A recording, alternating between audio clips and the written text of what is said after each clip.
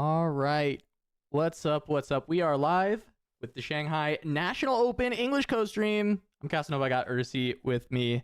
Ursi, do you want to introduce yourself to, I guess, the Turn 'em Sideways people? Let me know. Let them know who you are, what you do, what you're about.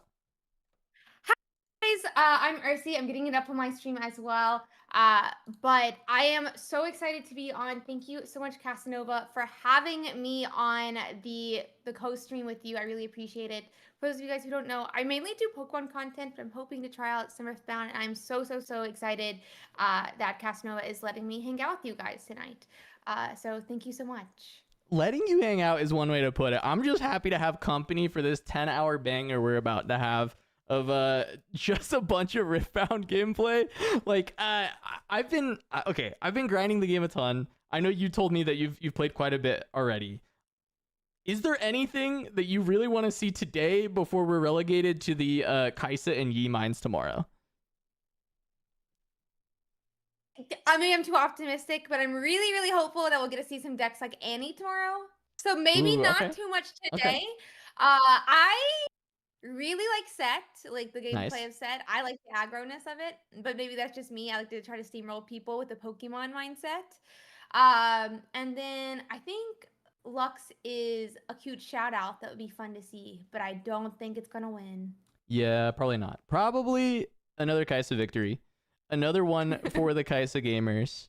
But I'm hoping that we actually get to see a lot of cool stuff. So one thing that we got to see, like in all of the other events so far, at least except for the first one, they learned from the first one, is that the production team likes to give us kind of unique picks in the early parts of day one, because they know that by the time we get to the top tables at the end, it's going to be a lot of Kaisa and Yi. And so we might get some of those unique picks. We might get to see a Set. In fact, we might see Set at top tables, to be honest. I think that deck is actually quite good.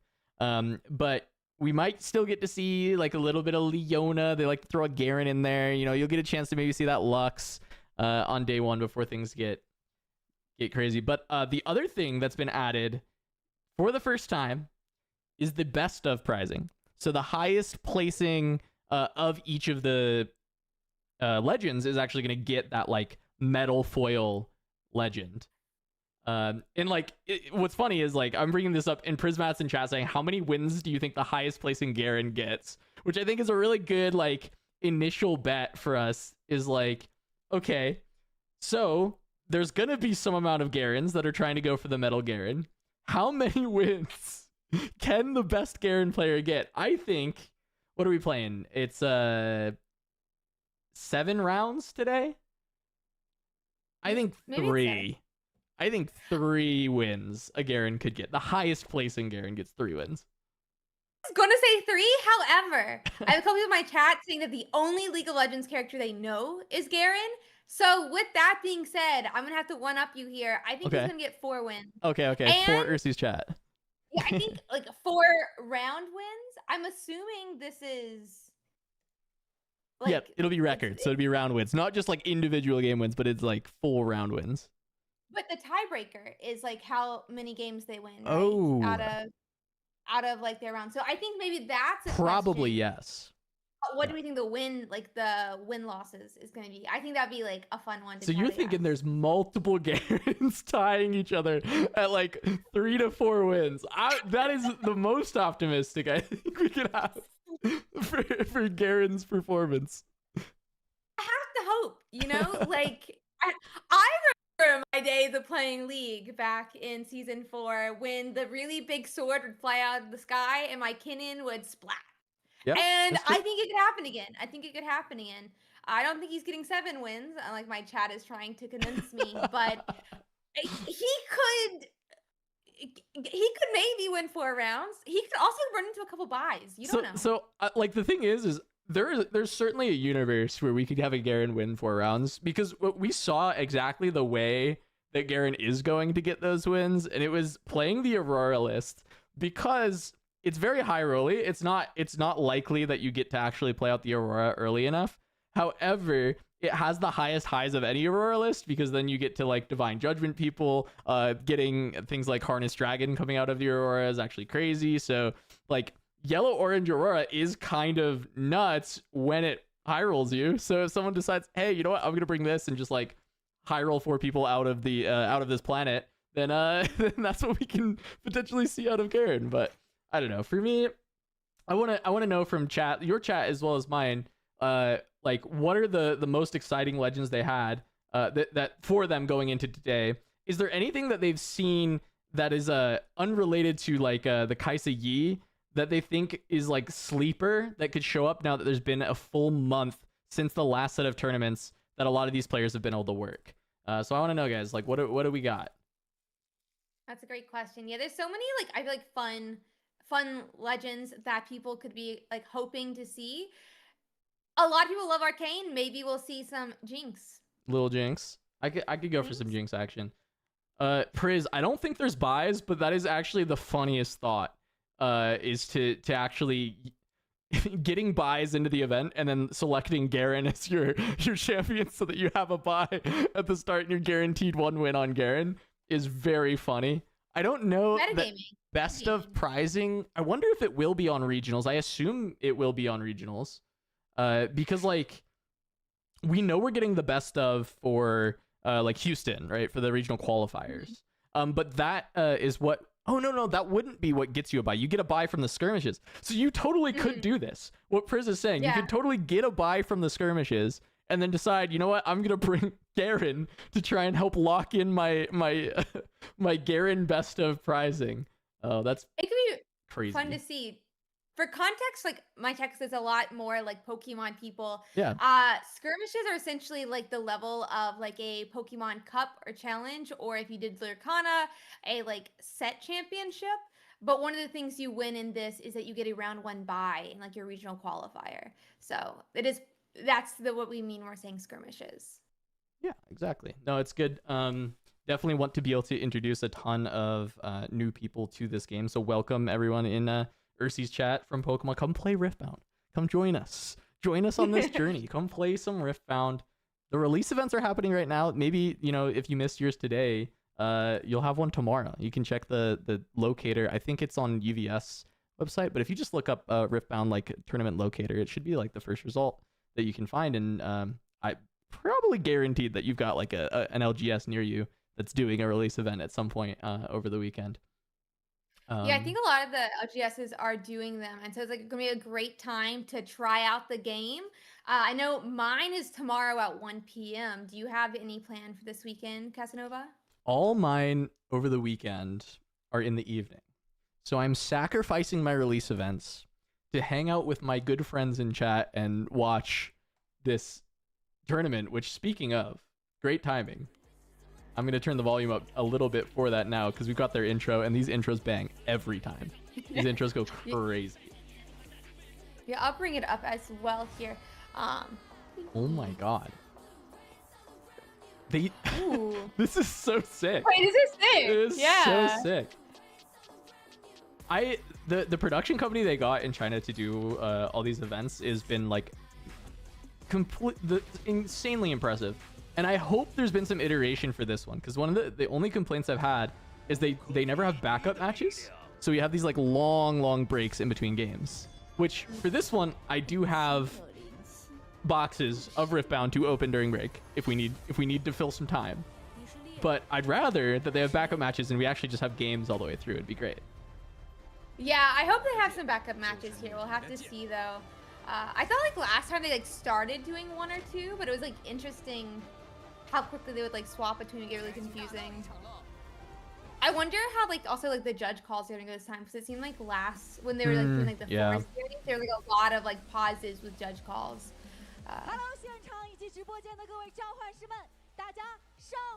I love seeing the broadcasters in this game, if I'm being honest. I always feel like they like are peak style.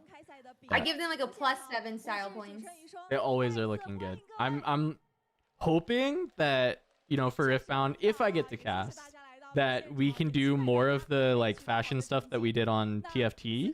And it's not so much like button up TCG like Magic the Gathering is, or like Flesh and Blood is, or like really, I think most TCGs do it. So I think we tend to have to lean in that way, where it's just like the normal like gray or black suit, and that's like it. Versus gotten to do some really crazy things in TFT where we dressed up like based on the set and based on like all the theming, and I hope that we can keep that alive with the Riot stuff as well. So cool. Yeah, that'd be awesome. I think it's really cool to see like that type of personality sometimes, like with games and things like that. So hopefully they will continue that. Oh, the other thing in this set that's like so crazy to me. I love this this picture. It's behind him right now. This where they've got the like Yu-Gi-Oh dual platform, like everything is like summoning holograms. And my dream is that like we can do production on some piece of content where we have animations for the like every like when you're playing cards or you have them, so that we have these like hologram like AR quote unquote like animations for the cards. And it is doable. I know it's possible and we could do it. I know that it costs a stupid amount of money. And so that's like the dream, is that Riftbound can get big enough that we can spend a stupid amount of money doing that.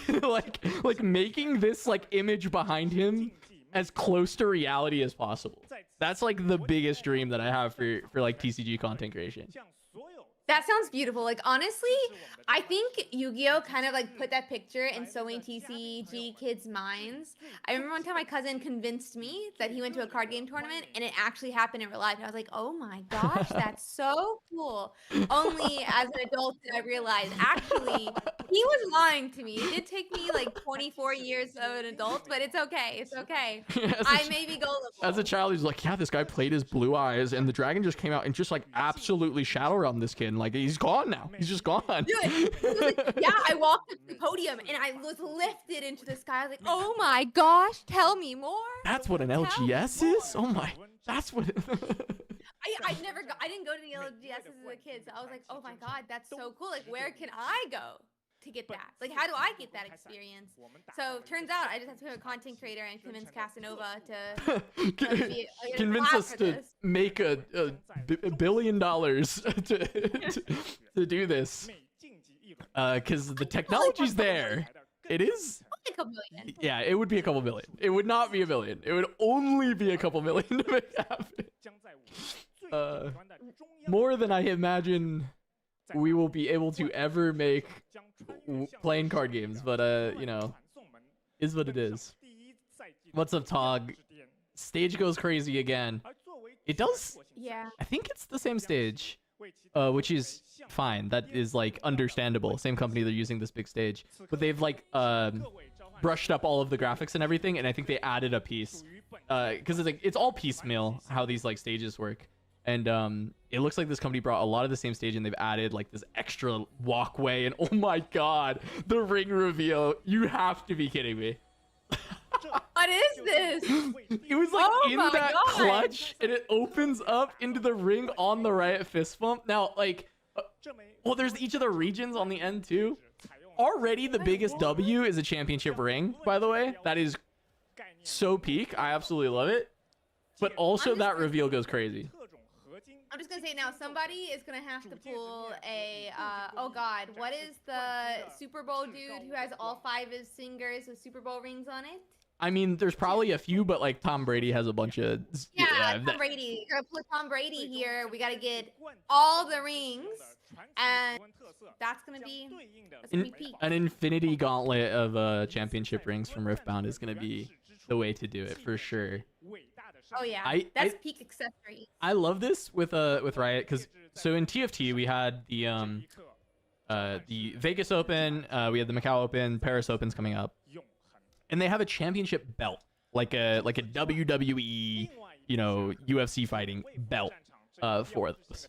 And that was my favorite trophy like of all time. And the way that they have it is also like when you win, because it's sitting at the front of the stage and they have the 8 players around, and when you win, the players are directed like, once you've won that game and you know you won, stand up and go grab the belt. Like, go grab it and hold it. Like, there's no, it's not like it's there's like a ceremony, but not really. There's no trophy ceremony to hand it out. It's sprint up there, grab it. We're gonna fire confetti and like go crazy, and then we walk up and interview them.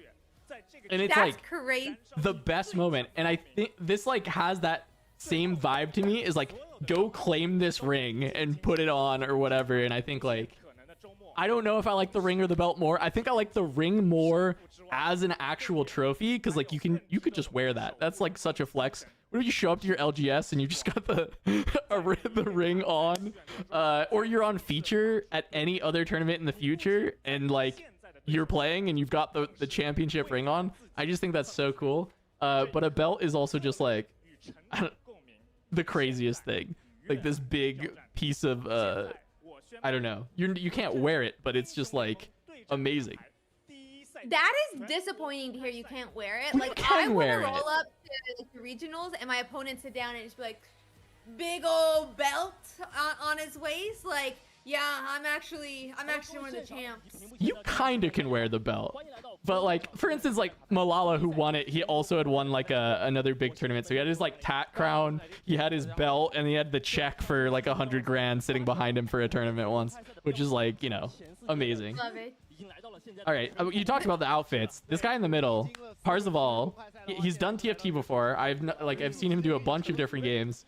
These gems or whatever on his lapel, let's go. I love it. With that, yeah, I'm cool with that. If they make you wear a suit for this Casanova, I guess the least you could do is you I'm could just like doing wear that. 1,000 pins, Yeah. with like different gems, and like you'll be your own rune. Yeah, we'll rhinestone my suit with like a couple different suits with the different regions, and I'll wear a different region or domain. I'll wear a different domain every day. There we go. I support that. I support it. And what are they gonna do? You're representing the game. They can't tell you to take the rhinestones They can't off. stop me. You're wearing a suit. Like, what else do they want from you? Yeah, my partner is in chat and just ready with the rhinestone set. So yeah, there we go. I support it. I support it. There's some pretty cool overnumbered cards here. Pokemon has some fun ones, just like related to Pokemon or whatever. Yeah. There's a lot of people like cider Pokemon, but like the Lee Sin you see on the left here, I do believe is like an alt art equivalent. And so that looks sick.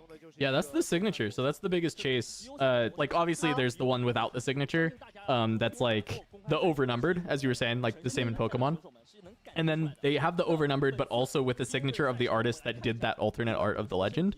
And those are like, there's not supposed to be that many of them per card. Like, I don't know, 1,000, 500, some like some not large number that hasn't been like released, but all we know is they're very limited. And it's like 1 in 30 boxes of Riftbound that you would get a signature on the card. So super, super rare.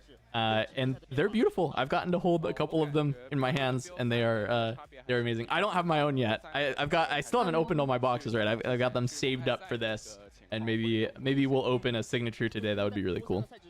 You'll have to, or you're letting down chat. That's I'm just letting you really tough because I have the worst pack luck. My pack luck is really bad. We have a video coming out like tomorrow probably of us opening a ton of packs with an LGS, and we like played a game where it was like points based on what you pull, and let's just say that my pack luck is not good. It's real bad. So That's sad. Well, at least maybe when you stream, you'll have streamer. True. Because I hear it. I've heard that's a thing.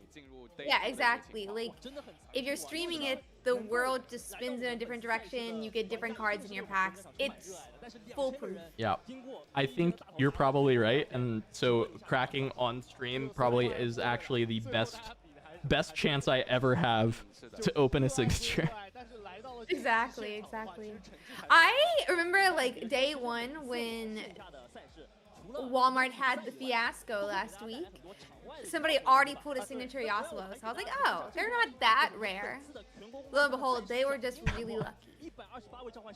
Really lucky. I also just love that Billy has the text go across the top of their screen. It is, I don't know, I have the Google Translate, so it's like translating it real time. And I just love seeing what they say and trying to guess what it means. I have somehow accidentally turned it off, so I don't have that. No. So what? I don't have the chat going on top of the screen for my Billy, which is How could you do that? good and bad. But I don't know how I did it or when that happened. But I don't have it.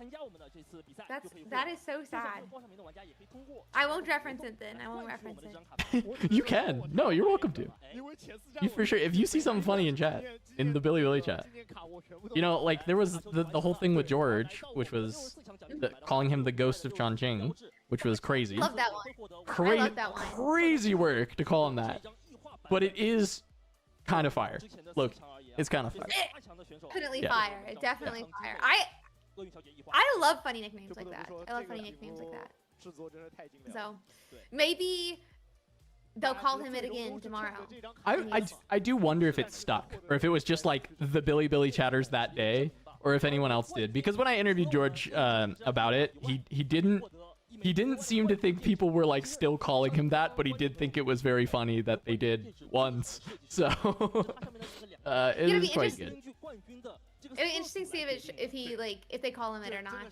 Yeah. But I wonder if they'll put him on if stream, because he won, but they usually avoided putting him on stream before because of like language barrier issues, of course. And I expect they'd want to put winners from their like initial regional opens on the stream if they like have them in attendance. And George got in, right? So he's there. He's waiting to play, right? yeah, he should be there and getting ready to play. He like already, I think like there was like a tweet this morning that morning for him. It is 10 p.m. for me, so I guess late evening that he was in the building. Yeah, we'll have to see if they put him on or not. I think it'll definitely be how much they care about the having to have a translator up there. Do you know what he brought? Did he bring Kaisa? I assume. Okay, because I know he was talking about Annie for a bit. I think Annie's a really interesting one. Especially like my understanding is because Kaisa's having to run like bigger characters. I keep calling them Pokemon. So because Kaisa's having to run bigger Pokemon, Annie's like more viable than ever. Essentially, is what I've heard. Yeah. Do you have any feelings on that? No, I actually think it is the case, and I know, like I said, Annie, so I'm sure Sold Out will show up in my chat in a second and mention something. But I think the fact that a lot of the Kaisa decks are actually like playing less spells and playing even more like as you said, big Pokemon. They're playing more Pokemon instead of what gear or trainers or items. Yeah, so there's more Pokemon in the deck, and it makes it easier for Annie. Because she used to just like get blown out by all the spells and all the spell heavy versions, but she has like a little bit of an easier time dealing with the bigger units, as you were saying, right? Like especially because you've got Viride the win combo, which is really big, and that helps a lot. It's cool on the stream. So they're talking about this Teemo deck. I have a little bit of context about why they would be bringing up this Teemo deck. In the city challenges, Teemo was actually finding a decent amount of success. It's a pretty popular deck in China, and specifically the way that they like to play this is it is a Mundo deck. This is not Teemo, this is Mundo. And the idea is that you're just filling your trash as much as possible and playing around the Dr. Mundo. Dr. Mundo basically gets increased might based on how many cards are in your trash, and then at the start of your turn he'll like put some of the cards from your trash back into your deck. But like you want to just keep refilling as much as possible. And Teemo does a really good job of playing out a lot of things really cheaply because of his ability to play hidden for like cost 1. And so he just like spams a ton, makes the Mundo huge, and then he also has this like card Convergent Mutation, which is this spell card that can make another one of his units become the same might as like the Mundo, pretty much for the turn. So he just like completely plays around this unkillable Mundo that like no deck can remove. And Kaisa has a hard time removing it, so it gives you some game into Kaisa.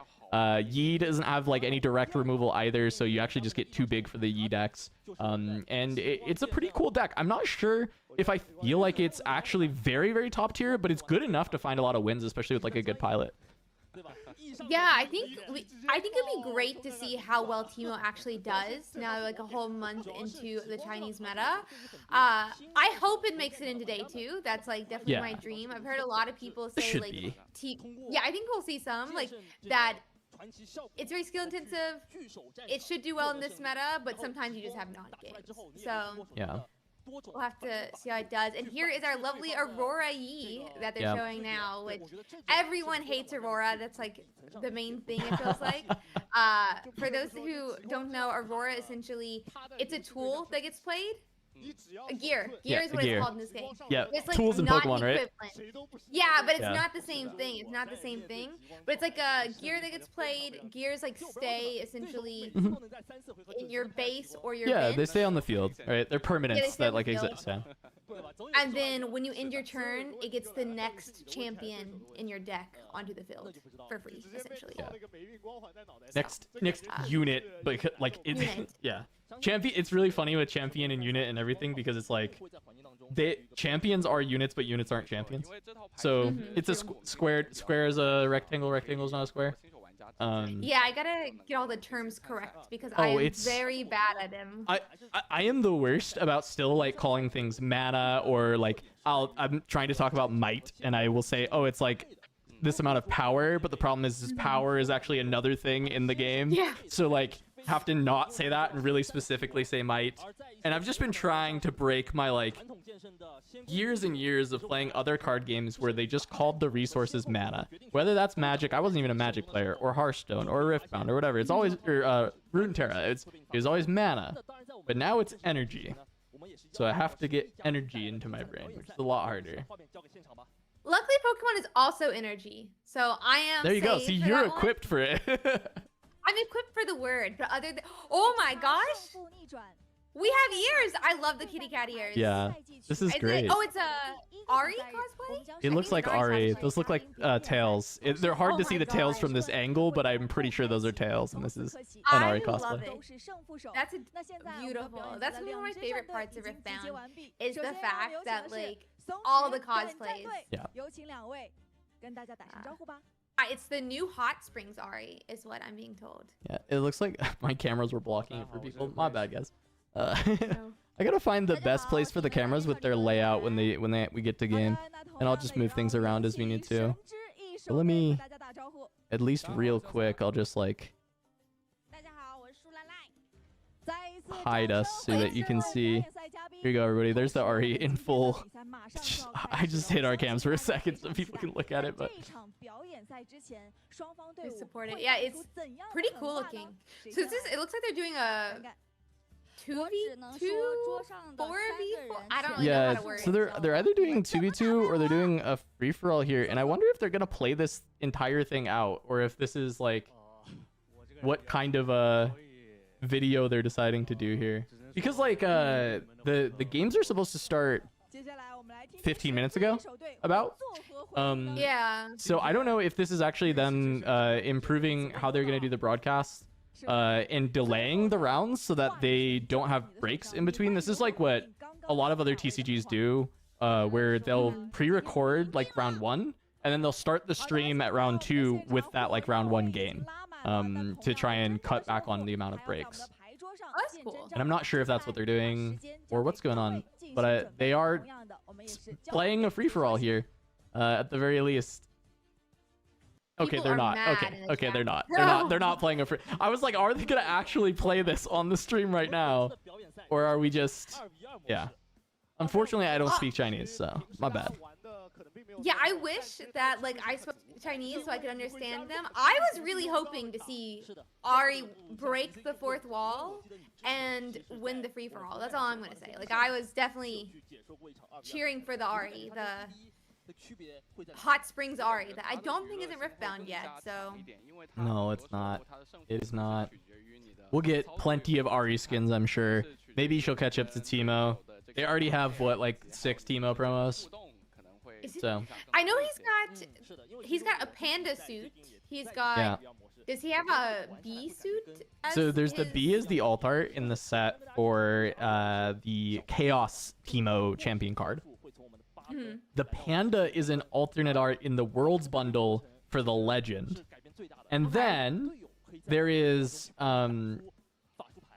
there's one for your Nexus Knights that is Teemo with GG Easy in the background.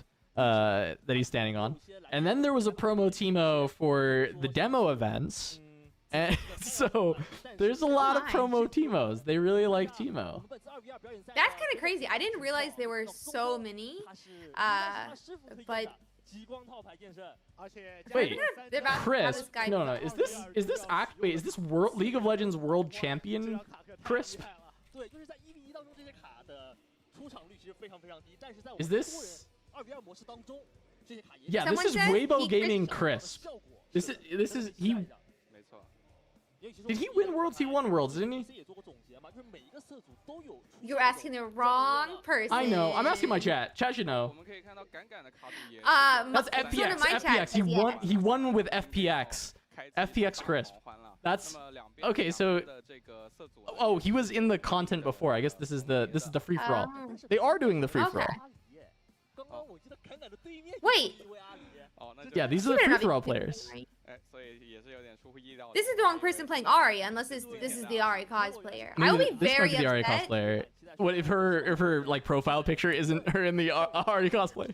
I think she should have been, but it's okay. But I'm just saying, like, if the Ari cosplayer is not the one playing Ari, I will riot. I will riot. Stream over right now. Yeah, I mean that would be crazy if she's not playing the Ari. Yeah. Okay, these free for all decks are pretty funny. There's a lot of like there's party favors in Ari. This set deck is playing Divine Judgment, which is crazy to me. It'll be interesting to see if I hope they play it out actually now that they're like showing all these. It'll be really cool. Only one copy of Dragon's Rage in our Lee Sin for free for all. That's okay. At least there is a copy of Dragon's Rage and more party favors. Party favors is a very fun card. At least it's there. I think she's matching the Lee Sin really well with this headshot. Like this headshot and Lee Sin, Oh yeah, I give it +2. it's good. I like it a lot. I hope they play this though. I think it'd be really cool to see them do that. I will say, fun fact about me is that I'm really unlucky for World Champions. Oh? In high school, I breed this. This is gonna sound really weird. It's gonna be a weird fun fact. I'm gonna tell you. Okay. All I right. breathed the same air as Faker at MSI during season 4 or 5. Breathe the same air I as breathed the Faker. same air.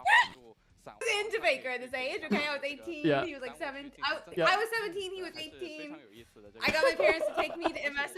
I was like a huge Faker super fan. I had all these like pickup lines ready if I ever met him. I did not meet him, obviously. And I breathed the same air as him, and he lost MSI. I was there for the finals.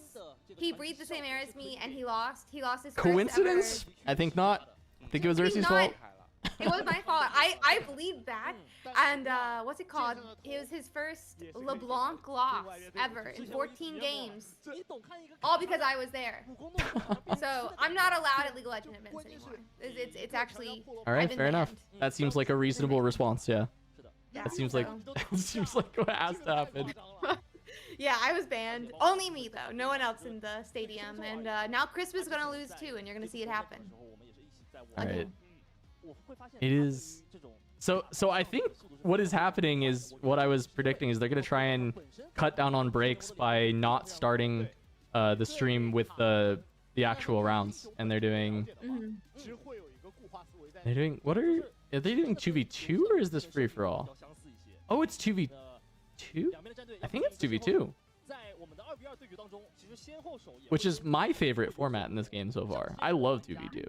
I mean, okay, I say favorite format. That's maybe not accurate. I think it's hard for me to ever like have something beat 1v1 and like competitive. But 2v2 is so fun in this game. 2v2, and then also if people, I mean, I assume most people have not played Sealed yet, but if you're ever at an event that offers Sealed, definitely play it for this game. It is so much fun. Limited is like incredible in Riftbound.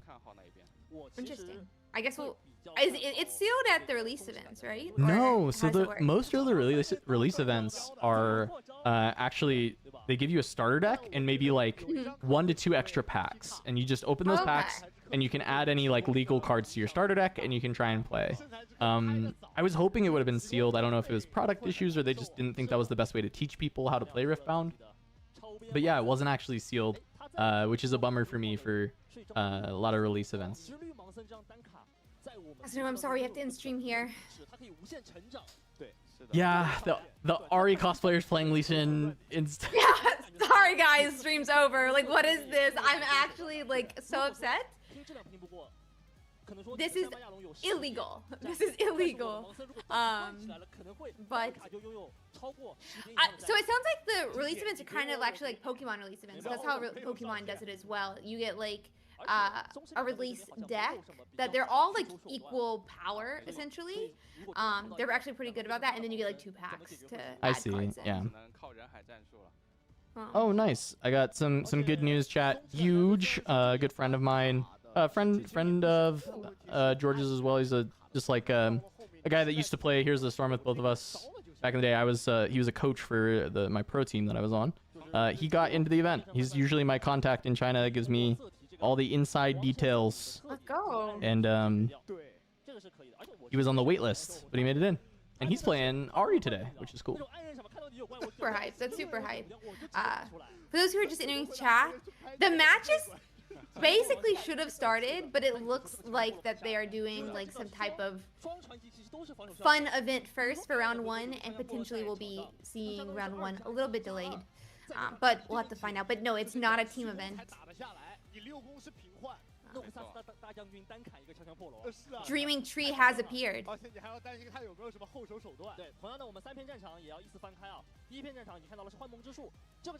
I heard in the Legends of Runeterra that there's like special characters that are not in League of Legends. Yes, there are a few. And they're appearing in new Runeterra, aka Riftbound. I wonder if they will. I mean, as far as like a lot of the card art and stuff, it is from Runeterra for the first set, and so it has like characters that they weren't champions in Runeterra, but they were like characters that were there. And then in there were a few that were actually champions. There was Jack, who was like a Bilgewater champion. He was like a shark guy. And then there was Nora, who is Yumi's owner, or Yumi's master. And I'm trying to think if there were any others that I'm immediately forgetting. I mean, they did Elder Dragon as a champion, but that's a little different, I think. And I do hope that at some point they bring those like Runeterra champions back into Riftbound, because I think they were really unique and cool. And I also hope that Riftbound like continues to do the like lore exploration that Runeterra was doing, because I thought that was really, really good. That'd be cool for sure. I will say a little bit upset they have a character named Jack and a character named Jax. Yeah, Jack and Jax is definitely not ideal. No, yeah, that's like it's not like we have 1,000 champions in League. The names have to be super similar, but that being said, you said it was a cool character, so I guess it makes up for it. I got a question from the chat asking what the most anticipated champions to become legends in Riftbound are. I mean, mine is probably Swain. I'm a big fan of like tactician archetypes in fantasy settings, and I like demon shit. So Swain is for sure the one I'm looking for. What about for you, Ursi? Do you have a champion you want to see as a legend? Honestly, the first time I played Riftbound, I sat down with my friends. They're like, "So, what's your favorite League character? We'll give it to you as your the leader." And I was like, "Varus." They're like, "That's not one." I was like, "Kinnan." They're like, "That's not one." I was like, "Tristana." They were like, "That's not one either." So I want so many. I really want Varus, Heartseeker specifically, and Tristana, Dragon Trainer. They could do a dragon set would be fun when they bring in the dragon trainers skins, and they bring in like Smolder and Shyvana. Yeah, that'd be cool. Oh yeah, Shyvana, she's sick. We've already got I don't know how that would work. They've got some early dragon support already with Herald of the Scales to reduce cost of dragons. So I wouldn't be surprised if we don't get dragons at some point in the near future, or more dragon support. I wonder how her like changing into like a dragon would work in this game, or if it would just be like, you know, the one color is her as a human, the other color is her as a dragon. I think I'm gonna start adjusting my UI because I think this is going to be pretty similar to the UI they use, but it's hard because I don't want to like completely ruin it for when the 1v1s start again later. Let me adjust some stuff.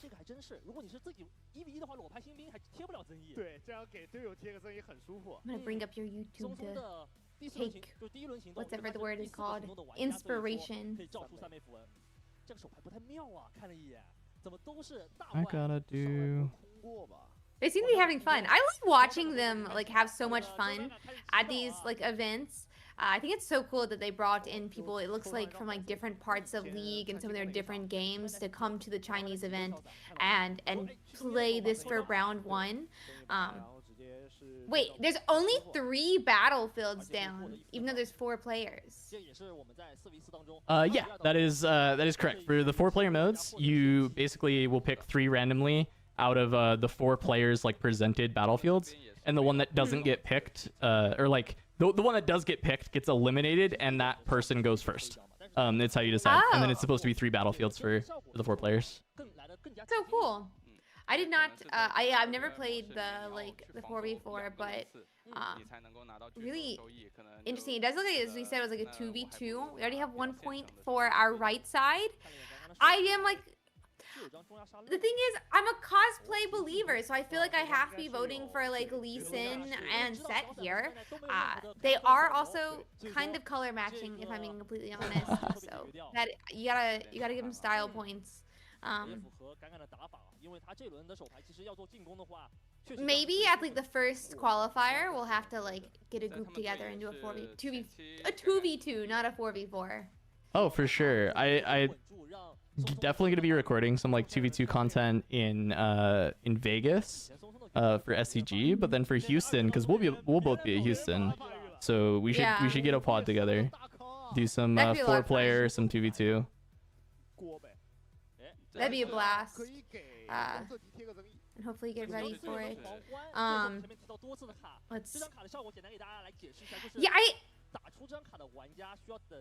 None in my like friend group ever do these like extra formats. They just do the competitive formats. So yeah.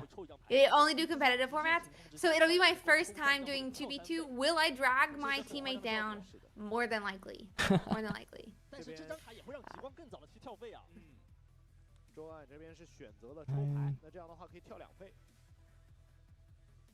Okay, I think I have an idea where I'm putting these cameras now.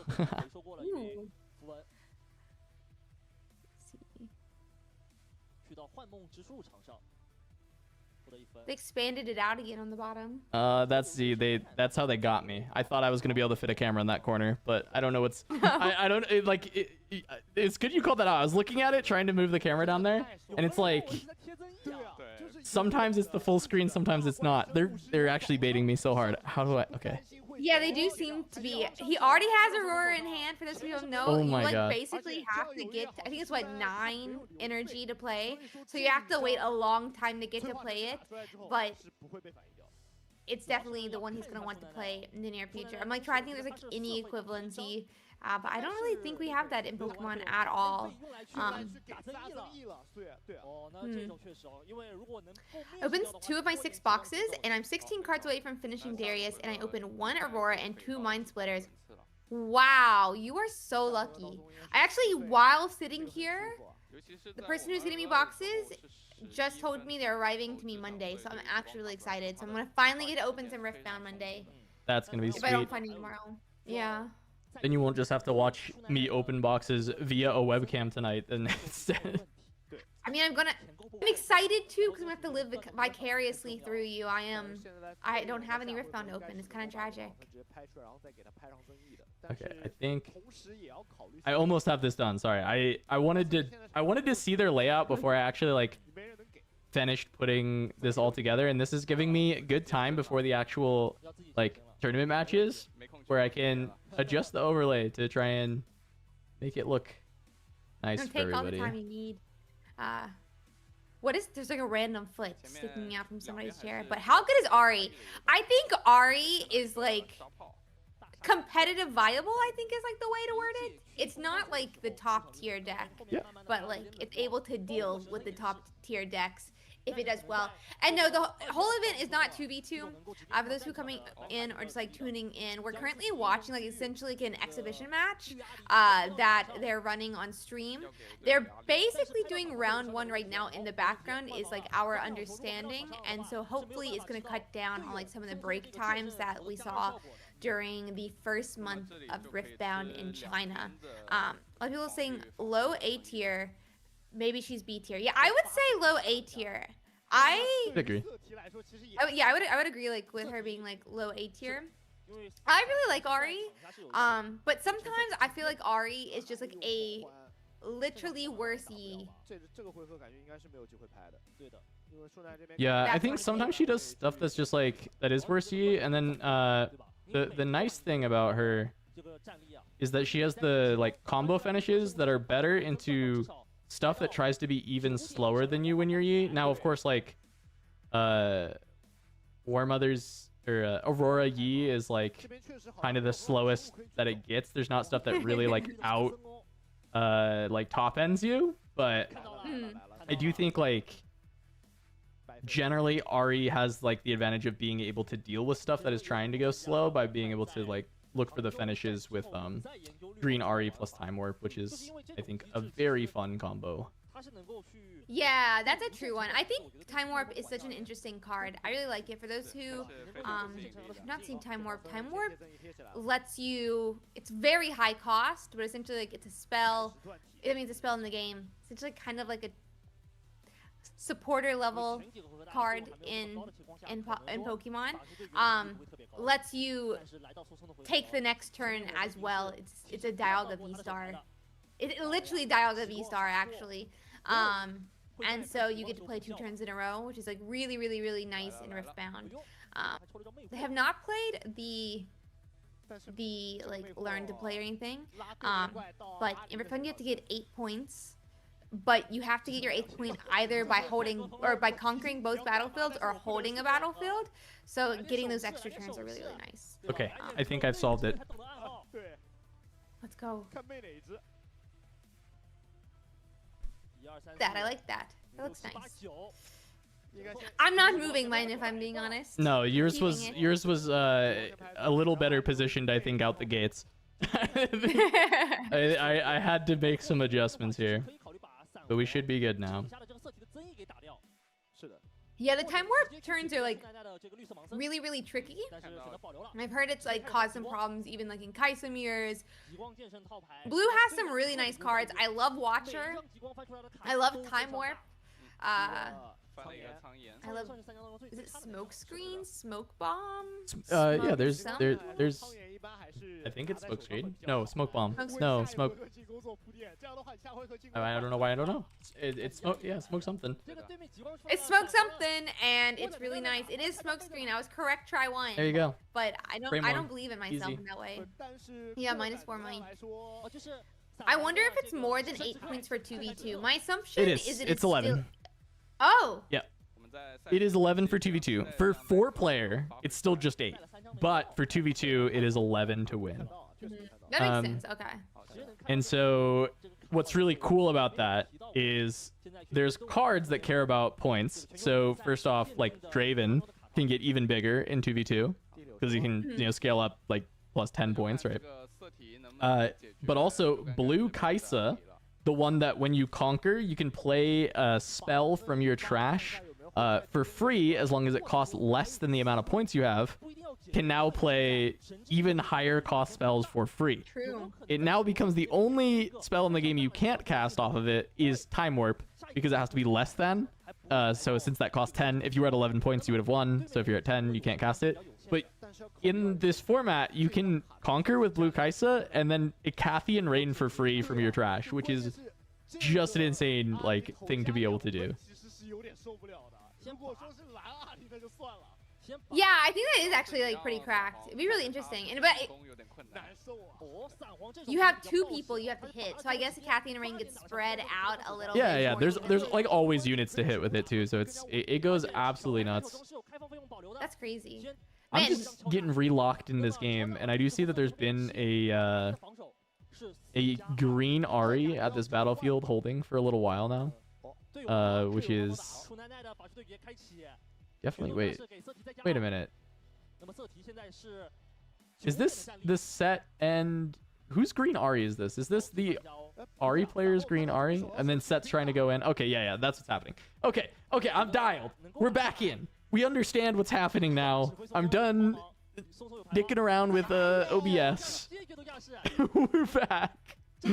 So this is orange Set running into a green Ari, on guard on the Set, and they're able to push through.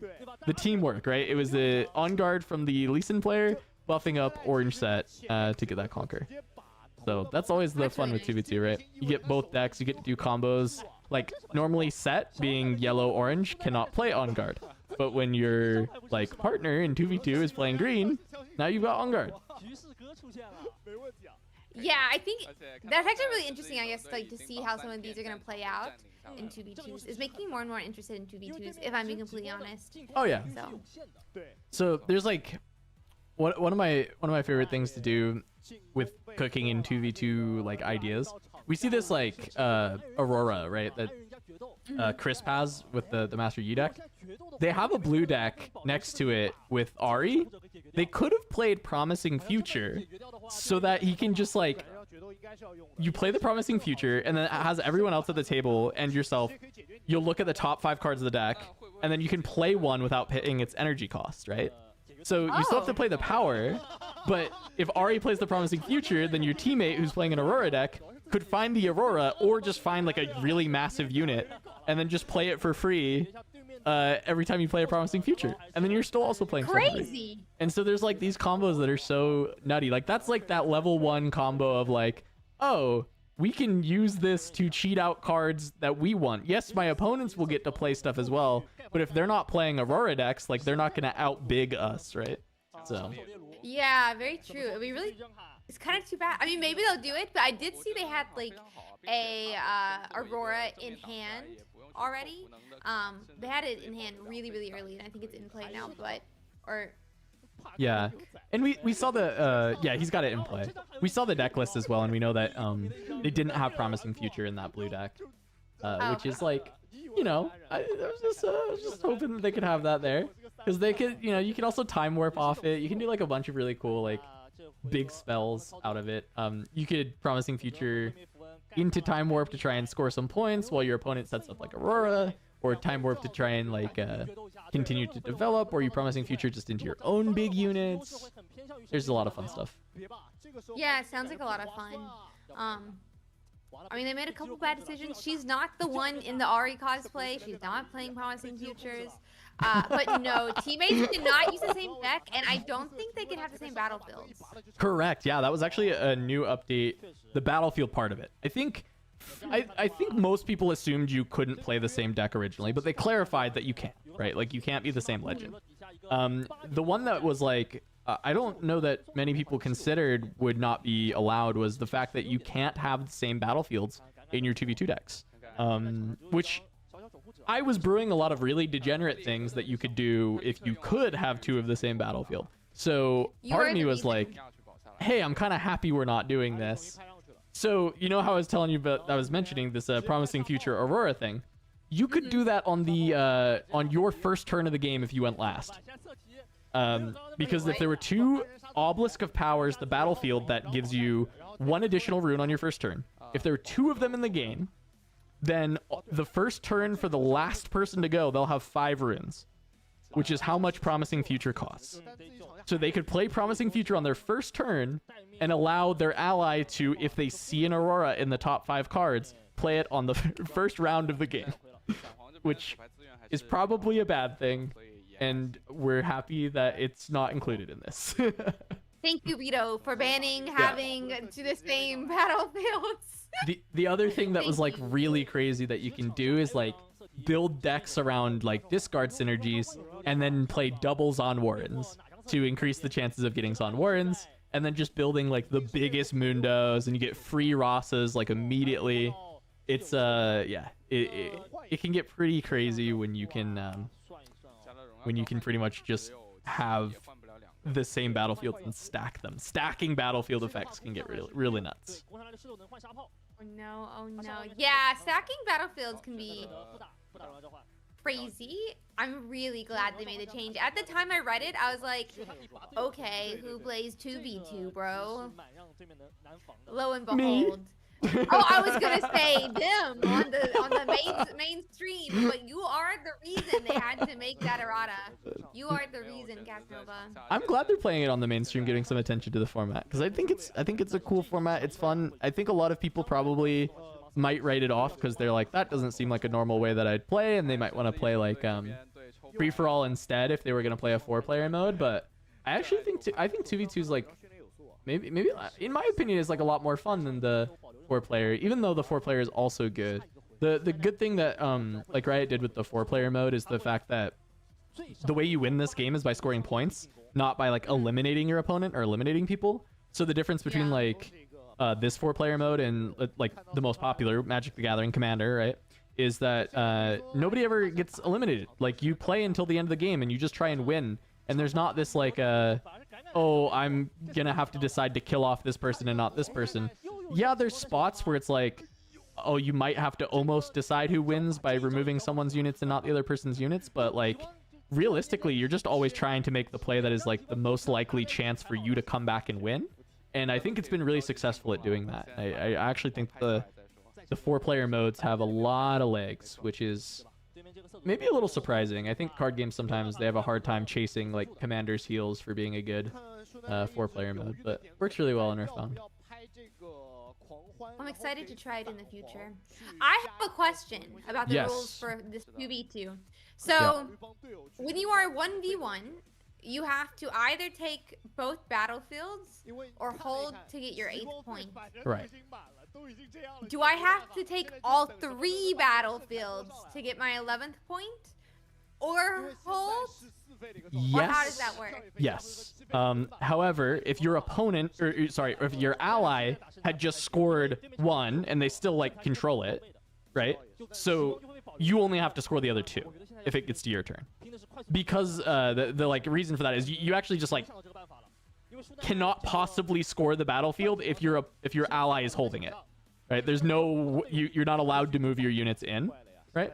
So if your ally is holding a battlefield and they've held it, then you only have to conquer the other 2. Okay. And then you can also win on holds. Yeah. But yeah, between the 2 of you, you have to score all 3. Okay. Or you can hold 1. Or you could hold 1. Okay. I feel like you have to hold 2. Holding 2 would be really tough. Yeah. I don't actually feel that way. I just thought it would be funny to say. But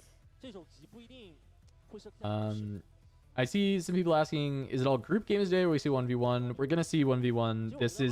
It seems like they're doing a delayed tournament stream, which is something that's pretty standard in a lot of other TCGs in order to eliminate break times. And if you've been with me for this journey of co-streams of all these Chinese events, you know these break times have been, I mean, low-key nightmarish. so long. So the fact that it looks like they're making that adaptation and then instead they're doing this like fun fill content of a 2v2 to start the day, I think is a good sign. And whenever this is done, I'm sure we'll have the they'll start the actual tournament itself.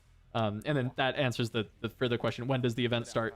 Well, theoretically 45 minutes ago is when it started, but as I said, delayed start on the stream. It looks like we did not have this information going in.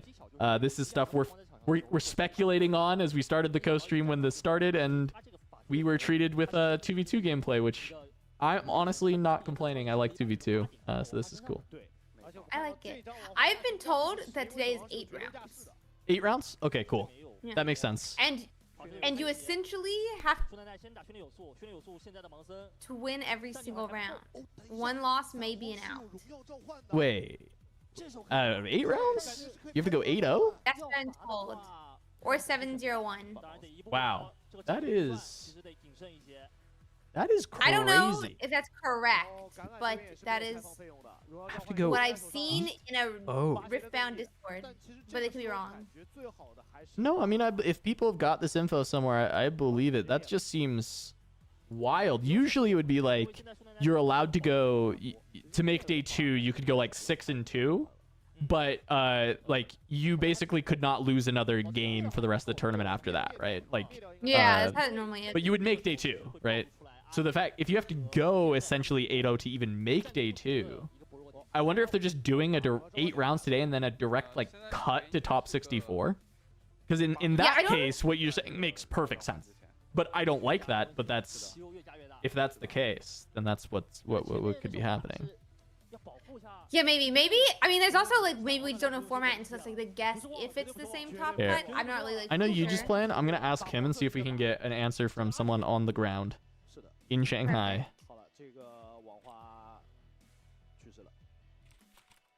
But let's see. I was just like poking around on Discord. What's saying? But we'll have to see what they decide to do here. I like the Ari cosplayer should have done a Lee Sin cosplay if she's playing Lee Sin. I can't get over this, guys. I have a problem. Do they need to trade clothes basically? Yes, yes. Honestly, yes. Like I think that would have been the play. You like show up to work. Turns out you're playing Lee Sin when you're in the Ari cosplay. Yeah, sorry. I'm gonna have to swap clothes with you. Sorry, you actually have to wear this Ari cosplay now. Hey, my fault. Yeah, actually, this is your Ari cosplay now. Are you cool with taking my contacts? I don't have pink eye. It's fine. I mean, you know, sometimes you gotta do what you gotta do. But yeah, I used to play set for a while, but I always just felt like I ran like so low on energy because I was like always using power. And I see it similarly here. I don't know if others have that problem as well, or if I was just bad at set, which is definitely a really good chance. It's hard to say, Ursi. You know, I think set is a very difficult deck to play, and people generally don't understand how hard it is because it surface level is like pretty basic mechanic and you're playing mostly units. But I think that unit-based decks that feel kind of simple end up being difficult in this game because of knowing how much you need to hold back, when you can commit, and like is for set, it's actually knowing when you're supposed to actually activate your ability versus when you're supposed to let stuff go.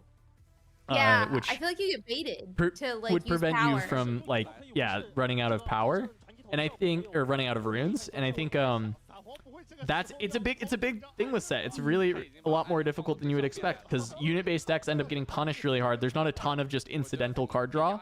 Like you have to get it, you have to earn your card draw through like holding battlefields with set, or conquering with buffs and then spending the buff for draw. Like it's hard to get a lot of cards. So when you end up losing like important units, you end up kind of just like losing the game and bleeding out oftentimes. Yeah, I think that's a good point. Yeah, it's like interesting to see. I definitely am not. I think like some people coming into Riftbound are not going to be used to not having cards. Like Pokemon, you just like research, you get a whole new 7 cards, or you Lily and you get 8. So the like card economy is like so different in some of these different games, like Riftbound. Yeah, like I play Flesh and Blood. Every single turn we draw up to 4 cards. So you're never lacking cards really. You're always exactly. Every turn cycle is just like a new hand and a new like game. You know, like you're playing that round out. Yeah, Riftbound card draw is funny too because like you'll play Kaisa and you'll be like, wow, there's so much card draw in Riftbound, and then you'll play like most other decks and you're like, huh. Yeah, I really could use some more cards. I'm having some trouble keeping up in cards with this Kaisa deck. Yeah, honestly, even with Kaisa, I'm like, man, I got to draw 1 card, like. Yeah, and so like all the other decks are even more card poor when it comes to. That's true. You Pokemon really players, cool. Don't you have a lot of cards that are like draw 7, like draw my whole deck, like two different things. Research. So research is a 1 per turn or whatever. Discard your whole hand, draw 7. Lily, new card. If like essentially no one scored points yet, you shuffle your hand back in your deck, draw 8. Okay, so and yeah, you get to see whatever cards you want. Yeah, there's an item that you and your opponent shuffle your hands in your deck. Your opponent draws 2, you draw 7. What the hell? It's called unfair spam, and it's very unfair. That does sound unfair. Yeah. It's very different. Oh, I've been told it's 5. I'm not a game. I don't know what Pokemon is. You draw 5, but still 5 versus 2 is a huge disparity. If I use that word correctly. Yeah. Yeah. You absolutely did. All right. I'm gonna take quick stock of this game, see if I can fully understand what's going on here. It looks like red team is heavily dominating, but there are the 2 Auroras out for Crisp on the Yi side. But it looks like there's the set chosen champion controlling Dreaming Tree, and then we have Monastery of Harana being held by the Lee Sin aesthetic, which is the Lee Sin's chosen champion. And then this pit rookie also belongs to the set player. So they actually have all 3 controlled right now. And we're going into Ari's turn. Also, side note, the fact that Lee Sin aesthetic, the green Lee Sin, uses the like Bruce Lee skin, and then also that's the skin on the overnumber is just like peak. It's so good. Like, if you're playing Lee Sin and you want to play Lee Sin aesthetic as your chosen, you have to have the alt art Lee Sin aesthetic and the overnumbered. It's just like you have to have it, and I'm sorry. Yeah, I think we can make that a requirement. We could probably get that put in the rules. yeah, I think we could squeeze that in there. Yeah. yeah, like I think it's easy thing to convince people of, I think. All right, we got some new people coming in. I'm just gonna have to keep giving this update every once in a while, so sorry to anybody who's heard it a million times. The whole event is not 2v2. This is just a show match. What we're speculating on is that the production has decided to do delayed rounds for the actual stream. So round 1 has started in Shanghai, but they are waiting and doing this content piece first, so that when we actually get to round 1, we won't have as many breaks throughout the day, right? Because they will have delayed everything by like an hour-ish. So it'll make it so we won't have as long of breaks in the middle. So we have this 2v2 show match to start with a world champion FPX Crisp and some content creators that I do not know, including an Ari cosplayer that is playing Lee Sin while there's an Ari in the game. Much to the chagrin of Ursi. Yeah, the Ari player, not Ari cosplayer. Ari cosplayer, Lee Sin player. I'm saying that like they should have like had to completely change, like swap clothes when they arrived at work and found out, but like would it be that difficult? They could have just traded decks. They could, maybe easier than swapping clothes. But I like the swapping clothes idea. Like sometimes you're tied to a deck. Sometimes you're really invested in your locked deck. in. But, like, you can swap clothes. That's a more reasonable ask, I feel like sometimes. Yeah, I think choosing the deck to play probably took a lot less time than building that entire cosplay. Would it have taken the entire event to change the outfit? Maybe. But would it be worth it? Absolutely. Sorry, I'll stop on that. But yeah, I think a lot of people are asking about the 2v2, which I can see causing some confusion, especially because they're probably being better about explaining it, and we just can't understand them. But yeah, that's our guess right now. That it is just them trying to create the delay so that there's like less breaks in between the matches, which I think is a good thing. I think it's probably going to be a good thing. I'm wondering if they're going to be able to stop orange team or red team from just winning here, because it looks like the turns have been passed over to our set player, and he got the hold point. Oh no! It's combat right now. Okay, combat the Mountain Drake. So it's Crisp's turn. So Crisp is sending Mountain Drake into the set brawler on Dreaming Tree.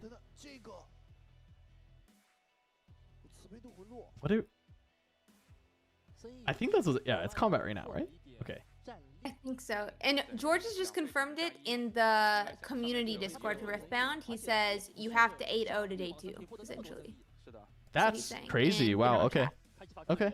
No, that's good. That's good. I was hoping that either George or Huge would comment because we know they're both there. Yeah. 2048 cap? Is that? Oh my god. Yeah. That In 8 rounds. that- Yeah. that's gonna be tough. That is gonna be tough for anyone. 8-0 to advance in a At least TCG. confirmed. Yeah, that's rough for sure. That's pretty rough. Yeah, we'll see what happens. Maybe Garen makes it in today too. Probably not. It could happen, especially Aurora Garen. Technically Aurora can do true. anything. Aurora can do anything. So, with that being said, I did warn you guys that Chris was gonna lose this. I'm sorry, world champion. I'm The just not lucky Ursi for the world curse in champion. full effect. Exactly. So Luckily, there's no Riftbound world champions yet, so I can't curse them. here is a cool thing that can happen in 2v2 that can't really happen elsewhere. We saw, and they were asking the judges if that's how it worked. Our, I want to say Ari player, but no, she's playing Lee Sin. Our Lee Sin player played a discipline to her teammate Set Brawler while he's on Dreaming Tree. And so that triggers Dreaming Tree. So she gets to draw an extra card off of that discipline. She draws a card from the Dreaming Tree because she targeted her friendly Set, even though it's not her card. It's her partner's card, which I think is really cool. That's really cool. I hope we see more 2v2 and more we do that. Watch this. Uh-oh. The It looks question is, like what do we bring from 2v2? she then cast Challenge from the set to the Mountain Drake when they were already fighting, which I think was not what she meant to do, but it stands. And it's okay. Set ability will keep him alive. And now Crisp is trying to take control of this game. Look, he's got double Aurora. He's playing a Dead Bloom. He's trying to conquer all 3 battlefields. He's been scaling the entire game. Now he's got the board. He's got the Auroras are going to trigger, and he can get even more. Wait, okay, you might not have cursed Crisp, actually.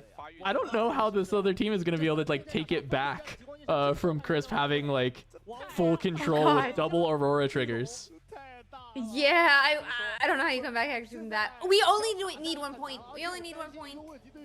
Getting the winning point is really hard, though, because they either have to score all 3 or hold 1.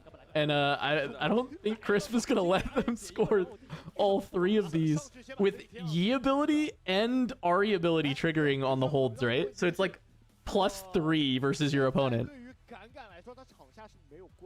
I'm looking up a card real quick for wording.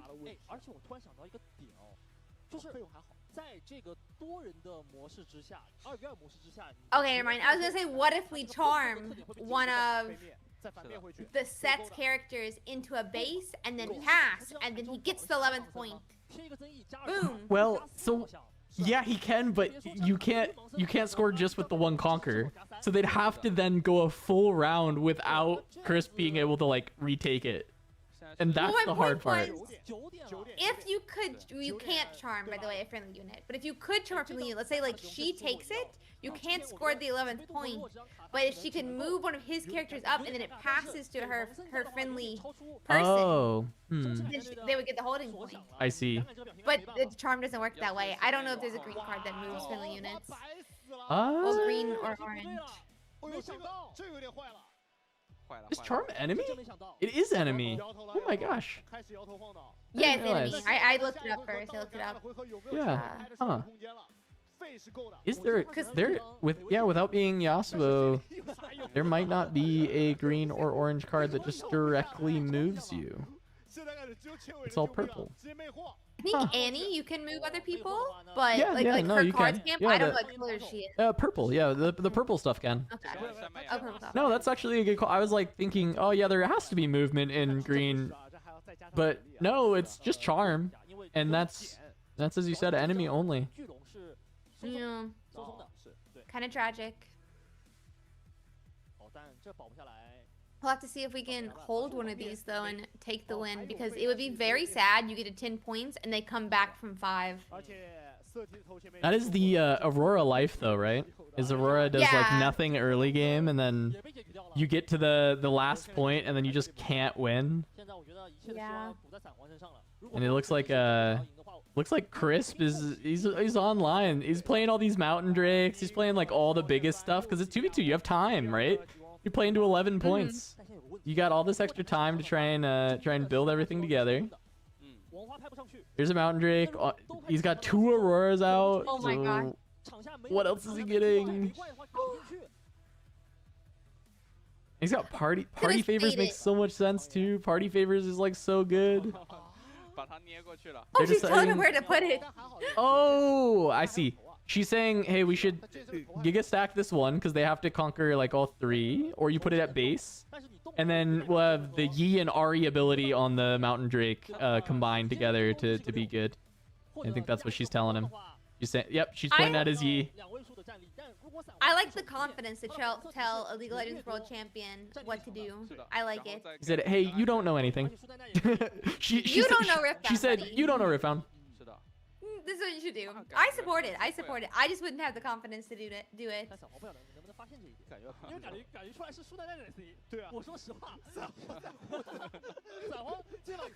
I'm just gonna say, if Crisp still wins, it's the Ari cosplay on a non-Ari deck curse. That's fair. There's 2 curses in effect, and we have to see which one is stronger. Yeah. Like, I'm not breathing the same air. My curse may not be as strong as it is in person. 可能会是对面留下的一个这种小伏笔吧，对吧？这个空场你只要进去，场下松松没有任何的有生力量。而且我们看到前面神之一手队对这个 Yeah, it looks like the middle battlefield's empty right now. 所以不知道他这里上去之后会不会消耗自己的增 So I guess open to get. 怎么说？ I think it is our Lee Sin player right now, unless she already passed her turn. But they were very zoomed in on the conversation during the Lee Sin player's turn then. They gotta figure out. I think it's Set's turn. I think he just untapped. Yeah. Yeah, so I think I saw him do that as well. It looks like it's Set's turn. Because also the thing with turn order in 2v2 is you kind of just decide the turn order. Like, you figure out who's first, and then the opposing team decides who would go second, and then your player would go first, and then they decide who goes fourth. It's not like table order for 2v2. I just know it's table order. My bad. Right. No, I know. Well, so and that's why like you would expect it to be table order, right? It would make a lot of sense. But I actually like this better for 2v2 that you can decide. Though as a spectator, especially as one myself who was messing around with OBS for like the beginning of the game, I didn't realize who was actually going in which order. So it's basically our Lee Sin player, then Crisp, then our Set player, then our Ari player. And so Set is gonna have to try and take all 3 of these, or at least figure out what he wants to do. So he takes the 1 Conquer on Hirana first to draw an extra card. And then also you draw a card for conquering when you can't win with that point. That's like it's a normal rule in 1v1 as well. Like, if you can't win with the point, because it's like the first conquer on the turn, when you're going from 7 to 8, or in this case 10 to 11, you instead draw a card as a replacement effect. So he's trying to figure out, like, how do I break through these massive walls of dragons that have been set up by Chris? There's so many of them. There's actually so many of them right now. I mean, maybe like you just gotta mass hold, right? I don't really. Ari only works in defense. The -1, yeah. Yeah. Ari and Yi, they just wanted to hold, and they finally have it. Yeah, so as long as we can set up in a single spot, they can't win next turn, and we would win the following one. 就如果郭展能量真的一打全部扫空，不是这个叫什么？叫自爆卡车。那这个要复盘，大家都别玩。这个郭展能量打出来绝对复盘。对啊，大家都别玩。要讨论。Okay, so it does look like we are stacking that middle base though. I can't. Yeah, this is the other way to do it. This is so funny. So they basically said, hey, we cannot take these 2 sides from you. What if we just put everything in the middle instead? And I don't know if they're gonna be able to stop it. You know what's gonna happen? He's gonna Aurora flip them, and it's gonna be Dreadnoughts all into the middle. Yeah, it would need to. It would have 2 Dead Blooms. Doesn't even break through this. Is the funniest part. Oh yeah, Dead Bloom, not Dreadnought. Dreadnought's a Pokemon, right? That is a Pokemon. English is my first language, and I'm not very good at it. Hey, that's fine. This is the like the constant struggle with like casting card games and like working on card games is just slowly learning every single thing, and then also you'll kind of build your own like pet names for things sometimes, and trying to not always call it that is really hard. For instance, I'm pretty sure Pit Rookie is just Pookie now. I don't think Pit Rookie will ever not be Pookie. I don't know that I'll be able to help myself from like calling Pit Rookie Pookie on anything ever. So that's just like canon now. She's Pookie.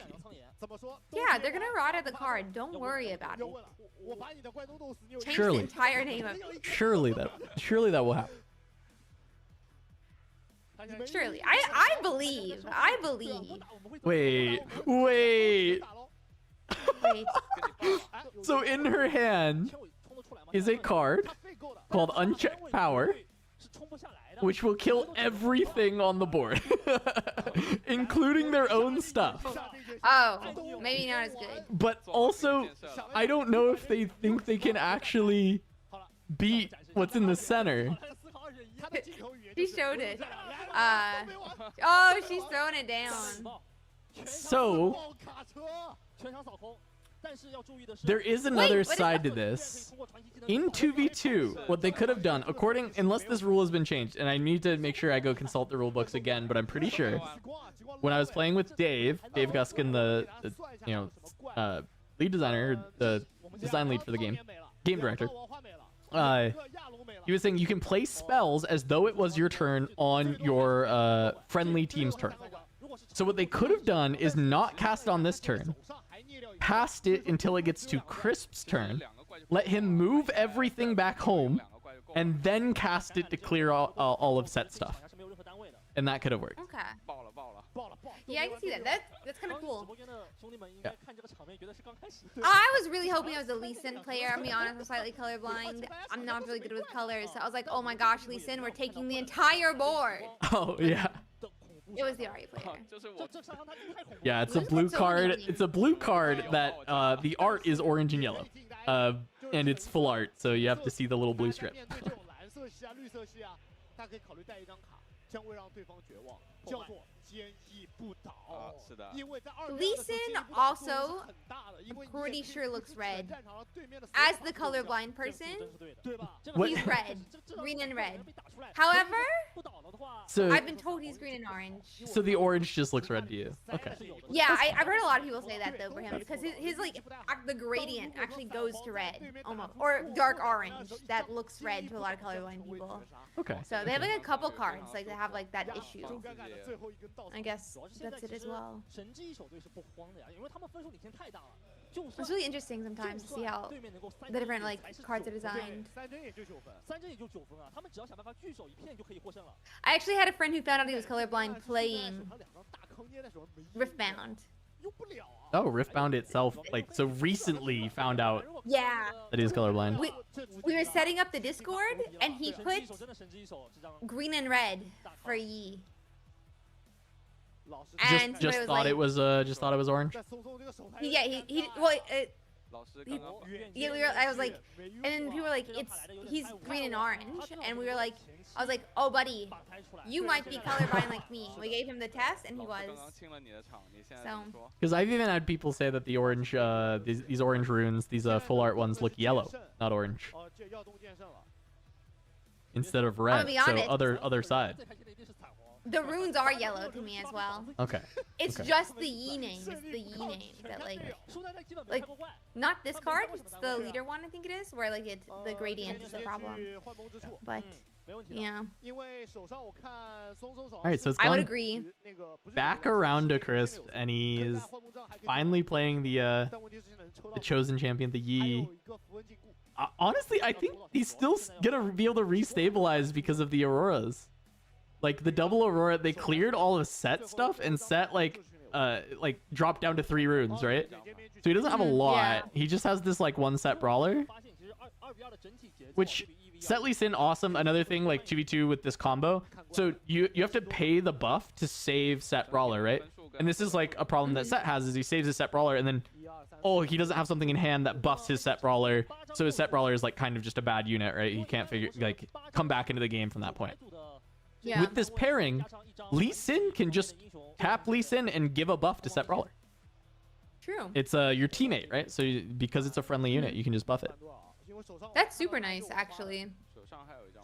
They both seem to have paired their decks nicely, I think. Like the Yi and Ari seem to both like be situated around holding both the, and then we have the buffs on the other side. So they seem to at least have like picked the decks pretty nicely. Yeah. Let's see what they're Oh, doing. is he here. out of units? Did you just go through the Wait, whole is he deck? completely out of units? Yeah, he's out.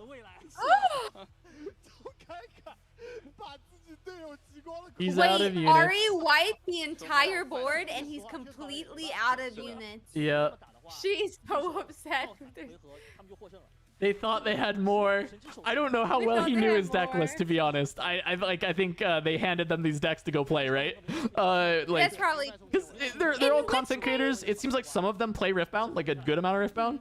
And then like Chris, I'm sure he's played, but it does look like these decks were handed to them as they go on stage. So I don't think he knew that he didn't have any units left. That's really funny. It's good. that is so funny. Umbrella King laughed to the most entertaining episode. I don't know that means. 哦，就是这里贴了一个，对，这个剑是包死了呀！发射探砸上去，撤下来，再砸上去， Yeah, he. 撤下来大负，大负啊！ I mean, I guess we're in a really good position now as the Lee Sin player. It was one of the things that was one of 但 those 是 things. 这个对于散皇而言，能不能想到哦 A 散 oh, 皇是先决斗了。 I was thinking maybe it was like them trying to say like a character name or something. 只要自己的话不死， Um, 先掰废。 but 大负的费是够的。 yeah, I mean, I guess we're in a really good position now as the Lee Sin player and said, I told you, my curse is so strong. The curse continues. Yeah, with no Yi units remaining, I think it's gonna be pretty tough.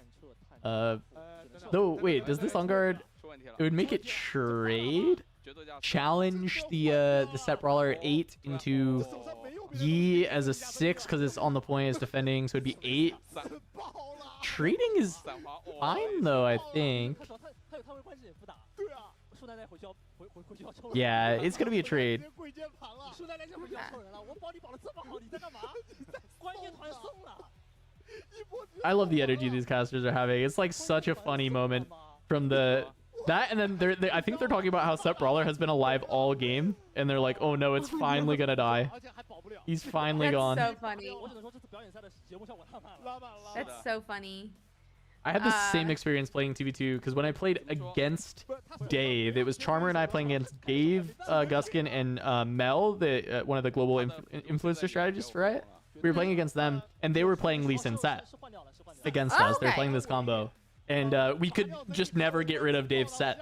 It just, you know, like, there's always a buff on it because Lee Sin gives it a buff every single turn. Even if you remove it once, like, it's just gonna get the buff back. 然后你大幅拉回来。 It can be so tough to remove any of Set's things in the 2v2. So you have to be doing something That's pretty so funny. unfair yourself. And I think Yi Ari could be pretty unfair itself, right? Like, any unit you have holding is just basically +3. Yeah, that's. 这种 I mean, 是大意了。那 yeah, I think they're probably both unfair like pairings, but 这个 they're 怎么 against 说 each other, 挺大 so 漂亮就前面确实他的五费 it'll probably work. We'll see how it ends up 那 going. 感染这里有着急啊，可以 yeah, I 直接 mean- 打茄子啊 We have characters at least for the Ari player, 通了吧？ so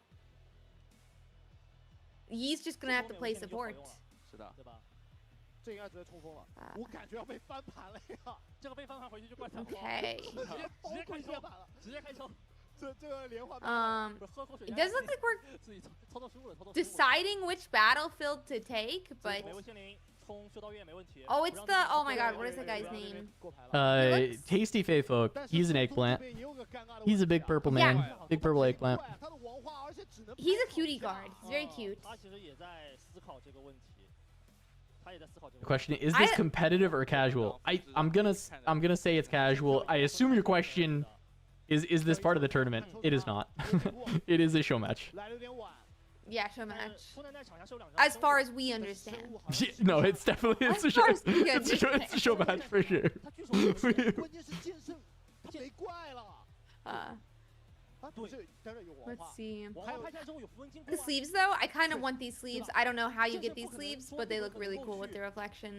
Yeah, Like they were the selling them at these events. But I'm hoping we get like the same ones 好像不是满费，好像只有 at like Houston or whatever. Like I hope they've got these same kind of sleeves for 意 us. 思是他除了王画拍出王画以外，他能不能给别的？对他有没有什么增益或者减对方的倒车的手段？对，可以期待一下。手上有 Let's 符 see 文金 here. 箍，还有一张王花好像。 Okay, so we're 王冠贴 putting 上去 2 characters. We got. It looks like the monk 因为 appeared. 3片战场 The 所以说这一 Yeah, the Kinku. 会被代替成抽牌。 yeah, Kinku monk. Yep. And so she also gets to help buff. I like her. 盖了一张待定。 I always forget she costs power. 对， Yeah, the power cost is a little annoying, 没有 but that card is incredible in 对 set. 确实这套待定当中 Yeah, Honest- agreed. Yeah, there's probably gonna be plenty of decks that card actually ends up being good in. Anything that like cares about buffs in the future is probably gonna like that card. 手上2张大康 Very high value. How全从头到尾。 I don't know. I'd love to see Set do well. I want to see her continue to like do really, really well. But we'll see how that ends up working out. 真别说 是给你加一个 One of the things I'm definitely gonna have to concentrate on once like actual gameplay starts is making sure I actually recycle my stuff. Make sure you don't accidentally cheat. It's an actual accident. I want to state I that. believe It's you. an I actual believe you. accident. Yeah, But, I do believe uh, it. 而竹子金货 I'm gonna have to remember to do that. And Golden, thank you so much for the raid. Hope you're having a fantastic day. But yeah, I definitely like one of my problems when I play Set is I forget to recycle sometimes, and then my friends will be like, "I have no clue if Set's actually strong or if you just didn't recycle stuff," and I'm like, 不够啊，只剩 True. 2费啊，他好像是10费啊，是10费吗？ Yeah, it's a lot of the just like 敲诈一下 the movements getting very used to doing everything, right? Like with a new game. Oh my, no, they've added a stack? 赶紧抽，能抽 It's so rare that we actually have a stack that's going back and forth. 不是小小 This graphic in the middle. So someone played a Rune Prison, and it's been responded to by a Stupefy. A Okay. stat graphic? Really? I'm not saying this is a bad thing. That's crazy. That is so much work to do. Like while it's live, because you have to be so fast or else it's useless. 要拿下了， Um, 拿下了。 So they have to have a person who's just actively following the stack to do that. 聚首是需要来到舒奶奶的 That's wild. 也就是说 "Yeah, I mean that's really cool that they're doing that." I will say your UI still perfectly positioned, Yeah, it worked not for that. over the 没有 stack. 第二张 Yeah, they tried to get me with a new graphic, a surprise coming through, but 有2个场啊。 we had But it you stayed covered. strong. 后一次的话 I support it. 是有控制上去的 Yeah, I like it. I like this the stack idea. I'm wondering if they'll get to effectively use it during this tournament. That's what I'm really excited to watch, like 纤维 how they utilize that graphic, how much it comes up, and if it actually feels really like good. 他非常 Because it's like such a risky graphic to do. You have to have someone like entirely locked in on doing that. But if they are delaying all the games, I wonder if they're 先看看 oh god, I wonder how they're doing it. 叹为观止 It's sorry, Yeah, this that's is what like I'm me saying. nerding out on broadcast stuff because like 鞋子给处理掉 I've done TCG broadcasts for like four years of like professional TCG broadcasts, producing all the like Legends of Runeterra ones for Riot back when they were doing seasonal tournaments. So it's like seeing how they're wanting to do these TCG things is so unique. 等一下，我们先考虑 Yeah, it's really 这不是说我 interesting 感 to 觉 see what they choose to do. Yeah, I think that like with the delay, like maybe it's possible.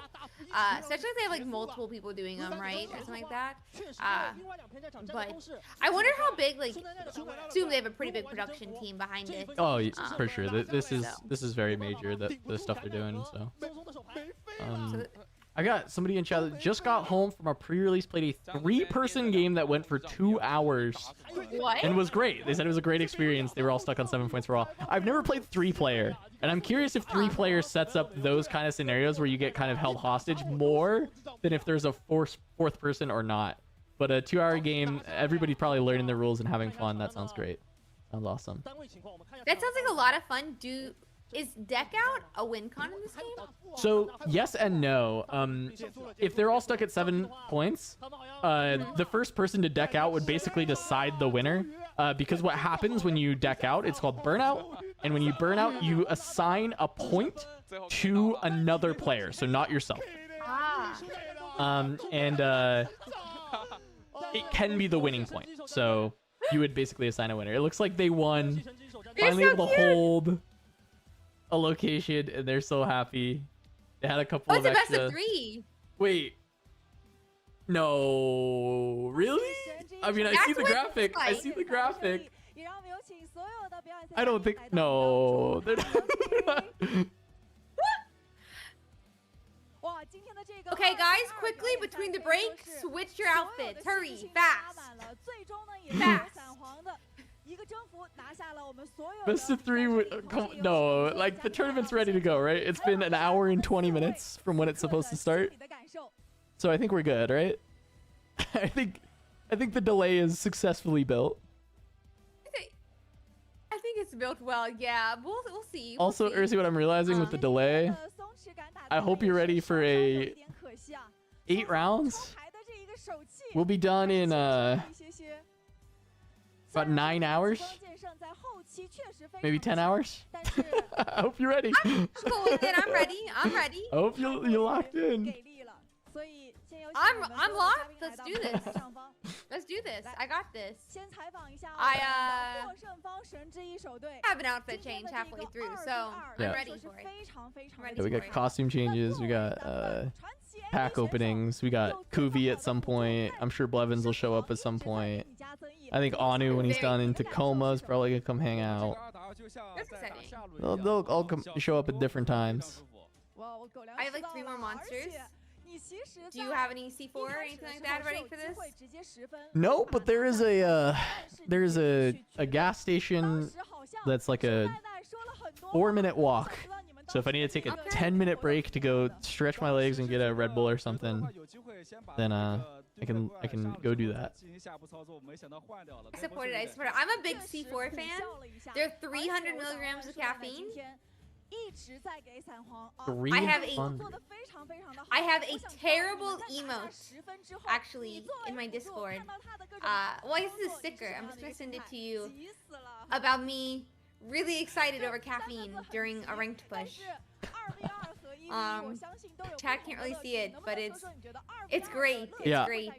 Yep, that makes sense. Okay, so you're ready for the long hours, the late nights. Oh, yeah, with Pocket, I used to do like 16-hour ranked pushes on the last day. God, I'm not built for that anymore, Ursi. I'm not. I used to do big rank pushes in Legends of Runeterra, and these streams, these co-streams are like the longest that I do nowadays. 10 hours is admirable. 10 hours is admirable, so I think it's okay. I think if it was 10 hours not in the middle of the night though, it'd be easy enough. I could do more, but the middle of the night is the one that gets me. Yeah, it's gonna be interesting. Luckily, I took a nap right beforehand. We got this. They're on stage, so I do think that even though it said 0-1, it's only gonna be best of 1. Is my assumption Yeah, here. yeah. I think so too. I think they really tried to get us with that one. They really tried to get us. They did. They did. Every time I watch this, like the stream, I'm like inspired to try to learn how to do hair things. Like this bow is so cute. Oh yeah. Okay, I really like the tails for this Arya cosplay. They're growing on me a lot because usually like the tails are so hard to do on Arya cosplayers, and often it's like they tend to be the thing that end up looking the worst on Arya cosplayers because they're so hard to execute. And I love that these almost, I mean, I mean this entirely as a compliment. They don't look like they're exactly trying to be like tails too hard as more the idea and like the aura of what the tails are. And I think it looks really nice. Yeah. They did a great job. I definitely agree. I think like tails in any cosplay are like normally the weakest link, and she did a great job with it. But yeah, what we just watched was a show match. These appeared to be content creators or influencers that they had come on for a show match. They did a 2v2. We assumed create a delay for the tournament so that the breaks in between matches are not as long. Exactly, and I think it's the case, and we're hoping that this will be the start in just a second because they're just doing the quick interview after their game. It was so funny that it's like the double take of like for a second because I didn't clock him when they first showed that like 2v2 table. I was like, oh my god, the first game of the day is gonna be Crisp, the world champion, playing in this tournament. but actually he was just in the show match. So I'm a little disappointed, I guess, because I thought that was so cool. I love when like top players from other games, especially like non-TCGs, right, are like will randomly show up and have their cameo playing in the tournament. Like it was funny, in one of the tournaments we had on day one we had the caster that was in the middle, Parzival. He was playing in the tournament. And so it was really funny because it was like, oh wait, at the last tournament, I'm pretty sure this guy was casting, and he was him casting, and then he was playing. And then on day two, he didn't make day two, and they had him back on the desk. So I was like, it was just so nice to see that from like this cast. I think this cast has been really like fun to watch. I really enjoy this Chinese cast. Even if I can't understand them, I think the nice thing is you can always understand like I don't know, I guess like energy and like excitement towards something, and they really do a good job over there. Yeah, I agree. They've been like so like, you can see they have a lot of passion in it. I will say the first one, I remember, I thought it was like a really cool response, for the record, before this, like, if in case this comes across wrong. They were like, the girl caster is the only one who understands the game. Is they're like the game, like game one, day one. And I was like, you never really see people like compliment the female caster normally for like that type of like the gameplay part. So I thought it was like really cool to see. I also do think that they changed their tone on that, for the record, not to like say anything bad about like the male casters. I just thought it was really cool to see like the compliments. Oh no, I get what you mean.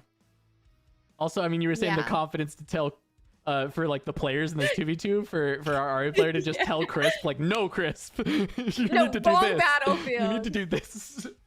Especially because he's like a world champion. Obviously, it's not in a card game, right? So there's like that really holds no weight. But it is just like funny to look at a world champion straight in the eyes and be like, no, dude, you're doing this wrong. To be fair, a couple turns later, she killed his last Pokemon, and he had no more in his deck of blood. Like, she had the confidence. She did kill all of his Pokemon. Yeah. So yeah, I love the excitement though, like, even watching them like at this desk. So let's see here. All right, game one. We're putting it into the world. Game one. Garen, game one. Garen game one, and it wins. I'm bringing it into the universe. I'm pulling it into the universe here. Please.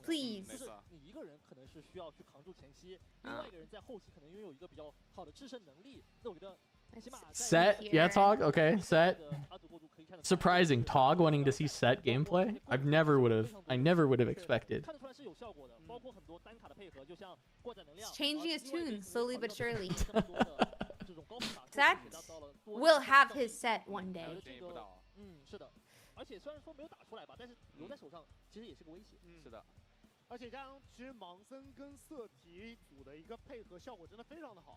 Okay. Alright, did anybody else go to release events today in chat? Anyone else have a good experience at release events? Because at this point, people could probably be coming home from release events, especially like West Coast, not West Coast, East Coast people, right? Yeah, East Coast people should be coming back. Should be coming back from their release events, if they were evening release events.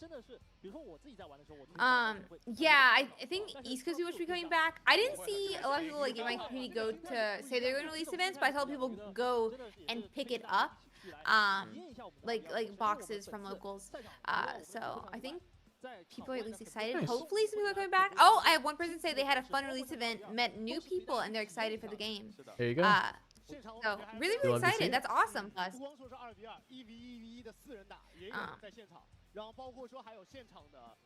Love to see it. Yeah, for sure. A guy next to you pulled a signed set. What? I mean, that's sick, but also it's like every time that happens, you're like, why? Please, God, I've seen what you've done for others. Why could that not be me one seat over? But it is awesome. I love like getting to see people in the community pull like really amazing stuff. Yeah, I love seeing people play. Someone said, sadly, their local got allocated so little that they weren't able to play. Sad. Someone said in a single box they got an alternate art, Leona, a Jinx, a Rune, and an overnumbered set. actually cracked. Can I have that luck?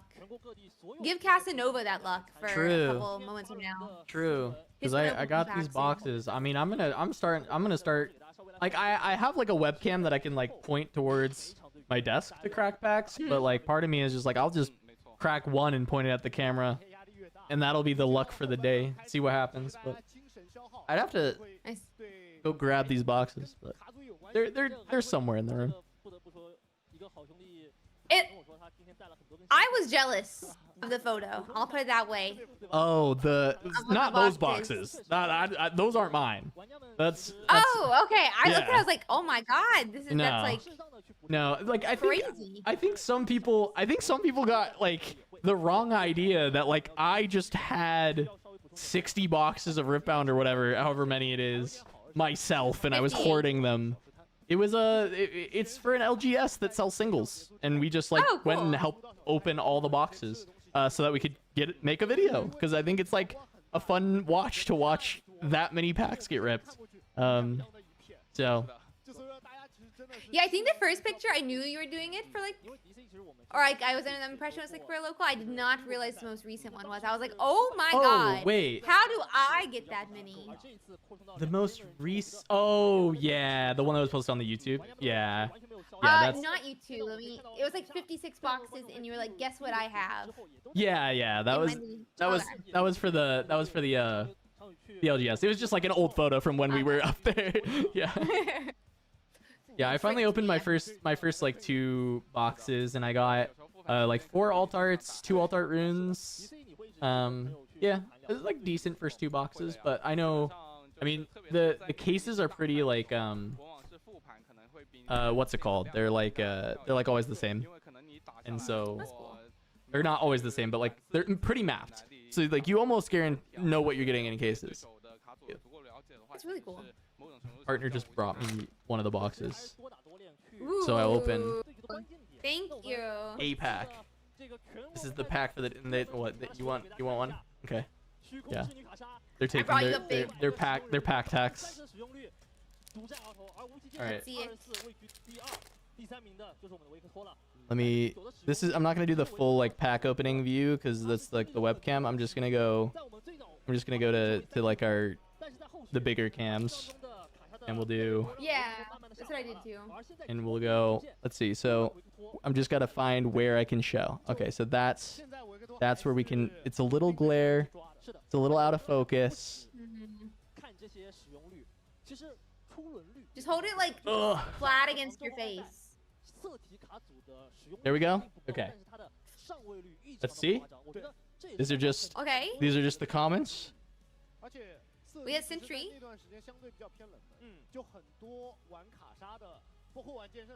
This is to determine the luck for the day. If it's a good pack, then we're gonna get good matchups.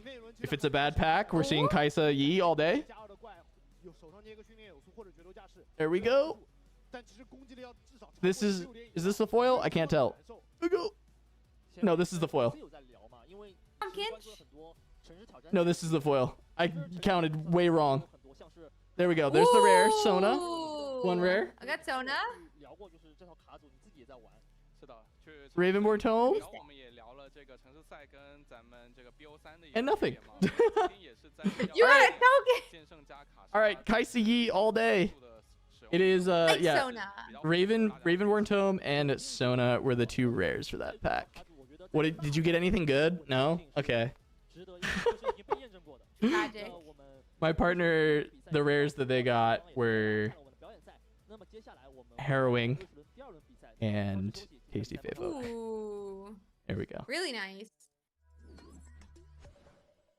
Okay, so they went to a 5-minute break on the stream. So I'm hoping that just does mean that we're getting They're going round 2. we're getting the first round 2 of the 2v2. Yeah. No, it says 2. We're going straight to round 2. It looks Wait, like. what? Is that is what that says, isn't it? Yeah, I assume that's what it says. Pokemon does something similar. Like, so I guess it's like not that like crazy. Pokemon waits till like round 3 or 4 to start To even their start stream, and streaming? and they start at round 4. They don't. But then it's they're not like so then pre-recorded. they're not maybe they're not even doing the delay, right? Maybe they're doing what Pokemon does. Yeah, Yeah. Huh. that's my. It looks like that may be what it is. My understanding is they really. I mean, that's what I'm feeling like from we're looking here. But Yeah. I did like the 2v2 regardless. I like the 2v2 regardless. But interesting choice. If they stopped us from watching our Garen, I'll be really upset. Yeah, our round 1. Where is our government mandated round 1 Garen? Yeah. To be fair, there's probably a lot of buys round 1 as well, since there's all like the city challenges are the equivalent, right, of a skirmish, so they would have had a round 1 buy, or am I wrong on that? I could be wrong on that. I actually don't know about the round 1 buy for the city challenges. I think it was like, because I know that you can get it for the skirmishes, right? And city challenges should be somewhat similar, I would suppose. Mm-hmm. Let me I'm gonna send a message out and I'll see if I can get info on it. Yeah, I don't know fully if that's like they're like 1-to-1, but that's like, you know, they seem to be similar. Let's put it that way. So Yeah, because of the lottery system, I'm like not even sure that they were guaranteed to get in, even if you won a city challenge. Like I don't know that it guaranteed you a spot in the tournament. Which, if it doesn't guarantee you a spot in the tournament, well, I guess that doesn't actually mean that anything about the buy, right? Like, because like you could have a buy and then you just don't get it in the tournament. It's like, okay, well, your buy goes away, or it goes to the next tournament you're in, or something like that. Wait, what is that, Matt? That was that a winner mat for something? Was it? It might have been a prize mat. You think it was prize mat? Like a winner mat for like city challengers or something. Oh, maybe it's a city challenge winner mat. I can see that. Did you get your worlds bundle? I got one. Oh. I'm excited. I've been told I'm supposed to package it, and so I'm a little bit upset. Wait. I like opening things. Oh, keep it sealed? Oh yeah. Sorry, not package it. I'm supposed to seal it. I really want to open Why? it. For value? Nah, just open it. I've been told I should seal it, and that it's just gonna go up. But I really want to open it. Yeah, I mean, So, I'm gonna I'm just less open excited mine. now. I'm gonna just open mine.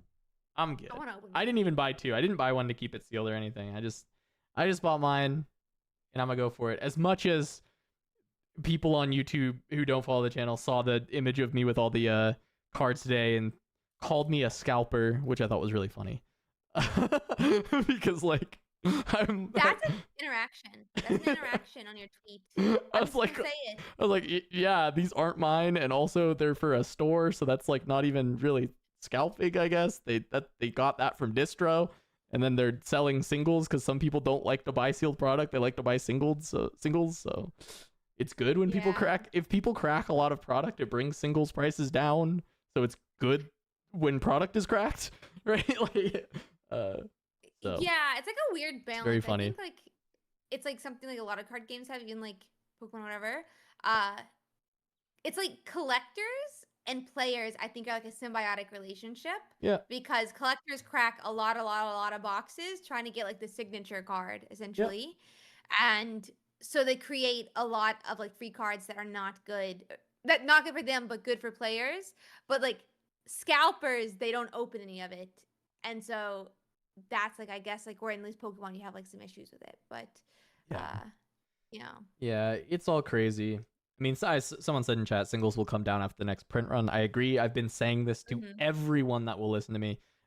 Like anyone who's like interested at getting into Riftbound, and you're not already like signed up for Houston or Vegas or any of these other things, and you're not planning on traveling, and you just want to play locally, have some patience. Wait for the next print run when things come down. Unless if you have the money, then do it, and you want to play, like just do it. But things are starting to like come down already, and they're gonna keep going down. Like, so if money is the concern, like don't just pass off the game and say, oh, it's gonna be too expensive. Just like wait a month and then come back, or wait till the next print run and come look again, because it'll be cheaper. And already the decks, like compared to a lot of other TCGs, basically like compared to any TCG that's not Pokemon, the decks are still pretty cheap. Pokemon like just beats everybody as far as like deck costs. So it's like you can't really compare anybody to that when it comes to cost. But like it's pretty close to One Piece. It's a little bit more expensive than One Piece, but it's like getting close. So yeah, people just gotta wait a little bit. I think the most like price deck probably is gonna be like the Yi deck, just because Yi's literally only improving grounds for one. Yeah. But I think it's gonna be the most pricey one. But yeah, I mean, the prices right now are also essentially like pre-sale prices and like day one prices, which everyone knows goes down. And then they're also reprinting like in December, and I'm sure they're gonna continue to reprint it. I think Riot, a lot of their games, at least from like my point of view, has been very free to play friendly, similar to how Pokemon is. So I would assume they're gonna try to get like the common art singles to be lower priced. Is my read. I'm not fully sure. Oh, they want it to be very affordable. It's like been in their goals the whole time. They want this to be a very affordable game. So I think like long term, it's gonna be hopefully closer to Pokemon on like the pricing scale. That would be sick. If we got to Pokemon levels, I'd be really down. That'd be really awesome. It'd be hype. I think it'd be really cool. I think like also, I mean, we get even more arts, and I love arts. Yeah. Though I never play with them. True. Yeah. I mean, I'm the same. I play min rarity, but I really like opening packs and seeing the really cool stuff. And for Riftbound, instead of selling all of my cool things I open, I might keep them. I might. It's a maybe. You could make a background with it. You could make a background with it. I might keep the cool stuff. I don't know. I'm considering. I'm gonna have to change my background if I get too far into Riftbound. You can see all my plushies. Pokemon background is timeless. It works in anything. But I'm definitely gonna have to put some like League of Legends Riftbound stuff back there. Yeah, the crossover. So, yeah, it'll be fun. It'll be fun. But it looks like two of our players from our 2v2 are casting as well. It looks like Chris, I think might be casting, and he does have a bejeweled suit, so take notes. Yeah, that's amazing. No, these suits are great. Okay, so I look. If we get to go crazy like TFT style, awesome. That's a W for me. If not, I am taking notes on these like these black suits and what I can do to like still put some style on there, some flair, some cool stuff. Hey, it looks like white lapels are acceptable. Yeah, that's crazy. Acceptable. I'm with it with the like jewels, beads, pearls. What has he got? What has he got here? These are sweet. It's actually really sick, and it seems like it seems like girls in general normally are allowed to wear like not just suits. It's like different dresses, but I'm definitely gonna. I like the outfits they've been having. I think China in general has really like shown up for these. The Crispies jacket is gnarly. Yeah, it's so good. Yeah. Oh, the other thing on price that we were talking about earlier that's really cool is you mentioned the Yi deck's probably going to be pretty expensive, which it has a good amount of epics, so it could be with the Dead Blooms and the like, especially if it's Dead Bloom, Aurora, and like White Flame Protector. That's pretty pricey. But the best deck in the game is Kaisa, and the most recent like tournament winning Kaisa deck that I saw was running only 5 epics total, like not 5 playsets, but 5 total epics, and 4 of them were sideboard cards that reasonably you don't need to get. Like you probably could build the deck without them and build the deck that's like just as competitive pretty much. Because it was like Time Warps in the sideboard and Icathian Rain, and both of those cards I do think are kind of tech cards for certain scenarios. They're not like, oh, this has to be in every Kaisa list, and you can build a Kaisa list without them. That's really good. The only like expensive card you need is the 1 copy of Kaisa Survivor for your Champion Zone, which is the red Kaisa. And then right now people were telling me like, oh, the Thousand-Tailed Watchers are so expensive. It's like, that is a rare. If that is expensive right now, please God, do not buy that. That will be a like $1 card in less than a month. Like all of those rares will be like $1, like eventually. Once enough product is open, because like rares are just so prevalent. Maybe $1 is like underselling it. Rares are not going to be like, they should not cost you much of anything. Yeah, I am very excited to see what they do with it. I'm very hopeful, and I think like what you're talking about just like points in the correct direction. So yeah, fingers crossed. Fingers crossed. Someone said they actually bought the entire Kaisa deck for less than $300 today. Yeah, and this is still early prices, so that's it's basically pre-sale prices. I wouldn't buy it today. because that would be scary to me. But like that's really nice. Like I feel like a Yeah, lot if you of want the cards decks- early and that's how much you have to pay for the best deck in the game, like, there's not many TCGs you can say that. Oh yeah, for sure. I remember I like played like Lorcana for a while. I remember like the legendaries, like the new set, you had to play 4 of, and it was like $50 per. Yeah. So that's like already $200 just in like one play set. So 300 is not bad at all. Yeah, the Flesh and Blood deck I brought to the Pro Tour was $2,000. So Is it 200 or 400? 2,000. Bro, what? Yep. I was like $200. That's not bad. 2,000. Yep. It's $2,000. Luckily, I was borrowing a lot of the expensive cards. Like I don't. Yeah, I'm not. But yeah, Flesh and Blood decks are pretty expensive. So. I know my lens is like tinted or skewed in a very different sense than like Pokemon players or like even One Piece players when it comes to the prices of decks in Riftbound starting out, because like I'm coming from one of the most expensive games. But yeah, it's 300 for the best deck of the game. I mean, that sounds great to me. Yeah, that's very good. Yeah. Versus 2,000. That's insane. Yeah, it's too much. It's too much.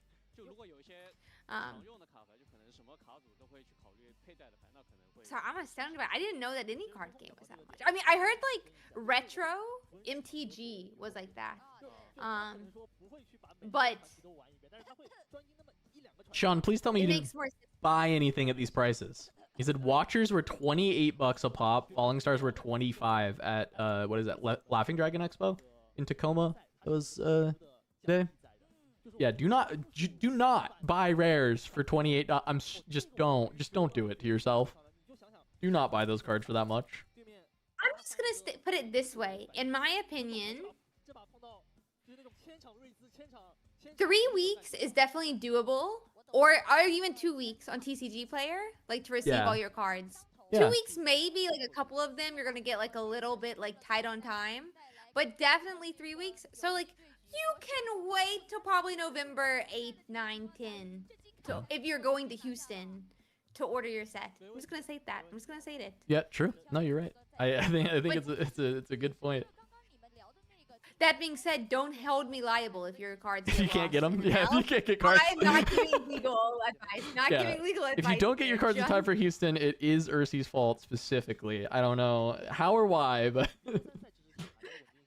not legal advice. That being said, if it is legal advice or it becomes my fault, I don't know who Ursi is.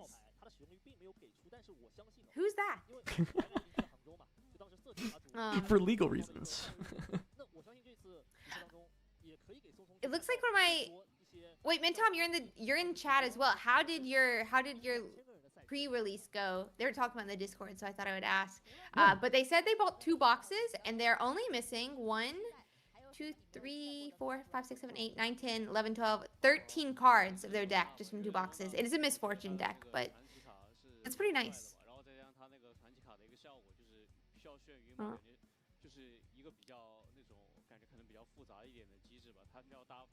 If people are saying Magic and Yu-Gi-Oh also are similar costs to your Flesh and Blood deck. Sorry, I what don't was know the anything question? other. Oh, it's not a question. They were saying that Yu-Gi-Oh and Magic have similar prices. to Oh your game. yes, they do. Fab's not. Well, I don't. It might currently be the most expensive, but historically it was usually a little bit under Magic and under under Yu-Gi-Oh. But like recently, it's been pretty bad. It's been a big problem. That's crazy. Yeah. Yeah, I would be scared playing a card game if that's part. I'm just being honest. But that being said, as I said, very different lenses. I'm being Yeah. told one of the release events, it was 8 players, and basically all 8 players were very new to Riftbound.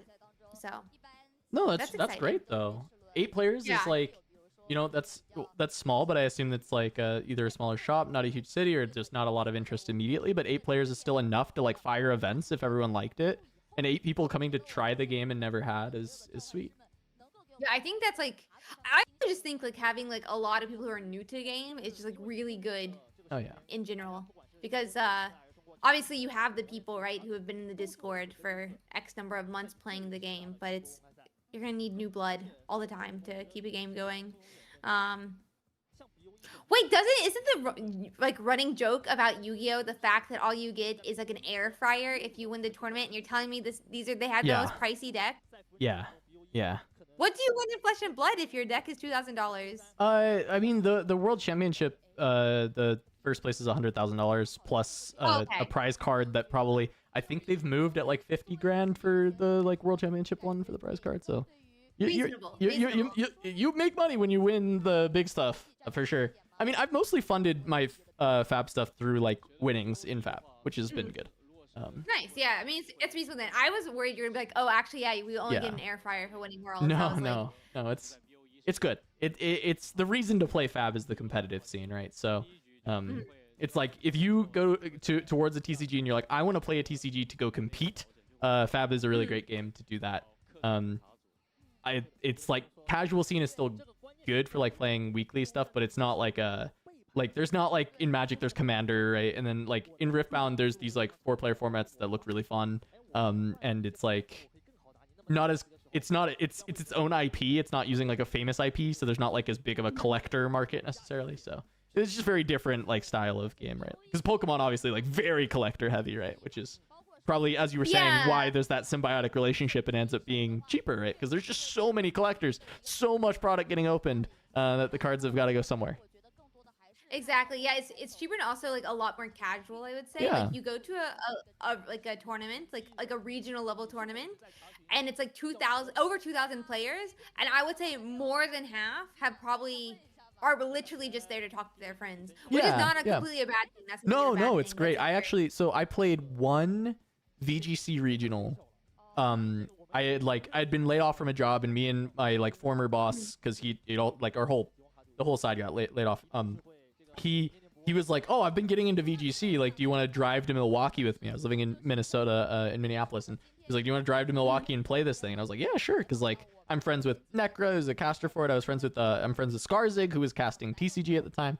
And I was like, yeah, let's go do this. Let's go drive over and play. And it was just like so fun, just like hanging out with people and everyone playing their different rounds. And it feels like any TCG tournament you would go to, but there just seemed to be like this really nice, friendly community, which was great. I think like it overall felt like it was really positive vibes. And that was my experience. I don't know if everybody has that experience with Pokemon, but I really liked it when I went and played.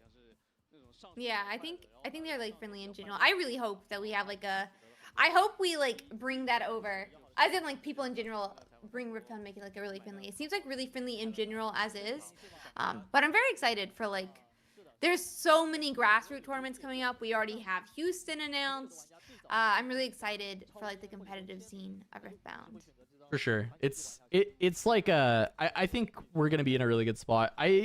I want to see how the first North American events kind of go off, and I think well, one of the big things, like we've got Vegas coming up, which is going to be a nice like initial look. There's 2 10Ks that weekend, right? There is Vegas, and then there's one in Georgia. And Turn Sideways, nice, right? So Turn Sideways is streaming the Vegas one. Are you streaming in Georgia? I am not streaming the Georgia one. Okay, okay. I was curious. So you're gonna go play in Georgia though, the 10K? Yeah, I'm gonna play. Nice. I'm gonna play in it. That's awesome. So it sucks that we're not going to the same one, because we could have like done some content or something. But we got Houston, and it'll be cool that people will be going to both. And this great is now I can ask you how the Georgia one goes. I have someone on the ground there that can tell me how it's going over there. So yeah, well, I can ask how the SCG. I think it's SCG. Yeah, SCG Con. Yeah, and I'll let you know. We'll be streaming. Yeah. You got the whole thing.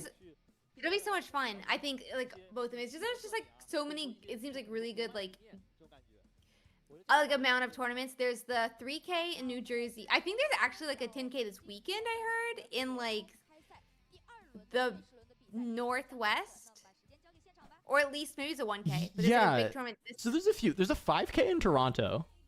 That I found out about while I was there. Oh, cool. That I don't remember exactly when that's happening. It's pretty soon. So there's a few of these like mid-sized ones that a couple of just like LGSs are putting on. They're like doing their own personal like 3K or 2K or a lot of 1Ks. I've heard of a ton of 1Ks that are going on. But like the people breaking the 5-digit mark, which is, you know, silly to push it to just the 10, but it's like the SCG Con, and it's the Georgia one, and then there's this like weekend in Florida that's like PVG that has some stuff. Yeah. And so like we're gonna be eating good for Riftbound stuff for a while, I think.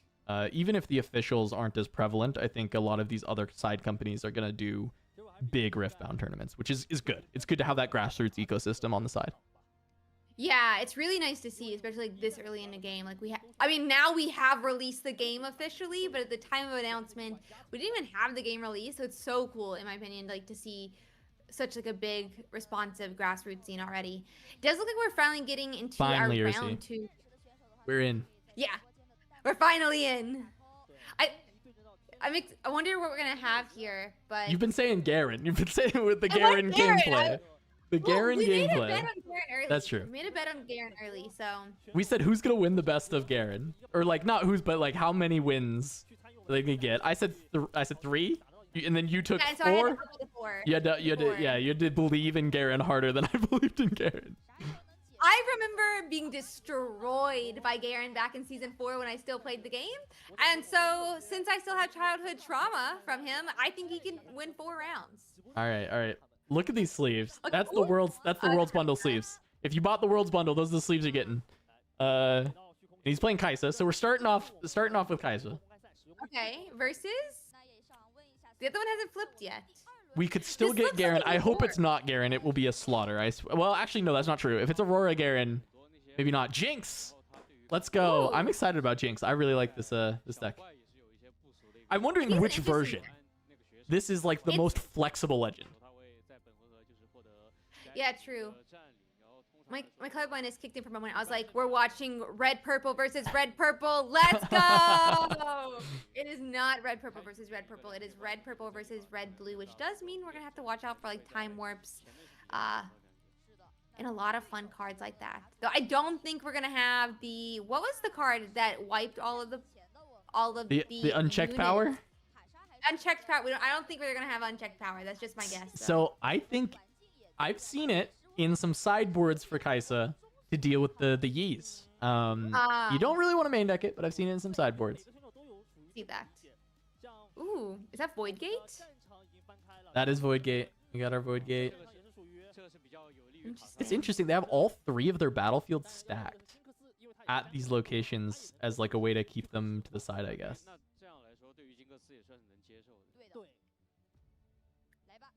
Versus oh god, I don't know which one that is. Arena's Greatest. Arena's Greatest. There we go. I am so bad at names. Yeah, so that'll be the point at the start of the game. Each player will just get a point on their very first turn. Void Gate is +1 damage to all spells that are happening at that location, right? Which I think both decks can probably capitalize off of. They both do have like some spell damage that they can like play. So both decks are gonna enjoy that one. And then I think Jinx is normally a little bit more aggro than Kaisa, especially with how it's going to get built. So it's really gonna like that Arena Greatest to try to win before Kaisa gets going. Yeah, because Kaisa is so fast, they end up on similar speed, but Jinx wants to flood a little bit more than Kaisa, so like can get a bit more might on the board before Kaisa can, as Kaisa still wants to like play towards the Darius and the Watcher like later on. Even though like her point tempo is usually fast enough, she might still be a little bit slower. It's the thing with Jinx is there's so many ways to build. You were talking about like the spells being able to be good on Void Gate, and there's like you could be Immortal Phoenix Rocket recursion package Jinx and be playing for that win condition, or this could be just like full aggressive Flame Chompers discard aggro Jinx, just try and flood as much as possible. And there's also like much more controlling Jinxes, but those usually play around Jinx Rebel, the purple one, instead of Demolitionist, which we see in the Champ Zone, which is the red one.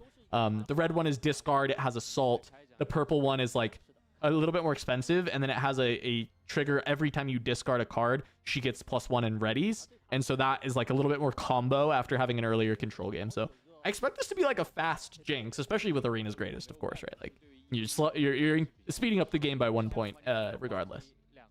Yeah, for sure. I didn't get to see the Jinxes, Molly, but it does look like the Kaisa has their first turn.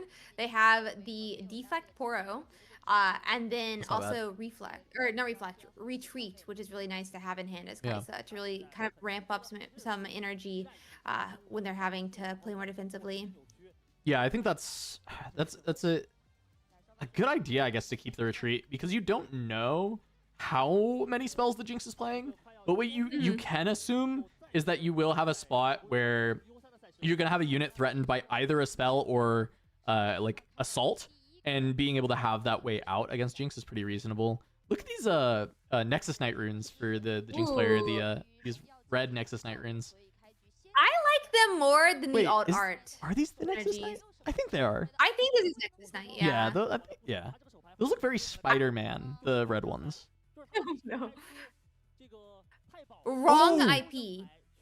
Okay, we have Phoenix. So I wonder if it's Phoenix Rocket Recursion or if it's just like a more low-key Phoenix edition, but I love Phoenix Jinx. I love having it in the deck. This is the way I prefer to play Jinx. Well, having Phoenix in my Jinx deck is the way I prefer to play Jinx. I don't know if it's going to be exactly the same as the way that Ovo here has constructed his version, but I'm intrigued already. I like that there's a Phoenix. Yeah, it's really fun to see in the deck. We are going to draw one with Kaisa with the card that they put down. I am so bad with... I know he's a Yordle, but I don't know Lecturing Yordle. Yeah. There Lecturing we Yordle. go. We are going to... Yeah, we're just like kind of Okay. continuing. We're playing first here. Like... This is the go very fast Flame Chompers Jinx build. This is try and get as much stuff on the board as possible, as quickly as possible, and empty your hand for Jinx ability as fast as possible. And guess what? Second turn from Jinx, hand empty, just one card. So Jinx ability is active already. So this is like the discard Jinx dream. Finding all of these early 2-drops with a Chompers, getting a Phoenix in the bin, just to get everything going for this next draw. So going from 1 to 3 cards, just churning through the deck. Yeah, we talked earlier about how there's not a lot of draw in Riftbound, and then game 1 we get played into Jinx. We get Kaisa And Jinx, we're both of them. We're kind of being disproven here, but yeah, that Jinx ability is really nice to get looking at a lot of different cards in their deck. We hit oh no, we're just like writing the Yordle. Okay. We also got the Merfolk with the Rush Sprite. Yeah, the Sprite Mother. Looks like we just tried to like knock out the Traveling Merchant is the actual name of the guy. Yeah. Anu likes to call him Gumbo. I don't know why, but he just likes to call him Gumbo. there's not a really, he just says he looks like a Gumbo, and I'm like, sure, man. Yeah, like that's fine. Who called him Gumbo? Anu is another content creator. I heard Anya at first, and I was like, is this a part of League of Legends lore? No. No, just Anu. Anya? Yeah, Anu who makes a lot of content or ends at MTG. He just likes to call him Gumbo. I'm sure he makes a good gumbo soup if you throw him in the soup. Look, someone in the chat said he does look like a Gumbo. I mean, sure, yeah. I mean, I guess so. Clearly, looks like Gumbo to people. I could see it. All right. I mean, this is a pretty decent start for Jinx, right? Like you've turned on the Jinx ability. You're already like on point tempo, right? Up to 4 on your turn 3. Your hand is empty, so you're just like drawing a million things. This Vi can get pretty big. The problems start to become when like the Kaisa draws into a bunch of spells that boom you, like something like the one that was just top decked, and the fact that he has 2 copies of it with the Falling Star. So this board is about to get deleted pretty swiftly with that coming through.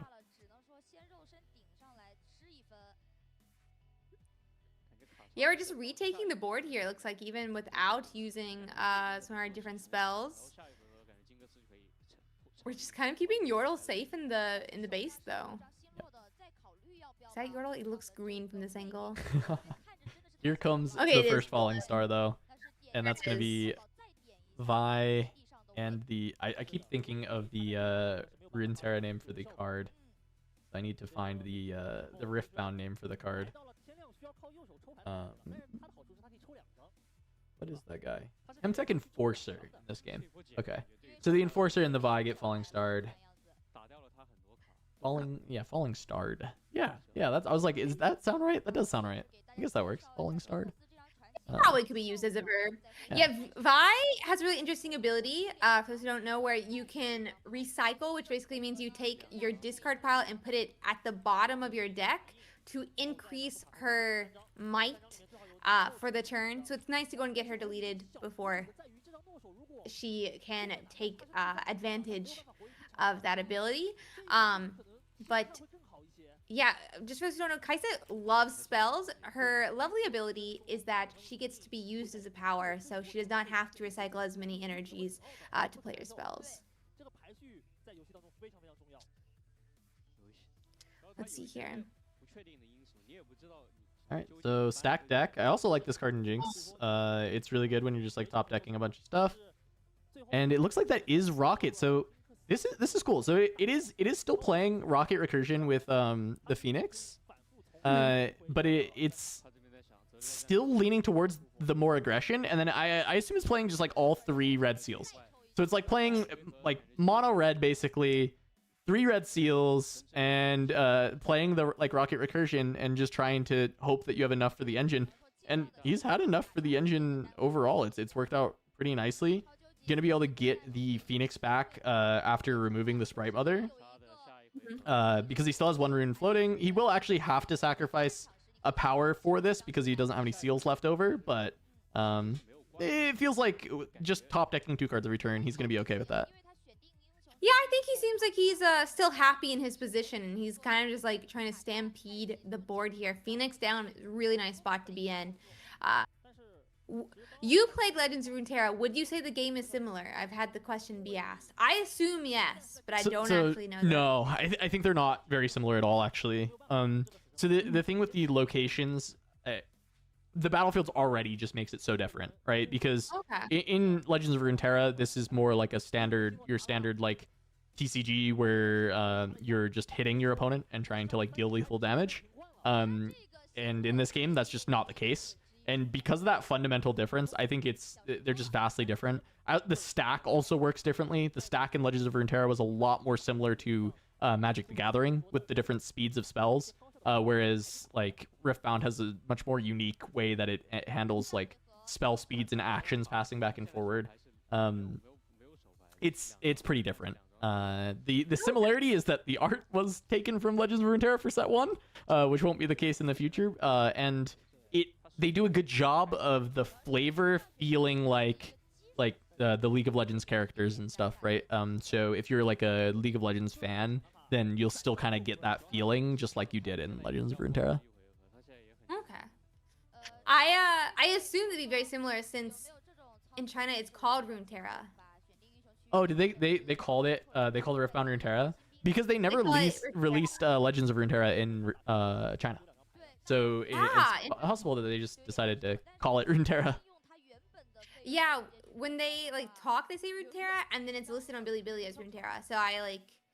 Interesting.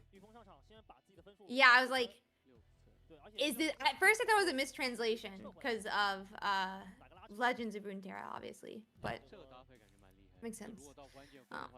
Hopefully, that helps people in chat who are asking. Cause I never played Legends of Runeterra, so I'm not the person to ask about it. But there is a cycling message that should point you to Cass's YouTube if you want any like more specifics from him.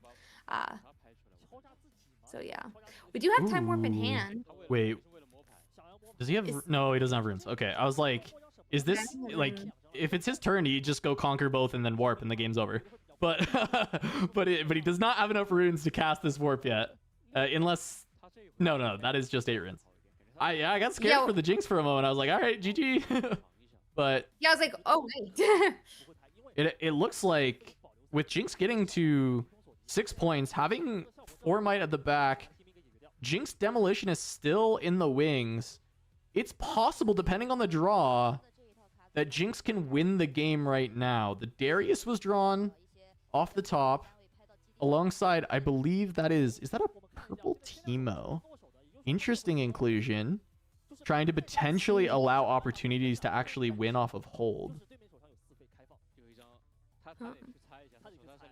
He's not going to be able to beat Void Seeker. So Jinx has the Void, or Kaisa has the Void Seeker in hand, and this Hopeful only has 4 might, right? So the Seeker's going to be able to take it out, and that means that the Jinx will only be able to score one of the battlefields, and then it would have to look to try and hold into our Kaisa player. Little do they know, Time Warp could also just end the game. I think Kaisa's going to have this sealed up. It looks tough. The top decks didn't quite get there for Jinx.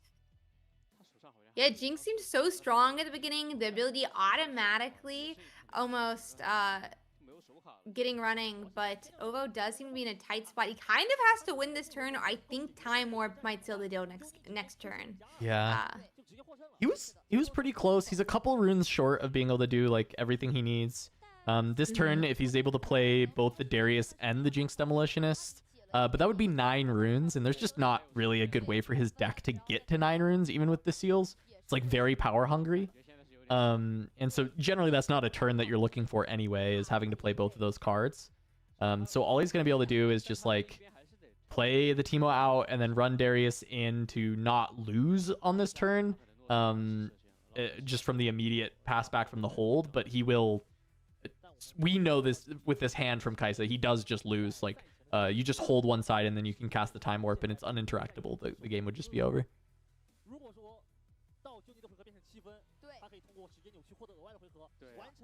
Close though. I love this the Jinx being able to try and push through. I think if not for double Falling Star, this is actually like potentially just a Jinx win. I think 2 Falling Stars was just a little bit too much for him to deal with. Yeah, it did seem to set him back a lot at the beginning. He's had like a pretty nice board, and he has not seemed to recover since. He was able to take one of the battlefields, it looks like, but let's... Yeah. I mean, he's... Yeah, he showed him the warp. Yeah, he scored, he showed him the warp, and they just go next. Makes sense. Yeah, I was getting confused for a second because the top UI has not changed to 7 for Johnny. Right, so I was like, yeah. Wait, did I miss something? Yeah, it happened quick, right? It rolls over to his turn, he scores the point, he just flashes the Time Warp, and that's it. I mean, it really is the thing. It's the reason that a lot of people, it's the biggest complaint people end up having, I think, about the Kaisa deck is playing into Falling Star can feel really unfair. And realistically, it is like the big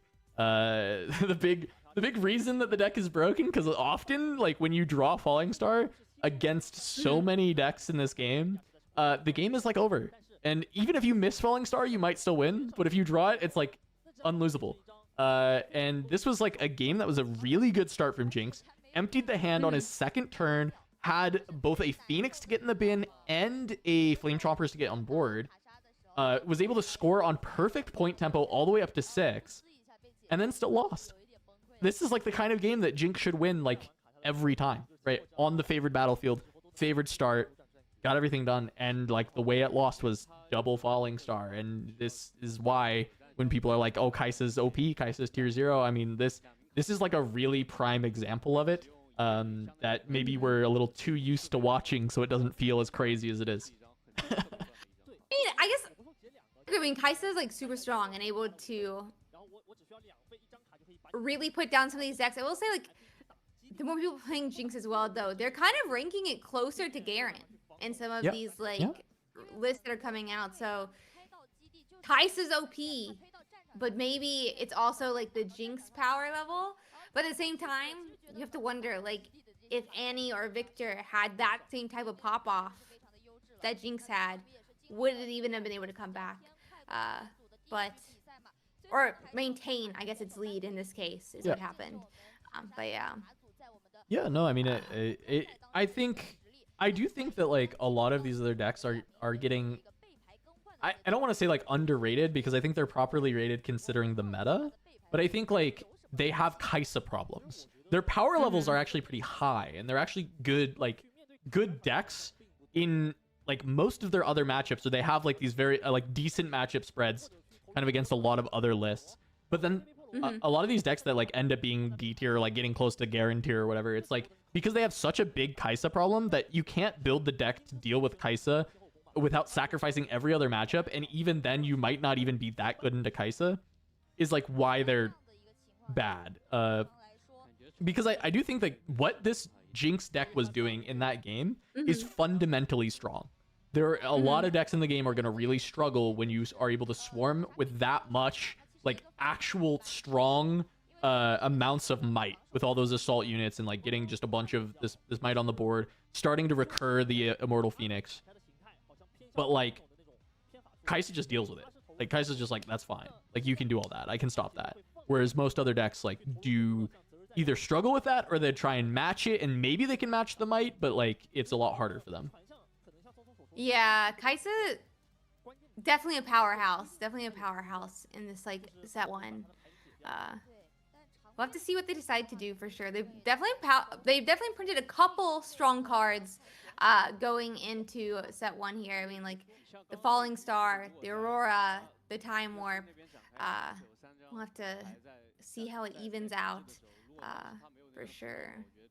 Looks like we are getting already set up for game 2, so it's nice to see us speeding into it. Let's see here. Okay. Battlefields.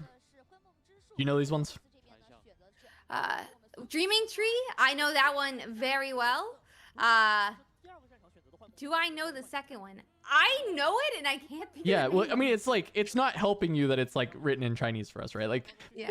knowing it from the artwork is good. I know you know all this stuff. I just was like, What is give you the other one? opportunity to call it out for the chat. That is so Dreaming Tree, the one you called out, that is like the first time you cast a spell on a friendly unit, while it's at that battlefield on the turn, you'll draw a card. And then the other one is Reaver's Row.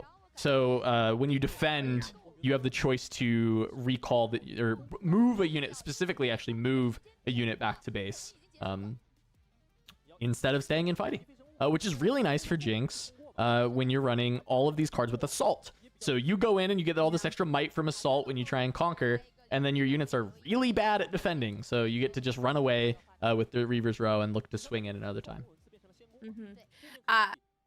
Yeah, I mean, Jinx is just gonna love that in general, trying to protect some of those different units, not Pokemon, when they're trying to get that really like flooded board.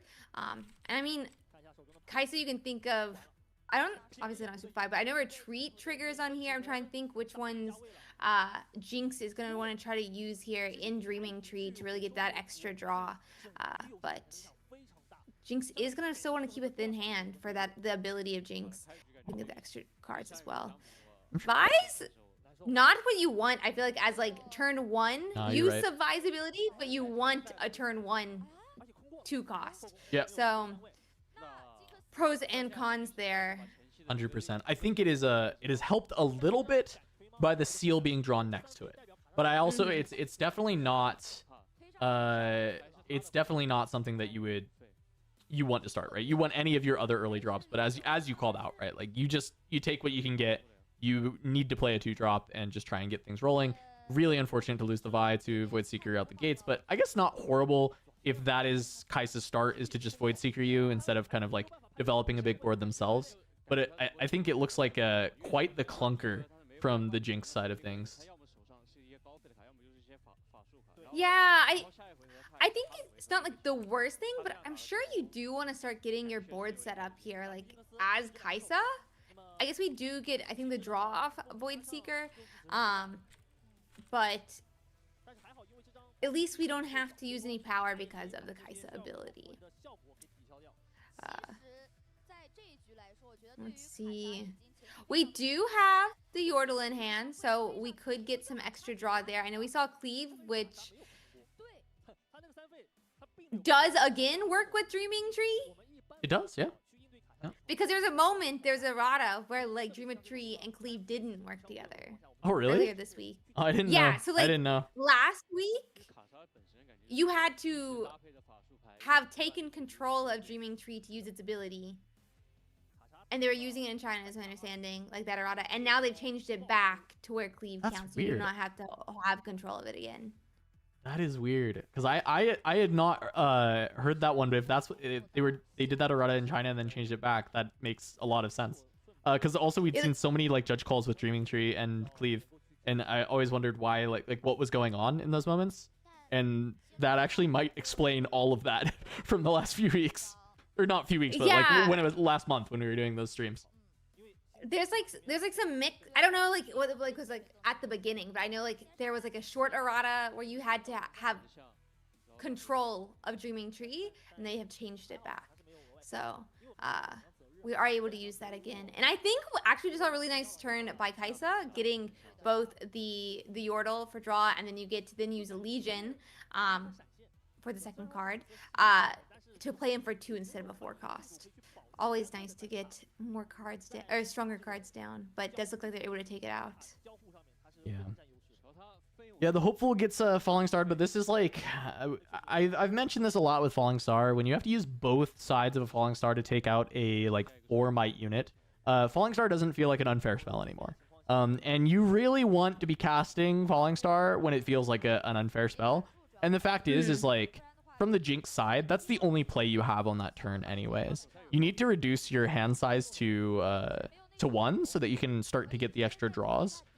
Because like generally, yes, it's like good to keep the card quality. So the argument for like trading the Falling Star for a different card is not good, but trading the Falling Star for a unit and 2 cards is worthwhile, right? Or like or an extra card, I guess at that point is it does make it worthwhile, but it doesn't feel great when that has to be your turn. And even this hand is like, the Jinx player really wishes that he saw some of these cards like a turn earlier and some of these other spells drawn afterwards. It's just been kind of the wrong order for this early game, and it's going to be a bit tough to contend with the full grip from Kaisa without a big point advantage early.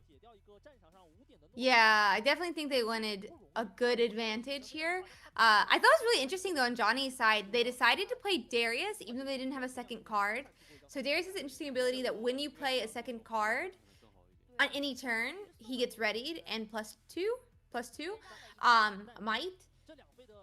So same turn, he could have played Kaisa instead of Darius, but he decided to use Darius. Yeah. So I think that's like a interesting note, because you also do, no matter what, have to, for units, have to spend the power. You can't use Kaisa's ability for units. And happy Halloween, everyone. Or no longer happy Halloween. Oh, it's no longer Halloween? What are we hitting? Well, it's Halloween for me still. I'm still It's feeling Halloween for you. I'm It's still Halloween for you. It ended for me 30 minutes ago, essentially. Okay, so this is pretty unfortunate for the Jinx player. It's good to have found the rocket, because you can start recurring it, which is really strong. Recurring is just like getting it back from your graveyard, right? Like continually getting it back. And so starting that chain going with the Immortal Phoenix in grave as well is really nice. But unfortunately, there was a retreat to deny that trigger on this this first one. But maybe it will buy enough time. I mean, retreat does give an extra rune to Kaisa to like be able to get things out quicker, but that was a full turn of like kind of tempo loss of playing out a Darius, having it pulled back. Yes, you retreat refunds the power cost of the Darius, essentially is what it does with that, but it is tough. So we'll see if that's like enough pressure to start getting the Jinx back into the game, especially because when you draw 2 cards every turn, but then potentially can conquer to trade one for a rocket, use a rocket to remove something, and then get a Phoenix, you start to create this value game that's hard for other decks to keep up with. Yeah, for sure. Yeah,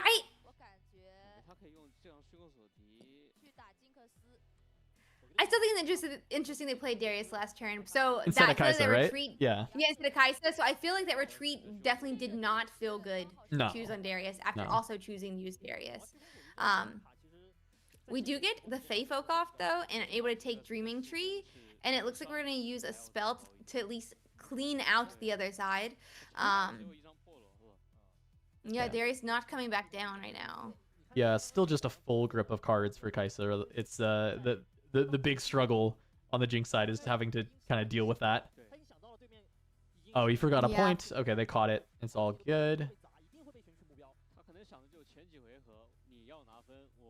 Draven in this Jinx deck as well. Wow, okay. That Draven's got to feel pretty bad at this stage of the game. It might be discard fodder just because only 3 points, but cleave on Dreaming Tree, so try and get a couple more cards.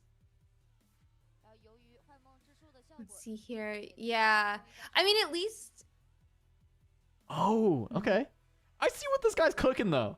I like there's some good stuff going on here. 这套 King 是最为关键的单卡。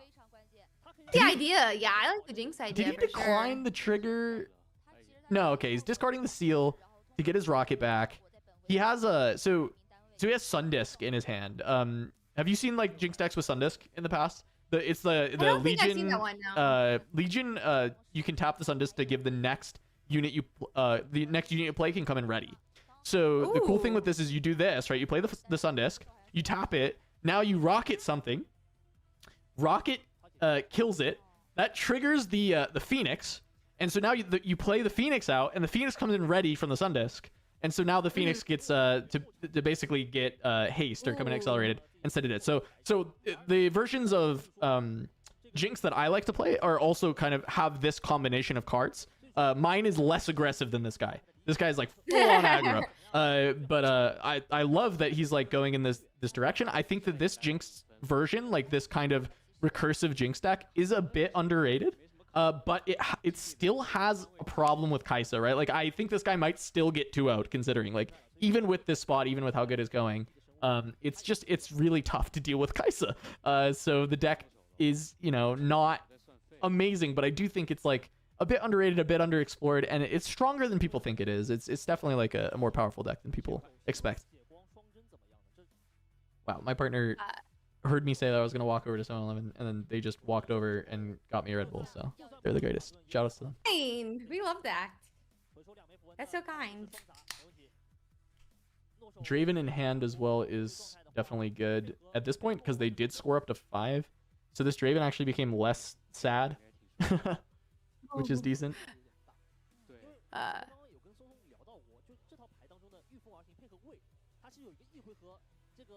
Yeah, so we actually are using the Darius's ability this turn. Yep. It looks like with the +2 and the Poro. I love that little Poro. The deflect in the Poro, I think it's the deflect Poro, is really nice.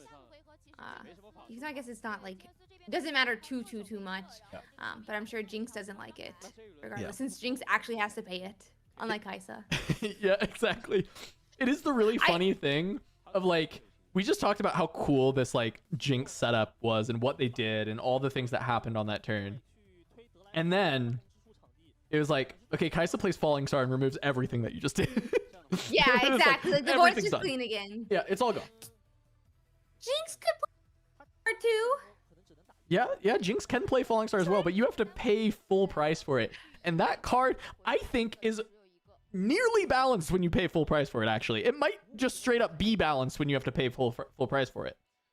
It's terrible yeah. when you have to play full price for it in all reality, especially if you're like early game. Yeah, early game, it's like you can't really even play it, you know, that early, but... Okay, yeah. so... Okay, nice. So the Phoenix is going to get played off that, but not ready, and then going to play the Darius ready. Or not the Darius, sorry, the Draven. The Draven ready. Yeah, okay. Let's see. Yep, there's that Draven coming down to ready here. Who does he deal with, though? My guy is cooking. He is cooking. And it's not only because he's got a Firebird to heat up the field. Yeah. Nice. I'm sorry for the No, puns. I love it. It's perfect. Yo, Sean, I also tested Draven in these kind of jinxes, and I didn't like it that much either. So I am, but he clearly like has tested and played with this deck a decent amount, and seems like, I mean, it's included, and a big unit is important for the Kaisa matchup, so it is maybe really solid, and I think it's possible that this Draven ends up winning him the game. It depends on what's in the Kaisa hand, but a Draven at 9 is actually pretty tough if you don't have something like Fox, like the Thousand-Tailed Watcher, to deal with the Draven. It's like, it's hard for Kaisa to deal with like 9 might units sometimes. You just occasionally don't have the hand texture that like does anything to it.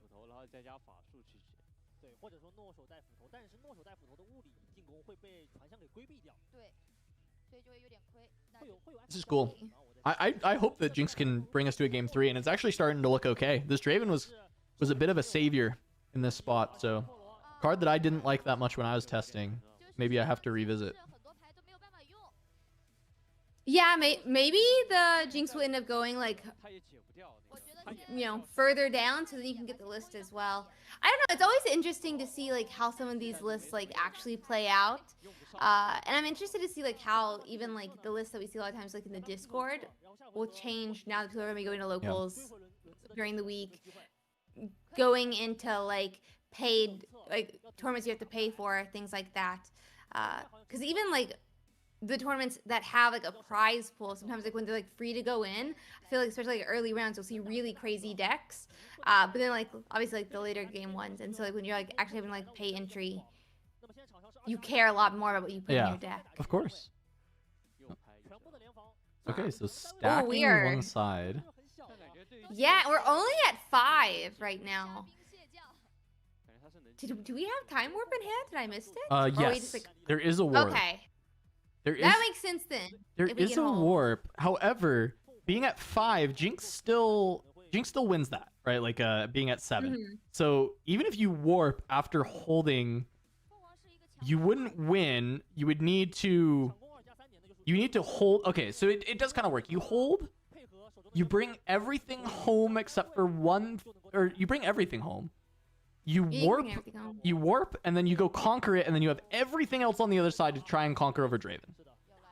However, he just ripped a Vi off the top that he's able to have enter ready because of the because of the disc. Oh my, yes, I love this. Okay, I mean, I love disc already, and this is one of the reasons that disc can be so good.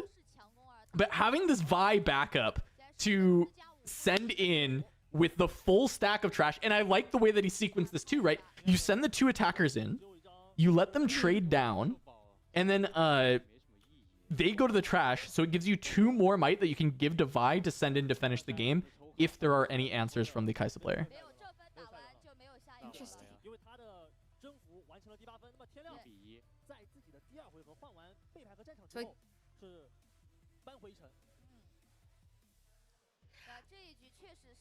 Disc. I even like the Draven. I'm just gonna say it. Yep. And we're going to game 3. Yeah, Sundisc is good. I usually like running like a smaller amount of copies of it, but I'm wondering if he's on the full 3 to make sure he hits it, because it seems really nice for Jinx to be playing Sundisc. So like usually you don't want to get flooded on that type of card, right? You don't want to draw 3 copies of it. You don't want to, like, sometimes you don't even want to draw 2. But even 2 Sundiscs looked good enough there that like maybe I'd be down to run 3. Like I might be open to running 3 because it looks so good, even as 2, right? So that looked so nice. That looked really nice. I'm for it.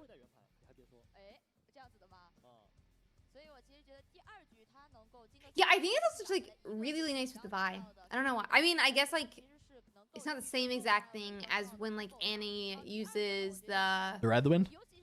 Ride the Wind. Yeah. But it just seems really nice. Like in the whole like list, Draven seemed to do really well with it. The Vi obviously did really well with it. And it's just, you want to be so aggro in that deck. That is like something that like I feel like Jinx have a problem with, like not having enough like rush. Rush is not the correct word. Yeah, it's like hard to even pick the right word, right? Because you want to say accelerate, right? But accelerate. Yeah. But accelerate is like enter not. Ready. Yeah, enter ready, right? Because accelerate is different. It's like pay 1 and 1 to give it ready, and then other things just say they enter ready. So there's not an actual like good word for it. And so I unfortunately keep saying like haste or like rush or like any of those like keywords. Yeah, rush is Arcana though, so like I'm like trying to figure out the correct haste one. is magic, and then there's they need to give us a word, because we can't, like, you can't use accelerate because it is like different than entering ready, and saying you need more ways to enter ready. I guess that works. Yeah, I don't know. It's not my favorite. It doesn't sound nice. It doesn't sound clean. Yeah, it doesn't sound. Yeah, it sounds wrong for sure. It just feels like when you want to be super aggro, like as this list seems to want to do, you almost want the ability to enter ready more. Yeah. Oh, absolutely. That sentence sounded okay at least. But, it got there. Yeah. It got there sooner or later. I don't know if it'll always be there, but it was for now. Looks like we are going to be going game 3. I'm going to see if I can get the battlefields this time. 所以说我之前玩金克斯， Ruh-roh. 我慢慢没玩的原因就是这个，就是我发现死神飞弹在色系的时候太内鬼了。 Let's see here. 被对面一位解掉了，那我 We might get our first game as a Jinx win over Kaisa, and that would be so cool. Because Kaisa, we expect to dominate all day, right? So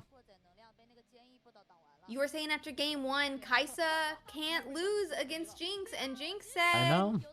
Let me show you, buddy. I'll hold my Sun Disc. Yeah, hold my whatever the big shooty thing is called, and I'll take this Fish win. bones, the rocket launcher. Rocket launcher. There you go. Yeah. Hold my rocket launcher. Yeah, her rocket launcher's called Fish Bones, and she has a machine gun called Pow Pow.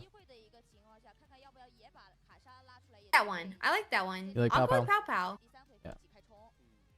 Look, I've got all the League of Legends lore for you. I feel like Pew Pew would be better, but it's fine. It's fine. Instead of It's Pow whatever. Pow, you don't like Pow Pow? Yeah, I think Pew Pew might be a little bit better. But okay. She's got a pistol. I think the pistol is called Zap. I know the ability in League is called Zap, but I think the pistol is also named Zap. Are we starting with +1 point on the Kaisa side here? Yeah, okay, so a little bit more aggressive leaning for the Kaisa. It's good. There's matchups it's really good for, like against all the Auroras, against Yi in general, it's pretty nice. But I think it's actually really detrimental here for the Kaisa player. And this is the Warren's game for Jinx, and I wonder if there's any tech in the sideboard that's like specifically good with Warrens, or if it's just like, I get to feed my Vise and I get to, you know, like filter through a lot of the junk. But the battlefields are like very favored for Jinx. Like I actually like, barring getting exploded by a couple falling stars, like I would actually give Jinx an edge in this game with this battlefield texture. Like regardless of how the matchup usually goes against Kaisa, I would give an advantage towards Jinx. Yeah, it does feel like these battlefields are going to lean more towards the Jinx's side. So, I mean, we'll see how it ends up going, but I definitely would not want to be running Arena's Greatest into a Jinx, I feel like, especially one that wants to run this hot. Yeah, but Kaisa does get to go first. Yeah. Curiously, like the warps are still in, and I feel like warp has felt like a very weak card in this matchup. I think it's hard to find the time, and just like a different removal card probably just gets you there over Jinx a lot often. So I think that I'm curious if that warp is gonna rot, or if I'm gonna like eat my words in 4 turns when the warp wins the game, as like they try and win pretty fast. But being able to start is definitely massive on Arena's Greatest. Being able to go first as the Kaisa, I think they can start trying to win that race. And the question is like, does Jinx actually get to really come alive? And looking at the hand, a Seal of Vi, Fighter Flight might be able to do some shenanigans in this as well. We'll see. Interesting. Yeah, we went on and we decided to discard the Apprentice.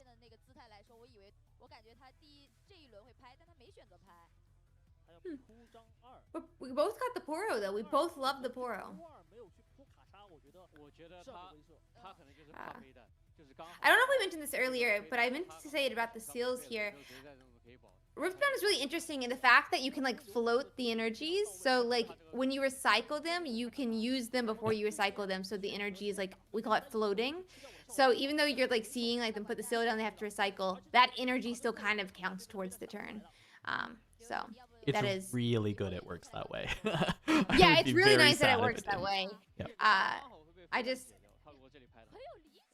Pokemon has nothing similar to that, so I just wanted to make sure that like people are understanding like that mechanic there. No, it's great to mention. All right, we got our MVP card from last time, Okay. Sundisk, and there's an example of Sundisk. exactly what you were saying, right? There's the. Go ahead. There, and yeah, click there they in. go. And we get to have the floated energy be used, and it still gets used for the sun disc. But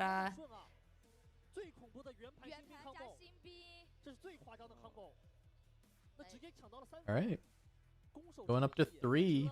yeah. Yeah, up to 3. That's gonna be really nice for the Jinx here. We're able to clear out. Oh god, was it a Yordle in the? No, I think it was like a Sentry or something maybe. Yeah, a Sentry. So we didn't get to draw off that. We got a couple draws last turn for the Kaisa side.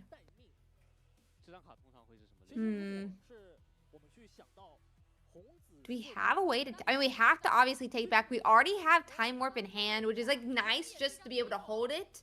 There's not really hand disruption in Riftbound in general, but definitely not in the Jinx's deck. Yeah. I think like the only hand disruption's what, yellow? Or No, orange? so funny enough, it is in purple, but Oh. it's just not Jinx that tends to like it. So you're thinking of Sabotage in orange, Yeah, which I'm thinking of is Sabotage. which is that is orange. But in purple you have inverted timelines, which makes both Oh. players discard their hand and then draw 4. Ooh. And then there's also Mind Splitter, which is you just get to see your opponent's whole hand and make them discard a card. But it's a 7 Okay. it's a 7 drop with the 2 power cost. So they're very expensive options, and some Jinx decks do play them, but like this Jinx deck that we're seeing out of Ovo here is certainly not going to be playing either of those cards. It could play inverted timelines, to be fair, but probably not, considering we've seen like the 3 red seals and the sun discs, and inverted timelines has a purple power cost on it, and I just don't know that you'd want to include that in this list. That makes sense. That makes sense. So we're probably safe here. Not always safe though against Jinx.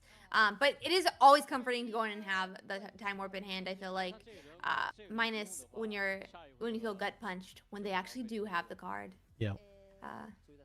So we'll see what they end up being able to do here. We were able to take the arena's greatest, but let's see. Interesting. So doesn't like this draw, decides to discard all the expensive stuff with the Jinx Demolitionist and start sending that in, just really valuing the point tempo, even though it goes off of evens. When I say point tempo, what I mean is, like, when you're scoring in Riftbound, you win by getting to 8 points, and realistically you can only score 2 points per turn unless there's some kind of like outlier cards that exist in the game, which are not really important for this this explanation, right? Is you can score each battlefield once per turn. And so point tempo is like, you want to be going from 2 to 4 to 6 to 8 when you're playing these aggressive decks, right? You conquer both sides and just score 2 points per turn so you can end the game as fast as possible. So sacrificing a lot to score like a 5th point going from 4 to 5 doesn't do nearly as much as scoring from like 3 to 4 would, or from 5 to 6, because it like reduces the amount of turns that you need to win. So it's interesting to me when someone would value getting the extra draws from Jinx and trying to find some other things in order to score on this turn, instead of just playing something like a Darius, like a big unit down, and then using it for the next turn when you were already at 4. So it's just something I'm really watching with this Jinx player. There must be specific cards in his deck that he's really valuing, that he wants to get these extra draws. Yeah, makes sense. Yeah, I wonder which cards he's like really shooting for, but Oh, I just realized it. The last card in hand is Vi. So he in his mind, he actually just wants to make sure more cards are going to the bin. So it didn't actually even matter what cards were in hand at that point. He wouldn't be able to get enough cards out that it makes more sense for him to just throw them away so he can get more things into the bin for Vi. So that makes sense, actually. For sure with Vi, definitely agree. Retreat. I don't really know what. I feel like we never see the. We actually have we seen the Kaisa played out of the Champions? We haven't. Not this series. Yeah, that's what I was thinking. I think the one spot you identified where you were like, I think Kaisa would have been better here, I think was like the only time we've seen a spot where like Kaisa could have been played in this series. It feels like a lot of these turns she just wasn't very good in these turns. Or there just like wasn't like a space for her to come in. Yeah. I don't know. I was just actually, my mention was I actually forget about my chosen champion Yeah. a lot, which is really bad because that spot is so powerful. But Okay, so he's got double Vi now. None of these cards that he drew were very inspiring. So we're going to see what he does. He's going to play one Vi. I wonder if he just plays both out.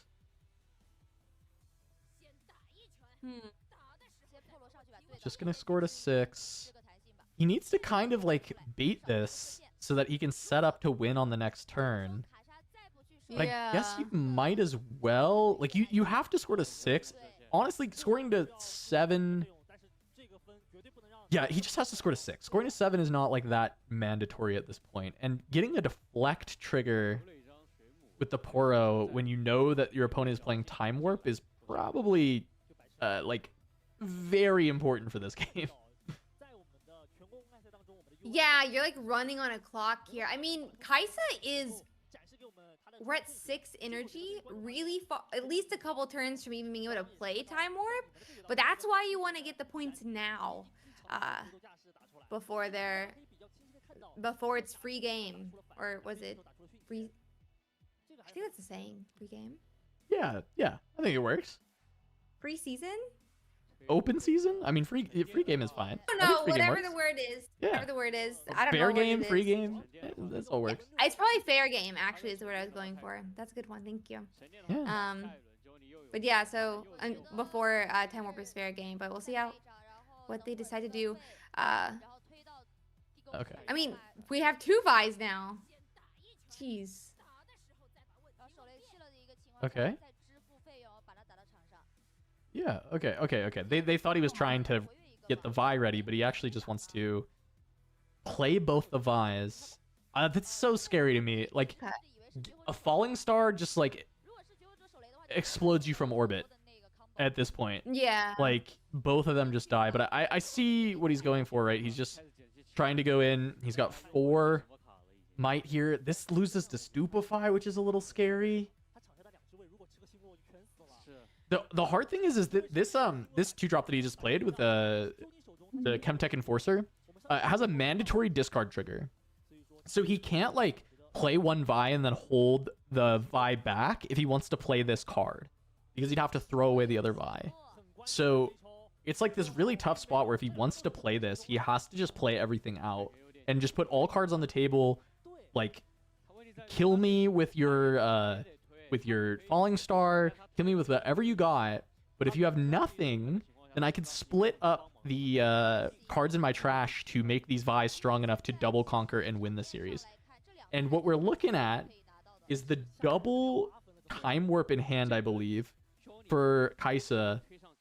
No ability to play it, and so it's just like Darius or bust. And I think it might just be like finally Kaisa being deployed. Actually, not even Darius. I thought it was gonna be Darius. Accelerate. Oh, he's trying to draw falling. He's trying to draw Falling Star. He I wants to can draw see falling. that, yeah. Oh no, he hit it. He Oh, drew it off he the top. does. Oh, And we have the he's mana to so play it good. still. He's so good. Oh my god. Oh. Oh, that's so brutal. That's smart though. No, he loses the game if he doesn't find this Falling Star. He recognizes that he cannot win unless he finds this Falling Star, and he just rips it. He just sends it, gets the Kaisa and draw the spell. There's probably, so I say only Falling Star. There's probably some other spells that could get him there, but Falling Star is obviously the best one. And it guarantees he probably wins the game actually. So that's crazy. That's insane. Let's see if really is there anything that Jinx can do? I mean, we'll see. There's stacked deck. You're gonna get 3 looks. 3 looks.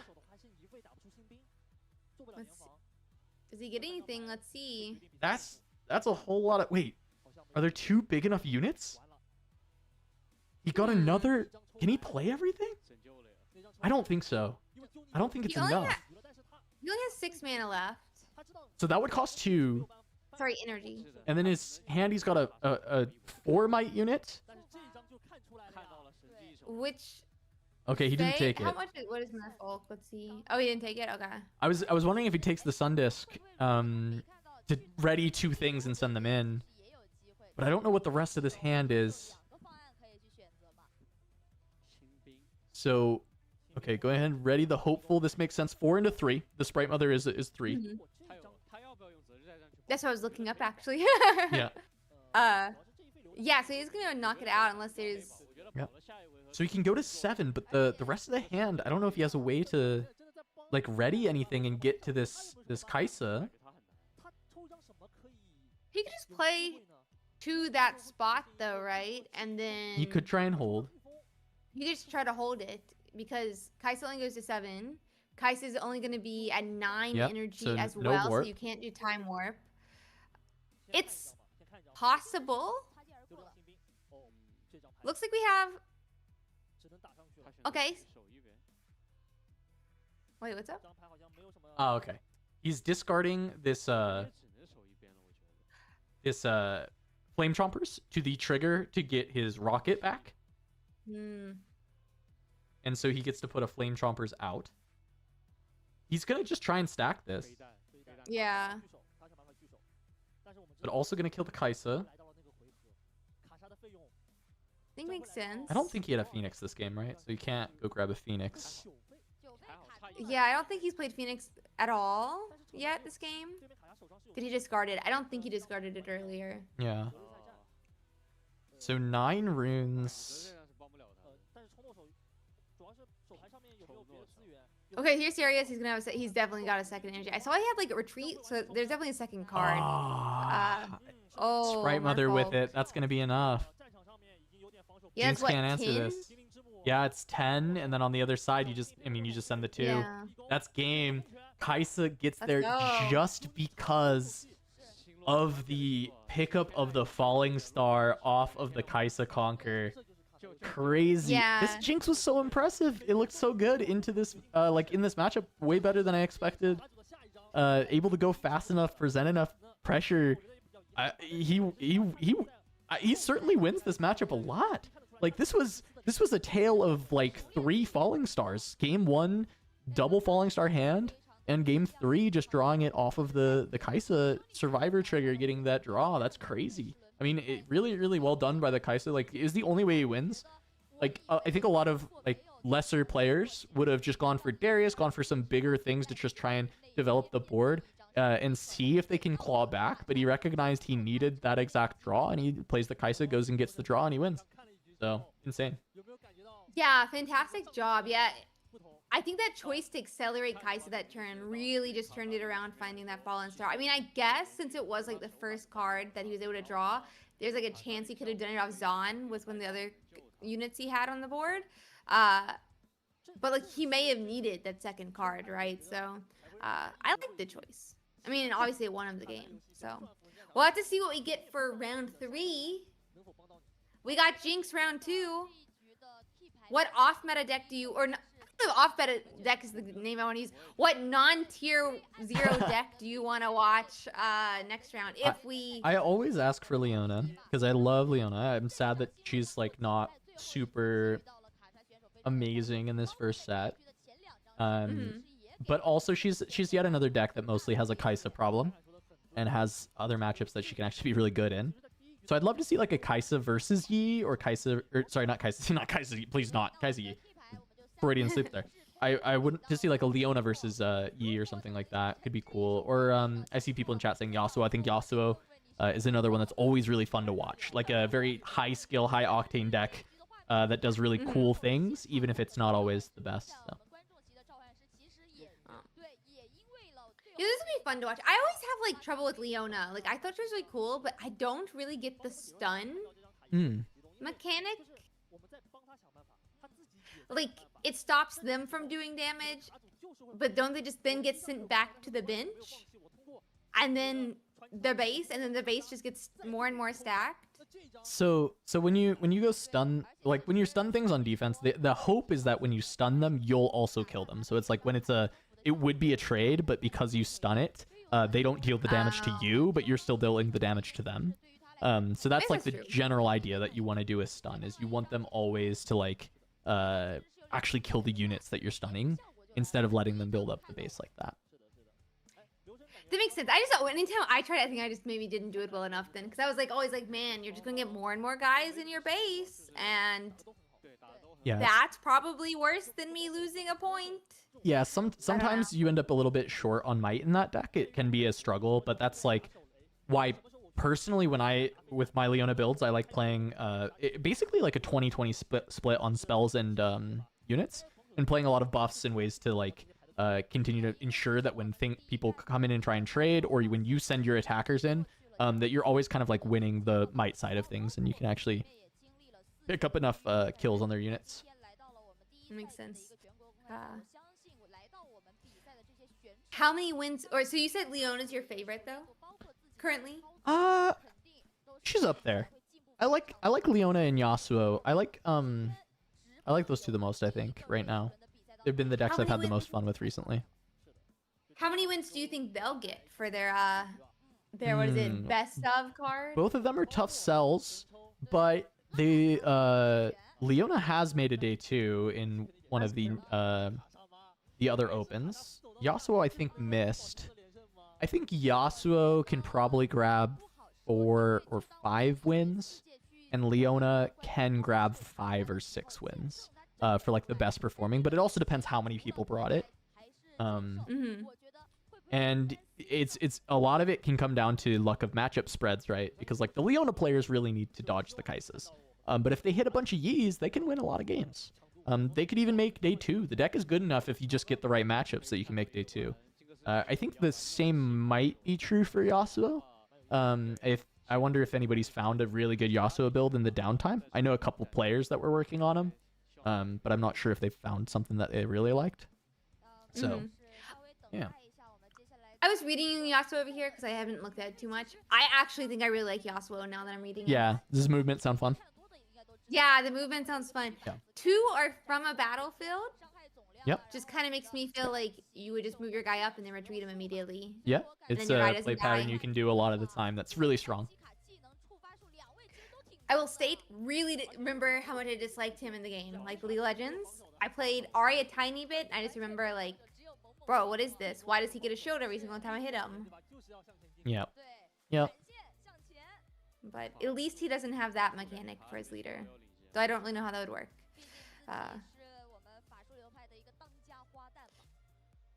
I love seeing the stats they play after the game. Yeah. I'm not sure exactly which ones these are. I used to had like it memorized which ones was which, but I remember it's like number of spells, like spell damage, all the like. Yeah, it's like activations of the legend or something. Is one of them. They're kind of like niche, which is what makes them a little bit hard to remember. I'll have to get somebody to help me out with it for tomorrow. Next time it pops up, I'll screenshot it and do the true. Google Yeah, Translate. that works. But yeah, I don't know. I just think they're really. I think it's cute that they do it. I like the idea of it.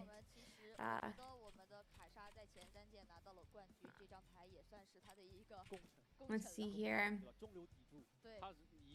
I wish we had like a timer so we knew how much longer was left in this round. I guess we normally do during the gameplay, but I missed what it was. Yeah.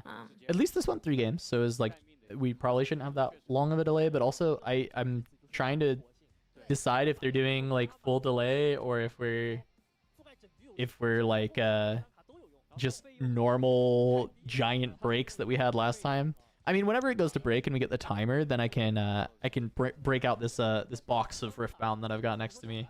I'm gonna open some packs. So exciting! I want to watch the pack openings. Yeah, we'll rip packs. If it does go to a break screen, and we've got a timer. I'll get the webcam pointed down in my mat and everything, Perfect. and we can actually have some nice opening. That'd be really cool. Yeah, we'll have to see what they decide to do. If we're gonna go to timer, if we're gonna just like.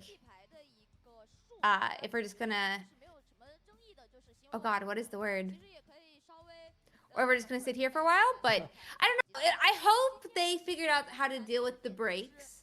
Yeah. But my understanding is the BO3s are very long, just in general. A lot of people go to time and things like that. I like just in general in these tournaments. So it is what it is. We'll see what they decide to do.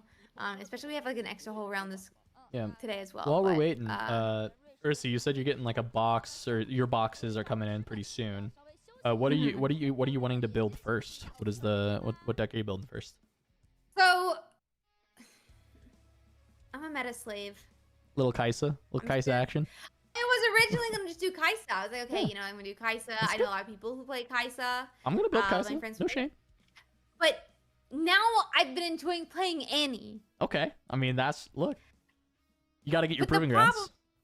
Problem is I can't cosplay Annie. They did like make her like older than her League of Legends character, but I can't but don't want to do the 8-year-old girl cosplay. I can understand. Yeah. I don't want to do the 8-year-old girl cosplay. And Ari doesn't feel great, but I like her cosplay. Yeah.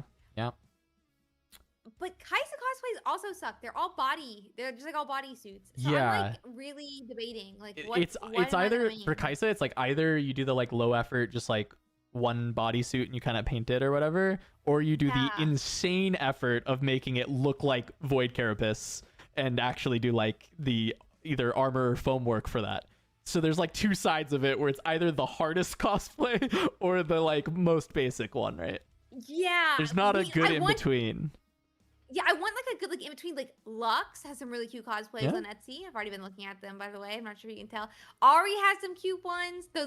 I would leave the tail off because like the tail is a little hard, like we talked about earlier. Yeah.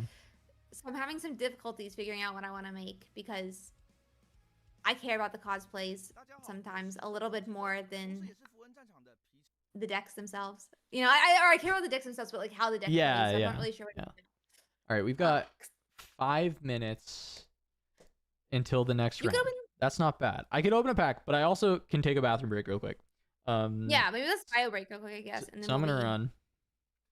Cool, yeah. Yeah, I'm excited to see what. And you can either talk to chat or you can take your own break. Yeah, I'm debating if I want to, which one I want to do. I'll be right. But let's see here. I just love when they do all these explanations. The explanations are really, really cute. Just because, I don't know. I like the idea of them teaching everyone to play, and I think a lot of people are new to the game. But at the same time, it's not very understandable for us right now. Sadly. How is everyone's day going? I'm going to open up Cass's chat as well. You pulled a signed Ari? Bro, that's so lucky. I'm actually jealous. I could cosplay Tibbers. That's true, actually. I like that idea, Matt. I like the idea of cosplaying Tibbers. I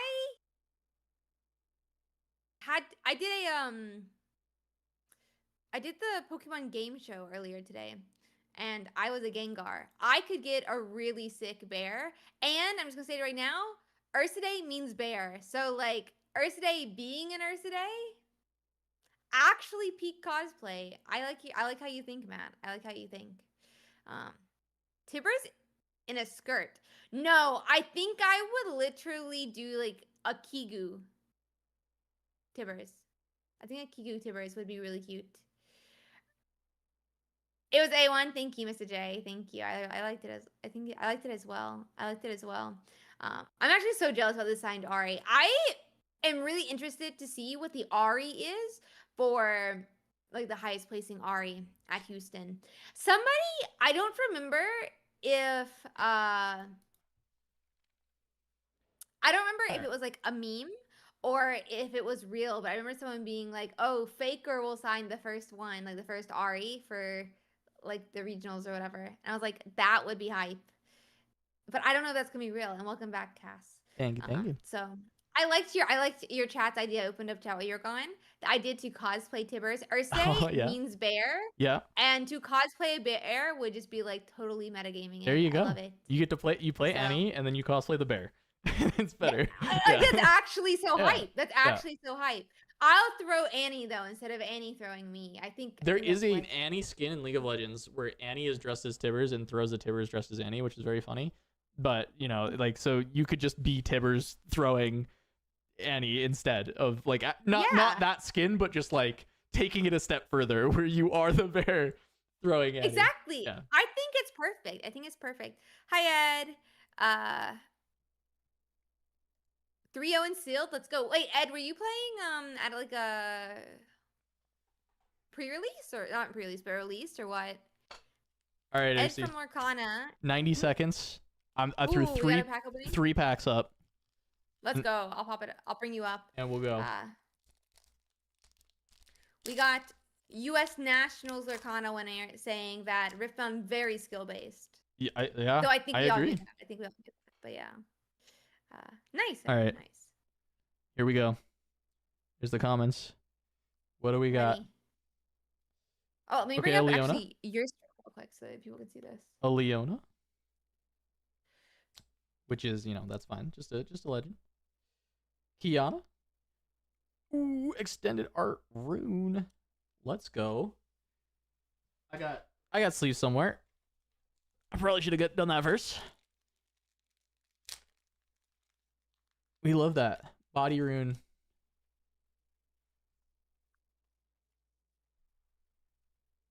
That is a good pull. Right out the gates. You Better guys than the can see last his pack. face. You're right. It's way better than the last pack. Kiana, let's go. Yeah. Got the alt art rune from this this box already. Usually it's about one per box on those, and I'm hoping that this box can be even nicer to us. I support it. I believe in it. It'll treat us See. nicely since we're streamer luck. I know you said you were telling me the streamer luck should come through. I've never gotten streamer luck. I Oh, we got a mean, mech though. look, we got a mech too. Look, we got an epic. Ooh. That's big. And a sigil. Not Yeah. sigil. That's not what it's called. Is it The seal, sigil? yeah, seal of unity. Seal. There you go. So we get these, the rares. I'm gonna Let's go, sort a though. little bit as I go. Oh, and you got your favorite girl. I know, I got my a nice Leona. I see the stream is back, but it's just casters talking. I'll make sure we don't miss anything. Yeah. I have it going in the background like the sound, so Yeah. we should. Well, that being said, you That's might- true. I'm gonna just turn on their sound at least, Oh. so that everyone can hear that. All right, one more, and then we're back to the action.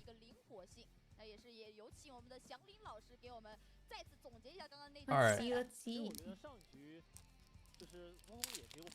That one fought me a little bit, and I've been told that it's good luck when the pack fights you. When the pack fights back. All right. Okay. Discipline right off the bat. Stupefy. Nothing. We have playables. That's not nothing. Blitzcrank. True. You're right. Playables. Playable rares. Playables. Blitzcrank is playable, I think. Yeah. I think there's some Ari decks that like to play him as like a one of. Yeah. It's not too one-of. bad. All right. I gotta change scenes back. I didn't think through where I was putting my mouse. All right. Here we go. Not terrible though. Those 3 packs. Seal of Unity. Pretty nice. Extended art. Body rune. Pretty nice. And then, the rares are good. I'm hoping that between I got a case and an extra box that I'll have a playset of most of the rares. But we'll see. Fingers crossed. I'm happy to get Blitzcrank if not though, because I think having a playset of Blitz will be good.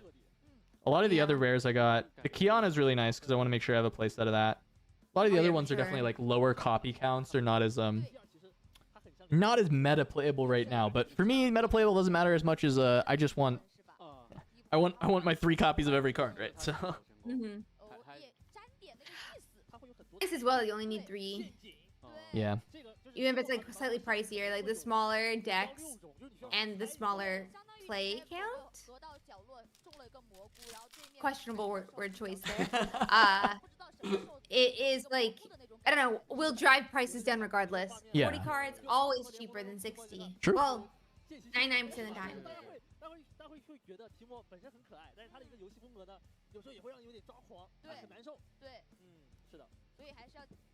，I feel like we need some bling on the girl's dress at this point, just because all the bling on the guys. But She's got a bow. She's got a She's little got a bow, and they all have a white collar. The white collar, so. yeah. Honestly, the only person without a white collar here is you. That's true. I've got this like dark collar on today. It's my Runeterra jacket. It's got, Oh. let's see, how can I best show this? It's got like all of the regions in Legends of Runeterra on the sleeve. Oh, cool. On the 2 sleeves. And then That's hype. on the back, I don't know. Legends of Runeterra. Yeah, and then Very nice. has my name on the front. Yeah, I noticed the name earlier. It was sent by Riot back in the Legends of Runeterra days, and then the inside. Let's see if I can. It's specifically on the back of the jacket. I'd have to take it off the show, but it has this like, I don't know why it's there, because it's you can never see it unless you're putting on the jacket. But it has this like full like art of like Chip and all this other stuff in full color on the inside of the back of the jacket, which is really weird. So odd. Yeah, but it's amazing. I mean, that sounds really, really cool. Yeah, it sounds like so cool. But yeah, we're just, let's see. You could have opened a couple more packs. I guess I'm so. gonna say it. I guess so. Could've opened a couple more packs. I mean, I could still. I can do. I mean, you could, yeah. I do. We'll see how Move these over here. this goes. All right. See what they decide. What they're deciding to do. That I'm really interested to see. Oh, they have. Is that the panda Timo on the right? It looks like it is. Wait. What is that? That doesn't. That looks like. I think Is it? Oh, it is. It is. It's the glare. It's The glare supposed made it to look be, different. No, yeah. you're so right. That is the panda Timo. All right. I can. Yeah. I I'll can bring put. this I can put. I can put the camera back up. We'll do 3 more Oh, packs. I'm blocking it actually with my little. I'm not moving it, so We'll you guys do- can go to YouTube to find it. We'll do 3 more packs. Okay, let me bring it up. All right. All right. Commons. Meditation. Rear guard. Riptide Rex. Doomdrake. Size Okay. Scout. Get up towards the foil. Argon's Peak. Duo. And the rares. Machine Okay. Evangel. Misfortune. And a Super Mega Death Rocket. Hey, we had Jinx on stream blessing this pack to give me a Super Mega Death Rocket. I love it. I love it. That is nice. Put that to the side and we'll open the rest and I'll sleeve after. Look, I will take epics. I'm looking for my playsets. Epics are nice. Yeah. I mean, True. too bad the Jinx didn't win, but I'm feeling like maybe we'll see a Misfortune or a Leona since those are cards you pulled. That's true. It did pull that MF. There's the foil, the rear guard, Okay. and we got a Tryndamere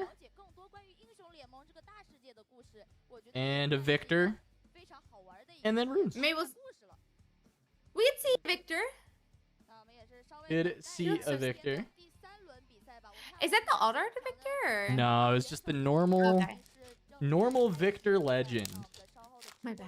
Comes in your starter deck at your release event That we all should go to, that everyone should go unless to. you're cast and they're all in the evening for you. Yeah, I'm here So- instead in the minds of talking about the Shanghai National Open, which I'm more than happy that this is what I'm doing instead. There we got our commons. I'm gonna have so many of these commons, but nice in my uncommon slot in some, Raven Bloom. We need those. Foil mushroom pouch. Maybe not the most sought after foil. Interesting. I didn't even know it was a card. Yep, that's the point. Didn't even Udyr know it was a card. rare. Ooh. Oh, nice. Very shiny. There we go. Got a Thousand Tail Watcher. Let's go. Really need to pull the. That's a rare to get excited about, you know. Even though you Your got the total's 2 guaranteed $28. rares. Yeah, Nice. that is good. All right, so we got the Thousand Tail Watcher and the Super Mega Death Rocket from these packs. They're really nice. The rest of rare pulls, of course, always good, but some nice ones. Yeah, we got some nice ones here. The packs are. You know what they say? As I said, stream luck. Little stream luck. Get a couple epics. Extra $28 in your pocket if you sell it right now. If I sold it right now and then buy them later for $1.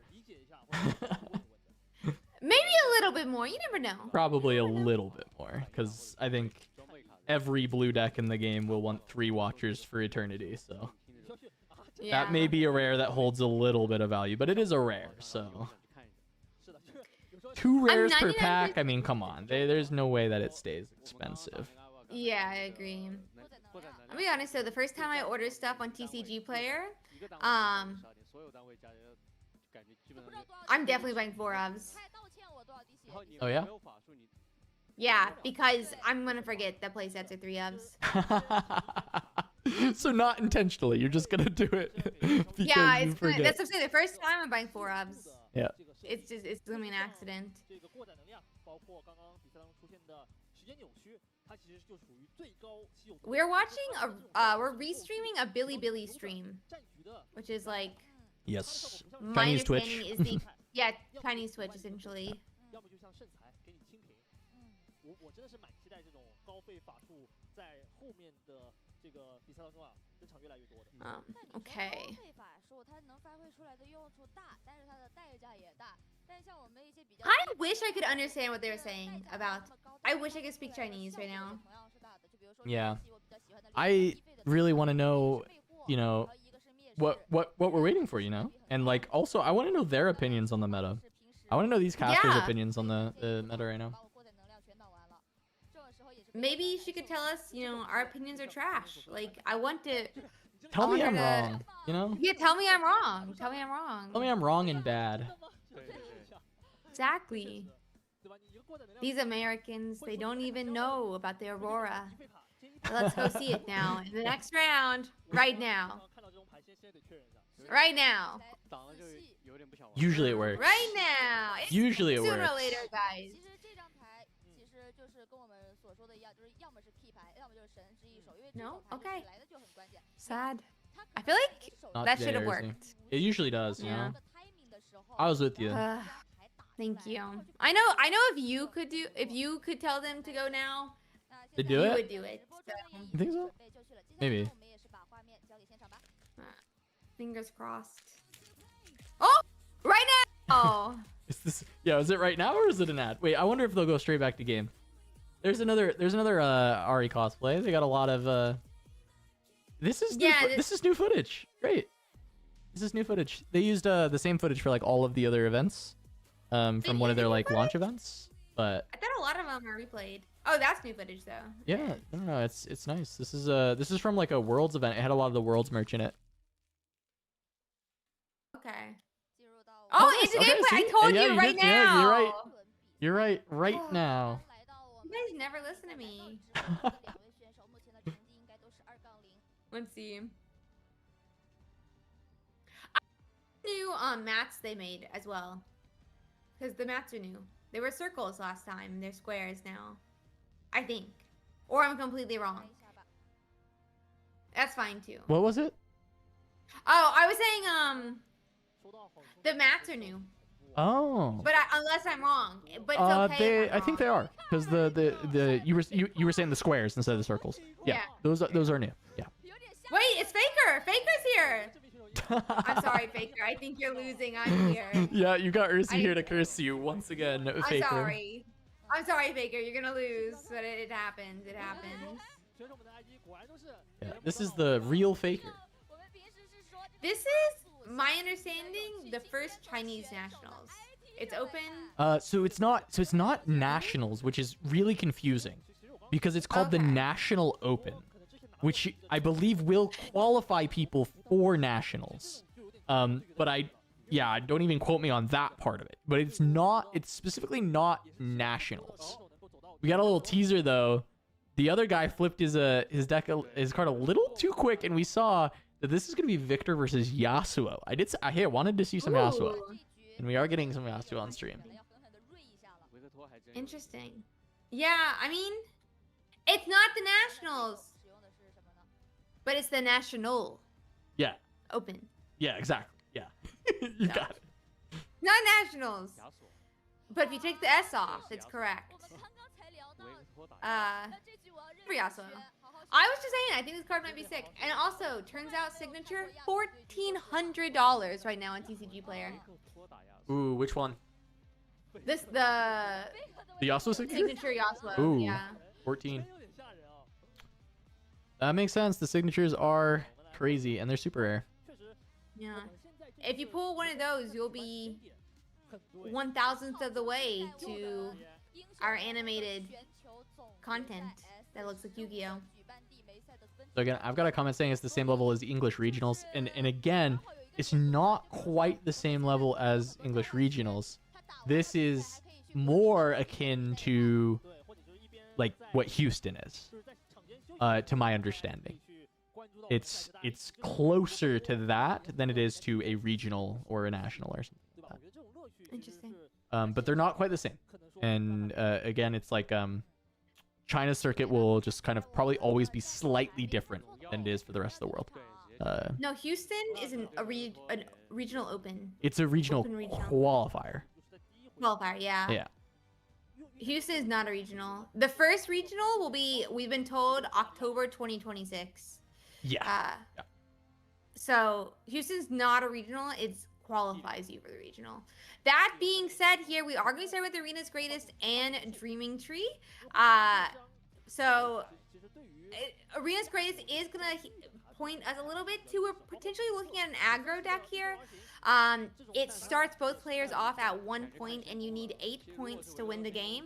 Meanwhile, Dreaming Tree, when you're at Dreaming Tree, if you play a spell onto your friendly unit, you get to draw a card. So nice consistency. I would say essentially consistency battlefield there. Would you call it a consistency battlefield, actually? I don't know Dreaming how Tree? Riftbound Yeah, ran it, no, but- I think that's a fair assessment. For sure. I think anything that's going to give you more card draw and let you cycle through your deck is going to help your deck be more consistent. So I think it's a reasonable take to say that Dreaming Tree gives you, it's like a consistency battlefield, trying to smooth things out. And I think that it's been interesting to see Victor's play, like, lean towards this Arena's Greatest and say that they are just going to be the aggro, like, leaning deck in a meta where a lot of decks are pretty fast. But I think that considering that Kaisa is fast, but like as Victor, your game plan still somewhat has to be to like race versus her, it kind of makes sense. A lot of your other matchups, you are the aggressor anyways, into like Yi and Aurora. And I think to a lesser extent, probably this Yasuo matchup, like Yasuo wants to play a bit slower and scale for late game, because Yasuo's late game is really strong. So I think this will probably be good for the Victor to have Dreaming Tree, or not Dreaming Tree, to have Arena's Greatest. Yeah. We'll see how it plays out here. But yeah, I think this, I guess I've seen Yasuo play, but I'm excited to get to watch it today. Also, I don't know. I really thought Victor was like one of the best decks at first, like before All the I guess, like, the the regional opens. Yeah. Yeah, all the regional opens. Yeah. I definitely thought it was like one of the best decks. And I mean, it's definitely lost that title. Yeah, but still, it had the worst conversion rate of any like actually played deck with any representation. yeah. It was like something like 4% to day 2 or something like that, which is tragic. crazy when it was the third most played deck.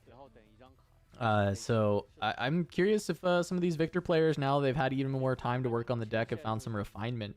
On the other side, it was cool. The Yasuo was playing one of the versions I've really enjoyed, which is playing around the Mask of Foresight and Kayn, and then trying to utilize your Kayn and your green Yasuo from your champion zone to be buffed up by the Mask of Foresight and just be like a one-man wrecking crew that you move around and clear a bunch of places. But it's probably a bit worse into decks like Victor, which has a lot of like point and kill spells, and we see a bunch of them in the Victor's hand with 2 Hidden Blades and a Call to Weak available. Pull of the week just feels so good. Wait, is that the correct one I'm thinking of? Actually, let me Call to double Weak, check that's that. the one where you both have to kill a unit, like you and your opponent kill a unit. Yeah. In Victor, it feels so good. Victor, it just feels so good, especially like because you can just like make those tokens every single turn, and then you can just call the token, and you don't really get that ability in like the other decks. Well, it's funny too, because like you'll always have a token, and then if you don't have a token, you probably have nothing, and so it's still good. Because like you can just cast it when you have nothing on your board, and your opponent still has to kill something. Exactly. It's perfect that you always have something if you need it, and then if you don't need it, then you have nothing. yeah. Why is there like even right now? I just feel like Tidewalker. Oh my god, I'm just gonna Which double check there all is the there's names a I'm saying. there is a card like that, but it's not. It's in purple. Are you What talking is- about this wielder of water that was played by? Water Yeah. wielder. There we go. Yeah, wielder of water. I Yeah. don't know why I thought his name was Tidewalker for a second. Wielder of water. I feel like he's so strong, or he feels really strong to me in green. Especially in Yi, he's like +2 when he's by himself, regardless, and then Yep. he's +2 because of Yi, so he's like a 6. So like, Cold Weak just feels so strong into him. That being said, with Yasuo, I don't know that it matters as much. Yeah, with Yasuo, I mean, you definitely have big threats that you're concerned about, like Kayn and Yasuo as like the big major ones, but there's a lot of kill spells in the hand for Faker here, so I don't know that he's too worried about some of those later game units, and potentially might just look to call the weak and get rid of this just for tempo. And yep, there you go, you called it out. Does happen right away. There it goes. Someone asked me how many players are in the event. From what I saw, it was 2,048 was what they capped it at, and they do have that many. Yeah, I feel like whatever their cap is, they normally hit just because. Yep. I mean, the wait lists are always capping. The wait Yeah, lists are always full. exactly. 那也可能就是下一回合他会想开，下一回他用他的随从就上去吃一分，然后用暗刃把自己。 Do you get to draw off Call the Weak? On Dreaming Tree. Dreaming Tree?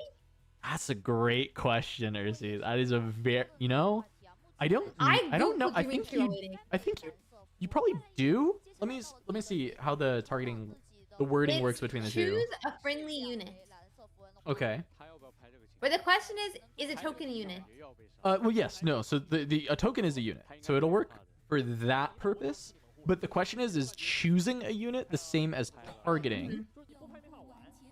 And there's a lot of like vibes ruling, like as far as how they wrote the first set, and they've been slowly correcting it with a bunch of erratas.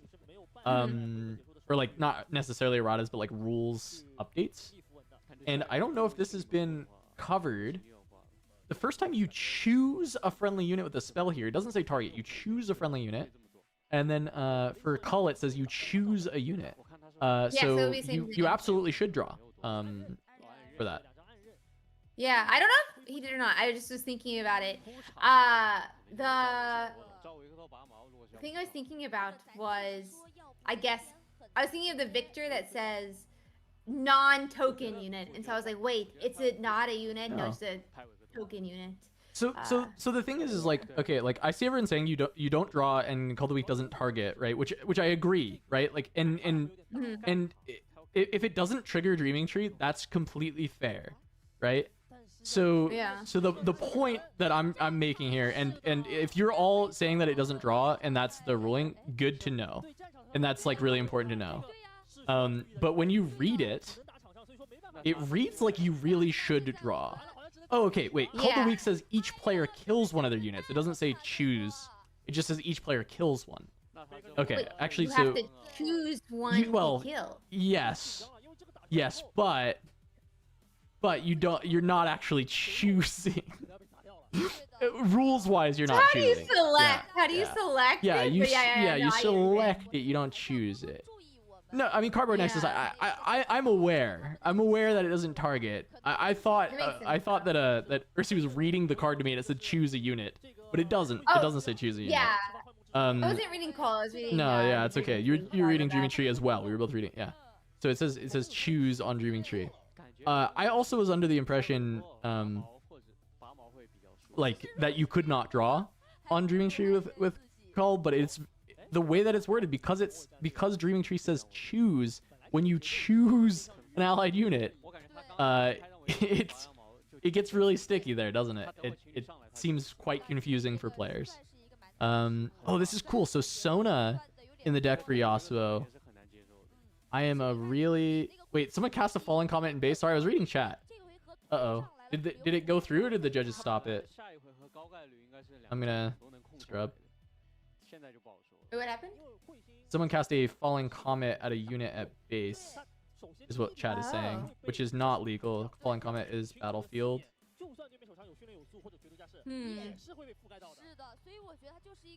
Okay, but Yasuo gets a Sona onto base. Oh, judges forced him to cast it on their own unit at battlefield. Thank you for yeah. I was reading chat and I just missed it. Thanks, guys. Yeah, that is tough. That is really tough. Yeah.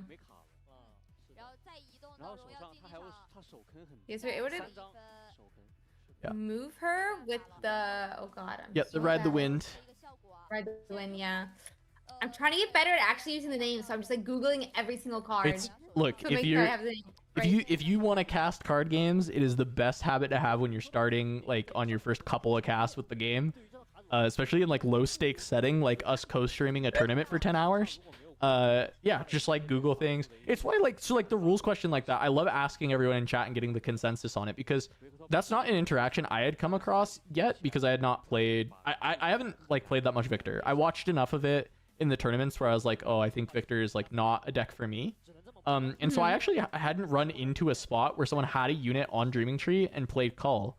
So I didn't know the answer for sure. And it's really good when we can like concession find the rule, or a consensus find the rules with everybody in chat. Yeah, I think things like that are always really interesting to see, like what is the actual like. Yeah. I don't know. I think also, you know what they say, if I wanted to learn to read, I wouldn't play card games. Card game players don't know how to read. How am I supposed to do the keywords there? But Yeah. we'll see what happens here. I don't know. I thought the Sona play was really nice. Yeah, just And it does get him the draw as well, with the Dreaming Tree. So yeah.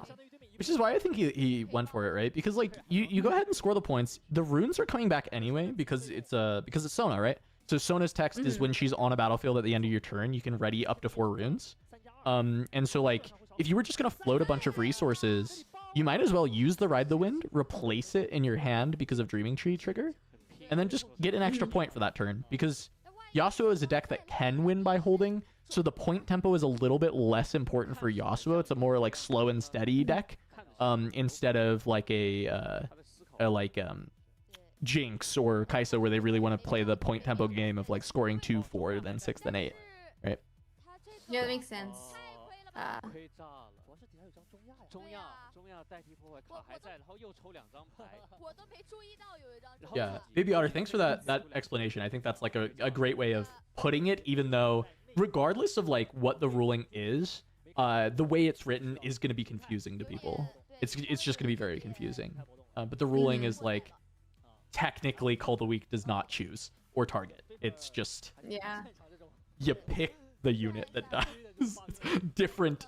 You're not choosing, guys. You're just killing. Yeah. You have to understand. 他能够进去的操作太多了。理性商人，好像看到一张这个反转时间线哦。反转时间线，它的效果可以让双方玩家丢掉所有手牌，然后重新抽4。这个效果我觉得流程其实应该会。Let's see here though. 那这对于维克托其实很伤的，就假设 That Comet play is really hurting the Victor. I feel like they shouldn't be this far behind.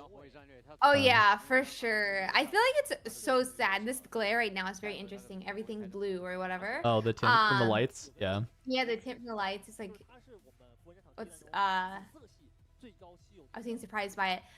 But yeah, I definitely agree. It feels so bad when you play a spell thinking you can do one thing and then you have I mean, obviously you have to complete it, right? Obviously you have to complete it, but like, and then you like don't even get to use it the way that you had meant to in your head. So definitely seems like we are on the back foot here now. But let's see. This game's overpriced compared to Yu-Gi-Oh! Or Pokemon. This game came out 13 hours ago. Yeah, well, yeah. And no game can be compared to Pokemon. It's just the truth, you know. It That's is something true. I've like. They don't. No game plays the prices. same. They don't play the same as Pokemon. Oh, it doesn't play the same, but I mean, just mean like prices. Oh, Pokemon. I mean, that Pokemon too. is the outlier, not the other way around when it comes to card games. But the game did release literally 13 hours ago, basically. So I would say, if you're going to compare prices, you would compare prices to like pre-release prices in Pokemon or stuff like that. And even then, Pokemon is always way cheaper. I always think I don't really a game know. to look at to like compare Riftbound to is probably like One Piece as far as prices. Like look at Bandai games, I think generally. because that's how the printing is gonna be. It's gonna be more aggressive. I mean, there's people in my chat saying like it's already better than 70% of card games, and it's on release pricing, so it's good. We're in good shape. All right. I don't know what this hidden card is that Yasuo hid next to the Sona. Did you catch it? I know that he's played Zhonya's and he has a fighter flight in hand. So I know that those are 2 hidden options, but I didn't see what this was. I didn't see what it was. But I'm interested to see what it ends up being.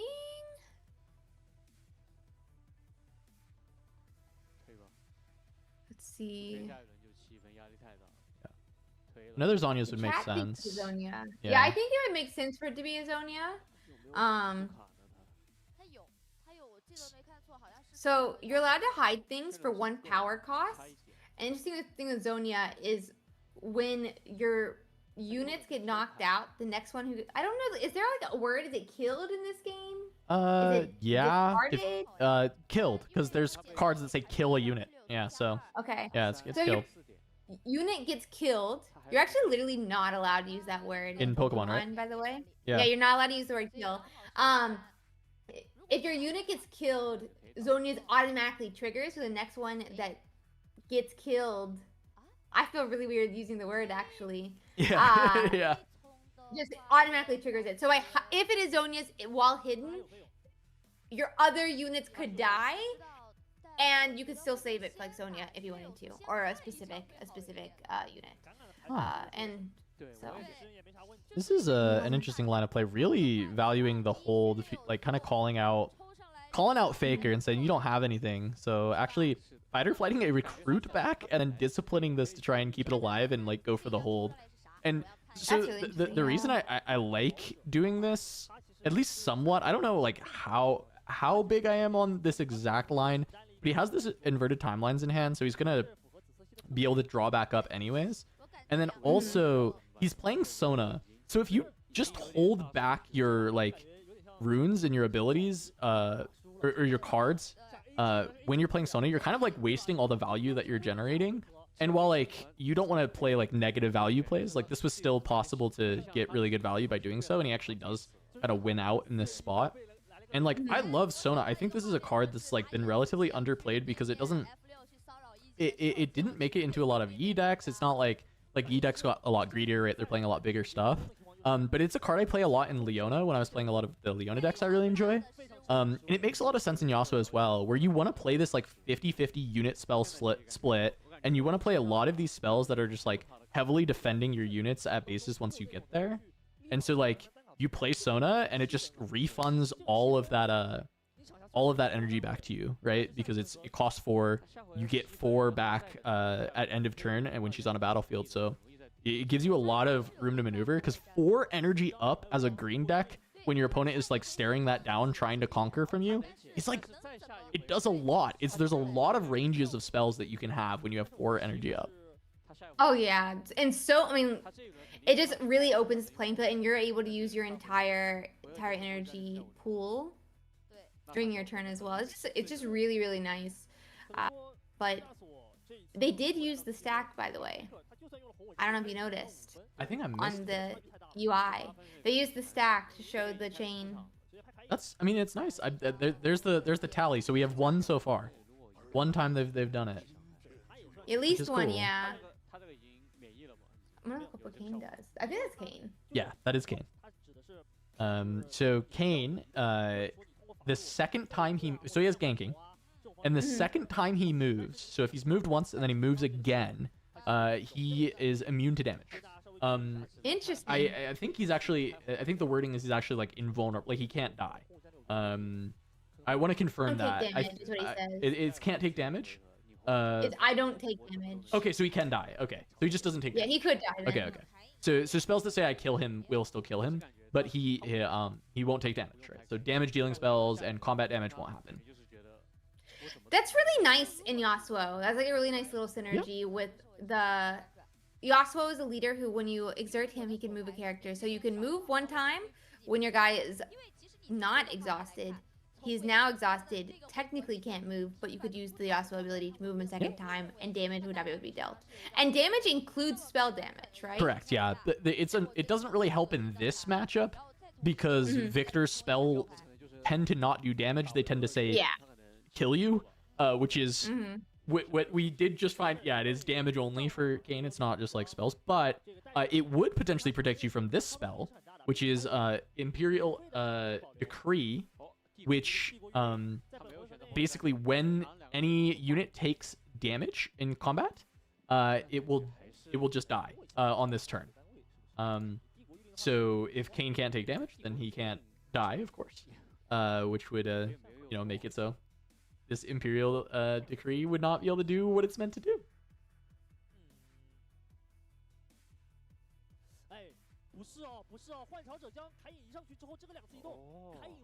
And it takes damage, not combat damage. I think I said combat damage, but it's just any damage. So it spells. Yeah, it's just damage. Yeah. Let's see here. Let's see here.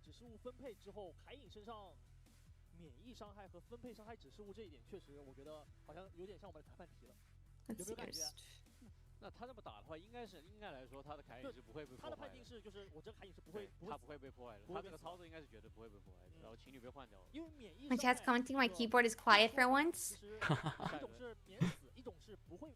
I did the Pokemon game show or whatever today. I was on it, and production helped me for an hour to fix my mic. I don't know if I'm allowed to say that, but I think it's funny. I don't think that's a bad thing to say, so hopefully that's fine. So now my keyboard is safe.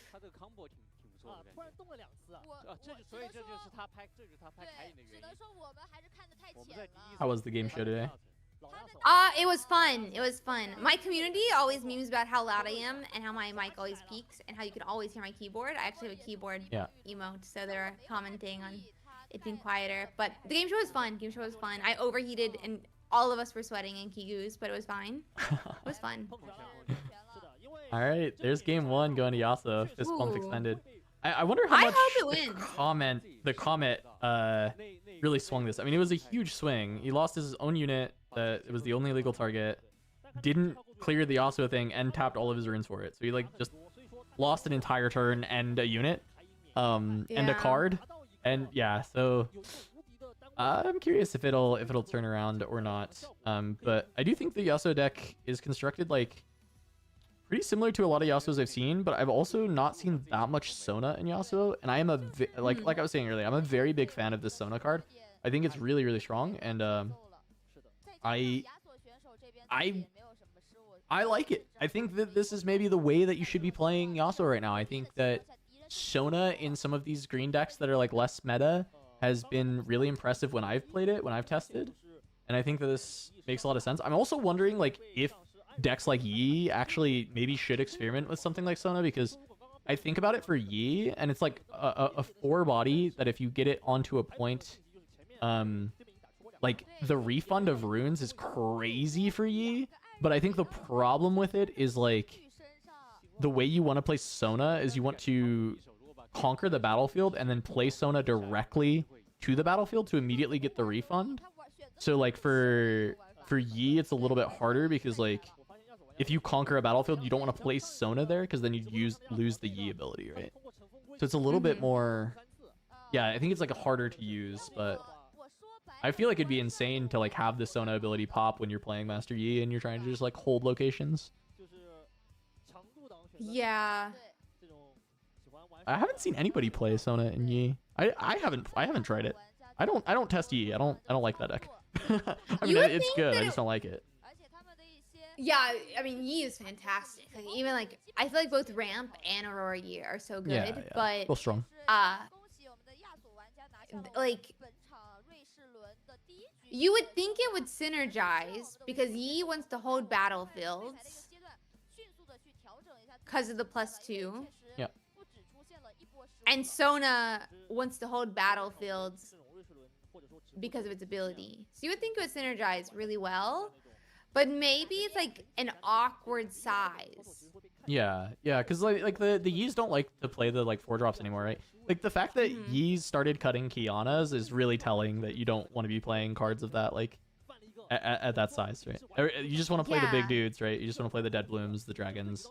Even if you're not Aurora, they're still just playing like the Dead Blooms, the Dragons, and then like Eggplant Man. So, I mean, it does make sense that she hasn't seen play. She definitely does feel good in the other green decks. But it is weird that like, yeah, something with that ability just not working well in Yi. But it makes sense because you want to play her directly to the battlefield, right?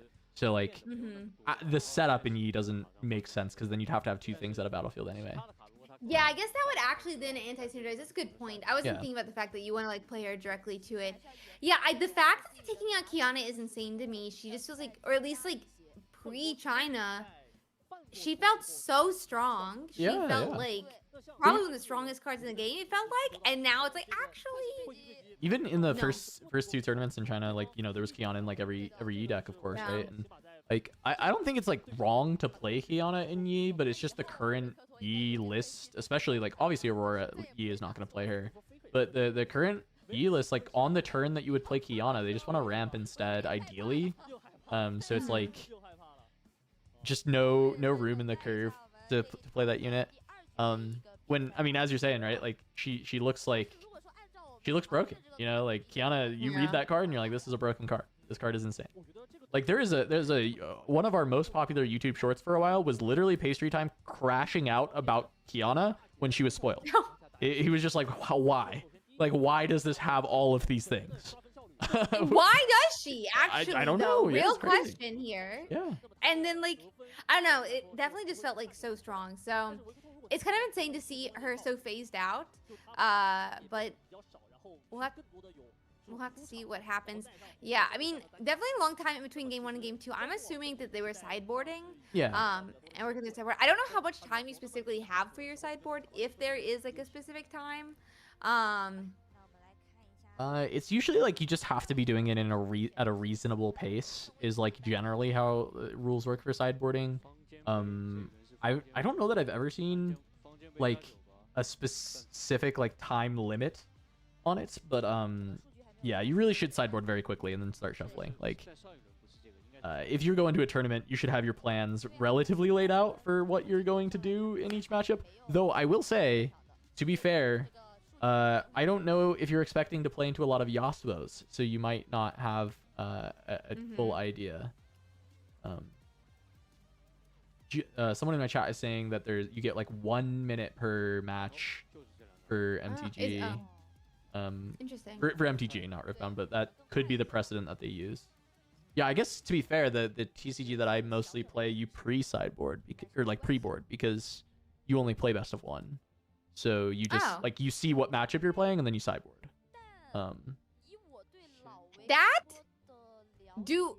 Is it like open deck list? No, you just see the matchup. You just see the like the hero, right? Because in Fab, like the legend, you have a hero.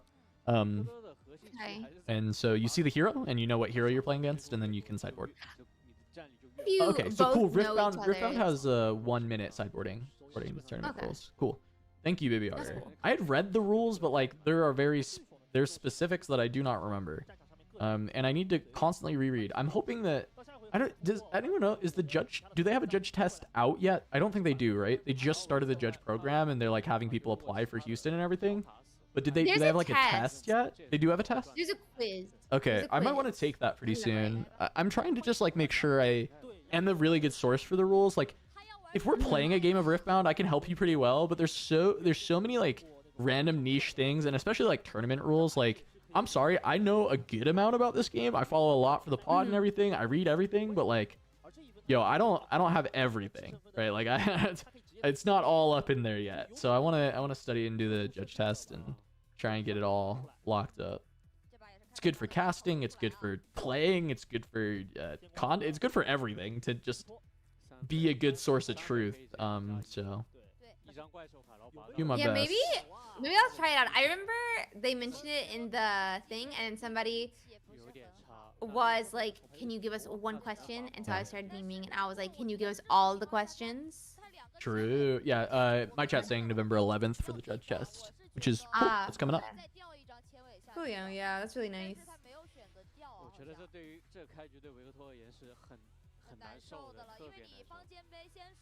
See here. Ooh. If you take in, like, if you look at like games on stream and you're like, man, I could play that game so much better, that when you're on stream, there's like just so much pressure in general. I'm pretty sure they also, I'm not sure that they have white noise. I'm assuming they also have white noise playing in their ear that they're not used to 24/7. And there's just honestly so much pressure being on any stage, at any level, at any round, with people watching you. And my understanding is there is like also a couple other things that play into them as well. So, you know, I would just take, you know, that type of thing is like a grain of salt. When you're on stage, very difficult. Mercy, this is so cool. So our Yasuo player has sideboarded in purple Yasuo to the champ zone. Ooh. So this is the champion that the third time it moves in a turn, you score. You just get a point. And that can be the winning point. So basically, if Yasuo is able to get to 7 points and has a ride the win, the game is over. Because you can like you can basically confirm the 3 moves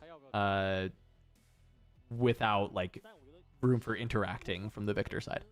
Oh, interesting. That's really cool. There's like a few other facts, like that's oversimplifying it, but essentially the game is over if there's a ride the wind and you find the purple Yasuo at 7 points. Well, let's do it. Because you can even run into a battlefield that like he won't win the combat as long as it's the third move. He just scores the point upon moving, right? So. Oh, interesting. That's so cool. That's so cool, though. Yeah. And I also wanted to point out the Victor having Shen in the list. I really like Shen. I like Shen. I think it's like really overloaded with stats. It's like an incredibly above rate unit, but he feels really situational to play. It's been one of the reasons I've actually loved Sona so much, is I run a lot of spells in the Leone deck, but I also can run like 1 or 2 copies of Shen, and it's like another way that you can kind of compound with the Sona. Seeing it in a Victor deck, I imagine it's probably like a one of as just like a flexible card that when he draws it, sometimes it's the unit he can just drop for the turn if he needs a unit, or other times he actually gets to play it for the combat trick, which is like the only unit that can be played at reaction speed in the game so far. Wait, which one? I missed the name. Sorry. Shen. Oh yeah, that is true. Yeah, he is so interesting. I mean, I guess you could probably say that like Teemo, since it like can be hidden, but it's like a completely different thing. Right, yeah, can be played from hidden, but Shen is so interesting. Like I definitely agree. It's like such an interesting card. I feel like I want to try Yasuo now, if I'm being completely honest. Also, what is my hair doing? Okay, so grabs a Defy off of the stack deck, which I think makes sense, trying to play around things like the Hidden Blade, play around things like the Call of the Week. And if you don't have a Defy already, there's like, honestly, I mean, Victor has some of the most premium Defy targets. And then this is good. Just fight or flight back the Shen, so you can try and actually go for a Conquer. Shen has shield 2, so you really just don't want to allow him to be a defender as much as you can. Yeah. Definitely don't want him as a defender. We're getting to move Tom Kinch, it looks like, this turn, so we're going to see a lot of draw. Little gumbo. I keep saying Tom Kinch. He is not Tom Kinch. He is Traveling Merchant. Yeah. Traveling Merchant. I'll get them correct one day, maybe. I've heard a lot of people call this little guy Tom Kench. And he looks like him, right? A little bit. Yeah, there's some similarities. But he's just a little guy. And Tom Kench is big. He's a big old catfish. I mean, he's tiny when he's what are they called? 1-star unit that you haven't fed yet. Yeah, I don't know why I was there. I tried to play a little TFT. I got Diamond 1 season. Nice. Yeah. That's pretty good. The Chosen season. So like also season 4. But I've never played it since. I see someone from your chat saying he's the same species, and I'll have you know he's not. Tom Kench is a demon, a river demon, and this is a like catfish Vestayan or something from Bilgewater. They're not they can't quite be the same, though. It's fair to I guess it's fair to kind of call them maybe the same species, because you know, like probably Tom Kench is taking the form of this species as a demon. I am a nerd. I am a nerd for the Runeterra lore. That's my shit. We'll put Kronos back in his box. Don't worry. It's so funny. Actually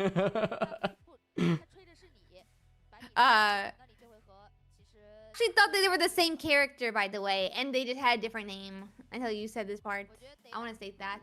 Really? No, that's okay. I thought we were just like, this is a different Tom Kinch. There's just multiple Tom Kinches. No. You know, like, he's just a little guy. His card, the same card art in Legends of Runeterra. That card let you steal a card from your opponent's deck. And so he was in an archetype called Nab, or Kleptomancy is what we called it. And it was a very fun card. I liked him a lot. His name was Back Alley Merchant, I think, or Black Market Merchant. Black Market Merchant. Yeah. Interesting. And now he's the traveling merchant. Yeah, he's like kind of stepped up in life. He used to be a bad guy. He was into the black market. Yeah, he was now stealing he stuff. Yeah, now he's just roaming the world. Next game, that he'll be a luxury goods salesman. Yeah, in the next game. Don't put that out in the world. Next. I'm not saying that like Riftbound's gonna have that, but he might also join TFT. The next League of Legends card game. Salesman in that game. Yeah, they gotta move this guy around. I mean, oh no, they kind of actually did do a bad thing because they were like, I will discard Legends of Runeterra. Yeah. Draw Riftbound. Yeah, that's great. I didn't mean it that way. That's fire. But actually toxic. Let's go, Cash. OP. Everyone is getting home right now from their release event, and I'm just staring at the clock that it's 2 a.m.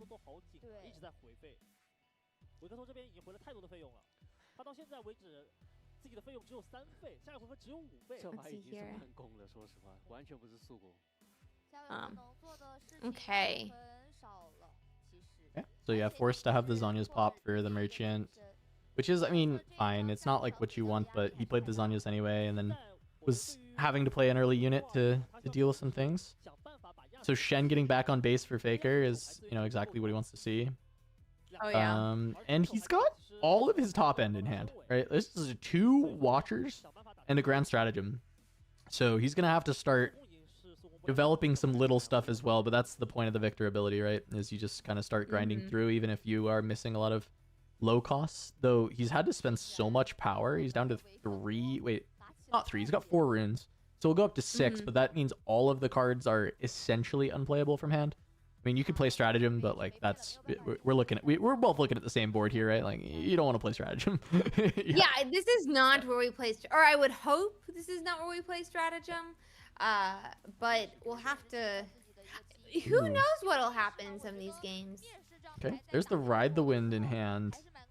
So that will that's one of the pieces for the win the game at 7 points. The piece that's really missing from the Yasuo player so far is actually any points, really.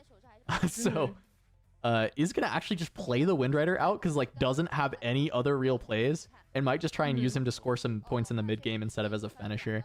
I feel like this is a sign of you're in a not very good spot as the Yasuo.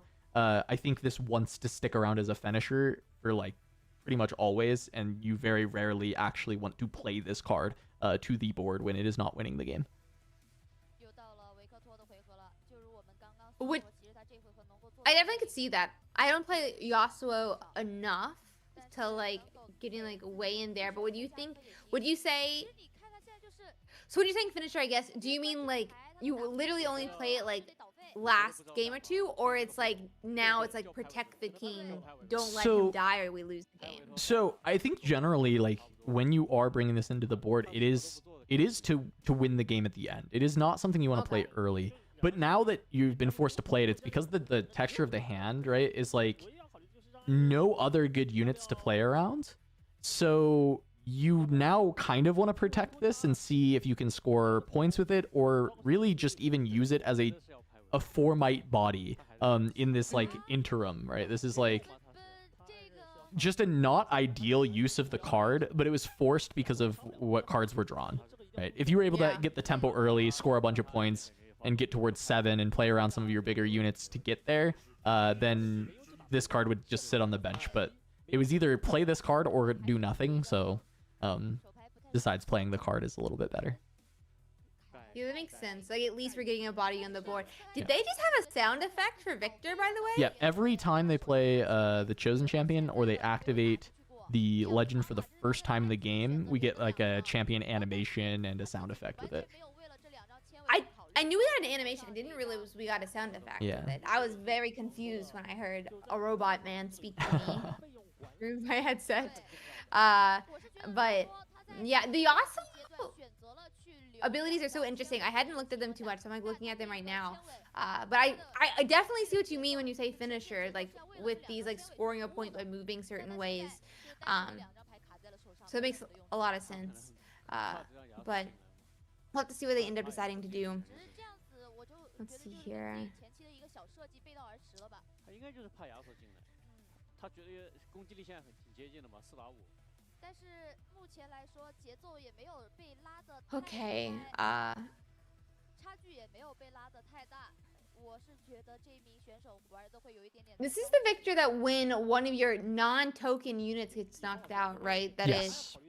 Okay, so I was thinking. You'll get a little guy. You get a 1-might recruit. One of your non-token size. Let's see. I see a 4-cost in hand. I wonder if it was a Sona that was drawn. No, it looks like it doesn't have a power cost. I actually don't know what 4-cost he's got in hands.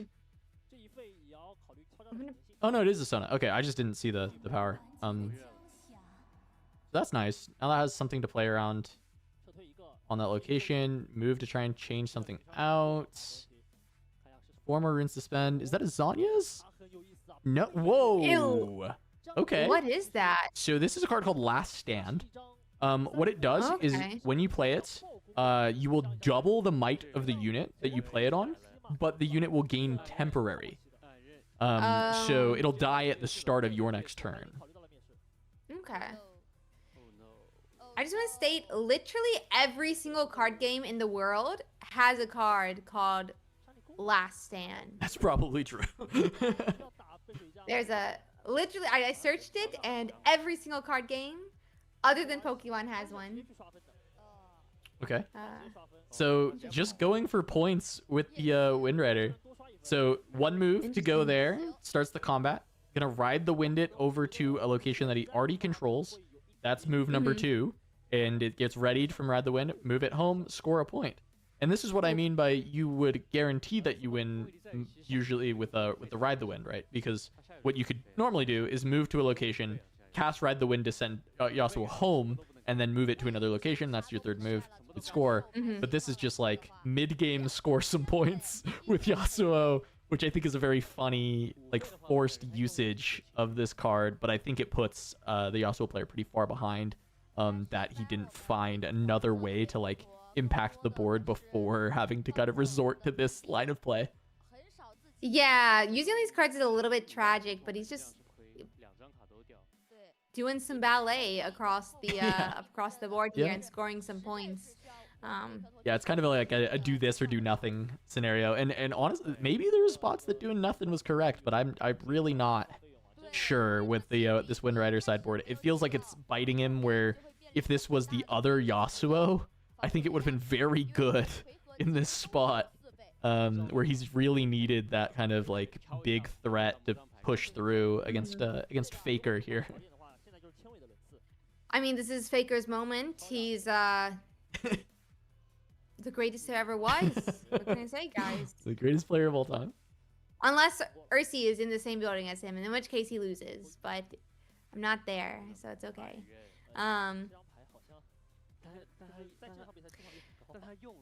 Yeah, I mean, I'm not sure. Did we get to play a card last turn? Oh, we did, obviously, because we jumped around. But we are back to full mana here, and we did get a couple more yellow cards. So if in the future we want to use Grand Stratagem, we do have the yellow energy to use it in the future. Obviously, I don't think we want to use it this turn or anything like that, though. Yeah.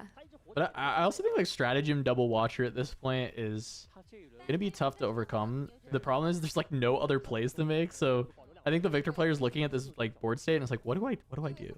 Like, what am I supposed to be doing in this spot? And I don't think the answer is that clear, but I also think that potentially nothing is reasonable. Like, nothing is a real answer here, but is going to just go for Hidden Blade. And this might breathe some life into the side of Yasuo. He only had one card left, and like, yeah, okay, you lose your Sona. That kind of sucks. But he's going to get to draw 2, refill the hand, and there's another Ride the Wind to combo with his Yasuo Wind Rider to try and score more points. Yeah, I feel like that was an interesting choice to do that, because we were down to 1 card. We literally basically had nothing that we could play. We literally played a Wind Rider Yasuo from our chosen champion spot. So we're like deciding to let them draw 2 over like getting a point, and I guess like refilling with mana each turn. But you would think you'd have a different way to knock out the Sona than giving him the cards he desperately needed. Yeah, it's really funny because it's like sometimes doing nothing is the right decision, and it might have been correct to actually do nothing here for the Victor side. Just like make a token, hold up resources to play the Hidden Blade, and wait for your next turn to get some runes. Because now, I mean, playing the Hidden Blade out, you've also deramped a little bit back down to 5 runes, and you know, these big cards are still just kind of rotting in hand, even though they're super good for the late game. Not that I think Victor's spot is bad now. I think Victor's spot is still fine, but I think there was a real argument to be like, okay, you have 1 card. I'm just gonna pass and make you do something, and I've got this Hidden Blade in case you try and like get into any funny business or try and take this from my Shen.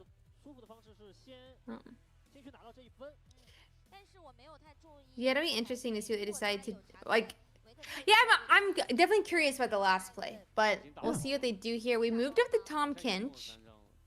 Tom Kinch does knock out a token. So we're gonna go 5 points.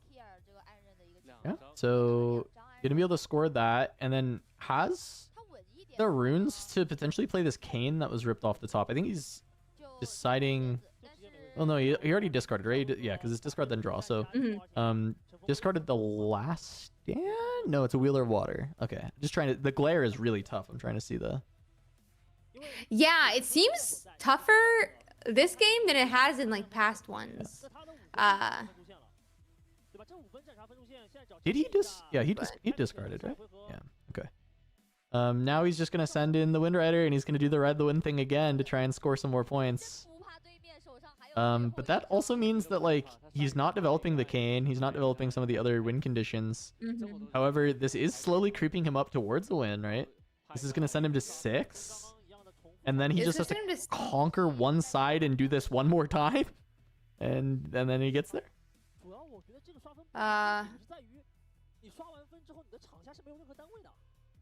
I mean, I guess so, yeah.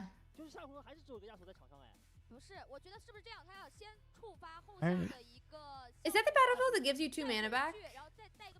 No, that's the +1 at start of game. That's Obelisk. Oh my bad. Wait. Yeah, wait.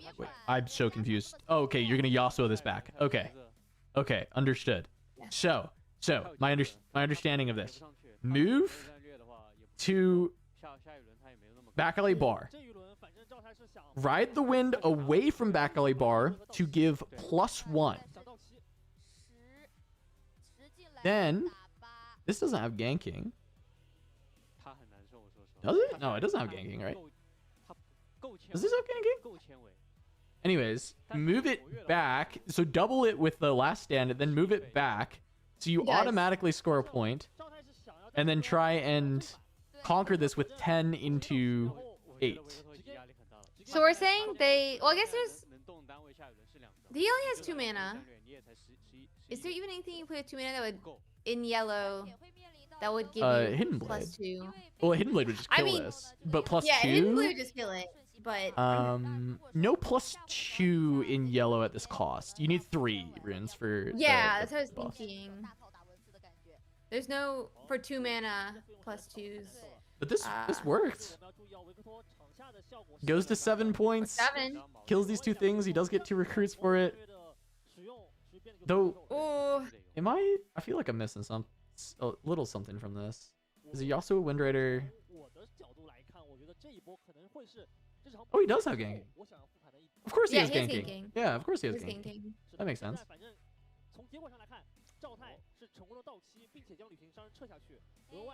I was like, there actually is not enough text on that card if he doesn't have ganking, for sure. He needs ganking.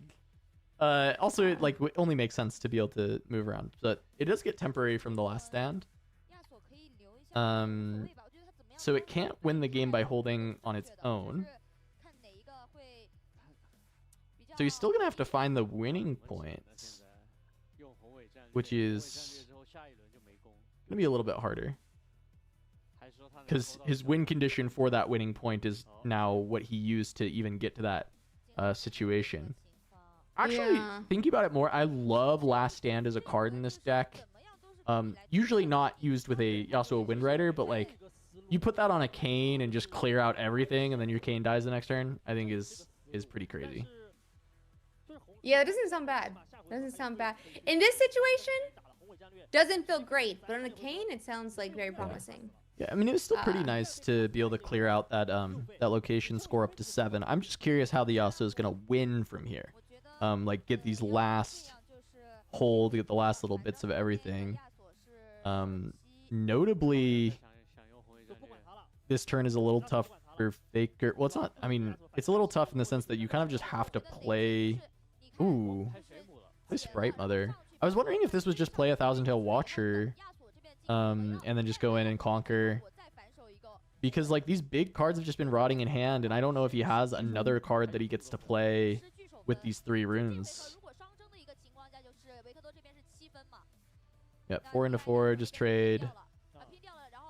Yeah, there's the trade, and then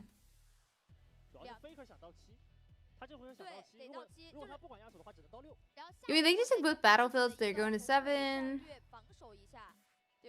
Right now, though, with Kinch, we do take one of the sides.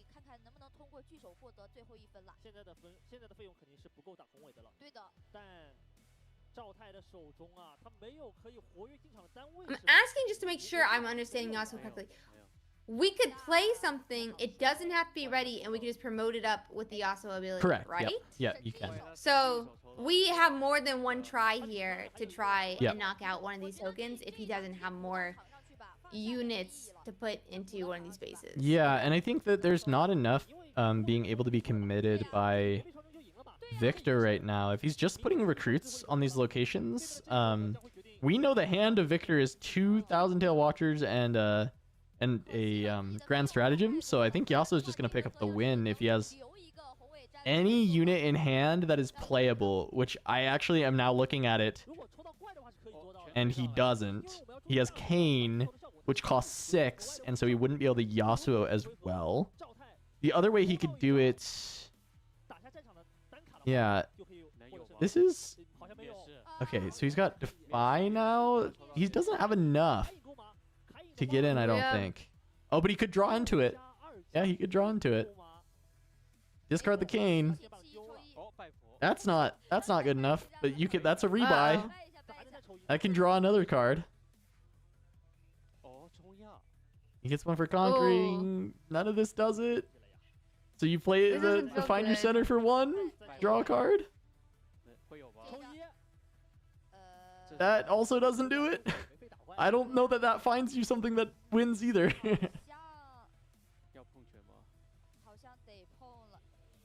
Makes me wonder if like we were supposed to not discard Kayn. He's down to 2 mana. Yeah, it just didn't have he didn't have enough resources to play Kayn and move it. Oh, okay. Yeah, because so now he has 8, right? But that's because he ramped 1 with that Find Your Center. Okay. Invert timelines. I think we're going game 3 though. I don't think he's got anything here. what could he even draw? 也是，不过也没废了。本来我还想 4 说 cards? 给 I mean, I guess we'll see more of the deck. Sona, 女女 Discipline 商人加点战力，然后万一抽到一个 Mask, 玉环 Tide Turner. 再移过去。但是现在 Tide Turner's cool. Yeah, he's got nothing. 没办法。你说的也有道理。 Yep, and we're going to game 3, but they only have 8 minutes left. Yeah, they're gonna have to play fast, or we're getting a draw. Yeah. 但是我觉得在那一个回合，在他的视角，包括在我的视角当中，我都觉得就是这个，但是这么打的结果就是， On the plus side, there may not be much of a, break between the 2 rounds, which is always hype. Oh yeah. 想到后面可能会发生的什么情况，他当时确实可以啊3分来到7，但是7到8，他根本不可能完成聚手的。对，首先是瞬息会导致亚组会直接阵亡，就算不被对手也会阵亡。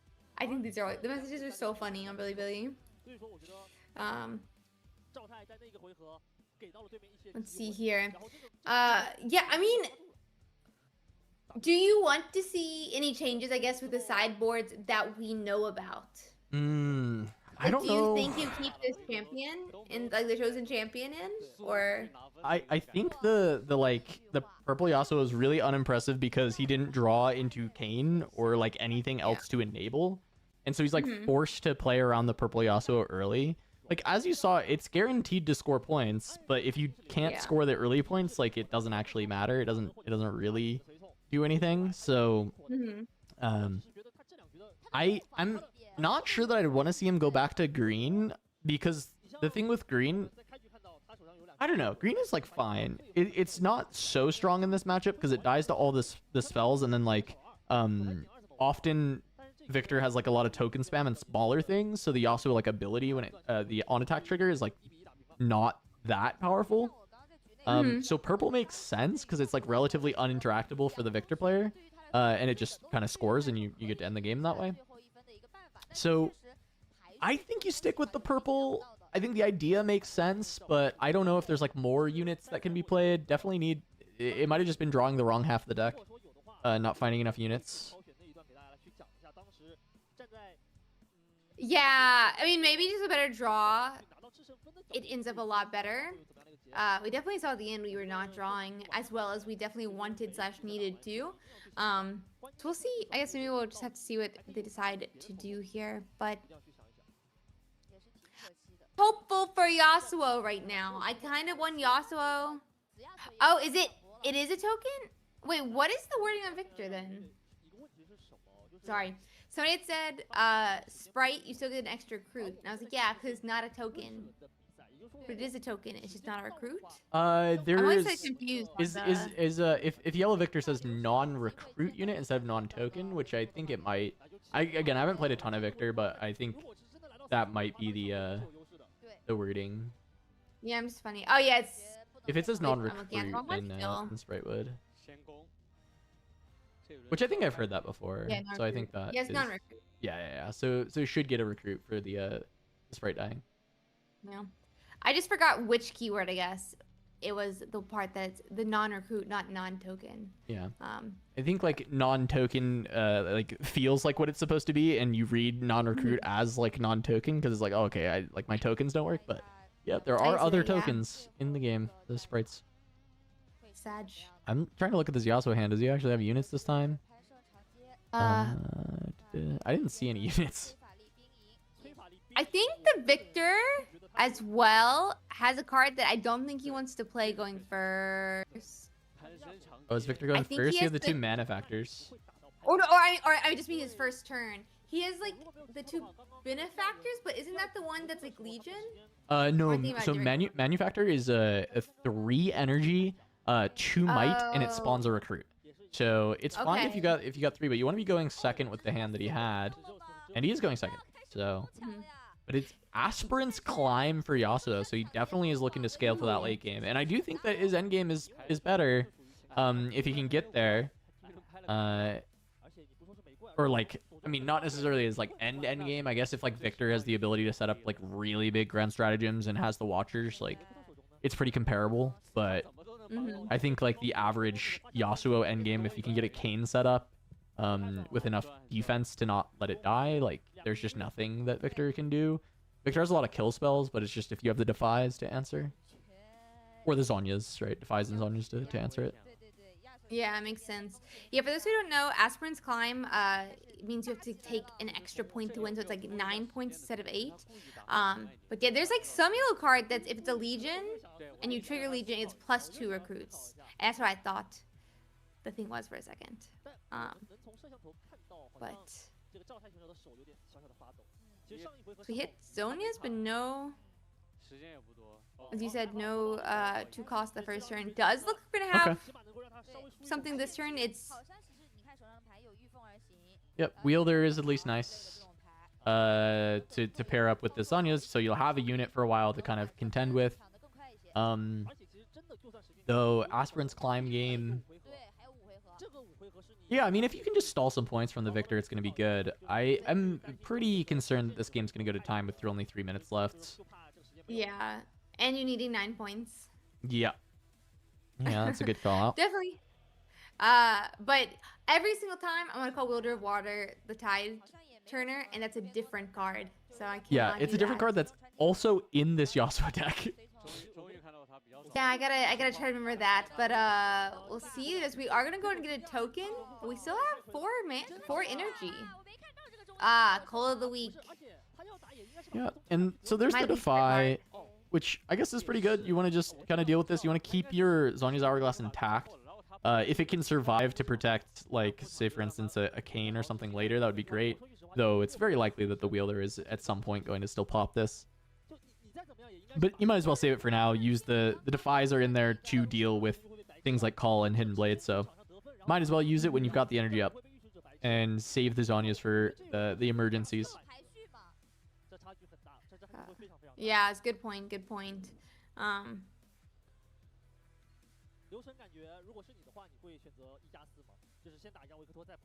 Easy 2 points here. Just, I mean, when your opponent doesn't draw into any cards, it is you get to control the entire board, especially when you get to make tokens, like Victor definitely does. Okay, so Mask of Foresight can just keep developing gear. Score with the Wielder right away.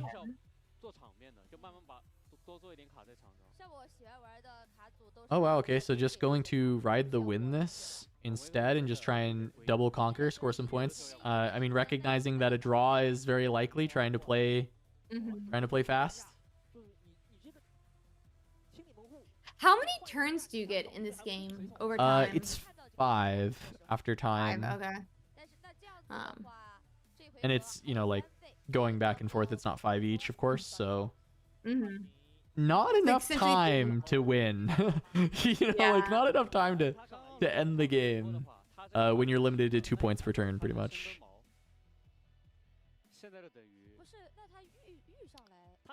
Okay. Building more gears, like you said, and we're.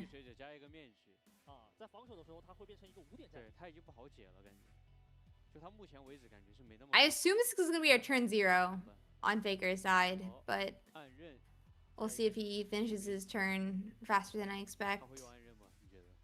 Oh, he did. Or no? No. Okay. Different thing. My bad.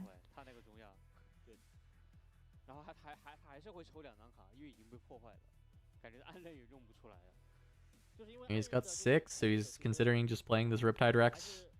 Clear away the Wielder. But I mean, this is time, right? We're already going 10 seconds. Like you said, this is probably the turn 0, and then just count down the draws from there. It's unfortunate because I mean, you were saying earlier, like you have to win every single round to advance, and maybe some of the draws will sneak through, like 7-0-1. But getting a draw this early, I mean, you might just be cooked. Like, might just be tournament over. And going out on a draw feels real bad. Yeah, it does feel really bad. I'm trying to see. I'm trying to find if there's like a chat for the National Open, like there was last time, but it doesn't seem like it. They haven't shown, at least that I've seen, the stats for like last time they showed like, oh, you know, 64 through things like that. But I haven't seen it yet this time. So assuming it's top 64, yeah, you basically have to win like every single one. But does not feel good to tie this early into the tournament. 刚刚没有太注意到，就是15开始的回合是从谁呀？所以目前来说不太知道还有多久结束。当然，这个桌上的裁判一定会到时候同步给两名选手吧，就两名选手一定知道这个回合到底还有多少。主要是我们还有这个现场，我们也可以看到这个 UI 上面看得到的嘛，对吧？这个追加回合，第一回合。All right. Okay, yeah, the time's counting out. So 1 of 5 on the turns. Yeah. 觉得就是这名维克托选手，他在玩维克托的时候好像不太喜欢去铺场。对。就很多回合他是有铺场的角度，但是他 It's just not even possible for anyone to win in the this time period for this amount of turns. Like even with the bonus points you can score with Wind Rider, like I actually just don't think I don't think anyone can win. Yeah. I mean they have to play it out obviously, but like I don't think anyone can actually win. Aspirants has to go to 9. 现在兵营前面聊到的维克托的最强场被赵太给占住了，这咋办？这兵营上才2个。Yeah, I don't think getting to 9 I just don't think is like possible. Like yeah, as you were saying, like, even with Wind Rider, we're already on to turn 2 here, and yeah, there's like no way. Unless you took like 3 points every single turn, which I think is not possible. 真该扑了吧？这一波真得扑了吧？而且如果是我扑的话，我会3加2加1，我不会倒费，因为下一回合我要拍千尾。又3加2加1。是啊。那就来看看他怎么选择。就是飞鹰加攻防主加维克托摇头嘛，这回合不能倒费的。Every time I watch Faker play, he loses. I'm telling you, like, what is this? Anybody named Faker. It doesn't matter who. Turns out you don't even have to be a world champion if you're named Faker. I guess good thing you weren't watching the world's quarterfinals last night. Yeah. Faker won. Yeah, I didn't watch the newest world championship. Yeah. It's been good. T1 making a run again. Faker going for his is it 5th? Is it 5th or 6th at this point? I think it's it'd be his 5th, yeah. That's crazy. Yeah, I don't watch League anymore. I gotta let Faker win some.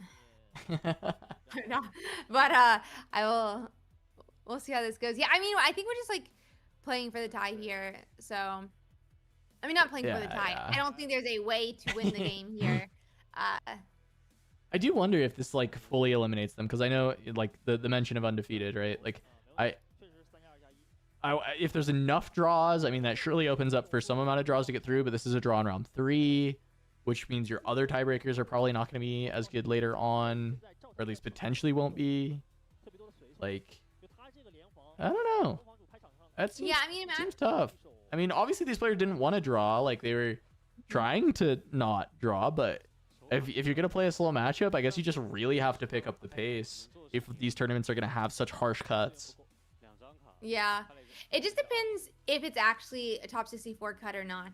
That's like what determines it. We'll see though. I mean, we haven't. I feel like they have not said it this stream. If it's top 64, top 128, or what. Yeah, I haven't seen like the big bracket pop up. Yeah, exactly. But I think they probably did show a format graphic earlier, and I was not able to like identify. It's possible.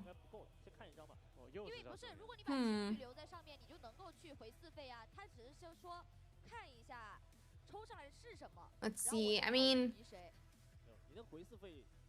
I love their UI. I really like the UI on the ground, on the bottom. But yeah, we're just like loading up a base. I think we're on turn 4. I don't think we're getting 5 points next turn. But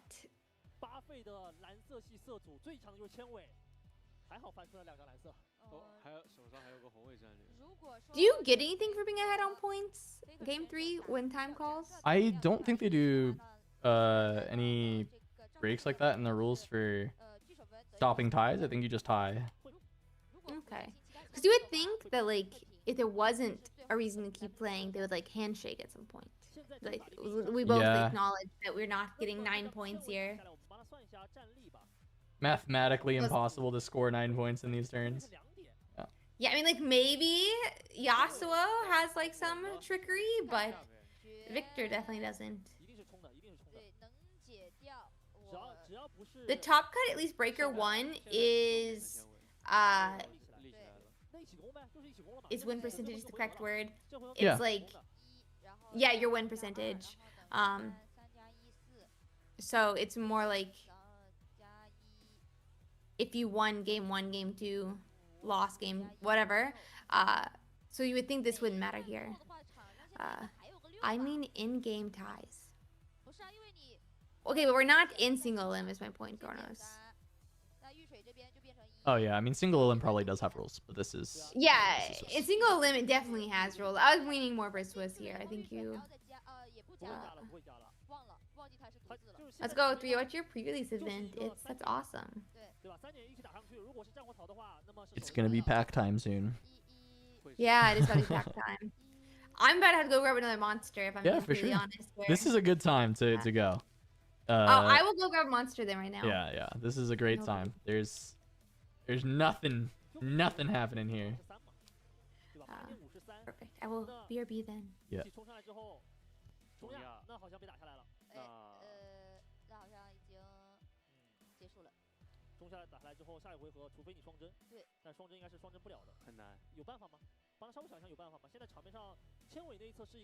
Is this the actual Faker? Yeah. Faker's taking a break from Worlds.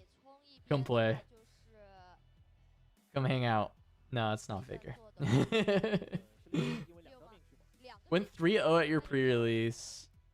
I mean, you said AMA. How was it? What'd you play? What was it sealed or starter deck? Because I think most people are starter deck. Like what starter deck did you pick? Did you pull anything cool in your packs to add to it? I want to hear about it. Let me know.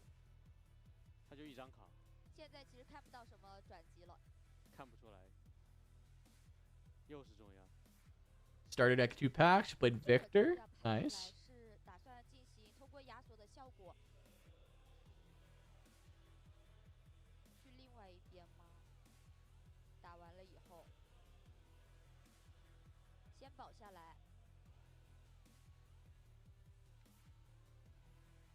That's sweet, Joseph. What I will say is if any of you have not played Sealed yet for Riftbound, it is maybe one of my favorite limited formats that I have played.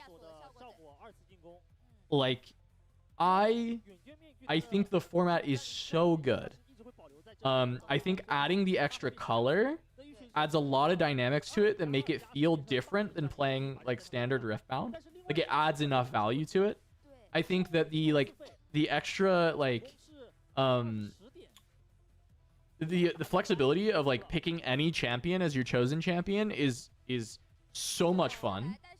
And I think that like also the signature spell ability to splash signature spells into legends that don't own it as long as you have the colors is really cool.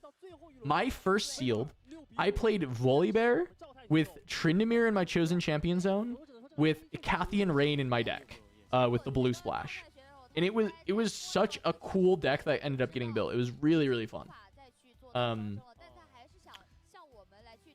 just to answer your question, if you don't have a legend, you draw an extra card on your first turn. And also if you don't have a chosen champion, you would draw an extra card, but only one. So if you have neither, you'd still only draw one. Right? So wait, it said winner. Oh wait. Interesting. That wasn't... They didn't say draw. So is points... Are they doing points as a tiebreaker in Swiss? And only giving draws if people are tied? Did I miss those rules? Does anybody know if those rules came out at some point? Did someone... was that like an update in the overall rules thing that I missed? It does go... It goes... You win if you have greater points. Okay, cool. Cool, I actually didn't know that they had like made that adjustment, because I believe that was not how it worked for the other tournaments that we were watching before. When it went to time, it was just they were draws. So 我感觉，如果说要选的话，感觉这一局可能会是千尾。千尾的话，其实嘛，他在最后对给我们有一些画面，因为他出现了，他拿到了决定性的。I'm watching the playback on it 他把保住了，然后把他也解掉了。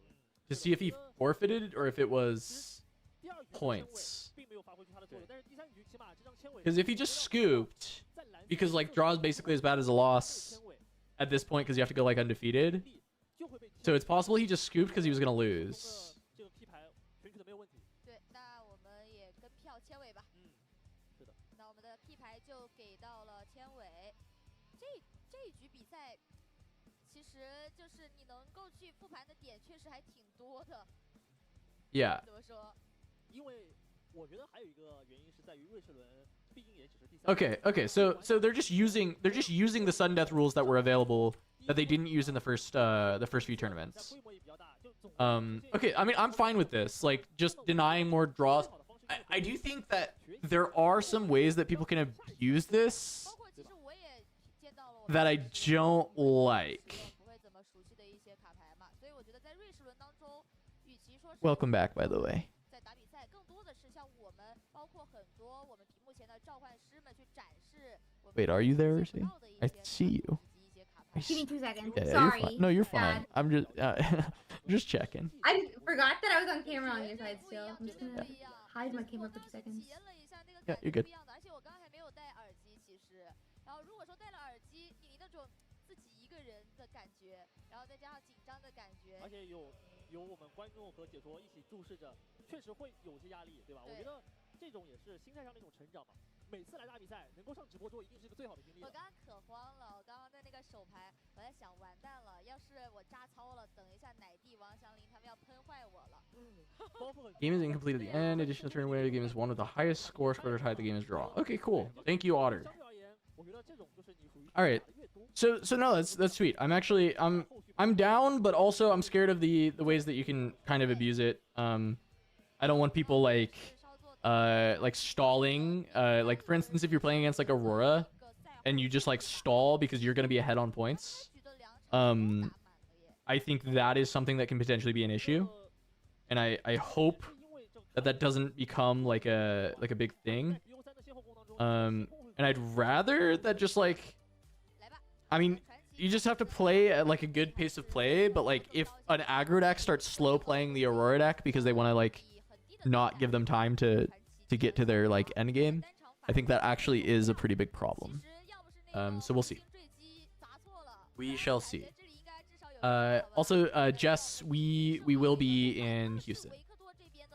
It was you asking. Yes, yeah, we will be in. I think everyone. Maybe Blevins won't. It's possible Blevins doesn't make Houston, but I think like everyone else is gonna be there. And then Ursi said that she's gonna be there as well. I'll be there. For sure. 对的，也是我们今天的特邀嘉宾解说松松所投出来的一张 T 牌。确实在这个维克托选手的后期最后一局比赛当中，为自己的得分，提供了非常非常大的帮助。对，如果要投给 MVP 的话，我相信 All 这 right. 张千尾是没有问题的，没问题。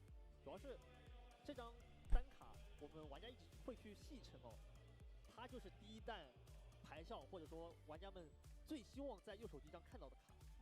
它的一个活跃进场效果，然后减战力的效果，就像刚刚其实对面的亚索在兵营上面是铺了很多的兵力的，但是 It's good to know that the draws like they're doing those rules though, so we know for the future. So it is going to be point leader. But also, it's time for a few packs. Okay, I'm back. Sorry about that. Everything's shaking a little bit but we'll get a few packs. Yay! Pack time! Another set of 3. Okay, I should be back now. All right. There's the commons. Zen, first mate. Uncommons, little thermo beam. There's the first rare carnivorous Ooh. snapvine. I like that one. Then we got a convergent mutation. And then a time warp. Ooh. That's a good pull. Yeah, it's a really good pull. That's a good pull.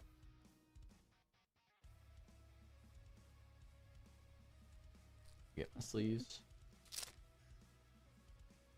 Get that to the side.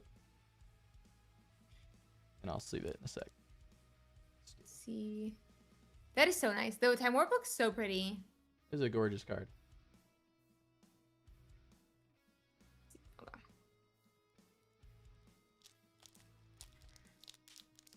All right. Next, we'll find your center. There's all the commons. Stack deck and the uncommons.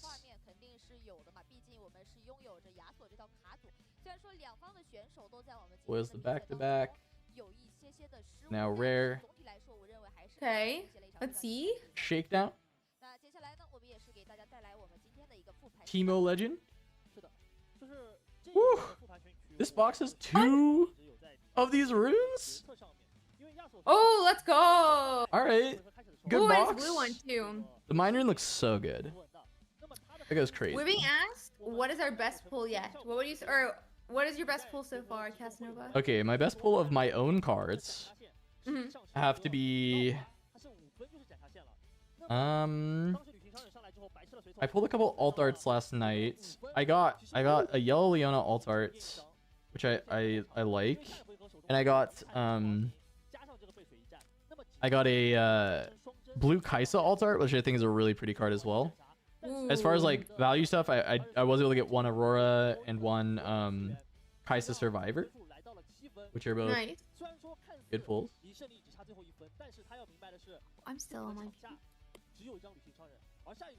But overall, my pack luck has been really bad. As y'all, some of y'all know, I did we did a pack opening of 1,500 packs.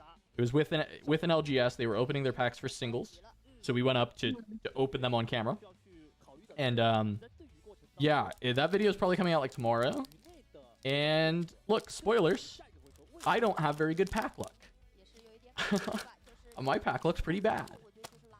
So, is what it is. Yeah, we didn't keep any of the cards for that, right? Like, that's just like the LGS is selling all those cards, right? But I was just like, look, I want to do a video where we open a bunch of packs. And how am I going to do that? I can't afford that, like, boxes like that. I can't afford to do that. I'm really glad that I've got a case. I have 6 boxes to open myself. I got a 7th as well from another a local shop. But like that's what I got, and I'm grateful that I've got that much. Some people weren't able to find really much at all, but yeah, there's no way that those are my packs, right? Like 1,500 is crazy. Yeah, 1,500 is insane, but it's cool to get open it for like a YouTube video. Yeah, I think that video is gonna be really fun. All right, got to the rare Teemo. Okay. Tarek. You're like this box wants you to be a Teemo player, by the way. All right, and then we got a Victor leader, got an epic. Ooh. There.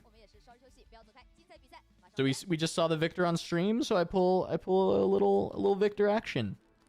Yeah, why not? One sec, I gotta mute this because sometimes YouTube doesn't like the music they play during breaks. Ah, smart.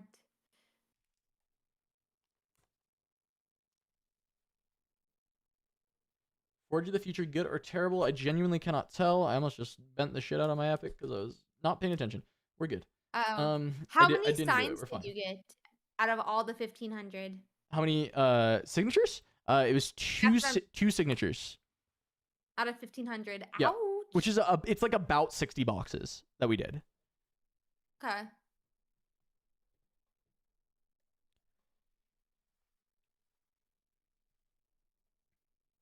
I will pray for Oh yeah, I got halfway through answering.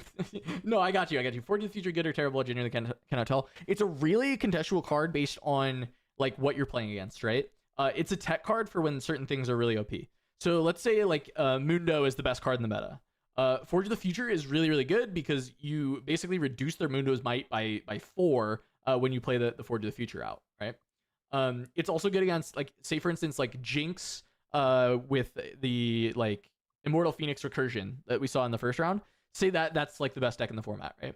Then Forge of the Future is a really good sideboard option because when they're trying to recur it from their trash, you can put those back into their deck so they can't actually use it. So it is very good, but it's not like a card that you can just like put into any deck. It's specific targeted hate for certain decks. How dare they target those decks? Yeah. It hits Vi as well. Vi is a good call out, right? Like, yeah, there's a lot of use cases for it actually. I think it's a very good card actually. I think it's a really, really good card, but there's not anything in the meta right now that is like you really care about using it for. But it is a really great card to exist for the future.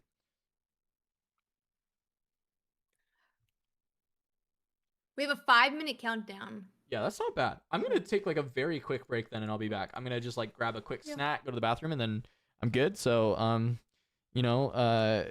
Urzi, entertain the class. Hi, Captain. Make sure they don't misbehave. Sometimes they like to misbehave when I'm gone, so I'll let them do that. Chat, that means that he's giving me mod rolls. I'm gonna ban all of you over Ban them there, all. so down with the YouTube chat. I learned one thing when I used to stream on YouTube, and it's live chat, not top chat when you're modding. But also, hopefully you guys are chill. Anyway, so how's everyone's day? I saw some people went to their release events and were kicking butt at their release events. A lot of 3-0s. Anybody getting cool pulls at their release events? I'm really hyped to get to go buy some boxes tomorrow. Yeah, I can see that for sure. Smooth, don't do that. Don't do that. Running with scissors is not acceptable. Ooh, that's exciting hits. Yeah, I'm gonna go to a release event tomorrow. My release event is at what's it called? At 1 p.m. Yeah, 1 p.m. And then I have a couple other, I think, like release events I want to go to. No, I don't have any other release events to go to because we're doing the stream again tomorrow night. So most release events start at like 7, and it starts at like 9 for me or whatever. So one second. So I'm gonna just do the 1 p.m. tomorrow, I think. I wish CAD boxes were not so high. It's 250 to 300 CAD. That's not MSRP though, right? What exactly happens at release events? Release events are normally places that will sell product. I think most of them are doing like, you get like a pre-con deck and 2 packs. And then it depends on your store. Like if you'll have like if you'll win stuff. All the stores I've talked to aren't selling boxes till they do their release event. So like presumably you would get to buy boxes at the end of the release event, stuff like that. And so that way it makes sure that like it's not going to scalpers. But I don't think all stores are doing that. So it kind of depends on the store, Silver. But I know the ones that I'm looking at, you get to open like 2 packs to change up the deck, and then you play like 3 rounds or so, which is fun. My luck was insane today. I got a signature Yasuo. Oh my god. And wait, but what? And a signature Jinx. Guy trying, you're correct. Give me your luck. I was just looking at signature Yasuo. It's $1,400 right now on TCG Player. I didn't look at Jinx though. Yeah, honestly, if you're like feeling like super charitable, I would be happy to take the Yasuo off your hands, guy trying. Happy to take it off your hands. Aw, that's awesome, Sean. Yeah, I think the idea is to like make sure scalpers don't get them, but yeah. Are you only judging off online orders? Especially boxes of MSRP here for Canada, but there are local stores don't sell online. Yeah, I think it kind of depends. Hi, Mate. I hope you're doing well. I hope you're doing well. I like the modified starter tournament. I think these LGS should not go straight to the Nexus constructed format, but they might not have enough product to do sealed/drafted. That's sad, Andrew. Hopefully you'll find some MSRP places or like some online. Sleep well, Kronos. That sucks. My friend got a signature Kaisa and Ari from deck in 2 boxes in a demon pack. Oh, I'm so like, bro, can like somebody give me their luck? I don't have luck like this at all. I don't have luck like this at all. So we will see what happens, but that is insane. Signature Ari Kaisa would be so cool. Signature Kaisa would be so cool. Is that for the leaders or for just a champion?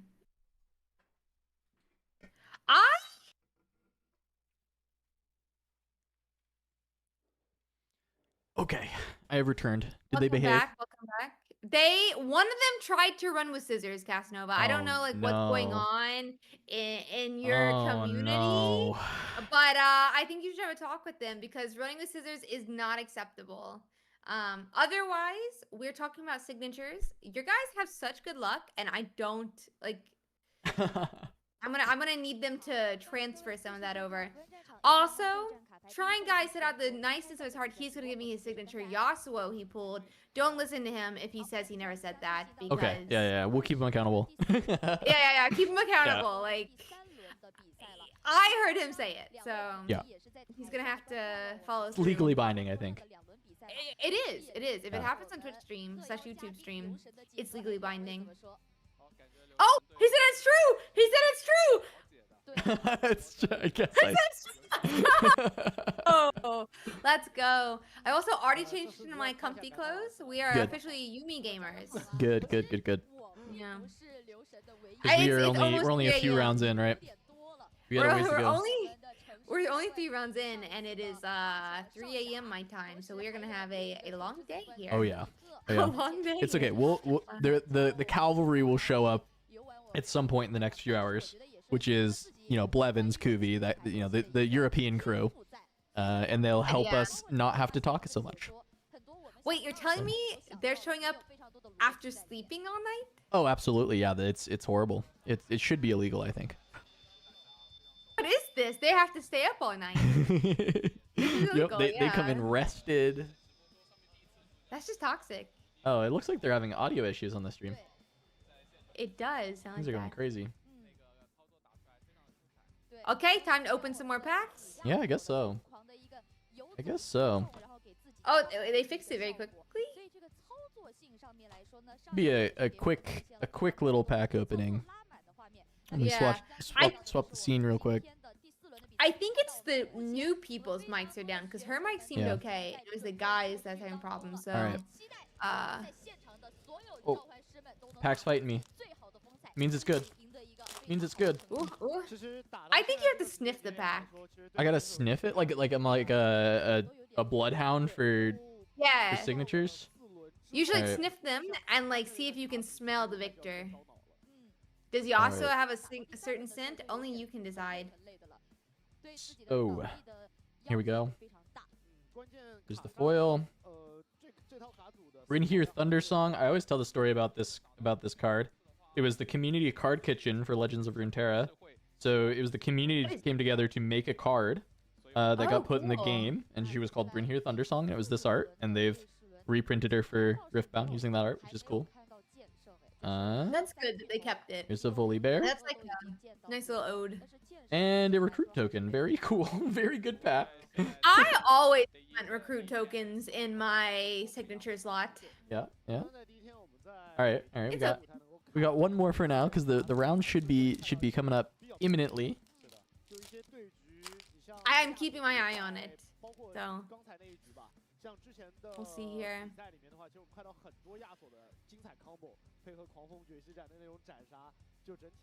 Get all these commons out of here. Okay. Here's the foil. It's a foil Pookie. There's the traveling merchant. Mage Seeker Warden is one of the rares. Ooh. Falling Star, need those. That's hey, We do important need those. card. It is. And nothing else. All right. All right. What do we think, chat? One more? If I do one more pack, do you think it'll be like a good pack? Falling Star. Or are we getting into game? According to Uh-oh. you, was broken. So, I think we're going to game. I I think that's what this means. I think when they cut to video like this, we're going to game. think so too.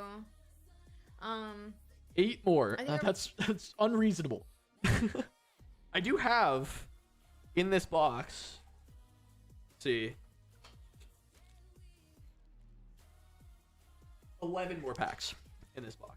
Ooh. Oh wow, we've opened a lot. Yeah, we got Oh. like halfway through it. There we are. Yeah. We are going to game. Yep. Here we are. I'm gonna bring it up so my chat can see it as well.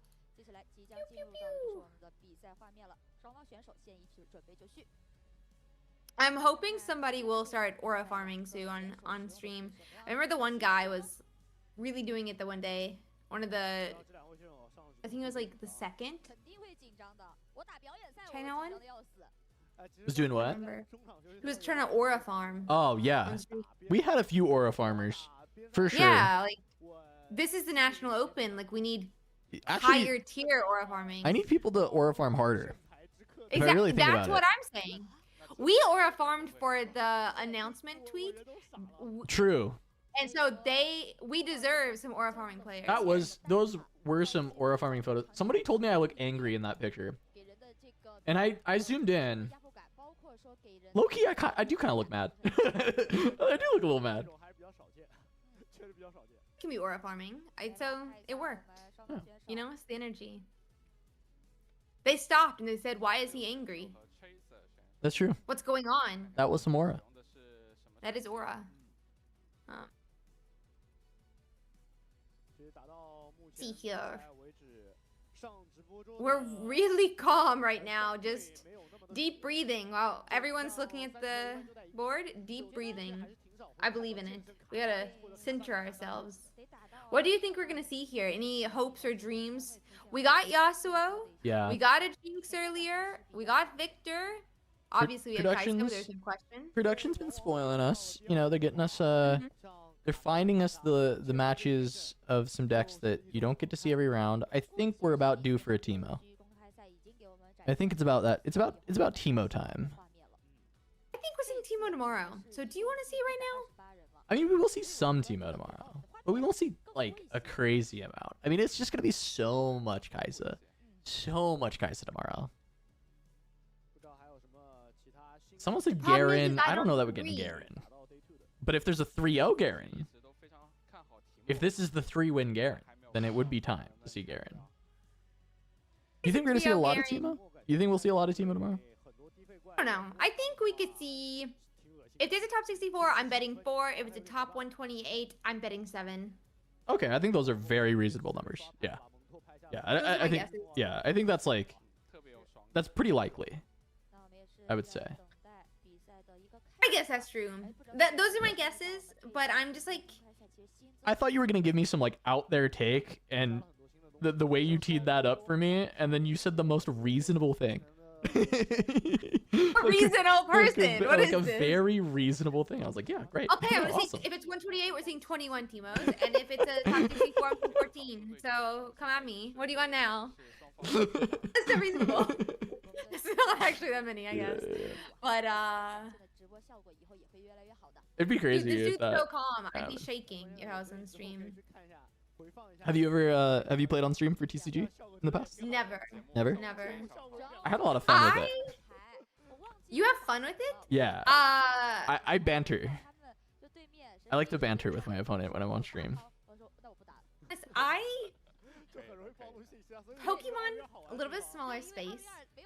When I recognize that somebody knows who I am, I start talking to them like they're my best friend, and I don't concentrate on the game at all. I'm like, oh my god, let me tell you about what my grandma did last week.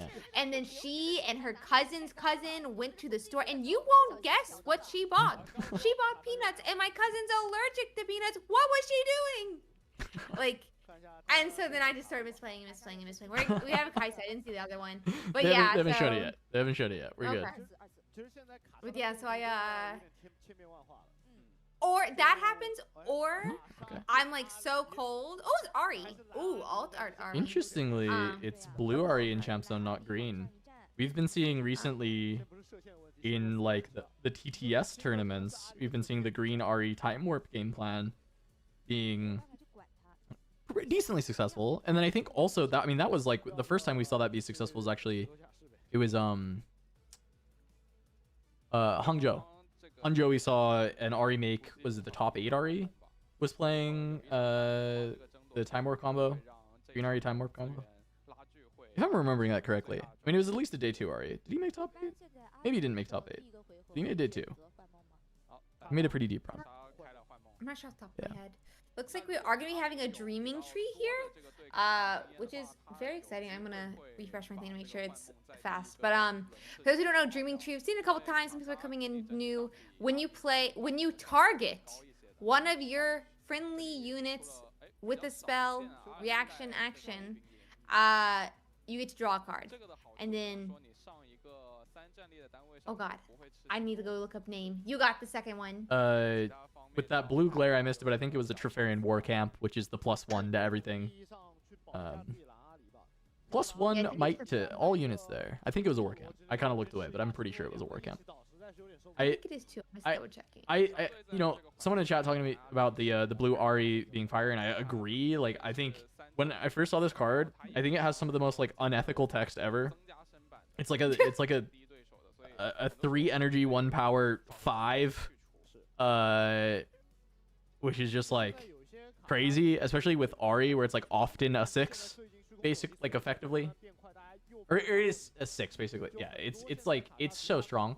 And then it just like died to Falling Star a bunch, and then I was really sad.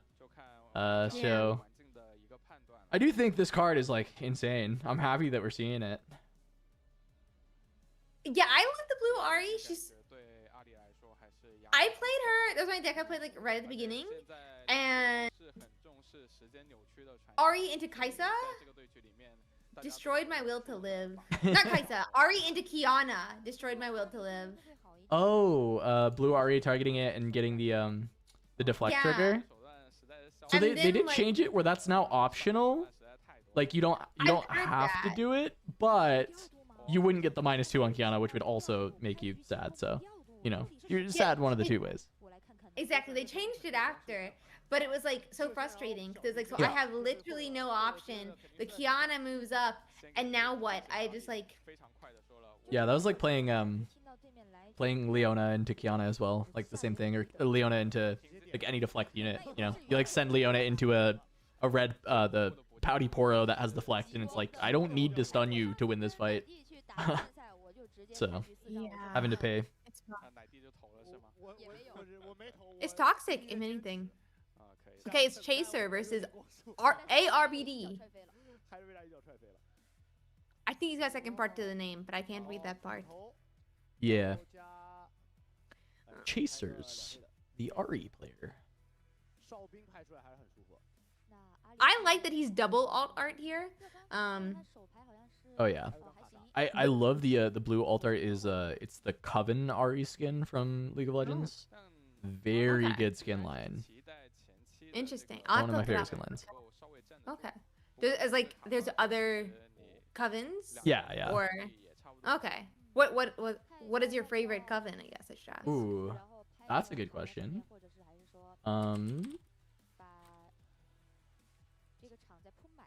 I gotta pull them up. Is it just Coven Morgana? It might be Coven Morgana. Wait, I think I do remember this. Wait, no, maybe Morgana just looks purple in general. I'm gonna look it up now too. Coven Morgana. Oh, she looks sick. She turns full on white. As in like There's here. a lot of them.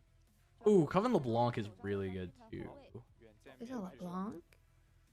Oh, they're all good. Wait, this skin, I forgot how banger this skin line is. My fault. Wait, I'm not you're showing right. this to anyone on stream, but yeah, the Coven skin line is so good. That looks really nice. Okay. Oh, so this Ari is playing Mask as well. So Mask, Zhonya's, so some gears. I mean, I think that Zhonya's is a really nice way to effectively play around your blue Ari, but also that might just sit in the champ zone for much of this matchup. It's really risky to play it against Kaisa because you just get exploded by the falling star.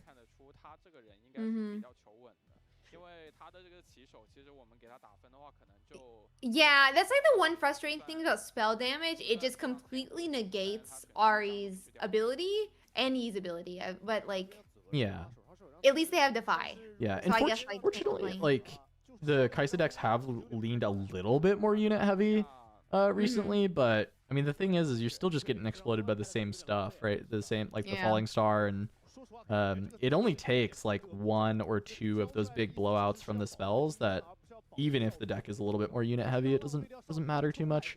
This is close though. The Mask is really cool here, right? Because giving +1 and -1, you're basically at like +2. You're basically playing Yi with Mask in play for Ari. But it's like once the Mask is down, you're basically playing Yi, and then it's like a little bit better than Yi's ability into anything that's more than 1 unit, or it's a lot better than Yi's ability in anything that's more than 1 unit. But also that means that you can only put 1 unit at a base at a time. So Makes sense. or battlefield, not base, but yeah. Okay. Yeah. So we did get the Kaisa up and like running here, already up into the Trefarian war camp. The one sad thing about Sentry being who you hit as the Ari player is I think Kazonia's you don't get to do the draw. Yeah, you don't get the draw. It's pretty bad here to like really bring bad. it back. It's a really rough start to this game to have your Zhonya's pop on Sentry, and I think it possibly was a mistake to play one or the other. I mean, obviously you want to play the Sentry, and I'm not sure if he had both in hand when he chose to play the Zhonya's initially, so could have been the issue. But yeah, getting a Zhonya's out when you have a Sentry out is not ideal because you do want that thing to die. We're on round 4? Round 4, because they skipped round 1 for coverage, so. I have some very new players in my chat, but essentially in this game, one of the Kaisa you just like see sitting there is called a leader. So your entire deck is like built around your leader that has an ability you can use each turn, and then you have like a chosen champion that's accessible at any time, and you can probably guess how strong that is by like if you had a professor's research that you could just grab at literally any time. It would be cracked. I mean, it's already cracked. It would be even more cracked. Yeah, it has to match the legend's name is the stipulation, but it's an extra card in hand that you start the game with, but your opponent knows that it's in your hand, basically. So that's why it's just face up on the board. If you've ever played like Commander in Magic the Gathering, it's like a Commander, except for it goes to the trash when it dies instead of going back to the chosen champion zone. And then to answer another question, can you have 2 or more of the same name champion on the board at the same time? Yes, you can. There's no Legends rule or anything like that that would prevent you. You can have, however many you want. Exactly. You can have like all of them in play. For this game, it is like 3 for the play set.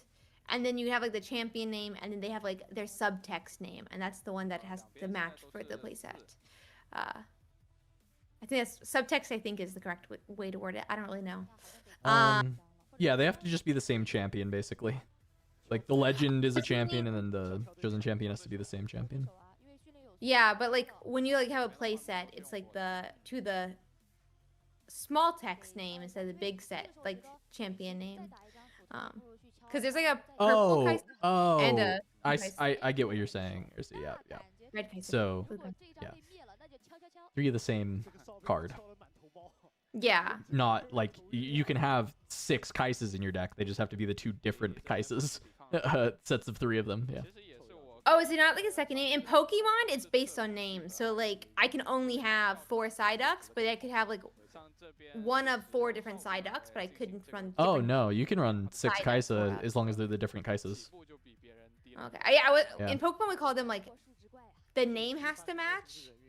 Like it's 4 of a name, I guess. But then like you can have different arts. That's like what they do in the professor's research. They like print a new art every single one, but they have the same name.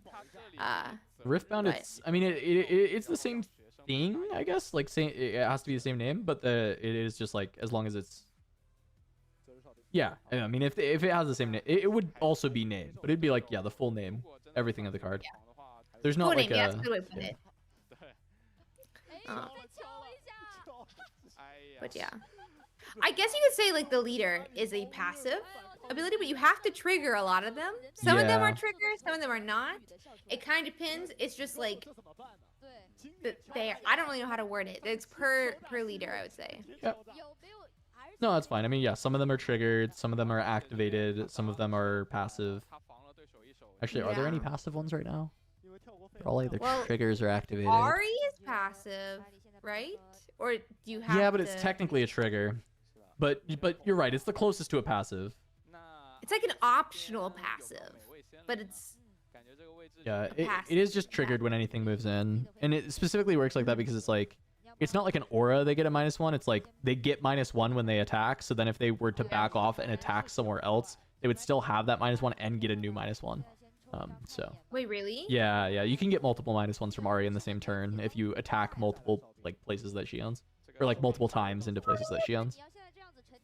I had no clue. That's crazy.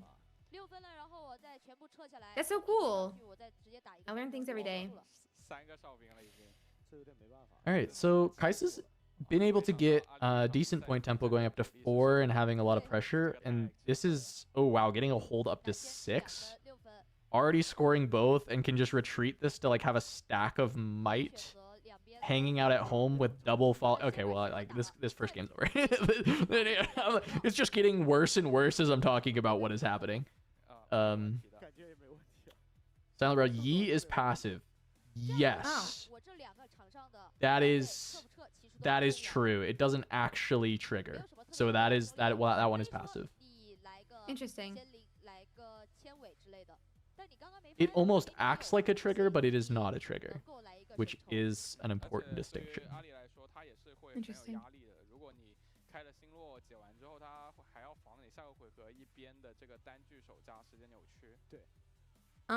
Okay.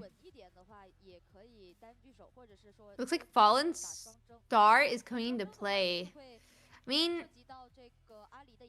gonna try and keep the Yordle alive a little bit. Draw a card. Loses this, draws another card. But I mean, I just don't see like how Ari fights back here. This is pretty brutal. Yeah, this does not seem good. I mean, Kaisa just like fully taken control here. Yeah. And it seems. I mean, I was thinking Kaisa can like pull everything back and just like guarantee a double conquer next turn, but I don't even think that they need to, because they're like just double falling star, just clear everything from Ari, and then like say, okay, like, can you accelerate multiple things to stop this? No? Okay, then that's game. I'm just gonna hold.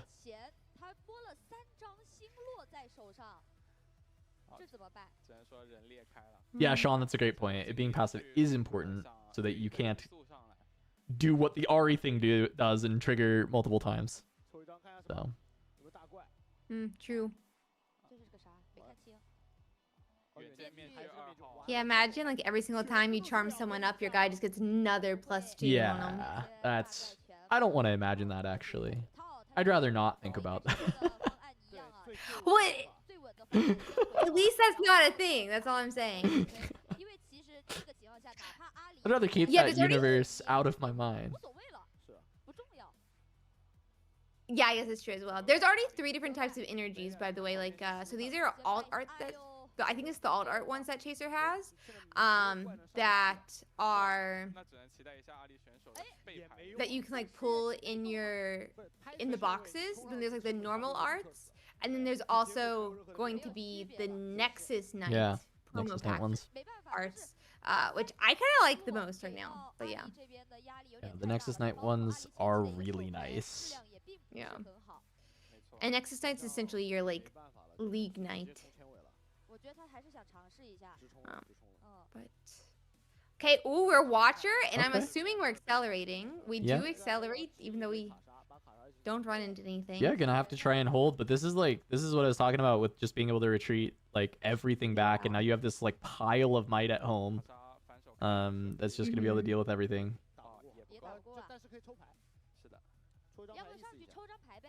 I mean, yeah, charm the Kaisa in, it dies, but completely tapping out, having to hold both sides. Watcher is an 8 because of the mask, and then the -1s from Ari, which are really good. But it just depends, like, is there anything... Like, Kaisa has so many outs to draw to be able to just end the game. And might already have some in hand. Okay, so... okay, yeah, I mean, smokescreen and cleave. Like, that's gonna be plenty.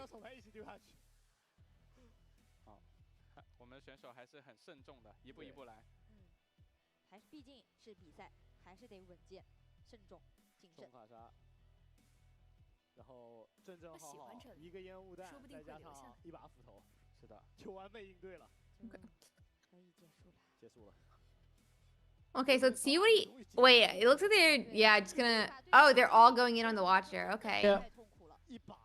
Yep. You get all these minuses from the Ari trigger, but the +3 from the cleave, and then there is still that the smoke screen that was available. Oh, actually no.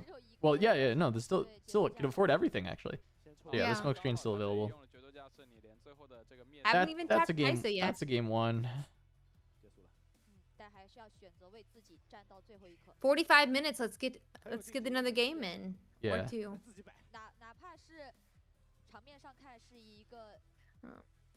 Why are the cards like blue? Yeah, I think they have like a... I think the light that's shining down is blue. Yeah. Not fully sure the choice, but it is interesting.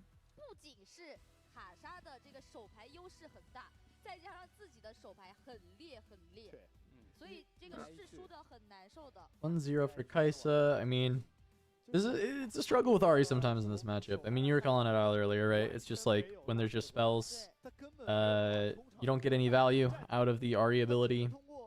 And oftentimes it's just like a single falling star can completely tilt the game away from Ari being able to win. And there were multiple falling stars drawn in this game. It's quite a bit tough to deal with this matchup. It's the main reason that Ari is like not the best deck right now, but it is a relatively strong deck.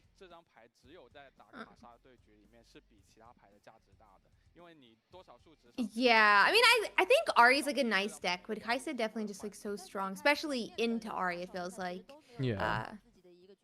We've not seen any Lee Sin on coverage now. Technically, we have. Oh, you know what? You're right. Yes, technically. In the 2v2. We saw it in the 2v2. Yeah. And I'll let you guys know, Lee Sin did win. One on stream. But Ari won. In 2v2. Ari won. The Ari cosplayer playing Lee Sin against Ari won. Won. On stream. OP. Technically, Lee Sin won. Technically, Ari won. That story's gonna get mixed up for so long. I think I'm the only person who's gonna mix it up, but that's okay. Let's see. Absolutely wild. It was great. The human playing an Ari deck wiped their entire board, and then the Yi player tried to use their 2 Auroras, and there was not a single Pokemon left in the deck. I mean unit. There's not a single unit left in the deck. It was great. The Yi player, who was former League of Legends World Champion FPX Crisp. It was great. It is best of 3. Honestly, it is best of 3. Yeah, this is best of 3. They have time to sideboard here, and so that's I think it's like basically the delay between the two is the sideboarding, and then they'll get shuffled and we'll get into the second game. I have a feeling Kaisa's gonna do pretty well at the second game, but maybe Ari will make a last stand. Not in the deck, but like with their deck. A little pack thief in my room.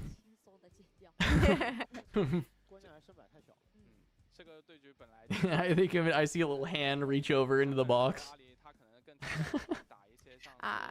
Yes, there's sideboarding in this game. You're not allowed to do it game 1, but you're allowed to do it game 2 and 3. And it's 40 card main deck, and you're allowed to sideboard. 6? No. 8 cards. 8 side deck? 8, yeah, 8. There you go. Or is there a max? I've never used the sideboarding. Is there a max number you can sideboard out? No. You can well, like 8, right? Like you have to maintain a 40 card deck, right? But, yeah. I just wasn't sure if you were like only able to switch 3 per game or something. You could do the full 8 if you wanted. Cool, yeah. Perfect. Yeah, it was Crisp that lost as the Yi. 看一下吧，等待两位选手这个背牌的更换吧。因为卡莎其实真的，卡莎 See here. 你说他其实用的人多吧，但反倒就正是因为用的人多，所以他每一套的一些单卡都不一样，就是每一位选手他都有自己对于卡莎的一些单卡上的小设计，你不能找到一个大家都在用的一套。Okay, and we're into game 2 here. It looks like. I'm interested to see what battlefields we're gonna see here, and what changes we might see. I would say because the delay, they probably swapped some cards out. Because the one game, it was very quick. I was wondering if it was going to be green Ari in the Gemstone this time, if they had it in the sideboard for this matchup instead of blue. But I think I saw the blue. So I think they probably just don't have green Ari in at all. Interesting choice. Yeah, and it's going to be Void Gate versus... I think that's Trifarian working out? No, this is Fortified Position. Oh, which yeah. is I don't think I like that for Ari. Because Ari struggles to like conquer generally. And so if your opponent gets into Fortified Position, like trying to take it back is really tough. And so I'd be a little bit worried about Fortified. And usually I think Fortified is good for decks that are spell focused, because you don't walk in and trigger the Fortified Position, right? Like to give the shield. Instead, you clear things with spells, and then you move in and take it with your weak units, but they get to be stronger and defend against unit-based decks. So I don't like this as a pick for Ari, and I think that Kaisa is going to get to actually abuse this and make it really hard for Ari to be able to play around it. If they have spells. Maybe they drew no spells in all units, and then this Fortified Position goes crazy, but I just, I'm not confident in it. Yeah, it definitely doesn't seem good. I remember, like, when like people were first playing the different, like, decks, that they had this in the Ari list. Like, in the Riftbound community server. And I was just always, like, playing Kaisa, I was like, this just... Kaisa with Ari in this battlefield is just, like, this isn't even my battlefield. This isn't even my battlefield anymore. But it does look like we're going to go on and have... We are going to take control of it for this game with the Apprentice.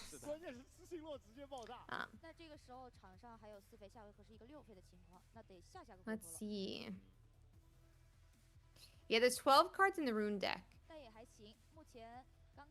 I think you have to have minimum 1 of both colors. But don't, you know. In your Rune deck? No. You could do mono. You can do all of one. Oh, you can do mono? Okay. Yeah. Never mind, I was wrong. I just assumed since there's like the 2 colors, but I was wrong. We pulled out Kaisa. I like the Kaisa play. I wonder what's in their hand, but for the most part, I like Kaisa. I think like the only other like 5 cost is like Darius, and I don't think you're gonna play Darius really when you're not triggering his ability. If you can. Yeah. So it's fine sometimes to just like play him as setup, especially because like what you can do is if there's like an empty battlefield, you can move him in and conquer, and then play your 2 cards and move him home. Yeah. Which is pretty nice, but I think in general it's not bad to have this like early just establishing of your Kaisa survivor and just setting up to try and get a conquer. And I think especially if there's a spell available to deal with this Ari and then just be able to push survivor into the Fortified Position, I think it's like really insane for Kaisa So we'll see if any spells have gotten drawn. Looking for like Falling Star. And, you know, I was saying if she doesn't find spells, then suddenly this fortified position actually does look good for Ari. And, I mean, there's not really any spells there. So, it's like, I guess it works out when the Kai'Sa's not finding spells. Yeah, Ari's got 3 energy. So, like, it's not even just the +2 or the -1. It's actually, I guess, also -2. But you're gonna have to deal with potentially like discipline, a lot of different tricks that Ari could have with those 3 energies. So if we don't see a spell, definitely worried a little bit about that Kaisa trying to push up there. I don't think it would be a good idea for it. We do see cleave, but and maybe smokescreen. Yeah, I'm seeing smokescreen as well, but I don't think this is like where you would want to use both of those. Yeah, I mean, so the smokescreen actually does work out pretty okay because you move into the fortified position and then the shield trigger goes and the blue Ari will go up to 5 and then smokescreen can kind of get the full value, pushing it down to 1. So smokescreen works out okay, but you'd still be moving your Kaisa into this blue Ari, and guess what? Kaisa is 4 might. So blue Ari says, okay, -2. And then Legend Ari says, okay, -1. So your Kaisa would go down to a single might, which is just not very good. So kind of have to just wait and look to draw into a spell. And then you look to take fortified position. And until then, you can kind of play slow and trade points back and forth each turn is kind of okay. Yeah. Looks like... All right. So just going to be Fey Folk into the fortified position and then set up this blue Ari to be a more offensive threat, which is often where she's even better because like Ari as a legend sometimes struggles with offense outside of things like Thousand-Tailed Watcher in the later game kind of offensive blue threats that any of the blue decks like to play. However, Ari Inquisitor, this Ari is actually able to provide some offensive pressure because its trigger for -2 is on both offense and defense. So. You know, when we're like saying might's like health, but also damage they can deal, but it's like the max health they have. So yeah. Like if they're like 5 might and they put 4 damage on him, he doesn't go down to 1 might. He just needs 1 more damage to him to get knocked out, but he's still 5 might. So he would deal 5 damage. So it's like when he's full health, what his health is.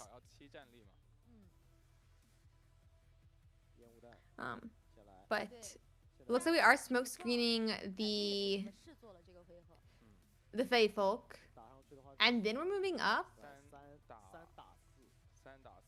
Okay, so this is 3 on 4 right now because of the +2 from the fortified position, and then the -1 from Ari onto Kaisa. I believe there was a cleave in hand also. There is a cleave in hand. So it looks like they are going to be playing cleave. But we are using 2 cards here to be able to draw 1 card, essentially, if we... Because that is the nice ability of Kaisa.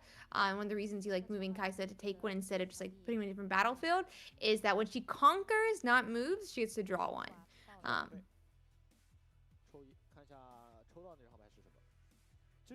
Yeah, so this kind of works out. I mean, the ramp comes through from Eggplant Man, which is going to try and set up the Ari for better position later. But also, I mean, losing the fortified position and having Kaisa now kind of take that over is tough because reconquering it is going to be a challenge. And there's finally the Falling Star, which is going to just like explode the backline. And there's no recourse for this. Now Kaisa controls both points and... everything is gone, so this comes down to like what can you actually find to deal with Kaisa's board, and everything should come back to play around Watcher, and it does. I mean, you'll lose your Kaisa Survivor if a Watcher comes down, but kind of is what it is. Still have a big backline, and Ari's got kind of a lot of cards and a lot of runes to work with, but no current board. Yeah, that is not good to have your board, I mean, as basically an absolute zero here. Hopefully, they'll have some more units put down. We are seeing Watcher come to play. Doesn't look like we're going to be using Accelerate. Oh, no, we do use Accelerate. I missed the... Yeah.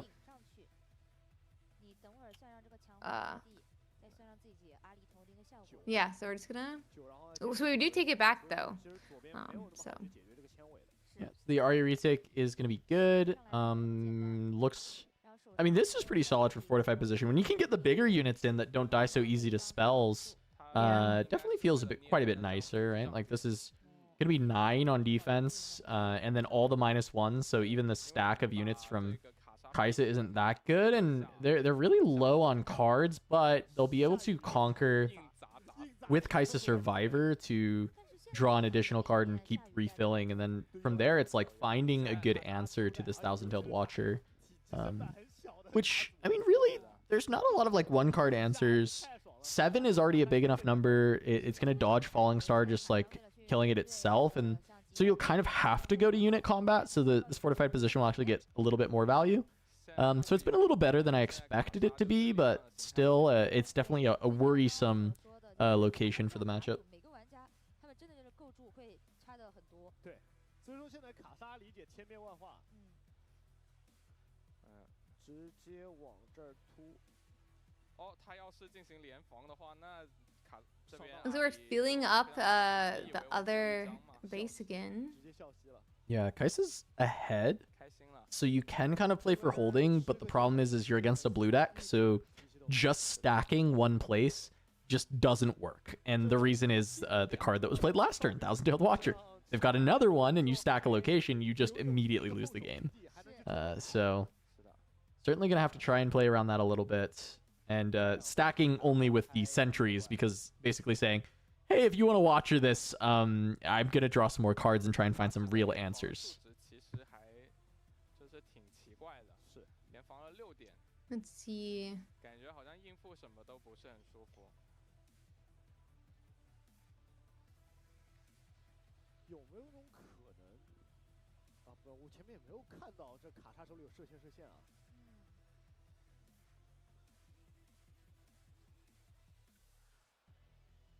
怎么说？卡莎就只剩1张手牌了，他这里可能也是尽快的想把哨兵给送掉，补充资源。但这边1张手牌的一个情况下，卡莎这里是留。That looked like another Watcher, so exactly what we're talking about. A lot of the late game bombs coming through. Really nice that the eggplant man showed up in time and was able to be played to a battlefield and actually get some really good ramp value. So been able to be playing on 10 runes past couple turns. Yeah, bro, this feels really nice. We're holding both battlefields now. Kind of crazy. I don't know. It definitely felt really bad. We had a completely wiped board. I mean, after the eggplant, but we are feeling kind of strong right now. Oh yeah, Watcher's very, very good, and having, it looks like, some hidden cards. I think that was a block, so that's gonna give even more shield. So even worse if just a spell comes to kill this Thousand-Tailed Watcher, but if unit combat has to happen, that thing is gonna be really hard to move. 其实卡莎的卡组里面能够配合打熊雷的办法有很多。 诺手加斧头，对，同样都是零费可以出来的。其实这边的切尾that is an answer. That is an answer that has been found. It is on Void Gate as well, which gives it even more value. A Cathian Rain. Ouch. And I was saying, look, if you can get spells over the top, that hidden card is going to be a lot worse. It's going to be a struggle. 阿里还留2费，所以说要考虑的问题是。 在强化阵地这块，我觉得应该多分配点伤害的。如果在强化阵地那边多分配点伤害，开一个中亚，那不是很尴尬？好像不太够哎。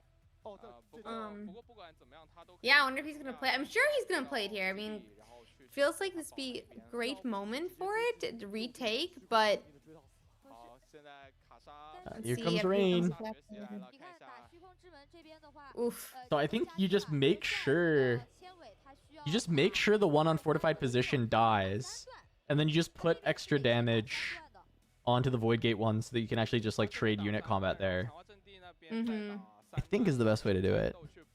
We do have two energy up on Ari. So we have to put what 4 on the one on fortified, and if we put 4 on the one on fortified, discipline still saves it.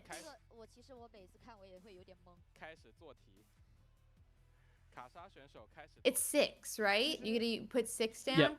And 6 then choices, 6 instances of 2 damage, but on the Void, of course, it's gonna be 3 damage.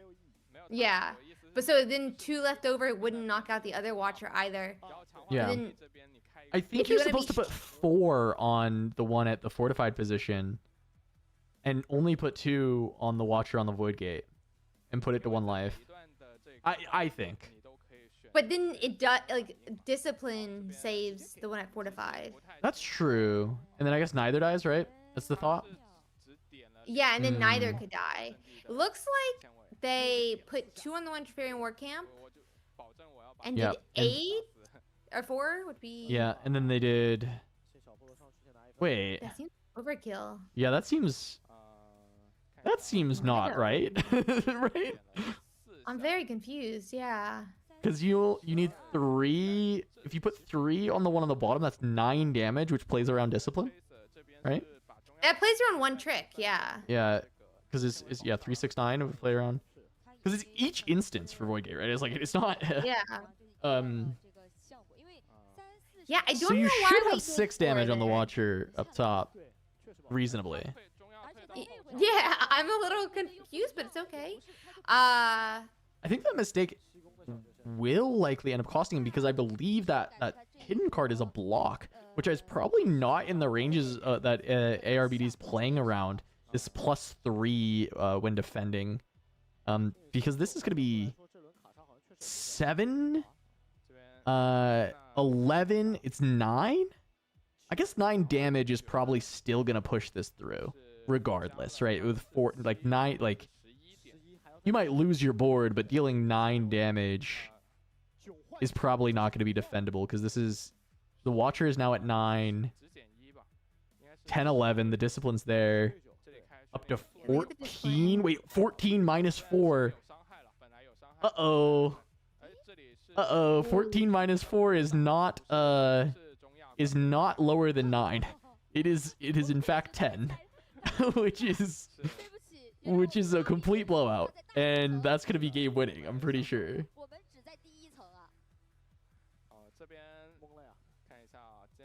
If people were not able to follow that, the 4 damage is gonna take this from 7 to 3 as far as health, but then it gains +2 from the formation, +2 from the discipline, and +3 from that block. Which is a total of +7. So the total might is 14. It had 4 damage marked on it, so it's 10 health. And because of the Ari triggers on these 2, I believe I am looking at a total of 9 might from the Kaisa side. So that's probably GG. Yeah.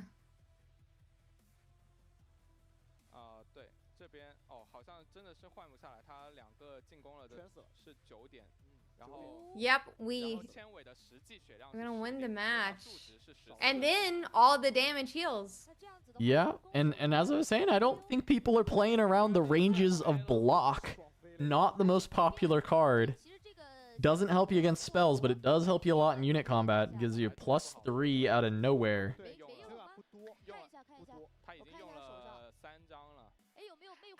What? Yeah, that was very interesting. I'm like trying to think like...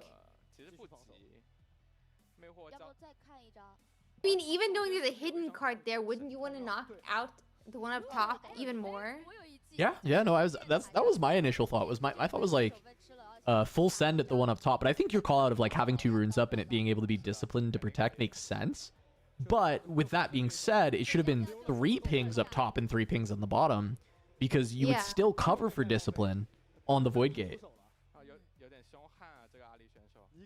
Yeah, I think 3 pings down bottom would cover for, I mean, does cover for Void Gate, and then obviously block, it doesn't matter. Yeah, the Falling Star a turn late.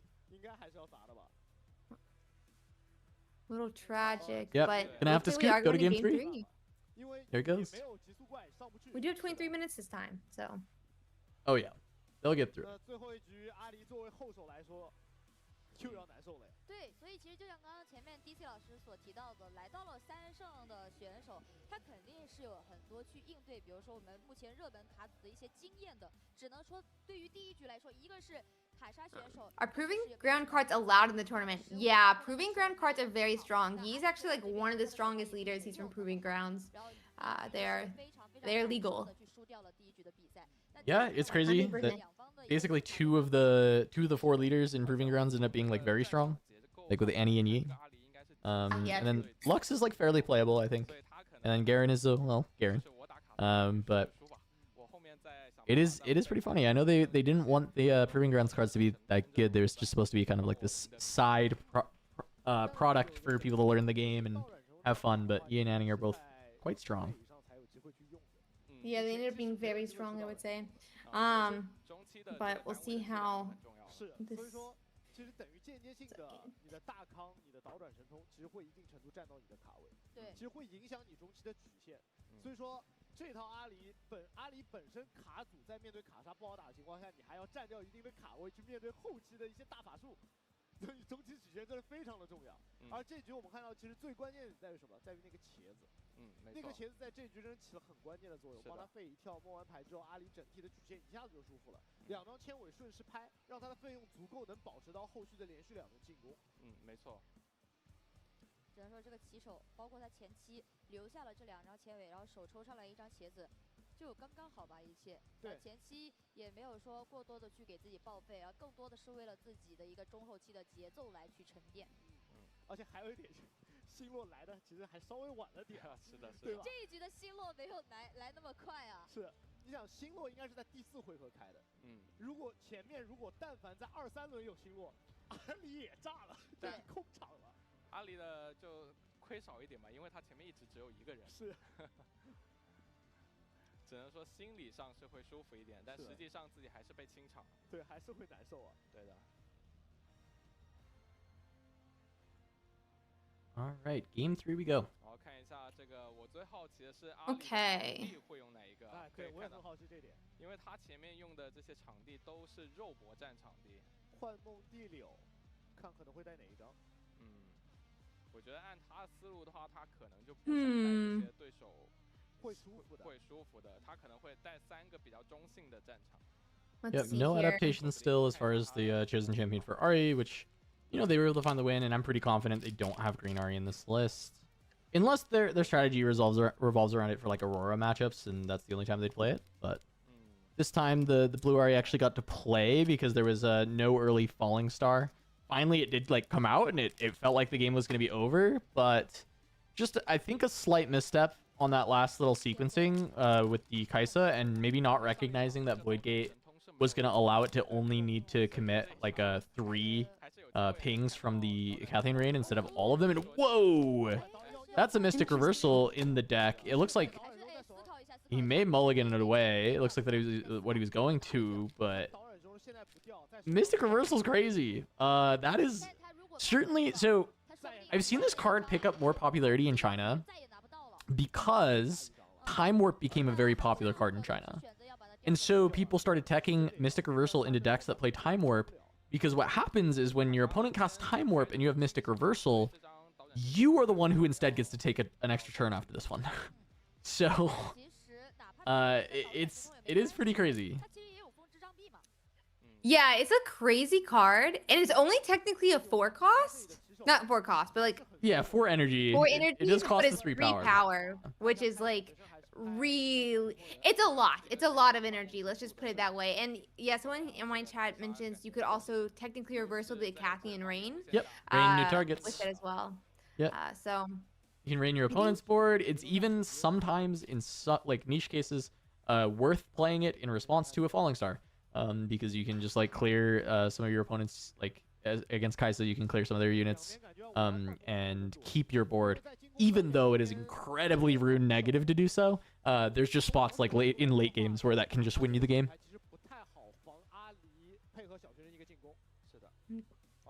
Yeah, I mean, Slightly worrisome the 3 power cost, but like. Yep. It has to win you the game when you cast it. You know. Yeah, for sure. Let's see. I mean, we're gonna go on and take the bottom battlefield here. Yep. Arena's greatest from Kaisa. Yep. Dreaming Tree on the other side for the Ari.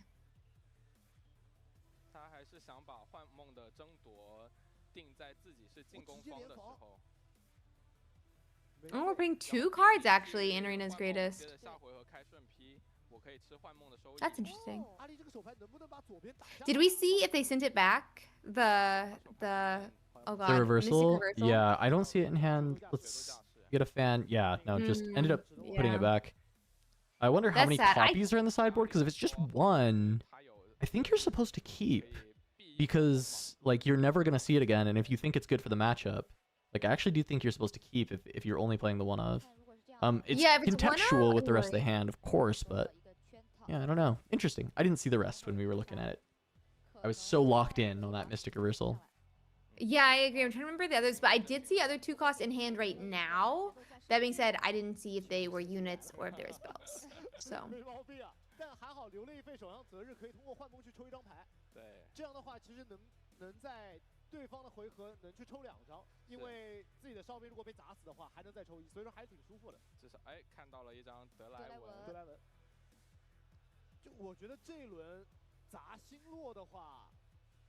I mean, we have Dreaming Tree.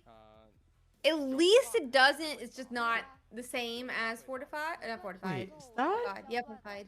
Is that Draven in this Kaisa deck on Arena's Greatest? That is a surprising tech choice.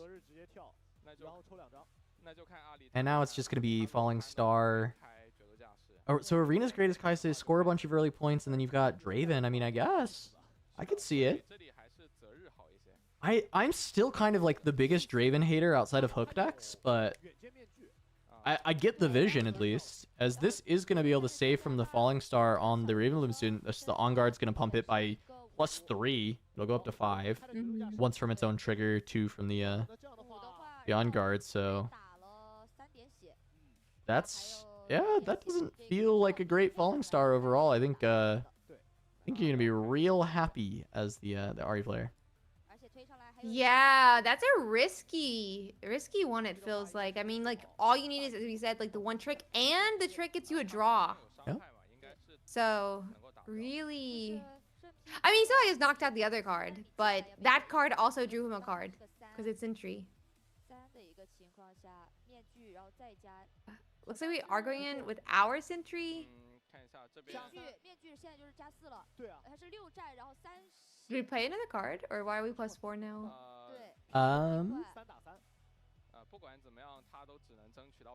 The mask, the gear. Oh, Defending alone, so the +1 for the mask. makes sense. And then the -1 from the Ari, which doesn't actually do anything, and Cleave finishes it off. Cleave does make that trade happen.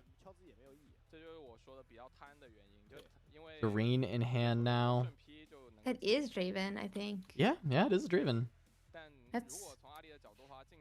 I mean, I don't like it personally, but I understand the vision behind it. I think it does, like...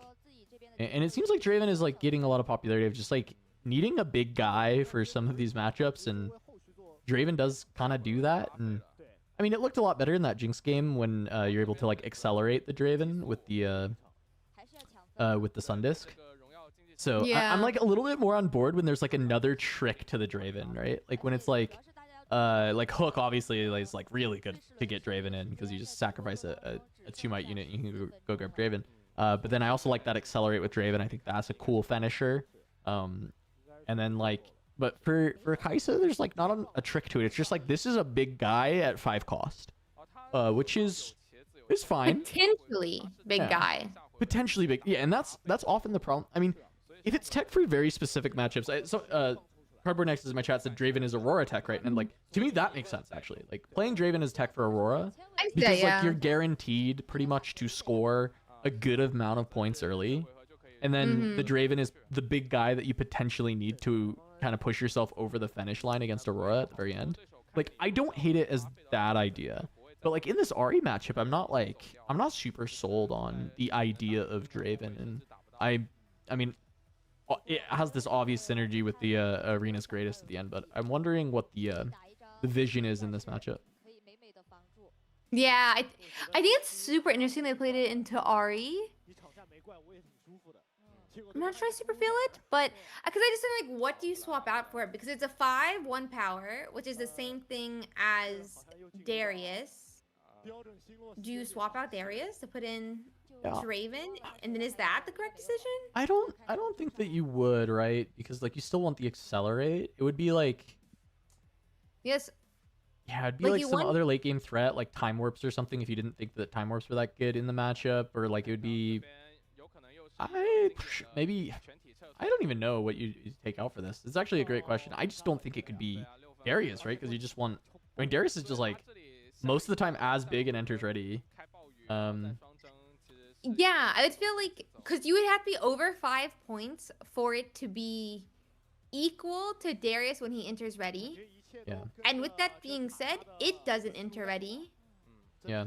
It just feels like it's gonna work great in this spot though, because the Kaisa's just so far ahead, right? So we're looking at was able to hold up to 6 and is gonna be able to move everything back with Rain as backup, and you just play Draven. Like Draven's good on this turn, right? Like he's gonna be a 9, so you just play Draven and you have your next turn. You just like let the Ahri do whatever they want. And then you play a Cathy and Rain, blow up the entire board, and then move all of your units in. And then you score the last 2 points. And the thing is usually you're probably not playing around Mystic Reversal, and if you are, that's sick. So if Mystic Reversal gets drawn, then this line would get destroyed if you play the Cathy and Rain out, which is very funny. But I do think that this is the most likely line of play. Is like, hey, play Draven. He's a million might, run everything home. And just look to double conquer on next turn. Just very like classic Kaisa play. You still have an accelerate in the champ zone. You've got a Cathy and Rain. You just have so many different ways to turn this into a win on the next turn. And it's, I believe, just going to be 8 runes up for Ahri to try and make a defense happen. And I think it's really tough to actually make this defense come through. Yeah, it does seem like it'd be a tough defense here. I mean, if we're playing around Mystic Reversal, maybe we swap out the time warp for it, put in the Draven. I don't know if that's actually what they're playing it for, but I think that's... We'll have to see what they do.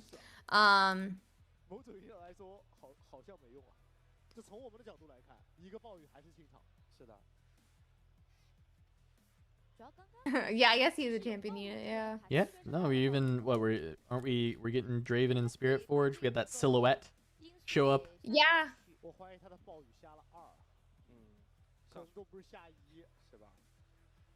We're getting hate towards the Ahri list. What's up, Savitz? Savitz, I know you're a big Ahri enjoyer. I'm really I'm so excited for Vegas, Savitz, because I'm sure you're gonna bring an Ahri deck to play against us for content. Would be fun. Show us Ahri.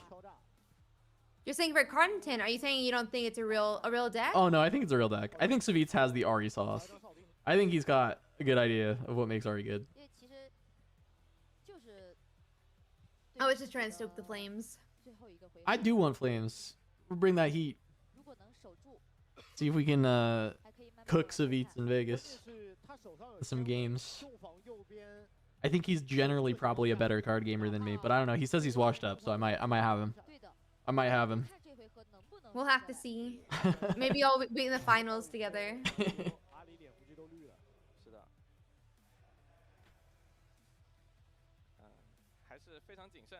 It's a Sunday only, right, at SCG? Yes, yeah, on the 23rd.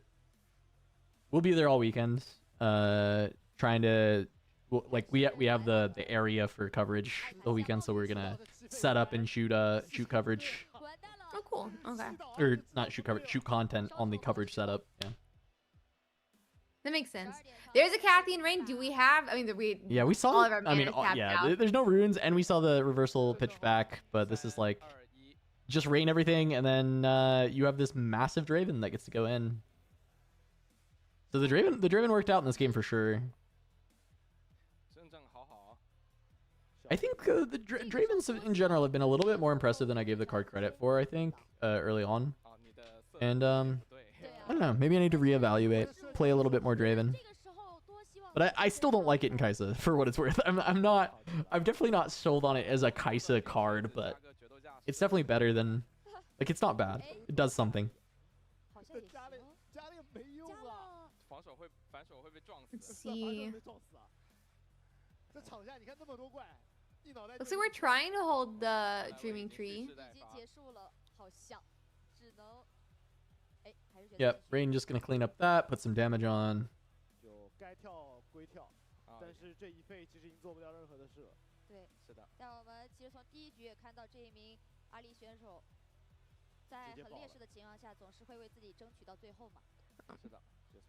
Cardboard Nexus, we will in fact have a camera on Friday and Saturday trying to grab interviews with a bunch of players. And that is certainly on the list of topics, is you're trying to win metal cards tournament. We'll do a lot of interviews at Houston. We'll see if we can try and get a full content setup at Houston, but we're definitely going to at least do some side stuff with just like some guerrilla cameras. Metal card is a play. It is a play. It's a very valid play. Is it still signed, the metal card? No, no. And it's not even, it's not the overnumbered art. It's the standard art. Okay. But it's metal. That's And exciting. there's not going to be very many of them. They are going to be some of the rarest cards in the game. For sure. I mean, these can be one-ofs after Houston. Yep. Yep. And Dave's saying, yeah, what Cardboard Nexus said, basically, of like, it'll be, they may be essentially one of one, maybe one of two at max, because it'll just be based on whatever the set we're in are the ones that they'll actually give out. Even though, like, legally you'll be able to play any of the, like, Legends, the only ones you can play for metal cards would be the new set. That makes sense. Yeah, then it basically is one of, we think that EU set 2, right? Or like just barely, is either just before set 2 or is set 2? Yeah, it would be, it's most likely to be on set 2, yeah. Yeah, it just depends, like, the exact date of release. Yep. Do we have this exact date No, of we don't release? have exact dates. Yeah, I didn't think so. So it's like legality window / like the release date.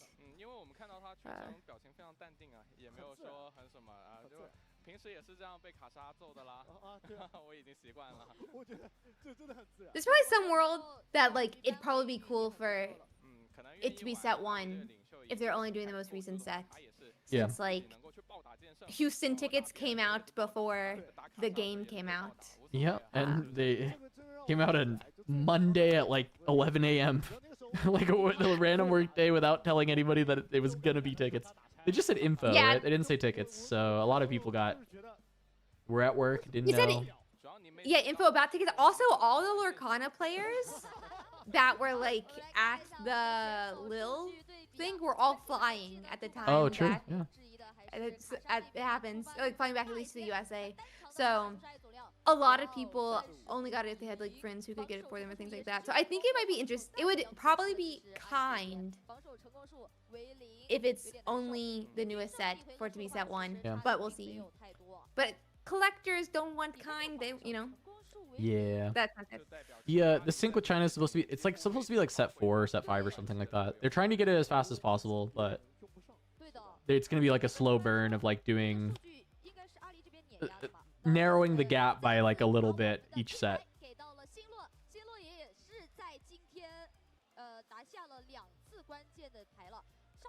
I think Kuvi's going to join in a sec here, so we'll have Ooh, cool. have some company. Kuvi.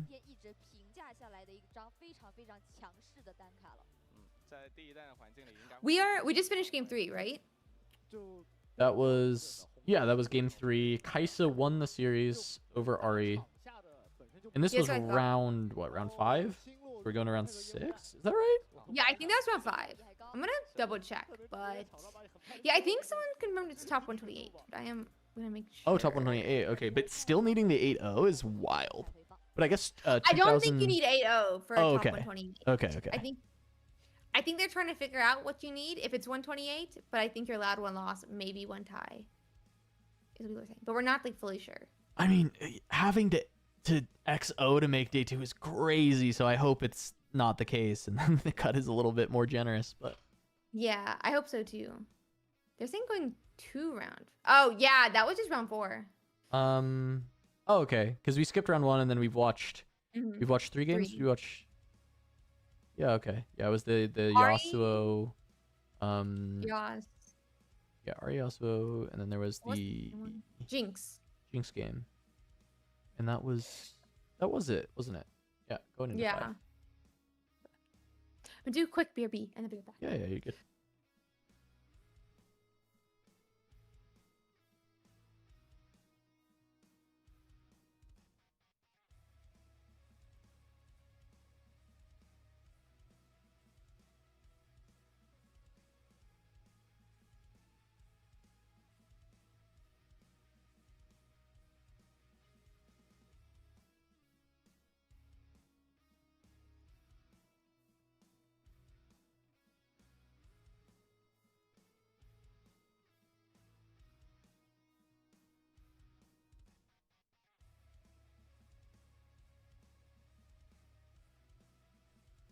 Just gonna preemptively put the Kuvi in the yappers because Kuvi's gonna be here. They already messaged me saying they're gonna be here. And I reset up the webcam for. Unfortunately, the webcam that I'm using for the packs like blocks the score for me, so I have to take it off every time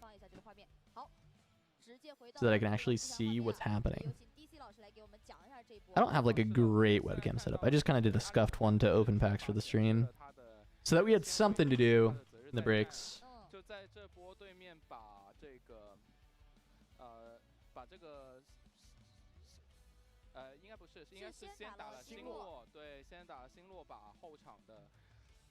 I think you're right, Savitz. From my testing, I love Blue Ari, but in the Kaisa meta, it is like so brutal. Like, I think Blue Ari is such an insane card. It's so good. Except against Kaisa, you just can't play it. And I've been way more impressed with the green Ari time warp stuff than I expected to be. I thought it was like cheese at first, but it is quite good. It's just like, it's really like skill intensive to play it properly, I think, which is a good thing. It's great. I love like skill intensive decks. It's like this very unique archetype though, where it's like positioning. Like whenever I explain it to people, I explain it as like, it feels like a deck that is playing Pokemon VGC, which is just like you're constantly like pivoting and positioning yourself to get to this like checkmate winning position where you can like move the green RE in and then time warp it. And it feels really like, it's really fun to play, and it's really it is very skill testing.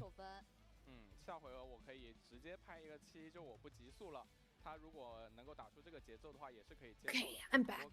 Welcome back. Which deck are you talking about? The green RE, like time warp deck. That makes sense. I like to compare it to Pokemon VGC because it's like very pivot heavy and all that. I haven't played VGC. I played it one time, but we'll see. Are Sills usable in the meta? Jinx played a Sill, but it depends on the deck, I would say. I don't know if even every Jinx plays it. Jinx plays Sills? Yeah, I think Jinx likes Steals because you just like draw so much and discard and throw them away if they're bad. Exactly. And she has a lot of like power hungry stuff that's good.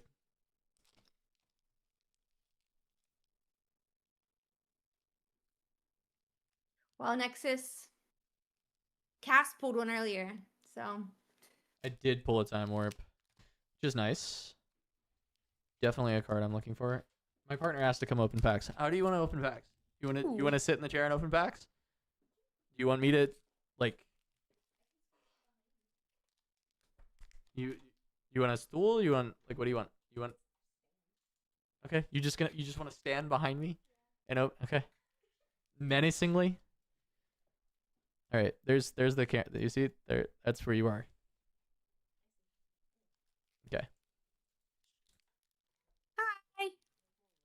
Ursi says hi.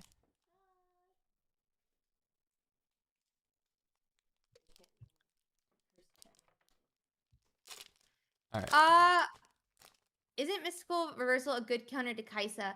I think it It's can okay. be used to counter parts of Kaisa.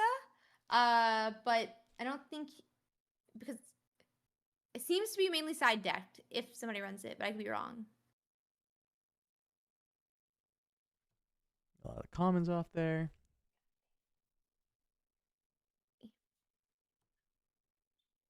Yeah, you just got rares. Can you show the people? Is the foil? We got an Anivia, Nivea? Ava Achiever, and nothing. Those are some rares. Technically some rares. You showing people? They're just you can put your comment like, and you can go faster through the comments too, right? Like just get towards the goodies. I love her nails. Percy says they love your nails. I don't know if like for people to hear you in the mic, I think you actually have to lean to it if you want, but yeah, well. Ooh. You can just stack it. Anything that's not rare, just pop it here for now, and I'll sort later. Yeah. Promising future in sabotage. Nice.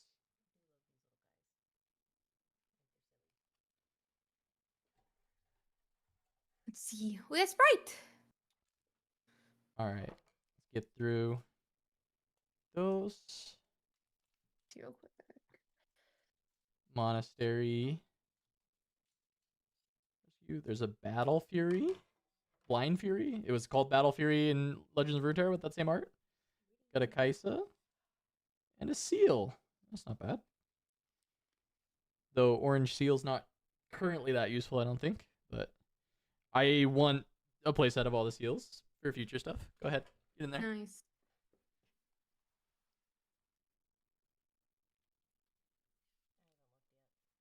Yeah.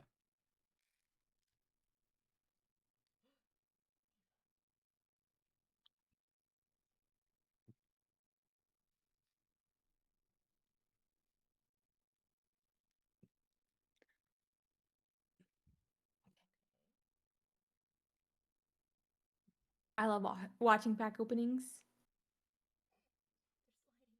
Peak? Block? Yeah. Just jamming your forehead into the camera. Yeah. Okay, Leona. Ooh.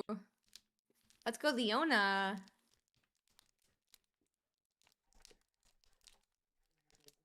And Virgin Mutation! Woo! As well. I agree, seals probably get better when the card pool increases, but I think it'll just be specific decks really like seals. Like right now, you know, like Jinx like seals, and I mean Darius kind of like seals. I think like we just may get other stuff printed that like seals. Kaisa is a seal, yeah. Kaisa. Yeah, Kaisa is a seal. Except she doesn't take a spot in your deck, so. All right. Still. Foil. Is this? Oh, this is one of the packs that has 2 common or uncommon foils instead of a rare slot there. A little tragic. The bugged packs. So just a single. So that was like the worst pack. Yeah. No? You already checked it? Partner's pre-watching.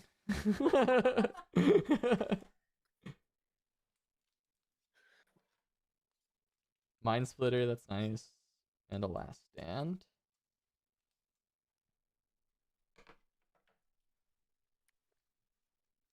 Stream is coming back. I'll just get a little volume in the background.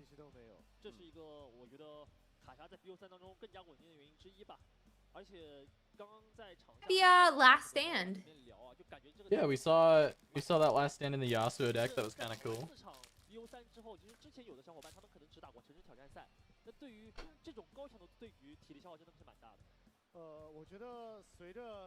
Let's see here.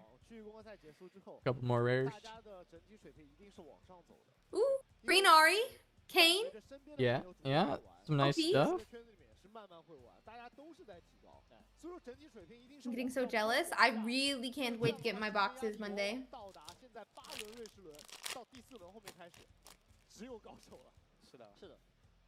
Wish I got Kane too. My God. All right, let's see. These commons. 其实包括我们刚才看的那一局，虽然说阿里选手落败了，但是他的操作也没有什么大的问题。Treats. 基本上都 Vanguard 做出 Captain 正确的 Foil. 选择，但是 The Ledros. 那也没有办法。 There's your Tide Turner. Ooh, And then that's the wrong Tide the Turner. wrong Tide. You want the one that's not Tide Turner, but it feels I like want- Tide Turner. The Tide Turner Harness Dragon. that looks like a... Oh God, what character is that? 其实先手的优势还有一些传奇，他会在自己 Wheeler Water. It was called River Shaper in Legends of Runeterra. 双重加持之 Is that the whole box? This box was is there? Oh, it's hiding. Last pack magic? You opening it? All right. Ooh, I believe in last pack magic. I was like, this box was a little rough. We got what, 2 runes, 3 runes though? We did get two alt art runes, which I guess is like that's pretty good. 对，是的。其实我觉得安妮这道卡，它也分很多种卡类型。 These are the hits from this box. Is it? Oh, okay. So there's a hit. The last pack magic. You get the alt art misfortune. Let's go. That's amazing. I love that. This card is so pretty. Ooh. That's gorgeous, yeah. Misfortune is a cosplayable card. So shoots +2. 我旁边有一个安妮高手 Beautiful. 就是他在南部赛区的时候是拿安妮出轮了的，就是有一个安妮高手。 That is good. That is good. And then we got the seal. We got a Zenith Blade. Victor. Got a Mind Rune. The Time Warp. The Body Rune. The Watcher I put in a sleeve because I know I'm gonna want to find them. Probably building Kaisa pretty fast, just to have it. It's worth sleeving up. So I will say the epic hits were not bad. I mean, Zenith Blade I'm gonna want because I'm gonna build Leona, because I just like the deck. And then Time Warp is a really good epic to hit. The runes are nice for sure. And then got the yellow seal, which I'm gonna need those yellow seals for Darius. And we did hit the alt art at the end. That also made the box even better. Right?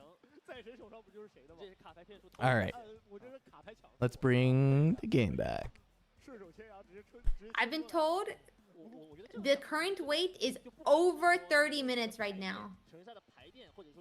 Wait, what? For this next round? As in, the overclock timer right now is at 30. It's like over 30 minutes. Oh my right now. god. Okay, so this round went super long. Yeah, round is going super long. I'm interested to see how bad it is at Houston. Let's put it that way. Yeah. It'll be brand new judges, people who are pretty new. Yeah. First events are time. always kind of a nightmare, to be honest, but they're really fun and they're cool and all that, but logistically. So Yeah. I don't know. I hope it goes as smooth as possible, but that is certainly scary. What does my current Leona list look like? It's it's running Sona and it's 50% spells, 50% units. Is the easiest way to explain it baseline.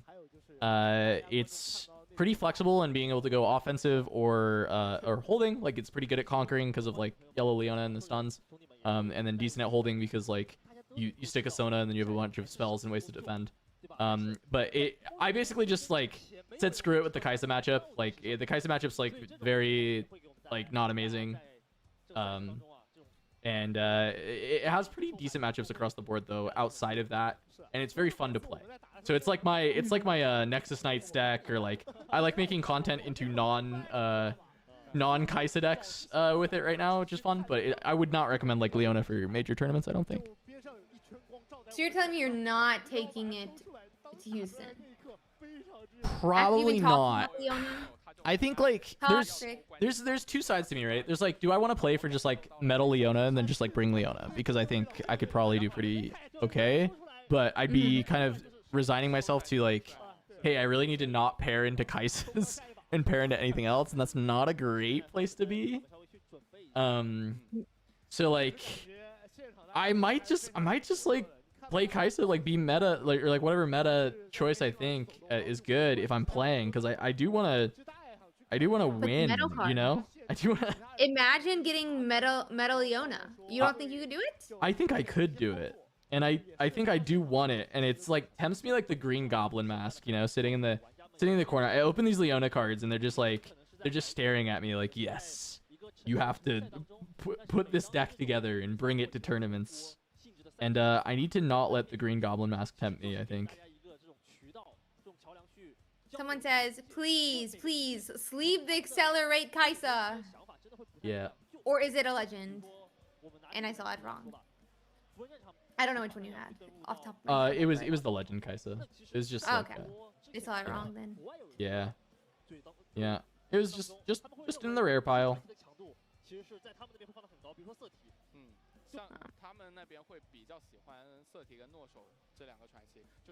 Yeah, if I had opened a Kaisa Survivor, don't worry, that would have gone into a sleeve immediately. I'm lucky. I pulled one, and I'm thinking for my Kaisa build, I probably only want to play the one. So I mean, I would happily pull more. I'd love to have the playset ready to go whenever, but I'm glad I was able to find one.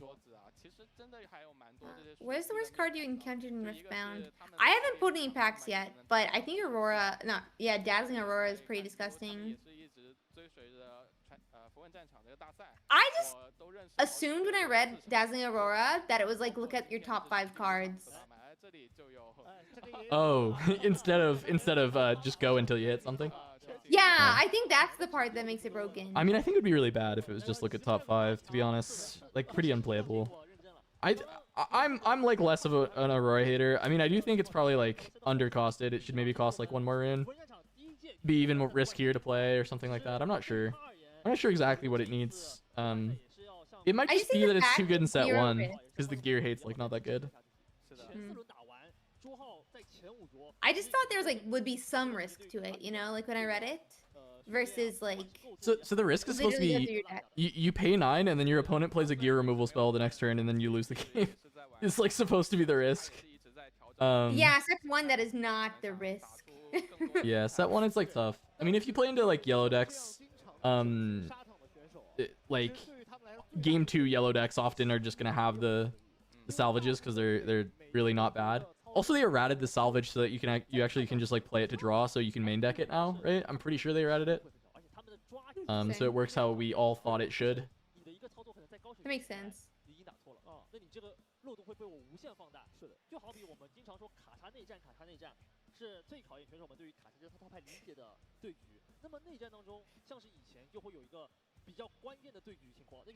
Humidity will get your cards no matter what, Gaia.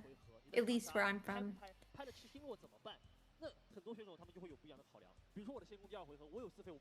Interesting, Presto, that you think that you've got Ari favored into Kaisa. That's cool.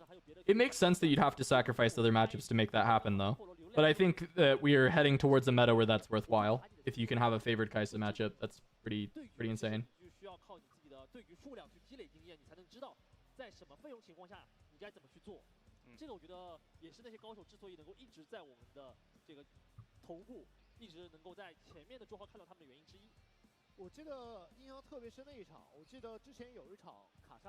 We'll have to see how everything ends up like shaping up once we get the funnel. All the big tournaments coming up.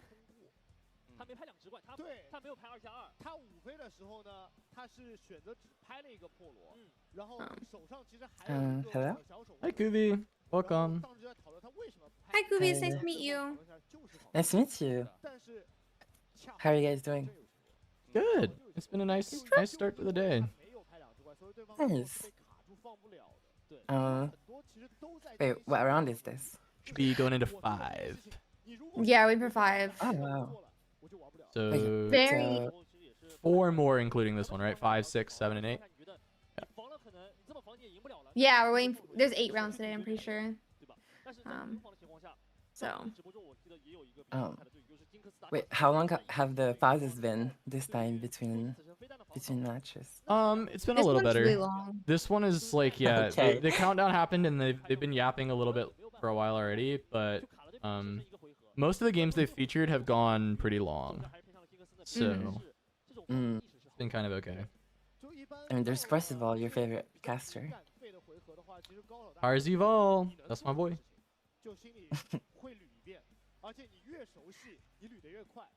Did I miss any cool games, any cool decks, any? We got to see Yasuo, which lost in time to Victor. Yasuo's cool. And then we saw a Jinx deck that, honestly, like, he should have won for this versus Kaisa. It was some insane top deck rips that needed to happen for the Kaisa to actually win the game. Like, it was Conquer with red Survivor, so red Kaisa, and have to literally hit falling star off the top or lose the game. And they did. And it went 2-1. Like the Jinx, you know, won one of the games and then almost won the other two. And it was like very aggro leaning, pretty much mono red, triple red seal, and then playing the Rocket Phoenix combo, and it was playing 3 of the Sundisk, and I'm pretty sold on 3 of Sundisk actually. I think it made a lot of sense for the deck, and it was just quite good. Megan33 says, "Hi, Kubi." Oh. Hi, chat. Hi, Megan. Wait, where'd you see Megan? I must see Megan. That's on my Twitch Ursi's, chat. Yeah, Ursi's streaming on Twitch. Oh. I'm restreaming it to Twitch, so. Oh, that's a cool jacket or shirt. I don't know what that is.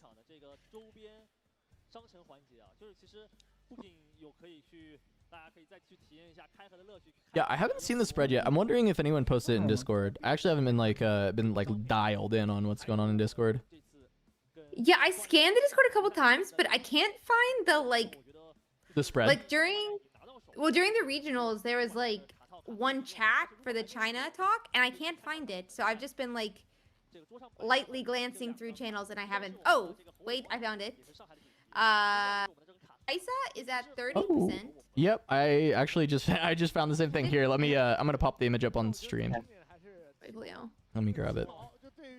I'm gonna bring up your stream so people can see it. 0% Garen. There's 16 people running Garen. 16 people? Yeah, 16 people running Garen. I think it increased because people want that little silver, like, you know, when you do best with a legend, you get like a special reward for it. Yeah. I think people want that, basically. That's where 100%. we're gonna see a lot more rogue decks. I'm just legends. gonna slam this thing in the middle of the screen for a second so that we can just talk about it. There we go.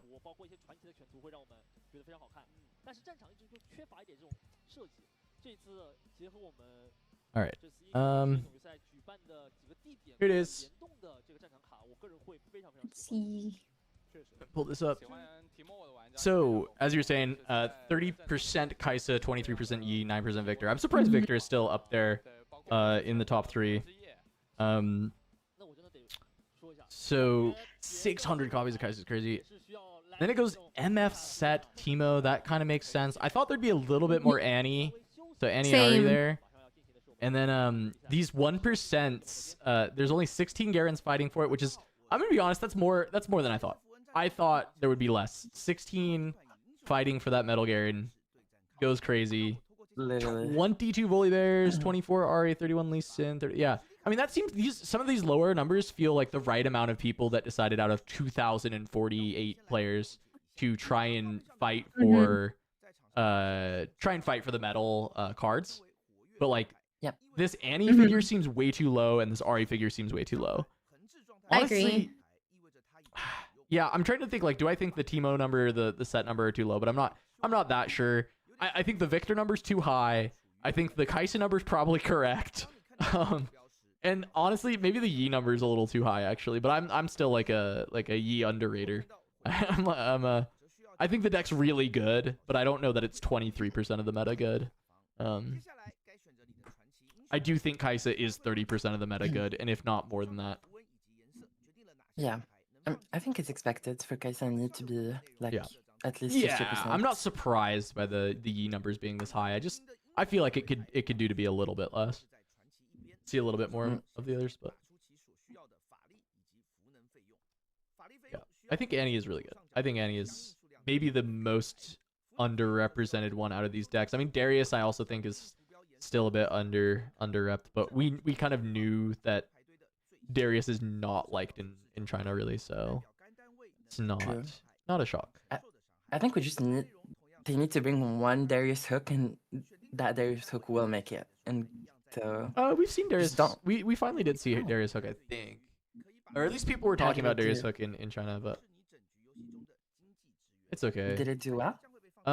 Yeah, it did get in city challenges. It did okay in the tournament, but it's just like super unpopular. Nobody's playing it. I'm really wondering if it'll be played a lot in the West or not, but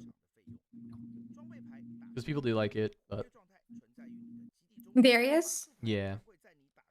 Yeah, I agree with I'm so bad at names. Savitz? Savitz, yeah, there you go. I keep wanting to put a J in there. I'm like trying to figure out how to pronounce the J. But yeah, I agree. It's like inconsistent. Like you really want to hit the hook, and then sometimes you just don't hit it. But I thought there would be more though. Like yeah, for the nationals. So it's interesting. I liked the Osawa when we got to watch it play round 3. Oh, hi Savitz.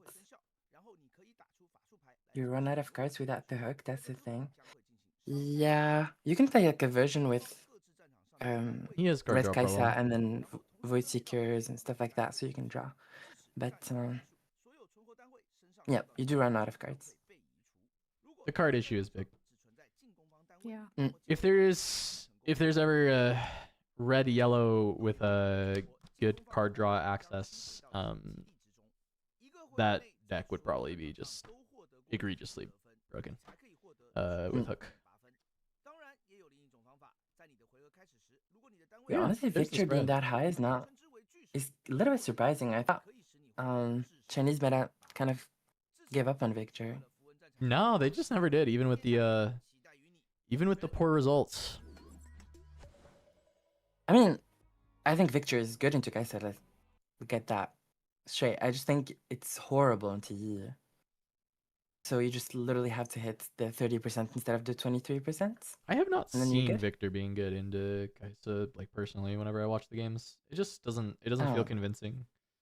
It feels like it feels like there's no reason to play it. Like your matchup's like winnable, sure, it's like fine, but I'm not like convinced like, oh, I should bring this because of my Kaisa matchup, you know? It just like doesn't feel like it has is like the juice is not worth the squeeze, right? Like it's why am I playing this deck that's like not even that good into the rest of the field either, right? It's like it's not like you just cook the field and then you have like an okay Kaisa matchup. It's like you're okay into the field and then you don't you do okay into Kaisa.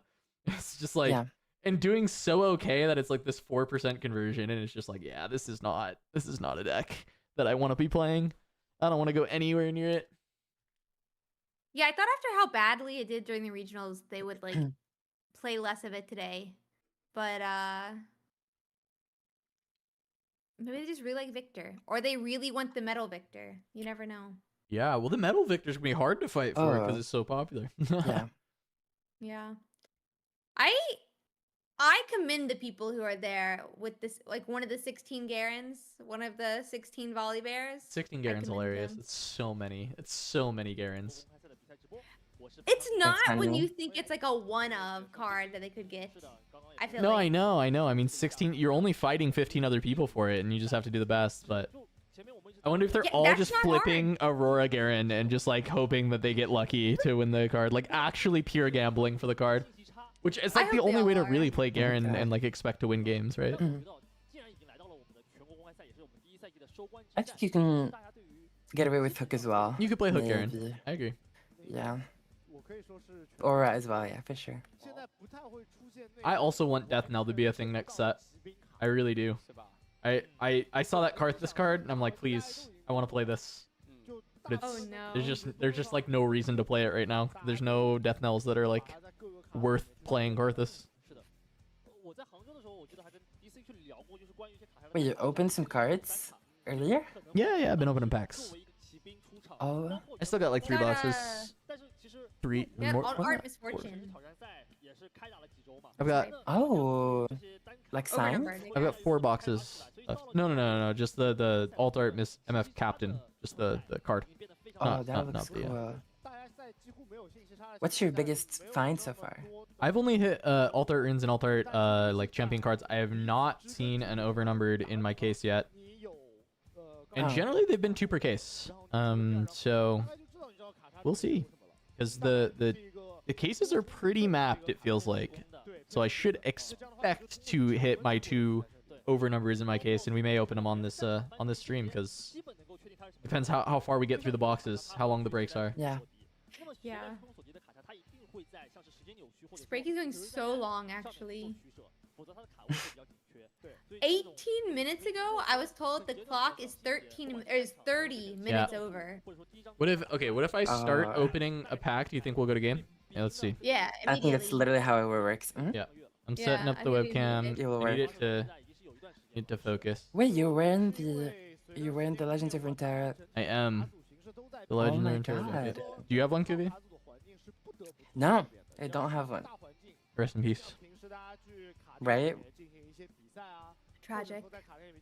I don't think I would have been able to get one anyway. You're making because they would content at the have time. to ship it.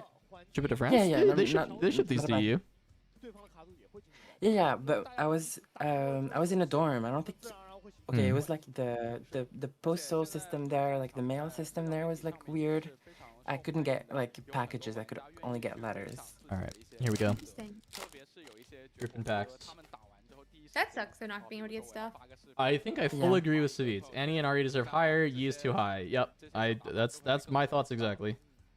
Mhm. Oh really? I'm number 1 Yi hater. It's okay. I've been the Wait, you whole guys time. think he is high? That's crazy. Yeah. Right, right. I think Tell I him. think he's overrated. I don't No, think I it's don't- bad. I do not think it's bad. Let's be clear. Let us get this very clear. I think it is a good deck. I don't think it should be 23% meta share.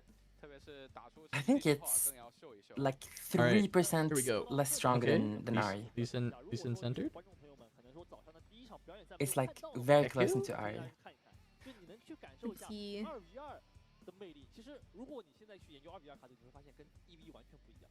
All right.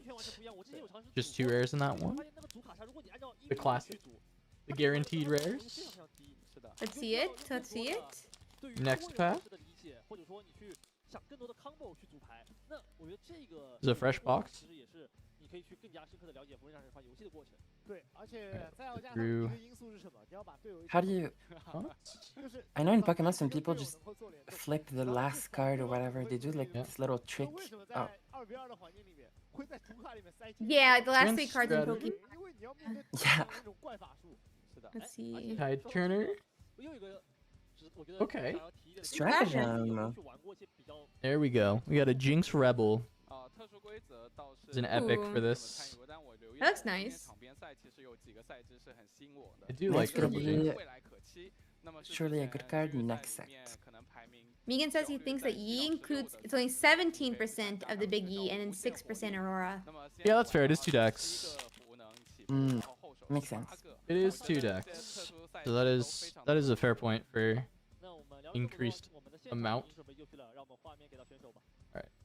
I I'm think just gonna get rid of Yi it. is significantly easier to play than Kaisa, and is almost at the same power level in my opinion. So I honestly expect Yi to be almost more popular than Kaisa, to be honest.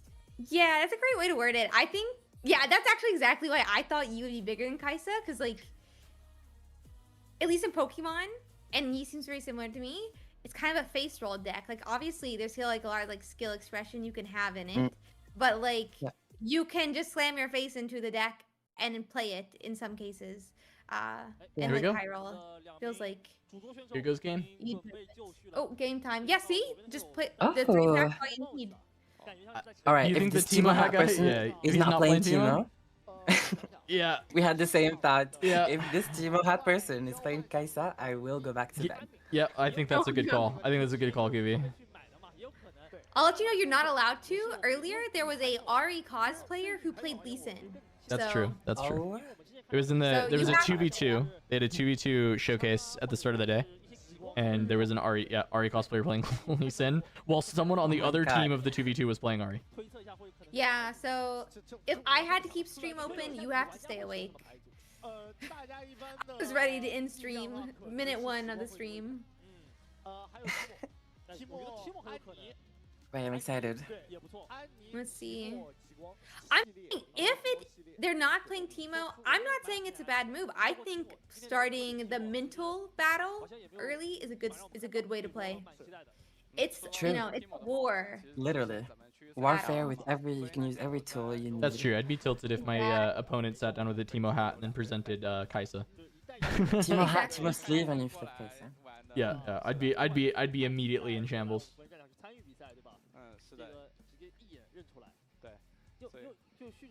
Honestly, in a showcase match, they should just handed the Ari deck over or the cosplay. I'm also okay with them just swapping clothes if they're really into the Ari deck, you know?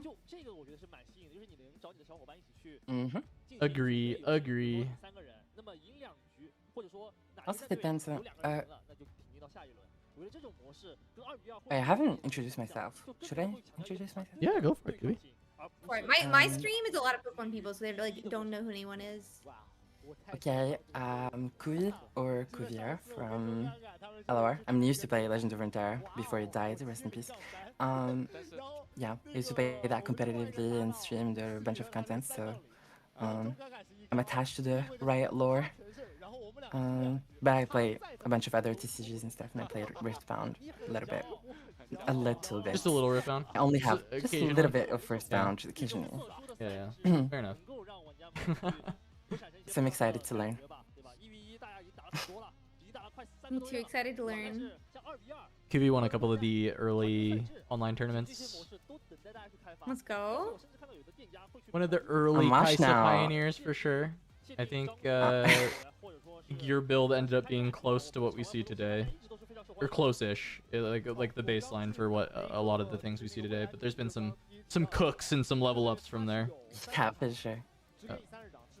I'm Ashno though. I'm only But I think you were deck the building and coaching. first person I saw playing That's like it. cleaves and stuff, and Kaisa being a little bit more unit focused. Yeah. Kaisa, there's a lot of builds of Kaisa even now that are very different. Yeah.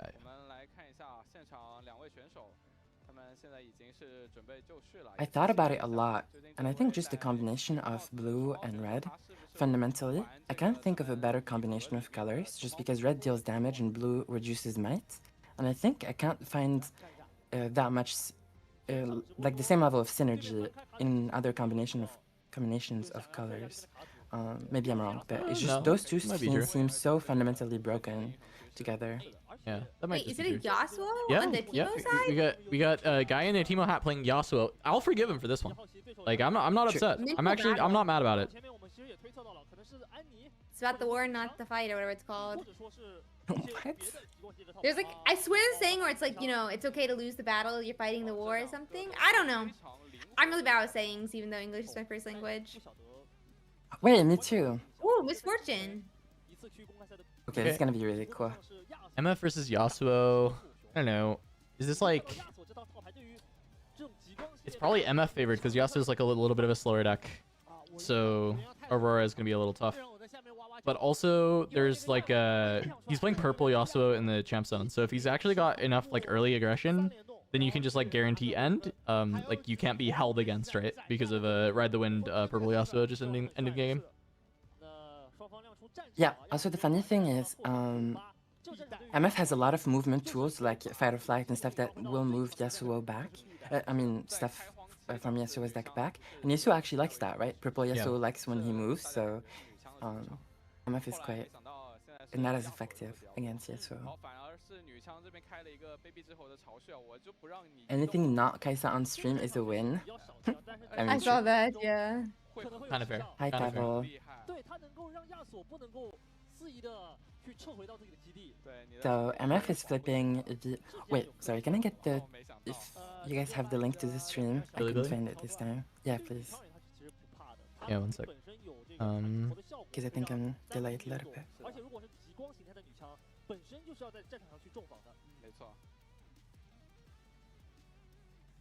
I can grab a link if I you don't got have it. the forum. I just had to open a different window to not like break everything for a sec.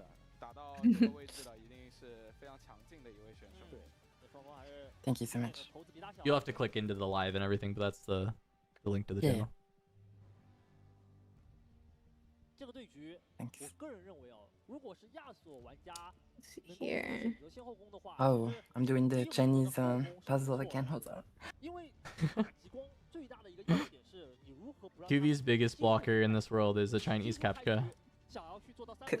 Oh no! Not the captcha. I got it. I'm proud of myself. I like them actually, the captchas for some reason. I thought they were Yeah. cool. Little puzzle ones. Yeah. Yeah.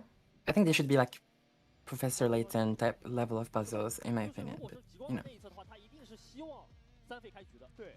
Okay, MF is playing Vilema, which is a battlefield when you have a unit there, you can't actually move it back to base, so you can never move back to base. And Yasuo is playing. I didn't get to see. Was it Zon? I think it was back alley bar. Oh, Bakali Bar. So that battlefield is really cool with movement because whenever you move from that battlefield, not into it, from it, you get a +1 might, which can be very useful because Yasuo can very easily move stuff from it. I wonder how Yasuo is gonna deal with. I mean, I guess you can just like move it back to base again, to do the 3, but getting stuck on the oh god, I forgot the name of it already. The one that you Vamos? can't retreat from. Yeah, Vamos is gonna deal with it. Yeah, it's pretty good against purple Yas actually, just like having that, trying to deny things, making him go through bar, to actually like do what he wants. But mobilized start with Aurora already in hand is certainly not bad for the Aurora player. Stack deck, you can also just like find Catalyst off the top here, or just another mobilize. Mobilize is also just fine. We're just gonna get as much mana or energy as possible. 是的，那么大家都会非常想争取这一胜啊。是的。4费还没有单位拍的话，会有点尴尬哦，得跳费了。跳了。要对，他确实也没有别的事儿能干。要对跳费了。他这样跳真跳得过女枪吗？ Interesting. So I think it's a pretty like late game or like combo focused Yasuo. Yeah, that's like my concern into an Aurora deck is like being the combo build, because if you can't get the points early, like do you have the juice to be able to kill off the Aurora stuff? And I don't actually know. Like I haven't played this like that much of this version. Like I've played like kind of late game combo Yasuo stuff into like other quote unquote like meme decks, right? Like not meta decks, right? And I really enjoy like these style of Yasuo decks, but I haven't really thought of them as like how they interact with meta decks, because I've written a lot of these versions of Yasuo off. And maybe that's like I don't know, maybe this guy's onto something, right? This is 3-0-1, so they will have a draw, or is that the lost column? I guess draws in the middle, right? Yeah. Or win loss draw, right? Usually the last one is draw. Yeah, I think Yeah, that's it is. the draw, so they're both. Yeah, so one they draw. yeah. But like yeah, winning 3 games already, playing the Yasuo is pretty good. Green Yasuo is in the list as well, right? So not even not just the purple. Something else that could actually flip the matchup, in my opinion, is the fact that Yasuo has some pretty good gear removal, like the acceptable losses or fading memories that could be in the sideboard, or even Adaptatron, which is pretty good in Yasuo. Adaptatron is a unit that whenever you conquer, you get a buff and you can destroy a gear. I mean, you can destroy a gear and then you get a buff if you do. So that unit is really good in Yasuo because Yasuo can just pay 2 and send it into a battlefield. Yeah. And so that's really good into MF. Yep. I don't see any gear hate already in hand, at least. And first Aurora gets to come down. First Dead Bloom out. Yeah, it's not great that Aurora is already down and there's no points in the battlefield, I feel like. Yep. Exactly. So basically the game plan like has to pivot to running Aurora out of units, right? Like that's like your win con now, that Aurora is down, you have no points. Right? Like there's and this is like running Aurora out of units from scratch. You know, like from zero. Like, all right, this is the first Aurora unit, and now we're gonna try and run every unit out of this MF deck before the game's over. I would not be feeling confident. I honestly have faith in Yasuo. Is that crazy to say? Yeah, but like it might work. Faith in Yasuo, like to have a viable deck. I don't know if I have faith in Yasuo to run them out of cards. Yeah, before they hit 8. Yeah, I also have faith in Yasuo to be viable. I think there's like some good tools, but running them out of cards is gonna be hard. I think what Megan's saying about like second mask and then you know, copies of green Yasuo like taking kills, especially with the Zhonya's, like that is kind of real for sure. But yeah, it's gonna be tough. Have you guys seen Yasuo's hand? There's a so there's a discipline, right? Last stand. Yeah, I saw the last stand as well. We saw it last stand in the other Yasuo that was on stream earlier as well. I like the concept of last stand in Yasuo. And then especially if you've got the Zhonya's and you're playing like pretty all in, like you play last stand and you just get a ton of value out of it, and then the temporary dies and it's Zhonya's, and that's kind of fine. So here Yasuo played Discipline, so Yasuo goes to 7 from the mask, plus Discipline goes to 9. Dead Bloom would have died, so MF just used Fight or Flight to push it back, and then we're gonna see it get to fight. Knocking out a Dead Bloom early, I like this. Definitely what he's gonna need to do to be able to come back from the really early, well, I don't say early game Aurora, but like he went too slow for the Aurora, so however you would word that. Yeah, so I mean, yeah, as you said, you just have to kill everything. So hey, there's one. Hey, we're counting units. There's one. There can only be like 37 other cards in his deck, so one down. True, especially units. There's not a lot of units in Aura decks, so usually they will run some greedy versions. Will run like 9 or 10. And I think if you like, there is a win con where you just run them out of units. It's very. We saw it happen multiple times on stream. Yeah. Mind Splitter probably should have been played first. Yeah. Try and prevent the blowout from the Yasuo. Yeah, or even an Aurora, because you're chilling kind of. So just let their Yasuo chill, and you play another Aurora and you start pumping 2 units. For sure. Is that a second mask in the middle of his hand, or what was that? It is. It is. I actually think you're supposed to take that mask. That is a good call. Really? Yeah, I think so. Because like second mask with this green Yasuo is definitely how you can start to lose a lot of stuff. But Aurora grabbing orange Woolly Bear, it's gonna be hard to break through. Yeah, exactly. I guess there's the last stand though, right? That's still in hand. You just last stand, break through that. Last stand actually probably will clear whatever battlefield, just because if you play on Yasuo, Yasuo will be a 14 might unit that deals 14 when it attacks, so that one's gonna be pretty strong. Yeah, I just would hate, especially as the only guy down, for my guy to go temporary. That's what last stand does, right? Doesn't it make him temporary? It does make temporary. Yeah, it does. Actually, how does that interact with the hourglass? If it dies to the temporary. Because if it trades, that's the good result, right? It trades and then it... No, it's actually a bad result. Still bad result? Because... It's a bad result because it dies, it triggers Zonya, so it goes back, but it still has temporary, so it will die next turn. Okay. So, but if it lives, then it would trigger temporary, die, and then Zonya's would bring it back. Would it still have temporary, or does it lose temporary at that point? Yeah, it would still have temporary. Oh, so regardless, you get bad outcome with temporary. Temporary is always bad outcome. Okay. With Zonya. That doesn't sound good then. That's what I was the thinking. other I thought I remember Battlefield. that from like set being like the fading memories being a good like like kind of a good set counter for that, and also countering E. But Mhm. all right, sabotage. You know that they're spells, so you can definitely get something.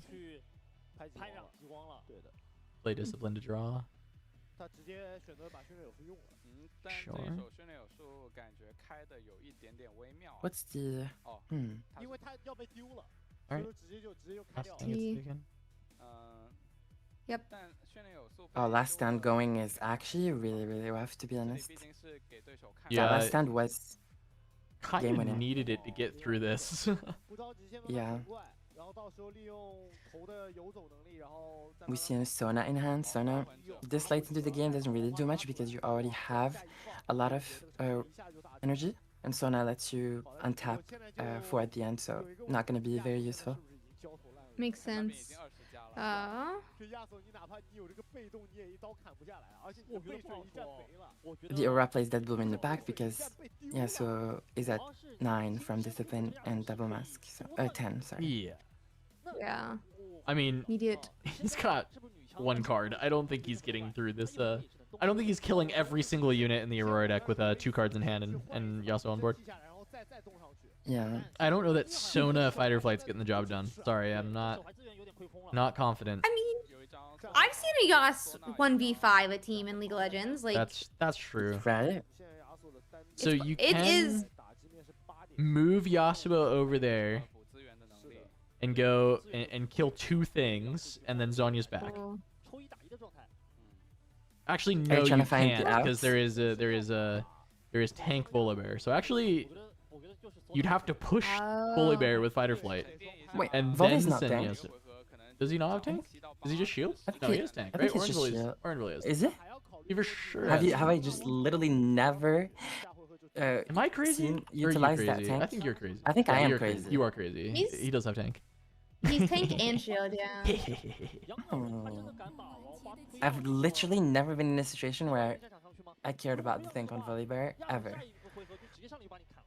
我觉那如果拍张全罗在上面也是被砍的，是不是？我倒是觉得没什么不 So 敢的。 yeah, I think the out to this game is to get 2 more points and then to do some purple Yasuo gymnastics. 逼了一个金身走嘛。 对啊，起码 You'd have to do a lot of gymnastics to make that work. 因为他是 Sure. 那一刀是先砍出去的呀。不是你 I believe in it.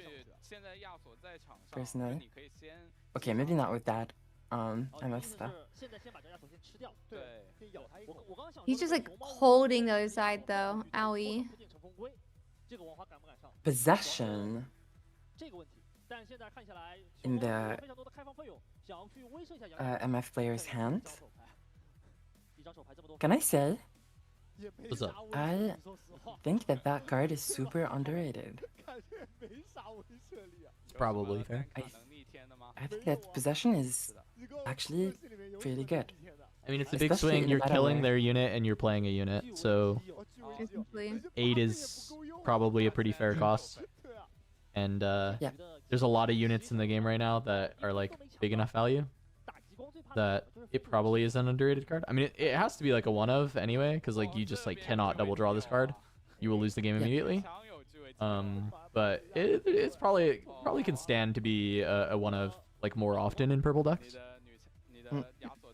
Just for context, possession is an action that you can choose the enemy unit and take control of it into your base, essentially.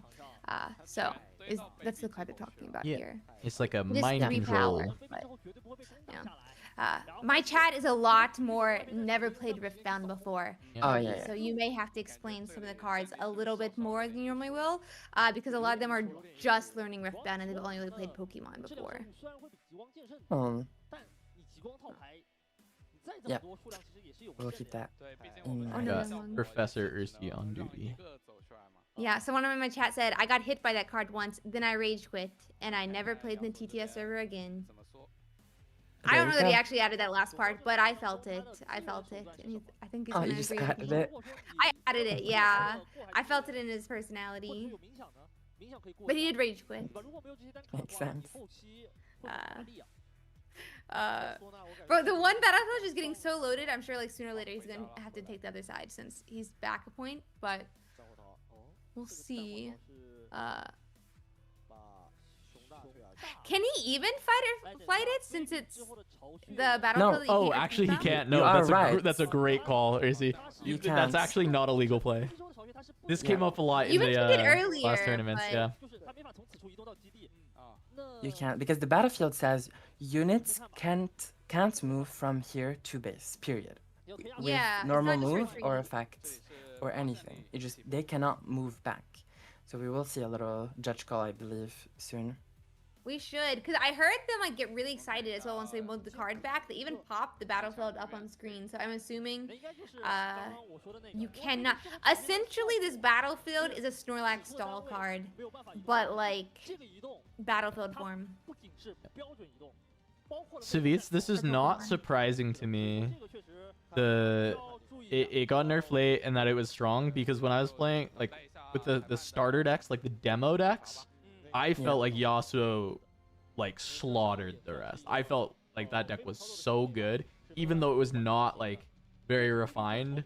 I just felt like the ability was so strong, and like in that low power format, I was like, wow, this Yasuo deck is gonna be so good. And then it was kind of disappointing that it's not been feeling so top tier, but I do think it is like better than people think. But I feel I definitely like am so unsurprised that Yasuo is like very, very good in early testing. For context for people, Savitz was like one of the people that was brought on to consult and help out Riot when they were like doing early testing. They brought in a couple like very good TCG players to come help test, and Savitz did some early testing.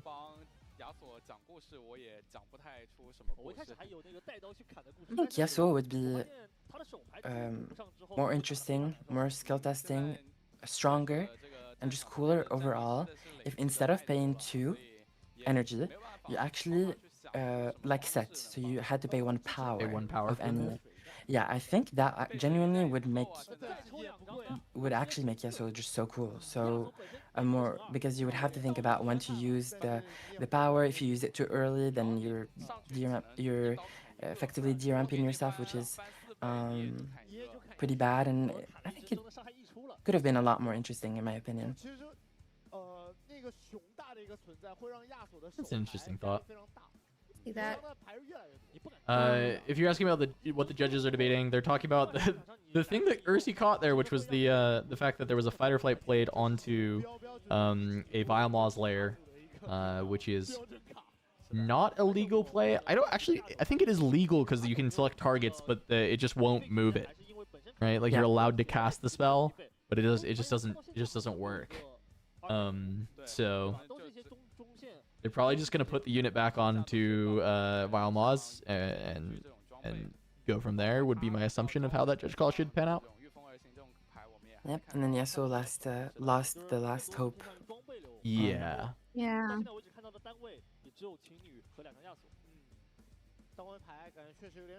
Yep.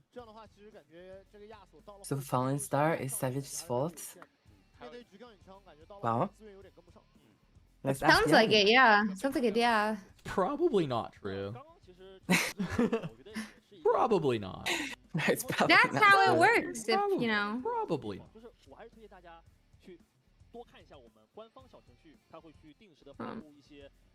Yeah, I mean, just to see how they'll reset it or like fix. I mean, I'm sure they just like put it back, but that is definitely gonna be a really bad spot for the Yasuo.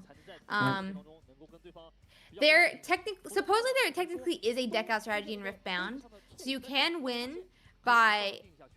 While we're sitting here, I don't know if it's okay to go through some of the win cons or explain real quickly. Go ahead. So like in this game, you want to get 99% of the time 8 points to win, but you have to either, so you get points by conquering, like taking control of a battlefield or holding the battlefield to your next turn. To win, you have to hit 8 points, but you can't hit 8 points by just conquering a single battlefield. You have to either be in control of both battlefields or get the 8th point by holding. Technically, you can win from a deck out, but there is so little draw in this game. I don't really think it's too much of a concern. So yeah, it's technically possible, probably not feasibly possible. And there's not really like a mill card or anything like that as far as like No, not I'm really. thinking of. Yeah, there's no mill. And then there's like a number of cards that will like recycle from your discard pile into the bottom of your deck. So there's like different ways to do that. But yeah, I was typing some of these out. But yeah, when you play the game, you get 2 energy every single turn. And there is a mechanic where you like quote unquote float energy, so you can exhaust it and use it at any time. So you can recycle energy even if you don't use it at that time, and like have that energy floated to use later. You get 2 per turn. But if you're going second, your first turn you have 3 energy. 99% of the time, there's battlefields that affect some of these statements. And one of the things you were saying, like the win conditions, and they were asking about deck out. What happens when you deck out in this game is you assign a point to a player who is not you, and then you reshuffle your trash back into your deck. And that 1 point can also be the winning point. Oh, okay. So you can win from a deck out, but you have to be on 7 points basically. And then your opponent has to deck out, and then they assign you the point, right? Oh, so if you're like at 4 points, or your opponent is, it actually is not a win con. It's just like a gain point con. Yeah, you just gain 1 point. Yeah. So you actually have to be at 7 for the deck out to matter that much. You can also win off of like a specific, if a specific card has gain a point as it can, like something that it does. So like we've been talking about that purple Yasuo, right? On its 3rd move, you gain a point, right? That point can also be the winning point. So you can win off of like those alternate effects. Yeah, Ari also, you can technically go 6 to 8 when you hold Correct. with the Yeah. green Ari. Yep. Green Ari can do it. Card effects can override the normal way Yep. of doing it. But yeah, it's like essentially like, you know, like Iron Hands, you still take an extra prize in Pokemon, even though the rule is you take whatever it says in the rule box or 1. But yeah, that's like roughly it. And then 99, most cards come in exhausted unless it says I come in ready, or there's something that readies it. And that can be like spells, other units, or things like that. So Yeah, that's a good point from my chat. So if they have 0 cards, then they would burn out repeatedly and you win. So if you eat your opponent's deck, if you eat their cards, then they'll just burn out permanently and you win the game. So that is the secret win con. Because like I don't think anywhere in the rules that it says that you can't eat your opponent's cards. So I think that that's also a win condition, right? You just like eat their whole deck. I mean, that's a great source of fiber, I'm pretty sure. So, like, maybe we should all actually learn how to eat our opponent's deck. That being said, if your opponent eats the deck, I am sure there's somewhere in the rules that says, like, I'd call a you judge can't if they do pair the that, cards but I or something. don't know if it's in the, I don't know if it's in the rules, but I'd call a judge. I might call a judge. If anything, let's file it under unsportsmanship, you know? Yeah, Or I'm sure they can not find sportsmanship. something. Maybe that's Time Kenshin mechanic. You just have to. His legend ability is you can eat one of the opponent's cards every turn. As in, like, actually physically eat it. If you can eat it, you may eat it. Literally. But you actually have to physically eat it right now. Do it, you know? Like, I believe in this legend. I think Riot should hire Kubi right now. Oh my design this god. card. That's a good Uno reverse. much. So I said, did read that there is nowhere in the rules that says you can't consume your opponent's cards. So you just eat one of their cards and then you call a judge for a deck check. What are they gonna say? That I ate their card? Come on. Literally, where's the proof? Yeah, what are you gonna say? You say, oh, who are you gonna believe? That you have an illegal deck that's 39 cards, or that I physically ate your card? What do you think the Honestly, judge? I agree. What do you The think the judge judge is gonna won't say? believe them, surely. Come on, surely you can gaslight your opponent and the judge into believing.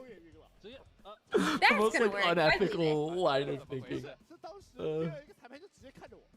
Wait, Ursi, what's your favorite Pokemon? Rabombi. That was quick answer. Yeah, as a Pokemon streamer, it is a question asked every single day that I stream. Oh, Sometimes multiple times. Yeah, come on, Kubi. sorry for being basic. Oh my you're, god. No, you're all good. You're just- all good. I can't believe you would ask that question. Damn. Actually, how dare you? Like, this is my one Riftbound stream ever, and you're still making it about Pokemon? It's kind of toxic. Am I just My a God. Pokemon streamer to you? Oh my god. I apologize publicly. Thank you. Thank you. I'm gonna need you to write a letter, actually. Submit it to someone, but yeah, no. Rabambi is just so cute. I think she's adorable. It used to be Flygon, and then someone in my sorority drew Flygon with lingerie on, and I can never look at the Pokemon the same. Whoa! What happened here? Sorry, did I give sorry, them- sorry, Ursi, hold. Why does Hey. Yasuo have a game win right now? What? Yeah. What happened? Whatever happened during this judge call? Because the Yasuo... I mean, okay, so like obviously something happened, right? Like obviously there's like an issue either with the like MF deck or something like that, or the graphics wrong and that's why they're coming back to the casters. Let's give it a moment to breathe. I mean, surely there's a reason. They have What not if- explained it yet, because the Billy chat is saying, why is that? I can't hear clearly. The defendant was found guilty. What is this?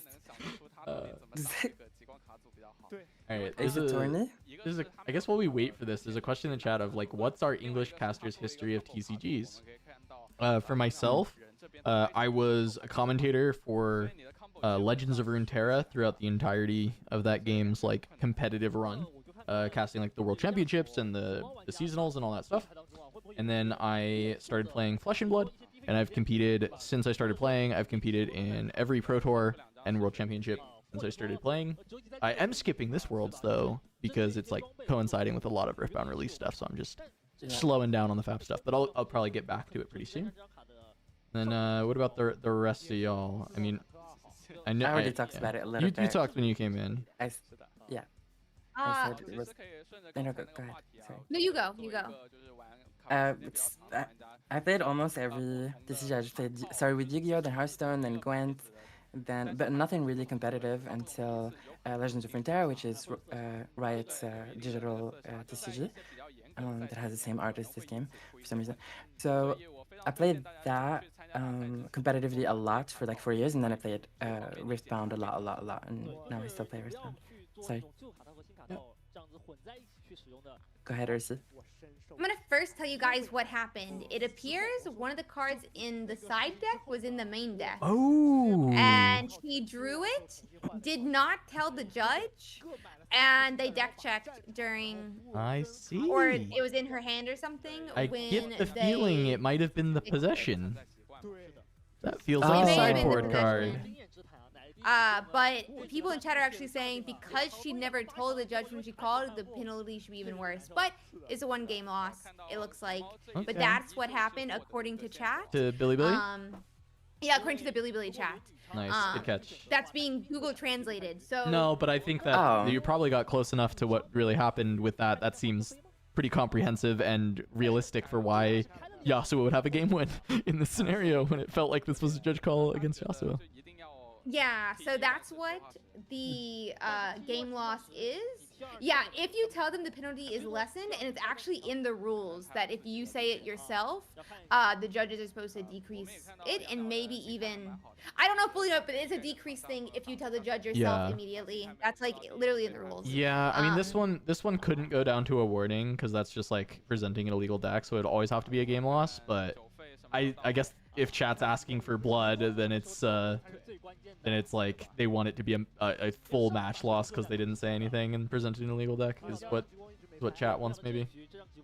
My understanding is if it's fixable, even if it's illegal deck, if you alert them immediately in the rules, it's supposed to be like fixable technically. Yeah. If I remember correctly, because there's like something that came up with that. I could see it. Um, Yeah, but illegal deck but is it has to pretty be able to tough. be fixable. Illegal deck is real tough to try and get around that not being like a game loss or more. Yeah. Even if it's an accident, right? Like it sucks. It's just like it's not like you expect it to be malicious that she accidentally had a sideboard card in. So it's a bummer. Yeah. For my history, I'm a baby caster. I'm gonna state that, like in I guess like my own context. I've been hosting my own tournaments for like the last year. I played Pokemon TCG, and then Pocket came out like for 2-3 years. But I didn't play for the last year, and I started playing Pokemon Pocket TCG, and I hosted and ran the largest tournament in Pokemon Pocket. I hosted and casted the largest Pokemon tournament ever with over 2,800 players, which was really cool. And then I'm hoping to start doing some Riftbound. I'm back into Pokemon TCG, hosting and running tournaments there, and then I'm hoping to start doing Riftbound content. And so I asked Casanova and the Tournament Sideways guys if there's any chance that I could join to get some experience doing Riftbound casting, because I'm really interested in Riftbound. No, I appreciate you coming on. And yeah, if anybody in chat has ever seen Pocket content pop up on Twitter, it probably was connected to Ursi in some way. Because like that's how I knew knew of Ursi, was just like people that I knew that were playing Pocket through my like Twitter mutuals or whatever, were just like, wow, look at this crazy ass tournament or all this stuff happening. This crazy amount of players signing up for Ursi's tournaments for Pocket. And they were like 10Ks, right? You were doing like 5 we and 10Ks got and, like... Yeah, so we did 400 USD tournaments every single weekend, and we got funding for 2 10Ks. We already get like sponsors for them. The second one we were not able to like finish. My internet went out. Oh no. Right. Literally 15 minutes before it started, my internet went out and I had to delay it, and it's been canceled since. But we did initially get it, but sadly we were not able to finish that's a bummer. it, But still, that's amazing that you're able to like put those together. So yeah, it's cool. All right, this is early Yasuo coming down, try and score a bunch into the Aurora. But this is like, it's still, we're getting towards Aurora turns. I mean, the MF hand is like so stinky. Like double Volibear didn't have Aurora. Did have like 1 ramp card though, right? So there's a little bit going. But... My morning alarm is going off. So I need to go nice. turn that off before Maybe, my yeah, you gotta wake up. It's time to wake up for me, so be real quick. Sabotage is not gonna do much. Like, the hand is full of spells, so it will take an important spell here. But so Sabotage basically, it's 1 energy, 1 power, and you get to see the opponent's hand, and you pick a non-unit from it, and then they recycle it, which is kind of the same as this card, but stronger. What's the comparison to it? Is it Tatsi's in Magic, or the this Duress? one? This is like Duress from my understanding. You know, you ask me these Magic references, and I don't even play that game. But like all the other Tournament Sideways people are like have pretty extensive Magic backgrounds, and so like someone in chat will know. So but that's the thing, is just like I'm familiar with all these references now because all my co-podcast hosts and co-hosts on the channel are just like Magic people. Yeah. Come back. How are we looking? What have I missed while I was running across my apartment to not a ton, just a Sabo. Okay. We got Defy, it looks like, which is, I mean, Defy can be scary, though I guess like it doesn't really matter into Aurora. Yeah, I think the only... Oh, I got my my trick or treat pail full of candy and string cheese, I guess. My partner was like, "You should eat something." He brought in a cauldron, a cauldron of candy and a string chees. That's and then they're grabbing Riftbound packs and. Okay, that's actually best. So I'm opening packs. All right, that's funny. Thank you.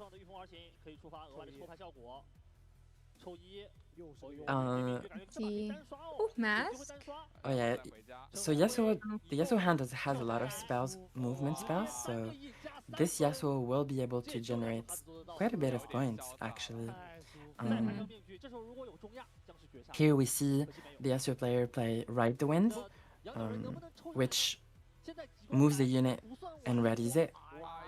And here the Yasuo used it to basically trigger the purple Yasuo's ability, which says whenever you move 3 times or more in a turn, you generate an additional point. That's so nice for that Yasuo. I feel like they were not able to do it last game, but definitely the game plan you want here against Aurora is to get as many points as you can before the Aurora appears. So 3 points, 1 turn, I think that's a good start. Yeah, and I think with this turbo brick from the MF player, I think Yasuo's actually going to be able to win this game, which is is good because that first game looked really ugly. Yeah. So. Oh yeah. 那么他这里刚刚是先提了一费，这里是应该可以。 And I think Aura can't do anything about units in base. That's a question in chat. Challenge, right? Yes.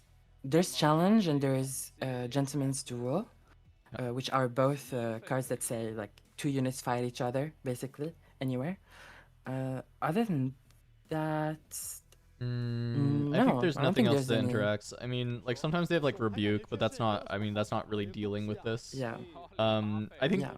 Gentleman's Duel has fallen pretty out of favor, but Challenge I think still makes it in a lot of these decks. But Challenge also requires you have to have a unit to be clear. Like you have to have something out to actually deal with that, and Challenge is pretty answerable by spells from hand and Yeah. Defy, and like there's a lot of ways to deal with it. Chat asks, what is the best cheese you like to eat? Best cheese. 中药来了。 哦，那怎么说？我感觉 Huh. 还是要勇敢。 You're asking a French person what's their favorite cheese? Come Yeah, on. is it? That sounds- is that sounds okay, pointed. Kuvi? Is that? That sounds. I think it was at the string cheese, by the way, that Casanova Oh, was talking Yeah, about. I don't. What? Really... That sounds racially motivated. Is there a specific cheese that French people like to eat? 又是6分啊。 泽退。 Honestly, a bunch of. I personally like Brie the most. Personally. Brie is the best, actually. I'm just gonna state it. You made the correct Wait. decision. Period. 他的这个 We agree. Literally, period. Yeah. 不被蔑视 I love Brie. Same. Melted on top of anything. Please, thank you. Yeah. Brie is pretty good. My favorite thing is like kind of like wrapping it in croissant dough, What? putting like jelly inside the croissant dough No. around the brie. Yes, and then you can cut it, and it's the bread and the jelly and the brie. No, sorry, my internet just went out. I think I need to go check something. Oh Is it- no! Is that hate crimes, Kuvi, or what? No. Kubi's not What do you coming back. mean? Jelly and cheese inside the croissant? Like, what are we doing? No. No. Bro, how do you eat brie? You put it on bread with like a piece of fruit. It's the same thing. 就是单 Okay, first of all, fruits, no. But, You like, don't eat it with apple? not really. Not like inside the bread. No, but like if you were gonna put brie on something, you could put it with grapes. You can put it with apple. It's the same thing, but jelly form. 他刚才是不是可以御风躲一波？ That sounds insane to me. But It's I will time warp. Yeah, like time warp. 2 minutes before we had this Yeah, time warp, conversation, and this never happened. Yeah. No, it's okay. I'm enlightening you. As Yeah, an there's a- American, I know how to eat brie correctly. 御风 Right. My chat says he is triggered. Kick W. Or is he casting Rune Prison on Rune? He's stunned. He's stunned. 但对于 Kuvi stunned. Oh, supposedly jelly is different Literally. for people outside of North America. What is jelly for you guys? I mean, I think Kuvi knew what you meant by jelly. I don't think Kuvi was Okay. imagining like Like- Jello, like UK people are. But Okay, I just want to make sure. It is a UK person who's mentioning this, but yeah, yeah, I mean like the fruit Oh. stuff. Yeah. But I hate Jello. usually you Okay. get jam in Europe. But I think Kuvi is like US pilled enough that they know what Okay. Yeah, jelly is. I am. Okay, good.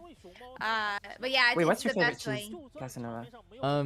My favorite, I used to eat this like sage cheese all the time. It just was like this, like kind of harder cheese that had yeah, it was just like had a bunch of herbs and stuff in it. It was just like the specific one that I would get from my grocery store that I really liked.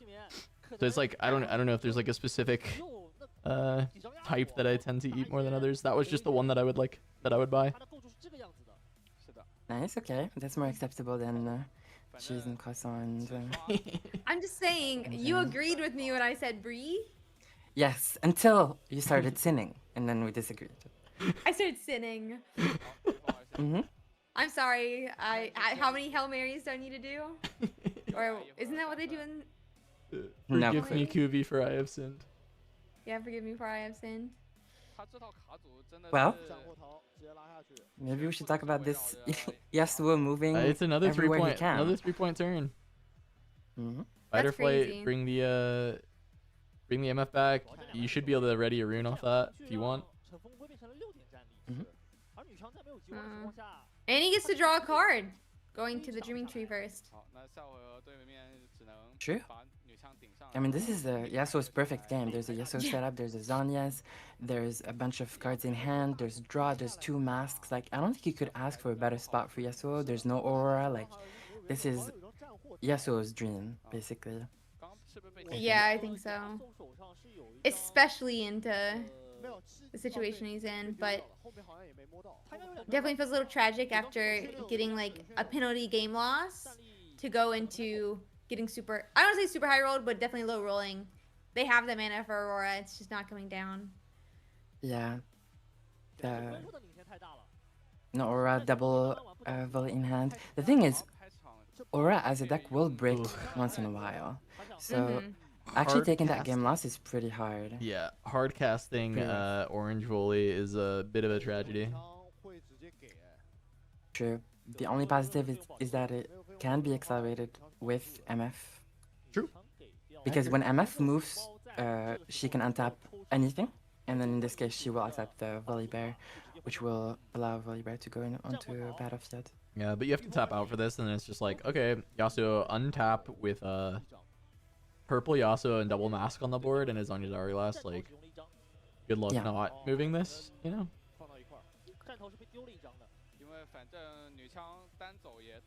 Moving volley to the same battlefield is interesting, but yeah, I'm a bit surprised by that one too. I see it.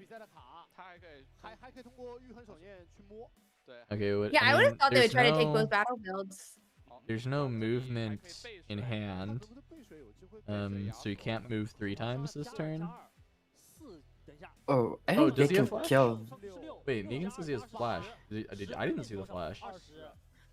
If there's a flash in hand, then it's just GG, right? Just move in, flash. I think and then they can kill with Yasuo last stand. They have the last stand that we talked about which last is game. really funny. Yeah. Plus move. I don't know if there's enough runes. I believe there is. Yeah, there is. So it's gonna be green Yasuo plus last stand plus.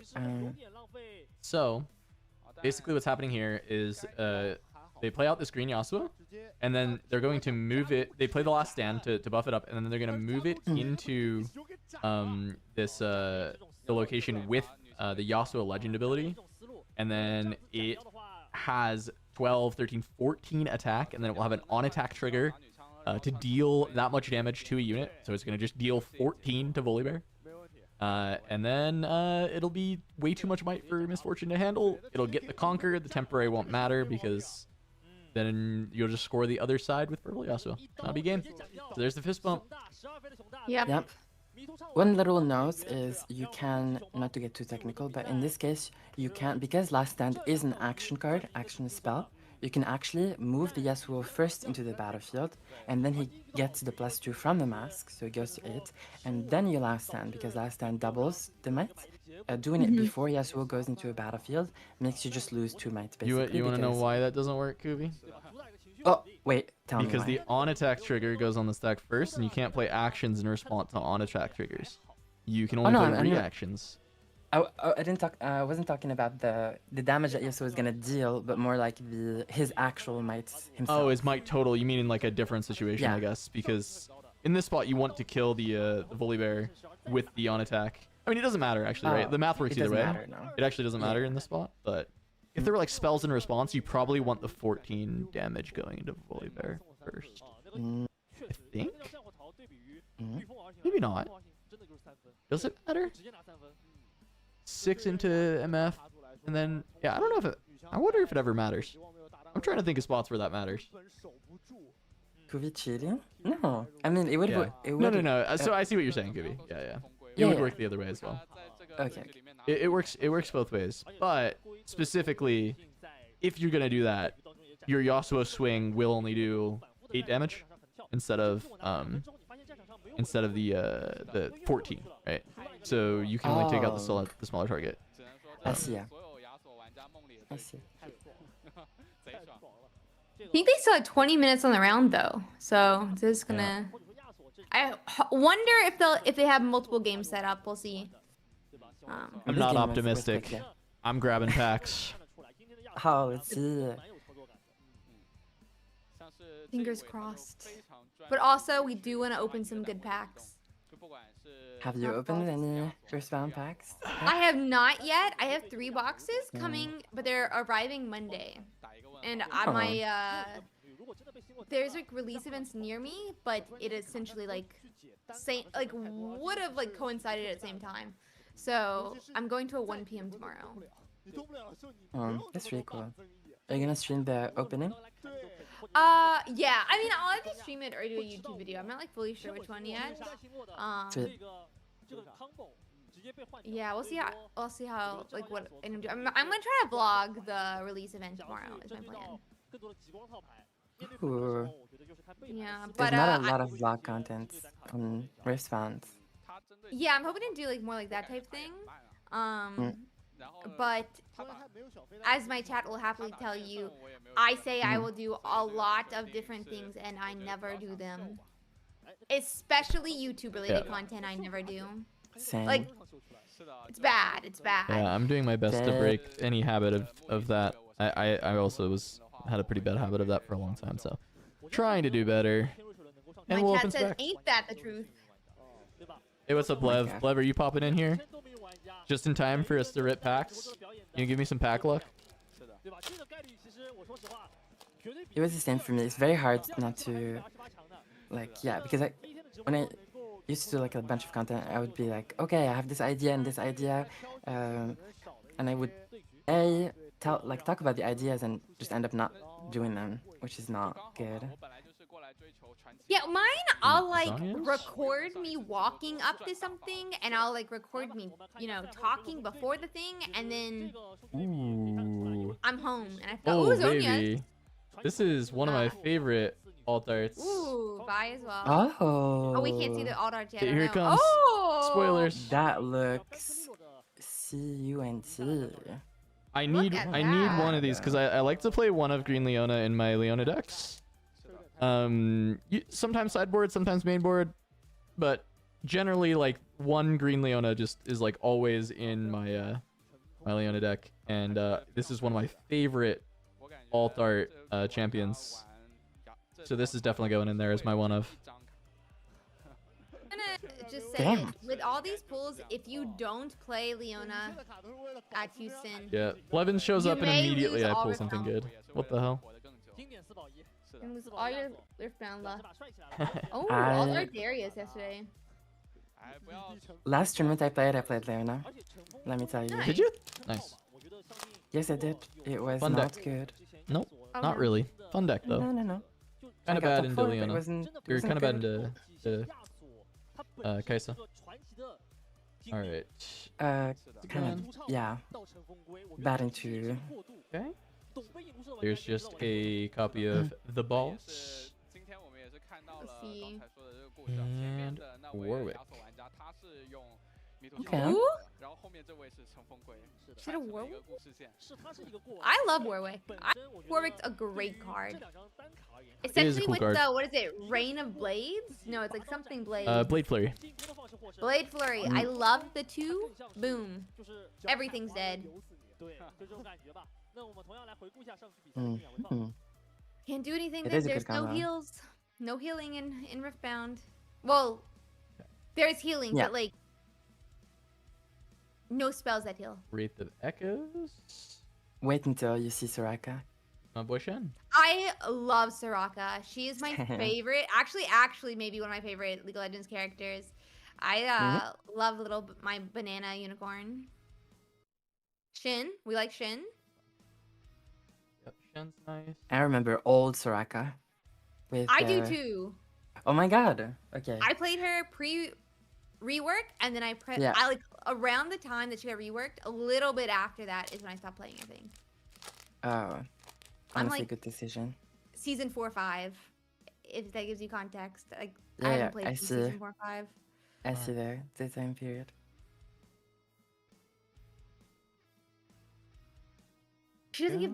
Oh yeah, that was. Yeah, she used to. Right. She used to Yeah. silence or give mana or Madden Um, Marauder. and she used to. Oh. Oh Wait, what'd you my get? god. What is it? There we Is go. it? Oh. Woo. Wait, is My it for me god. yet? overnumbered. MF. Misfortune on stream. And there's an MF. Hi, Blevins. Welcome to the stream. Oh, I'm not live. Oh my god, I was like 10 seconds behind. I'm an Yeah. idiot. You're fine. That's crazy, though. I do need to get a top loader. I have them somewhere over here. I mean, did you only get it because we saw an MF lose on stream? Maybe think if so. the next legend loses, you're Yeah. gonna find them in. Can we get like overnumbered. a Kaisa to lose on stream? Or potentially like a I gotta get. Yeah, I gotta get. It a looks top so loader for nice. her. God, they're so crazy. Let me go grab one real quick. Damn.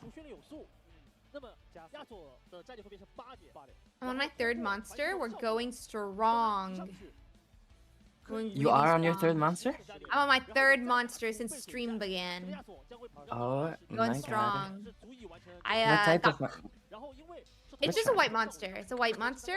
Oh, the But best one. I got 3 hours of sleep last night, and Oh my God. then I finished everything I had to do today like 4:30 p.m. I had food. I slept for an hour and a half, and then I got up to get ready for this.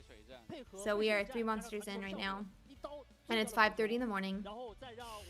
I mean, Big. only 4 hours to go, so you just. I mean, yeah, round 5 just finished. We got another 3 more. Wait, tell me round 5 just finished, and that wasn't round 4. That was that round that was four round we just 5. That won? was round 5. Goes round Okay, five. Few more Ooh, rounds. I had a moment there. Beautiful. So this box, that's this a box good had one of start. my over numbers. Bounty. So in a case, you're expected to get 2 of those. But what I've been seeing often when people get signatures, it doesn't replace one of the over number slots. So they've been pulling 3 Ooh. over numbers where one of them is a signature, which is crazy. Mm. That's sick. insane. And that comes in your Yeah. when your case comes like that.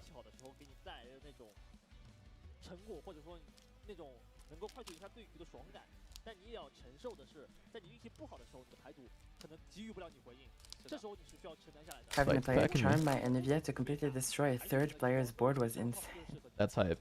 I saw that screenshot of the picture. It was sick. Like I think the multiplayer in this game is actually just so good. Like it's surprisingly so good. Portal Rescue. 3v2 is kind of whack, but free for all is really, really cool. Wait, really? You don't like 2v2? I really like 2v2. Really? Yeah, I think it's really fun. Caitlin? I think there's a lot of really creative stuff you can do. Sure. Pharaohs. I think Pharaohs is an underrated card a little bit. Really? So for it says for non-multiplayer formats? yes. It says it's a 4 energy 3 mites that says you can remove a buff. You can remove any amount of buffs from units, and then you ramp, so you get runes for that amount of buffs removed. And it's honestly not that bad if you compare it to like a regular ramp card. Yeah. If you remove 1 buff, then Yeah, then it's it's not that a bad. body. It's a catalyst, but instead of one of the runes, you get a body. 3 mites, yeah. Yeah. Notably, nothing bad about 3 might bodies in this set. Literally, like probably the best thing actually. I'm being sarcastic for any new player because 3 might is dies to Falling Star, which is the most prevalent like thing that removes your stuff and is annoying for you. Darius Trifarian. There he is. Little Jinx. Oh, that for the is rares. really, really good. Yeah, I want to make sure I've got playsets of all the good rares, so getting more another Darius is pretty nice. You know what I did last the day before yesterday, Cass? I Silverfuse was streaming. Yeah, And then I went on into stream her with her. stream. Oh yeah, I know. We went before. I don't know if you've seen the part where so it was Silverfuse and Precipic, and I showed Riftbound cards, and they had to guess how Oh, strong really? they are. Oh, that's very cool. That's really fun. They had some crazy takes. Oh, we walked down memory lane together. Me, Precipic, and Silver were doing like a tier list of decks from the from Foundations, of like Yeah, but like I based saw on like fun and stuff, right? Like not like Yeah. All right, let's see. Kraken Hunter and Mundo. Mundo's really good. Yeah, Mundo's a great rare. Chat, know the packs have a pull tab. I just ignore the pull tab. I just like to rip them natty, but they do have a pull tab. Wait, what? What's a pull tab? Wait, what? What does full tab mean? I think there's like some tab you pull and it opens the pack for you, but I'm not fully sure. Oh.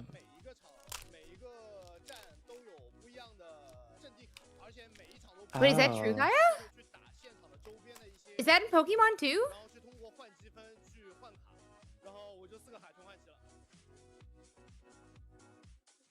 If you look at the top right of a booster, it makes the pack opening easy.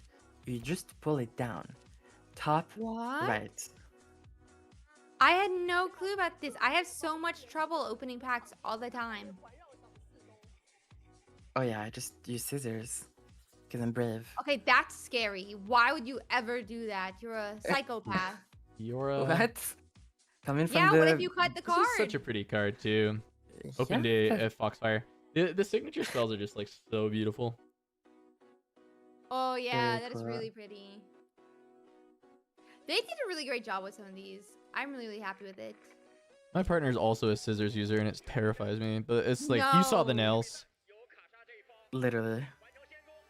How did They- she use scissors at all? They struggle with the nails to try and open the Yeah. packs. No, the scissors are easier for them. They like they're like a crafter. They're a cosplayer and they make Oh, they're pretty handy. like fursuits actually. tools. It's part of So their work. cool. Huh? Yeah. Bro, she has so much better Fursuits? dexterity than That's me. really cool. When I get long acrylic nails, I like literally can't do anything. I'll be like trying to play WoW, and I'm like can't even hit the correct keys. Yeah, I don't know how people function with long nails, to be honest. Yeah. Yeah, what is Ribbon gonna do? Like, it's basically already the Yasuo, is what I would think of Ribbon as. Someone in chat said, eats brie with jelly, calls someone a psychopath. I know that's Brie right. with jelly is the correct choice, and it means you're making good decisions in life. I'm just gonna state it. I'm just gonna state it. Guys, you guys are all wrong. You have to try it. You have to try it. It's the same thing as eating it with fruit, which is the correct play for Brie. Yeah. I'm just gonna state it. We'll rip some more of these, I guess. We just keep going. Soldiering on. Brie jelly eater son or scissors opening pack's daughter? Which one? Blevins agrees with me. I'm just gonna state it real quick. Blevins agrees with me. This is my first time Blevins meeting is him, but he's a converted. smart Blevins- man. Yeah, Blevins lives in England now, so he has Blevins is like Scottish inherently now. Yeah, his taste in food just got down by a lot. By living in the UK. That's funny. Yes. Realistically, I agree with that about UK food, but in this case, it's obviously honed his taste. Obviously honed his taste. Kvi, what do you think Another about person, peanut cheese butter? with jelly, really good.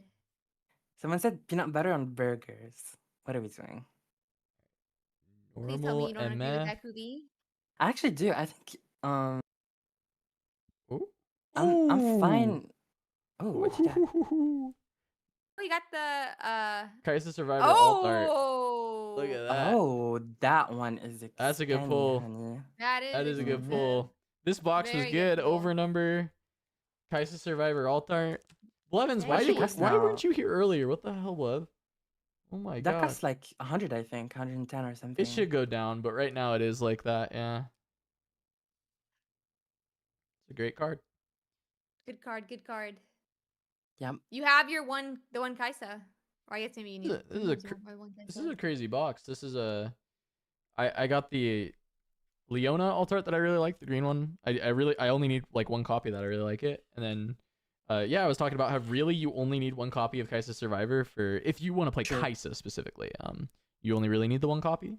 So I already pulled one copy in another box, but getting the alt art is really cool because usually I sell my bling, but I'm thinking in Riftbound I might just keep whatever cards I pull. I'm not gonna go buy bling, but I might just keep things.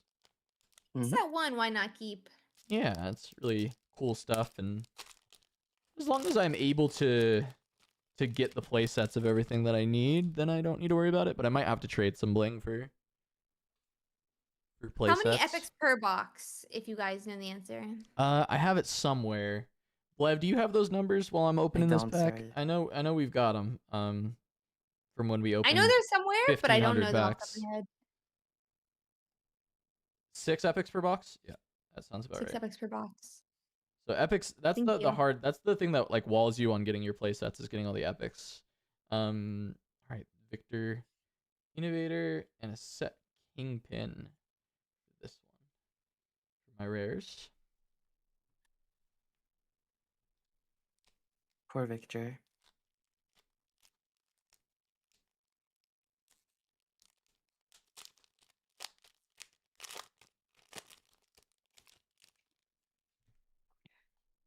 You're on 0 hook in 3 boxes? That's crazy. 2 cases? Yeah. Good though. I'm also on 0 hooks so far, and I do want Hook is some cheap though, I hooks. think. As long as hook is relatively cheap, I'm gonna be good with that. Yeah, I think so. Charm, Okay, we like charm.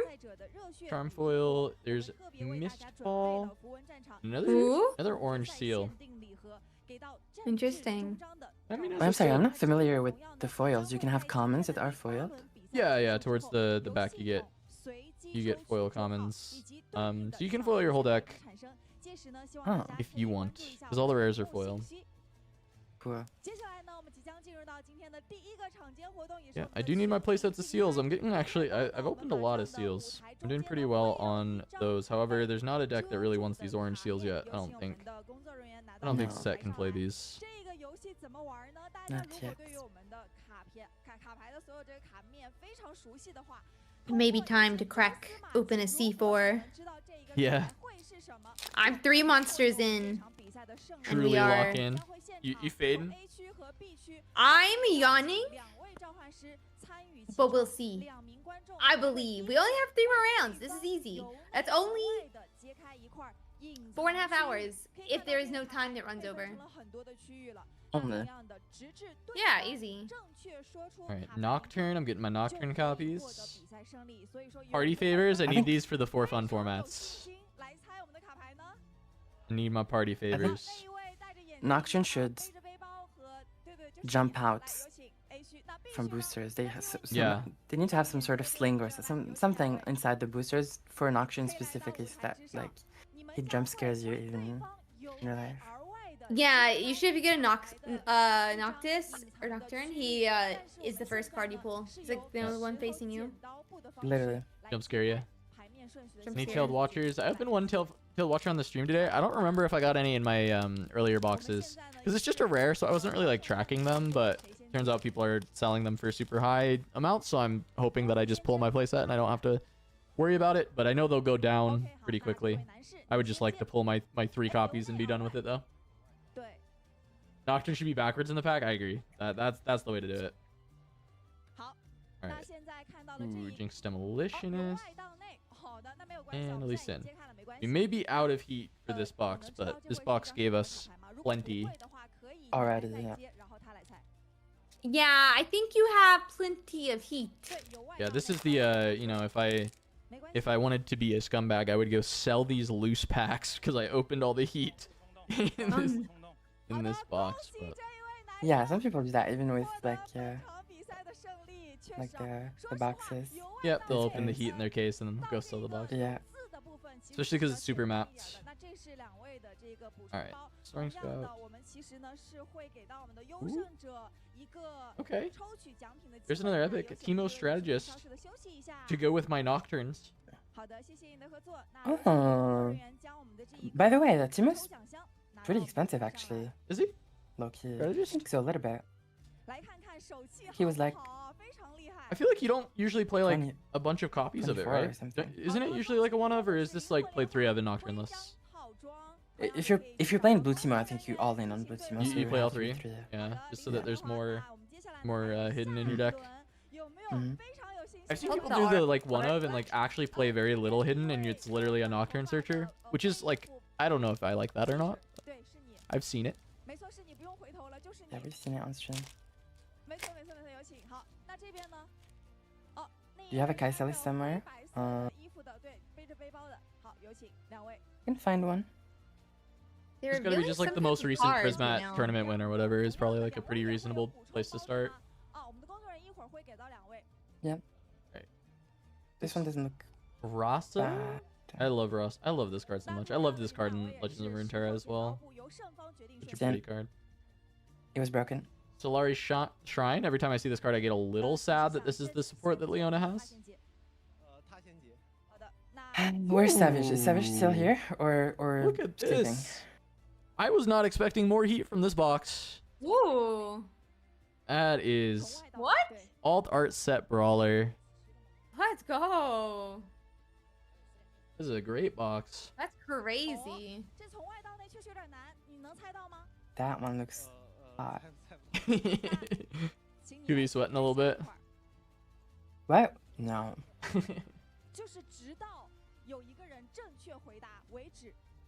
The Blev box. Blev shows up as I crack this box open, and I pull overnumbered and 3 alt arts in this.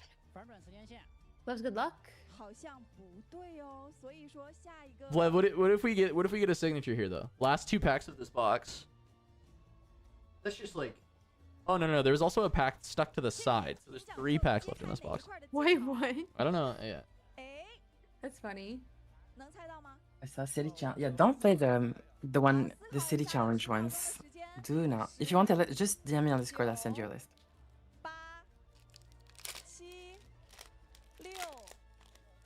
If I can't link here, I can link. You should do the link on the channel. I think. I don't. I mean, I don't know. I didn't set the rules on it, so I don't. I mean, just like if you want to ship a Kaisa list in chat, that's fine with me. See.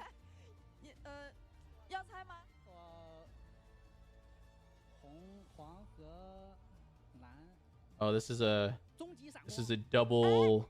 This is one of those bugged packs, double non-rare foil, and only 1 rare in that pack. To be fair, you're the 3 alt arts into this box. Oh yeah, I keep I'm not upset with that. Okay, last pack magic. Oh wait, Oh, there's 2 more. There was the sideways pack. Yeah.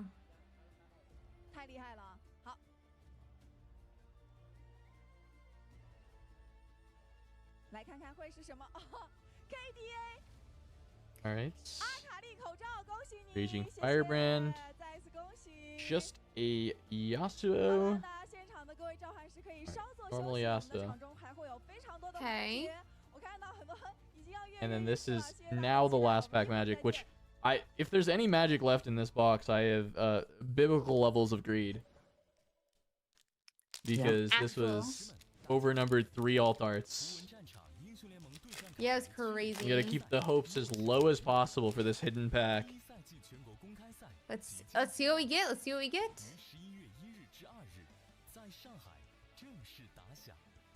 Just do Little it one at a anticipation time. with the uncommons. The Portal Rescue. The Foil.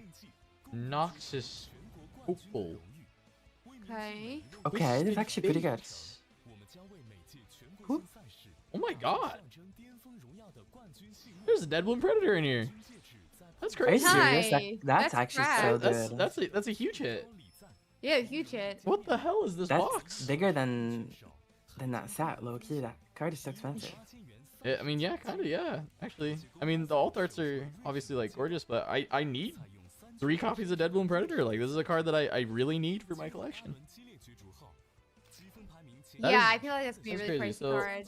let's see, where did this box start? Because this was not all this box. This is like all the hits for today. Box started at the Leona. So this is the hits from this box. This box was Foxfire, Alt Art Leona, Deadbloom Predator, Alt Art Set Brawler, Chemo Strategist, Seal Strength, and Alt Art Kaisa Survivor. And then also overnumbered MF Bounty Hunter.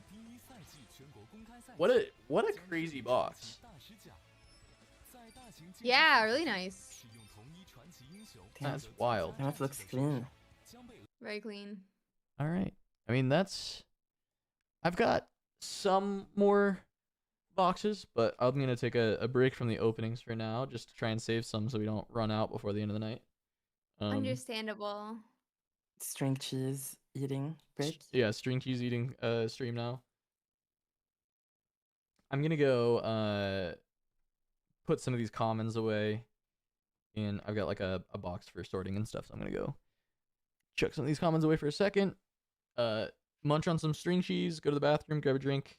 I'll be back. Last time when I left Ursi in charge, chat really misbehaved, so I'm gonna need you to make sure that they don't misbehave. Yeah, chat, you better behave this time. No running with scissors, okay? Like that's just a big no-no. I'll be back. Yeah. Big no-no for running with scissors.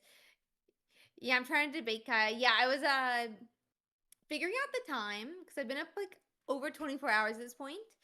Oh my god. And I was like, oh, if I have 4.5 hours, I don't think I'm going to get to go to my 1 p.m. release event tomorrow.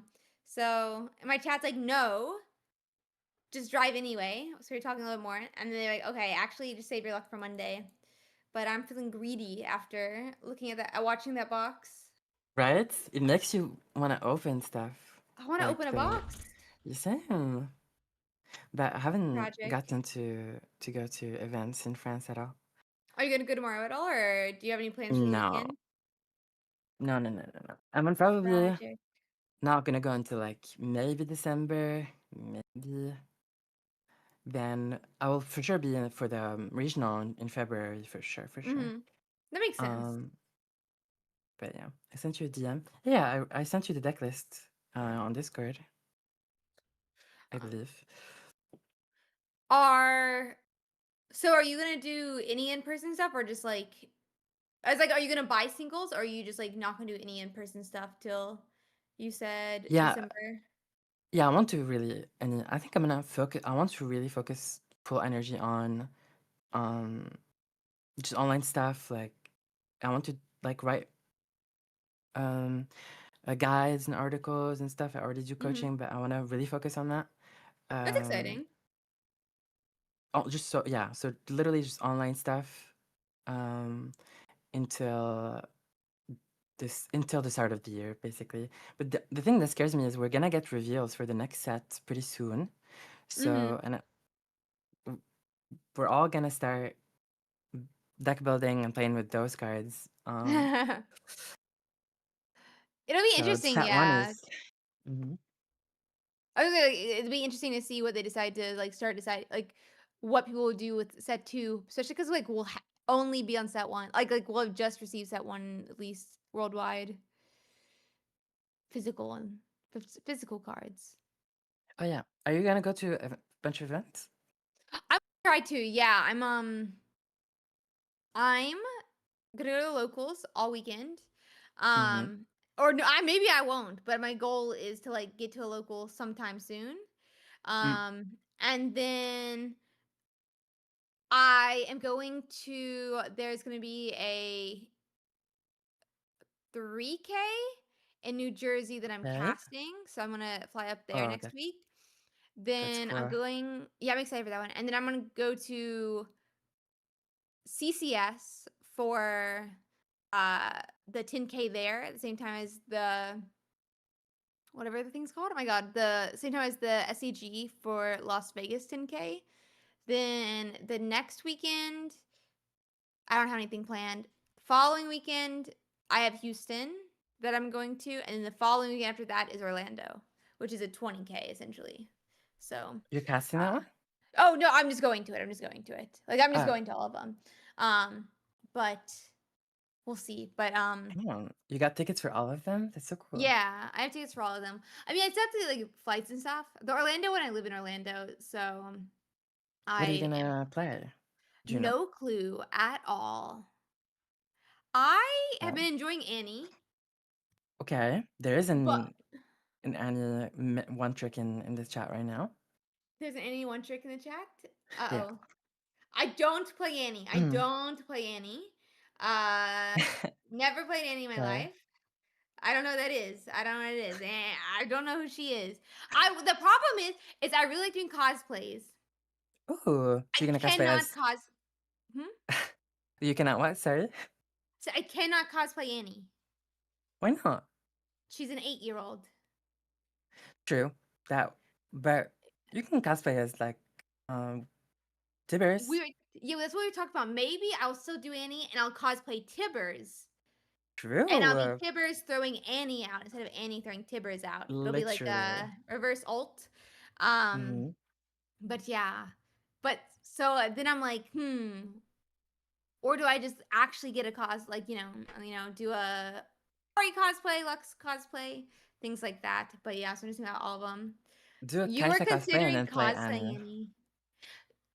I mean, that is the mental warfare, right? Right? Mental warfare. No, but if you need help with, well, you probably don't, but if you do need help prepping for those tournaments, I'm down to help. Deadass. I'm always happy to take help. I always need help, so if anyone's down to help, I will learn. Only if you're cosplaying Kaisa and playing Annie, of course, though. Wait, what if I cosplay Ari and play Annie? That works. Okay. I have the Ari cosplays. She's in the wrong apartment right now. Oh. Okay. I moved apartments recently, and the Ari cosplay was delayed. Hi, Mage. And so it is at my old apartment. I have to go pick it up at some point. Oh.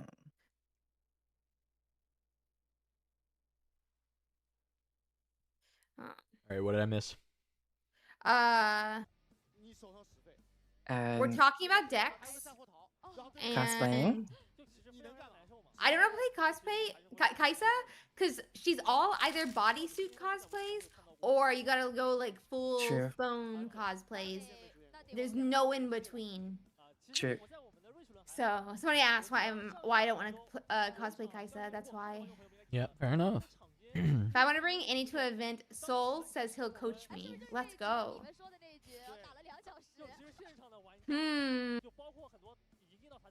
Chat, if we get 100k subs, Blevins will cosplay as Kaisa. You heard it here, though. I'm holding him to it. Screenshot it. I'm holding him to it. Because I believe in ourselves. I believe in us. I believe 100k subs for this channel is not only possible, but inevitable. And the only thing is matter of time, right? How long will it take us to get 100k subs? And that could be a while. Like, I'm not gonna be like overconfident. I just believe this is a brand new channel. We started this like a few months before Riftbound came out, and it's doing well so far. I hope people enjoy the content overall. But I think we'll get to 100k subs, and I will make Blevins cosplay Kaisa. If this stream gets to 100 likes, I'll cosplay MF. Isn't it already at this stream? It's at 48 likes, I think. Let's see, I'll refresh. 83 likes already. Wait, hold on. So you only need 17 more likes, and then you're No. Okay, hold on. All right, you heard it here. Okay. Yeah, 17 more likes, guys. 17. Let's go. There are enough people in here that can hit that like button immediately to force this Kuvi MF cosplay. Wait, I need to remove my like as well. Hold on. I like it. I liked it. I was tempted, so I just want to say that I was not saying anything negative. I was like, ooh, maybe I will do Annie then.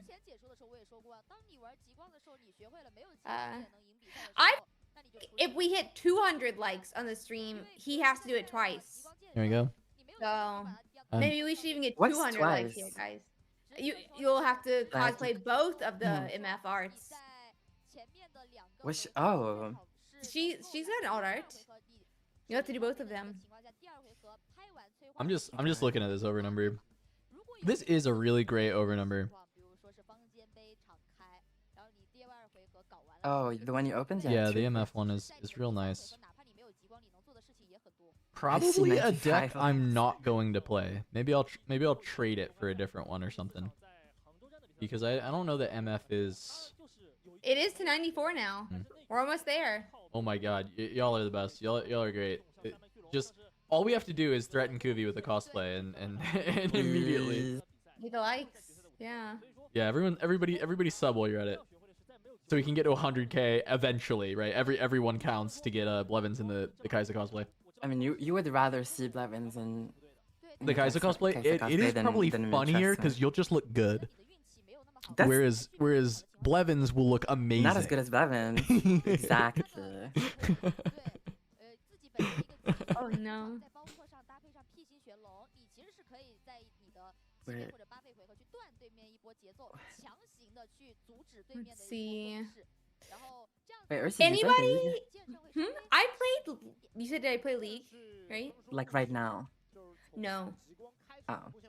No, I do not. I play Pokemon TCG. Sometimes I'm playing Town to City. Great city builder if anybody's interested. It is so chill, so much fun. I play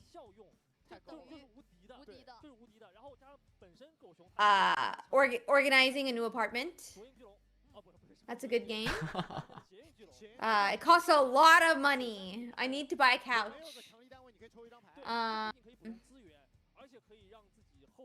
I don't play a lot of games outside stuff I streamed for a while, and I haven't been streaming lately, so I'm not playing a lot of stuff right now. But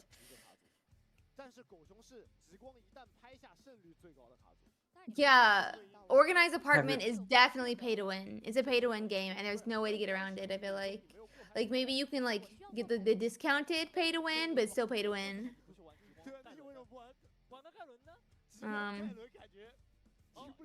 Yeah, I do not play League. I played TFT for a season. It's a lot of fun. You look up competitive TFT R subreddit, and you copy it, and you get to Diamond 1 in about 2 to 3 weeks. I believe in it, guys. I actually don't think you're wrong at all. I think getting to Diamond 1, if you can follow instructions, is not the hardest, but you do have to be disciplined. And so clearly you're disciplined if you did it. Yeah, you have to. It was more like 2-3 months probably, if I'm being completely honest. But I literally just did the photos. I did them all day, every day. It was COVID, and I would wake up 5 a.m. and I would play till essentially 7 a.m. next morning and sleep 6 hours and then do it again. It was a lot of games. It is impressive because you have to be disciplined, right? To get D1 and just do it. But you can just copy the homework, and yeah. And like if there's a comp that's like easy enough to force to, you can do that as well. But it's the push past there. I think like once you start getting into master, things get a little bit harder. Low master's not that bad, but it gets pretty tough once you get any further past that. Like really tough, I mean. Yeah, I think like once you, I think like I was like starting to learn to how to like fit the deck per like what I was actually getting. I think that was like the diamond push, but then I think you hit makes sense. Yeah, but then like actually figuring out like how to move characters, how to guess who's gonna move characters where, like that type of thing. I did not ever break into that. Yep. And I think WoW came out and we all changed to WoW. As in like the new of all of them, it was Shadowlands, and so we played Shadowlands after that. It was like a COVID stream of games. Yeah. But fair. Sometimes I want to go back to it, but I'm a little bit afraid of not doing as well. It's fine if it's still like fun. I don't think I was ever good at TFT, honestly. I just played it because it was actually pretty fun. For one set at least. I did a little TFT in my day. Couple sets. Yeah, maybe a couple. Couple sets of it. Do you think you're any good at it? Nah, not really. I'm sure you were very saying. No, I'd usually just get master, and then like I've been casting TFT since that one, so I just like I would mostly focus on watching top players. I'd usually play to about master, and then just kind of watch top players and figure out what was good for casting. I never really put the grind in to try and go challenger and stuff, but I don't know if I was good enough anyway. Like, I mean, if I really like put a bunch of like infinite time, I probably would hit challenger as well, but like, who knows? I never put enough games on it. It was always studying with casting TFT. It's good. I mean, it's a lot of studying. A part of your job for sure to like study a lot. I think the reason I had to do so many games is so before that season, I had no I didn't really have gaming friends during COVID, so I met my gaming friends, and so I was bronze ranked in TFT. Before the Chosen season hit, I had friends who taught me how to be okay at games, and so I had to go from bronze MMR up to diamond. Bronze to diamond in a pretty short span of time is pretty impressive. I mean, you're clearly a gamer. But I think we knew that. I think that was like obvious. I'm a no-lifer, but I did not know how to like. I didn't know how to like learn how to play games before that time period, because I would just like.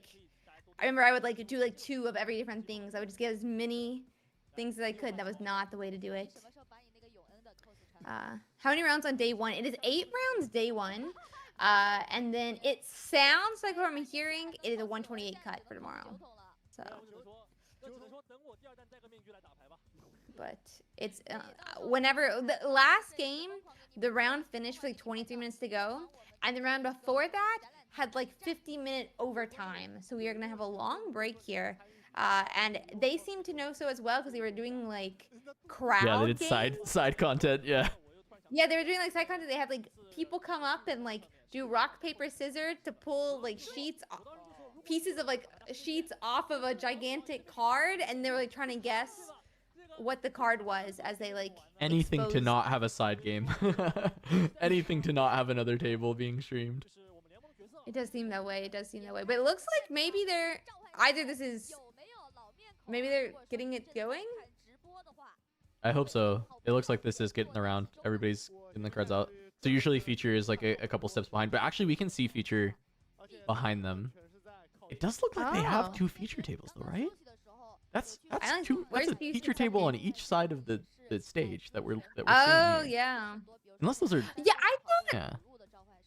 I thought last time, like the last regionals, they had multiple up, because I remember like one ended and it immediately went to another one, or it felt like it. No, they've had the long breaks. There was one example of it across all 4 events of them taking a second game, and it was like.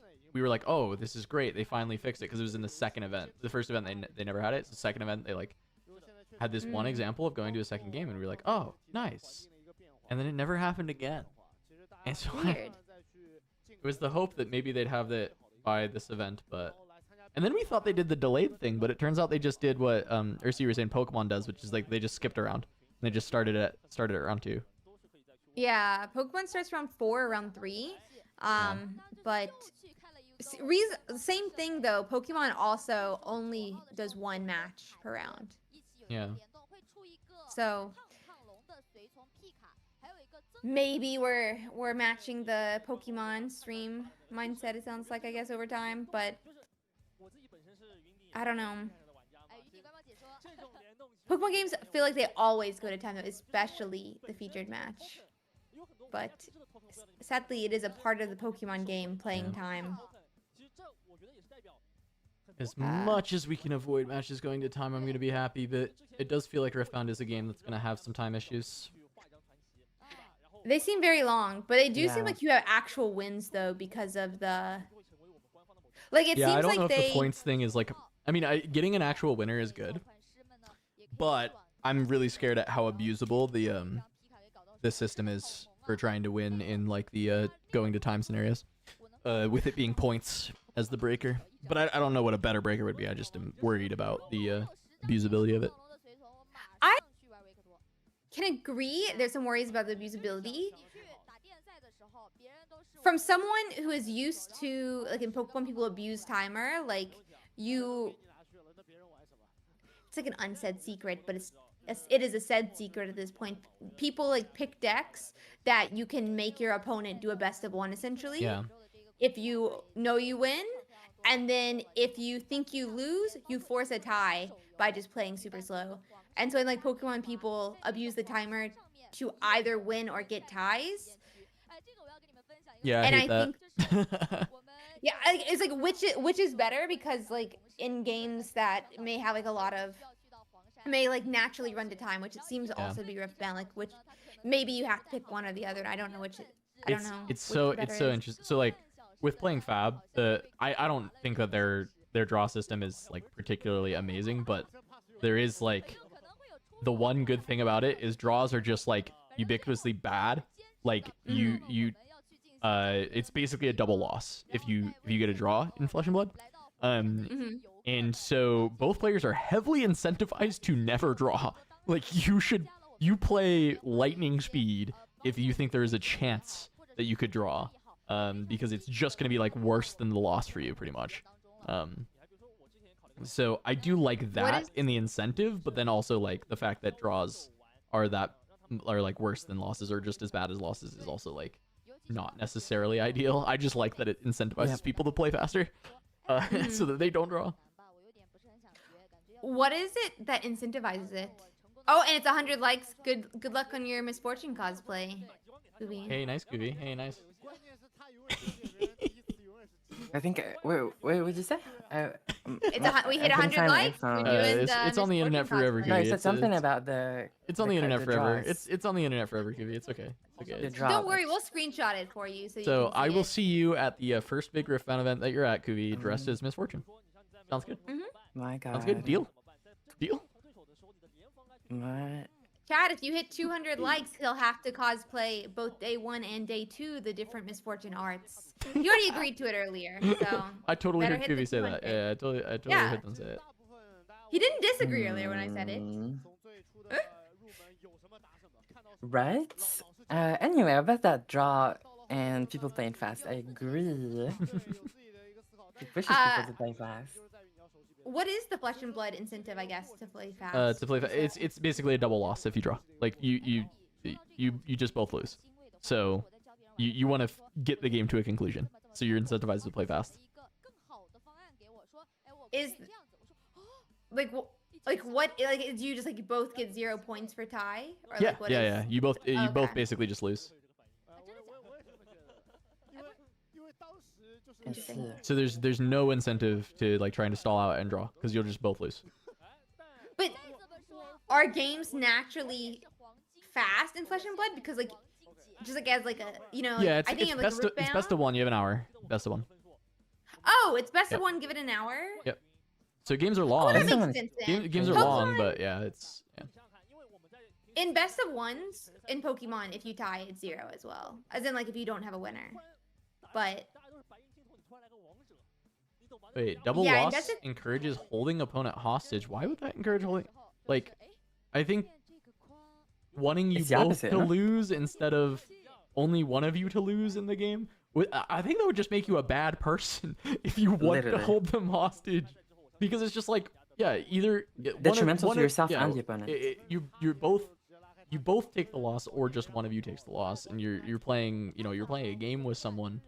You definitely wouldn't want to hold them hostage. You would want to try and make sure that the game has a conclusion. I would be. You would definitely just. I think you're probably just a bad person, right? If not you, Chatter, but the person, whoever. If you wanted to hold the game hostage, if it was a double loss, like that's. Yeah. I don't know about the holding hostage part, but I know like in Pokemon, in like the best of ones, it's a completely different meta. Like in Japan. I know there's a meta with the time stuff in Pokemon. I've heard about this. Yeah. I just feel like I know in Japan they do BO1s and it's like very, very different.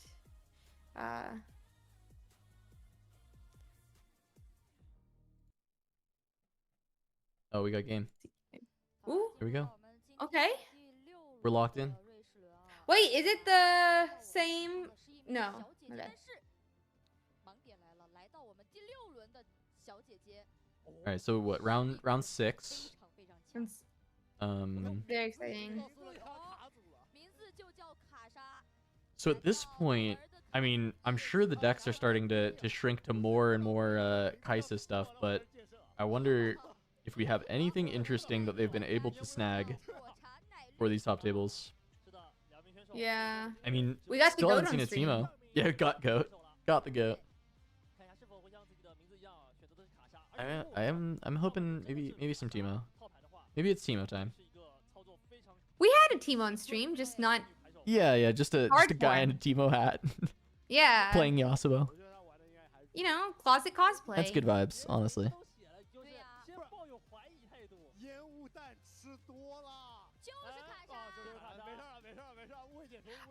Somebody asked, are there any hints they'll keep best of 3 or eventually go to best of 1? My understanding is like skirmishes, which is like the step below regional qualifiers, is BO1, at least for the Swiss rounds, if not all the way through. And then, which is also city challenges in China. And then regional qualifiers is supposed to be BO3 and higher. in OP, right? Am I correct with that, or? I believe so, but I don't actually know for a fact whether or not skirmishes will be BO1 or BO3. I hope they're generally BO3, but I think it may be like up to the store, can do either. Oh. I'm not entirely confident either way.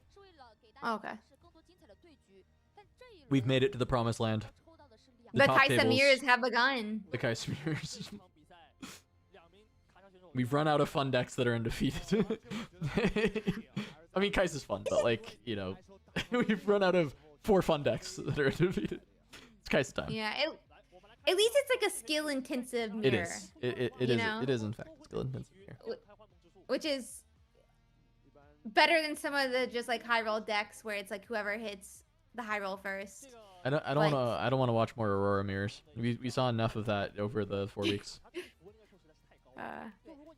Yeah, so it'll be interesting. But look, they even have your alt art that you just pulled. True. I got me one of those. One of these. I don't know if that's gonna focus. We had one MF on stream and it lost, but it low-key lost to itself and not in the bricking manner. Yeah, in the got a game loss for submitting an illegal deck manner. Yeah. And then brick game too. And then brick. But yeah, that's the only it was MF we definitely saw on winning game stream. 1. Looks like we are going to be doing Dreaming Tree and oh god, it's the one where you do up one when you hold, you get an extra rune? Yeah, correct. It's called Start at Peak.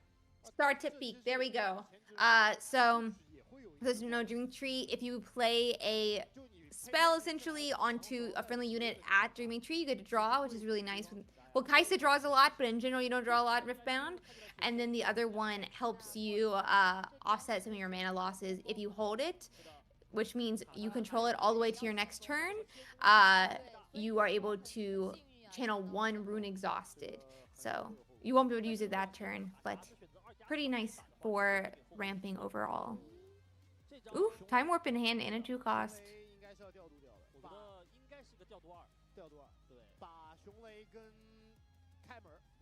Oh, and it seems like I choose. We mollied 1 on this side. We also had 2 costs, but a lot of spells on the other side.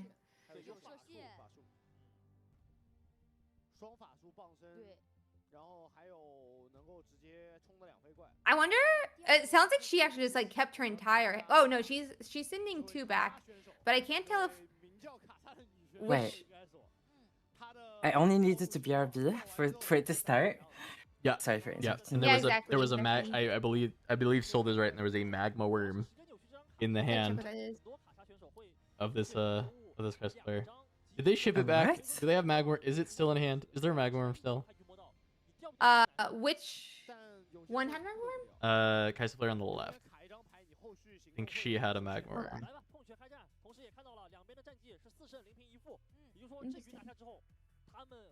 We'll see if it shows up again. If it shows its face. Let me see. I'm scrubbing the bottom. I mean, she definitely put it at the bottom because I saw the rest of the hand. The Yeah. magma worm is, I don't know if you've explained already, it's like an 8 energy unit that basically says every unit that you play enters ready, so you can, yeah, that's like just a big accelerator for the turns that come after it. That is like so strong, I feel like. I mean, the Kaisa has units that accelerate, so they are able to enter ready, but that saved mana, especially with the power cost. It sounds like it would be really nice. I don't think it's super common in the list, but it is kind of cool to see. I do think they sent it back. They sent back it, and I think a Darius. It was a 5 cost with 1 power, I think. Unless the 1 power was this magma worm that I missed. So they do have Time Warp in hand. Yeah, holy, that is a magma worm. Oh my god. I was scrubbing the VOD because I was like, I was reading chat when it happened, and then I Sold Out said it, and I was like, wait, what? It was a magma worm. That's crazy. Yeah. Really interesting to see. We're immediately putting the Kaisa in, though.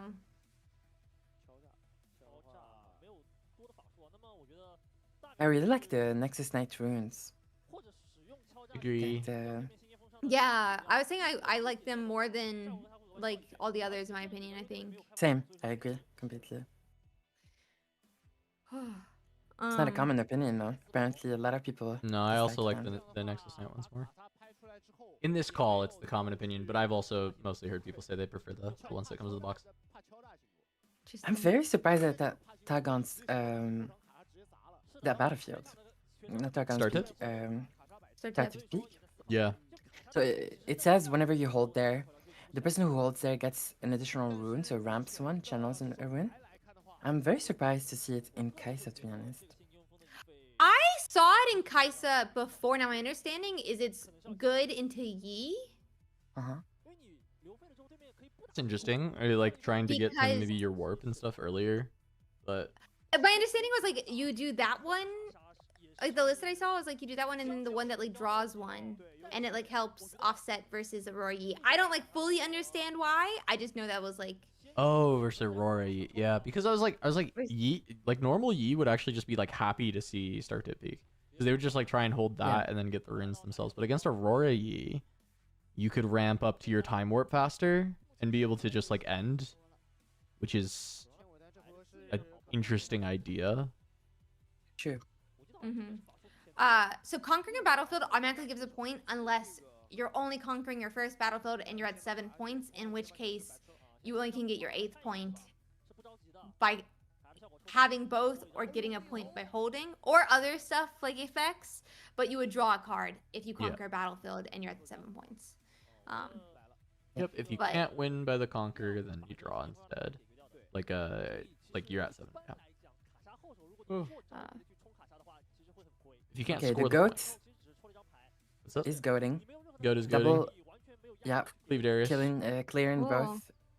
Battlefield is really good here for them, and they have 2 threats. So Darius needs to go, obviously, and Kaisa is also very strong. The only way the blue Kaisa, the left player, can actually come back here, I think, is something like Singularity, which is a 6 energy card that deals 6 to 2 units. That would be ideal here, for example. But other than that, I think they're quite in a rough spot, in my opinion. Yeah, I mean, 5 mana right now does not feel good. I feel like, what can you even play that would be able to attack this turn and be able to deal with stuff? I mean, like, Kaisa's something that I can think that, like, you play and it readies at 5 mana, but it just, like, matches with Kaisa and loses to Darius. It does look like we are playing Darius, but... Oh, wait. They were 6 mana. I thought you were 5 mana. My bad on that. I miscounted. So yeah, I guess you could cleave and run in then, I guess. Or do something and run in with the... Yeah, they use Stupefy. Yeah, the Stupefy just trade the Darius back.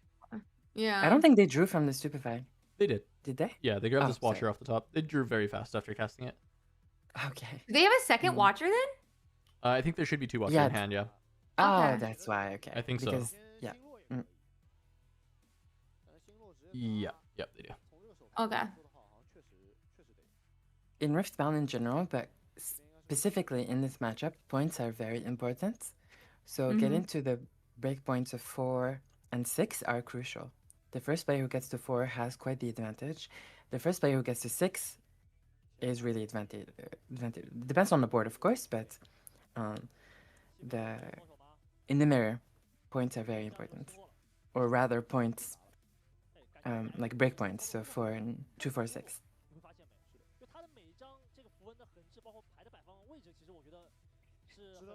Right, yeah. Just double tap the Darius.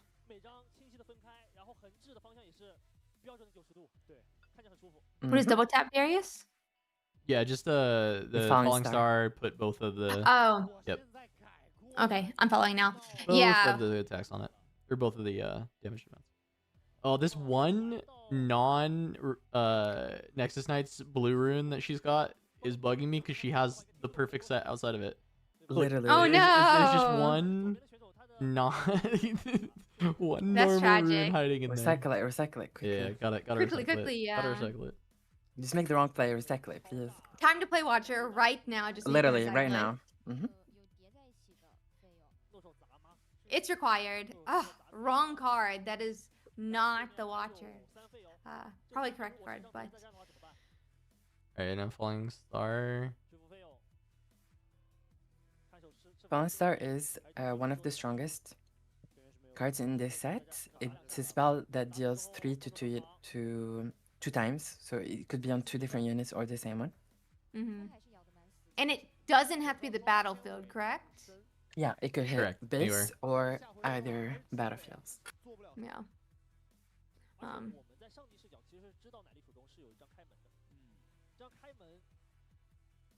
In this case, the goat is very happy here again because Kaisa spent Fallen Star just to deal with the Kaisa in the back.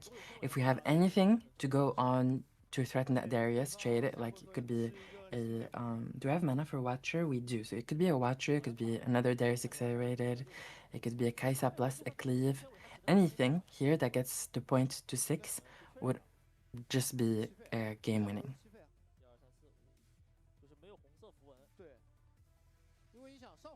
It looks like it's gonna be a Watcher, which is another one of the strongest cards in the set. It costs 7, and you can pay 1 more to accelerate it, but it gives 1 more and then 1 more rune, one energy and 1 additional rune, and it gives -3 to every unit the opponent controls.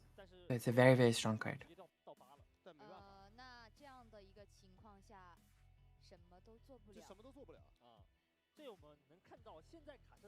It's so funny that this has just been back and forth, like, spend all your runes playing some accelerated unit, clear the opponent, and then do the same thing again and again.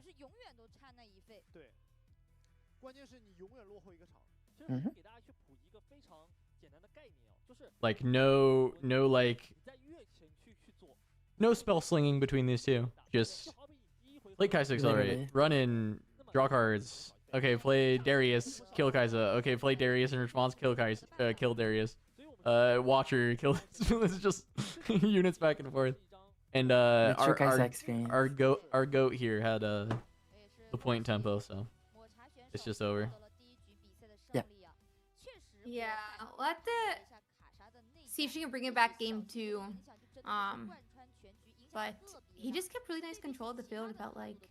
And obviously, his Falling Star felt way better than hers. I think cleaning up the Darius was a bit stronger. Yeah. Also, I believe he went first in this matchup, or in general in Riftbound. Going first is pretty good. But in the mirror, it is significantly better to go first, I believe. So, yeah, that's why I think he Let's just start scoring points faster, and this matchup is quite a race. Talking about the Magma Worm, the Magma Worm though is interesting.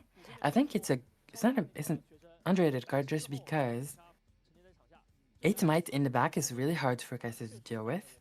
She would need to she can't Fallen Star plus Stupefy, so she needs to Fallen Star plus Smokescreen or like rain it in the back or something. So it is a pretty hard engine to deal with. But the problem is it's not accelerated, does nothing the turn that it's played, and it doesn't help you come back on if you're behind on points. So it is slightly win more, unfortunately, even though the card itself is pretty good. But I think the meta is a little bit too, or at least the mirror is a little bit too fast for it, I think.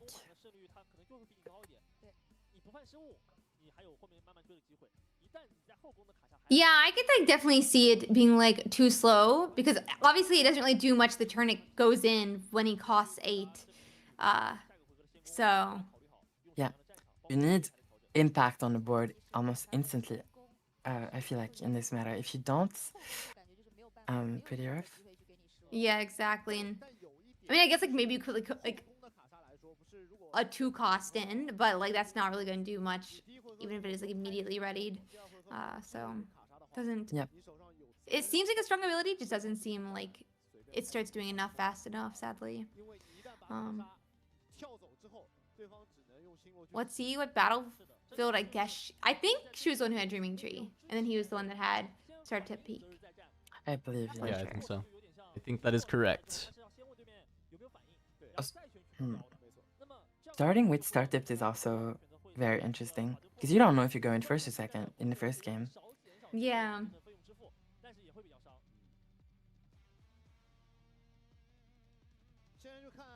I wonder what the battlefields are. The other two.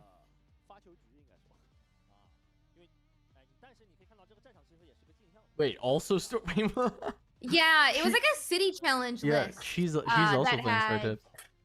Yeah, the city challenge list that like I was referencing earlier, it's Star Tip Peak, Dreaming Tree, and then the third one is it God Willow Willows? Yeah, you said it was the yeah, draw the one. God Willow. It's the draw one. So and that's the one like I played with. That's or the one I've been playing with like as Kaisa. It was like one like the first week Kaisa city challenges, I think. But like after the 4 regionals, but that's pretty neat. I wonder if they're both quite playing different. those. Yeah. It seems so so dangerous into Yi. Like Yi is so much better at holding than Kaisa. Yeah, but I think what Ursi was saying actually makes sense about if it's specifically to target Aurora, because the Aurora deck is going to be slower to get onto these points, and as Kaisa, you are going to get probably some amount of hold equity from it. And then by the time that Yi is starting to hold, you're looking to end the game. And the hope is that either the draw or the rune has like caused it to the point where you can then leverage that like extra piece to like deal with the what the Aurora has put on the table and like in the game. So I kind of understand the theory. I don't know if I'm like sold on it, but I understand the theory behind if it's specifically for targeting Aurora. Yeah, absolutely. Yeah, we'll see what like the lists tomorrow look like for Kaisa, but I wouldn't be surprised if like, you know, they're just like copying some of the winning like set challenge lists. And then going from there, but or maybe I think you're right. They did change them, who knows. I think you're right. That makes sense. So these are, I mean, I'm still like I said, I don't know that I'm sold on these battlefields, but it is just so interesting that Kaisa can basically play any battlefield. it's so funny. She's just better than anyone on any battlefield, it feels like most of the time. It's like you're playing any battlefield and it's actually just Kaisa's battlefield. She's just so good on every battlefield. She's really good at holding and really good at... She's the best at conquering it, for sure. Not even close. And she's really good at holding as well. Yeah, she's good at everything. Really nice. So we see here that the last Kaisa player just cycled that cleave because Dreaming Tree, so the Dreaming Tree battlefield is whenever you target a unit, the first time you target a unit, a friendly unit in that battlefield, you draw with a spell, you draw. So in this case, they used cleave on the students on that battlefield just to cycle. So it doesn't have an effect, just for cycling.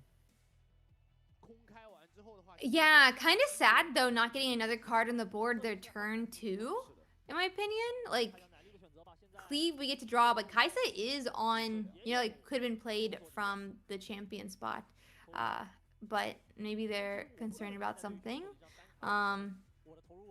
Or they have like some trick in hand. They really are expecting to play this turn if it gets moved up. Oh my god, okay. I agree completely. Goat played here so well. That was genuinely such a good play. Not moving into a battlefield was actually genius with that student because the last Kaisa had 3 energy up. They know they didn't play in it last turn, so they have like a spell heavy hand, like a Void Seeker Ray, and not moving into a battlefield actually denied that. They had no window to actually play the spell that they kept energy for, which means that they wasted that energy. And in this mirror, it's really good. Like, that was genuinely really, really clean. Yeah, they drew one hoping that they would do something, and instead misses putting it a challenge, like a not challenger. Oh my god, a unit out at all, and now Kaisa has to get accelerated. So we're seeing like a 2 recycle turn, which is not great. Yeah.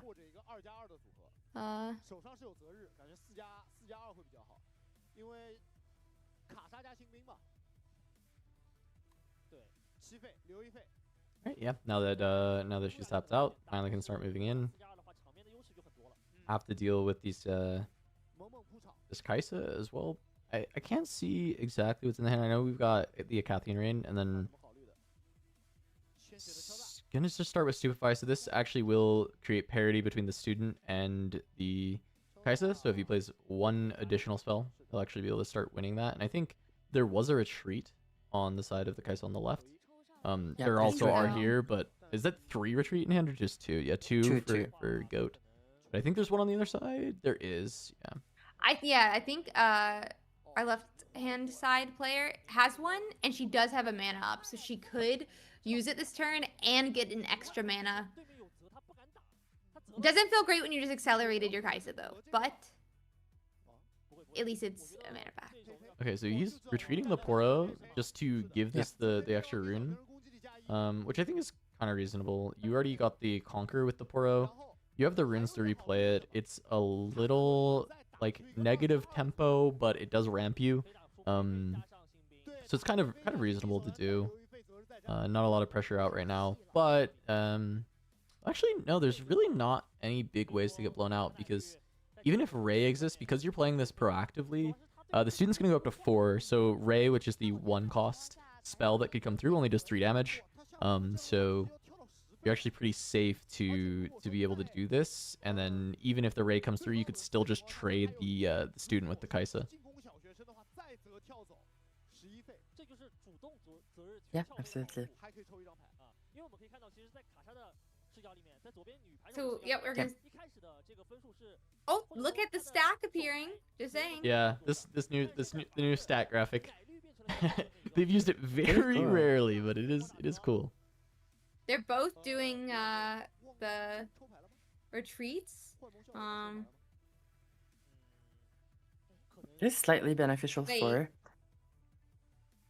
Oh.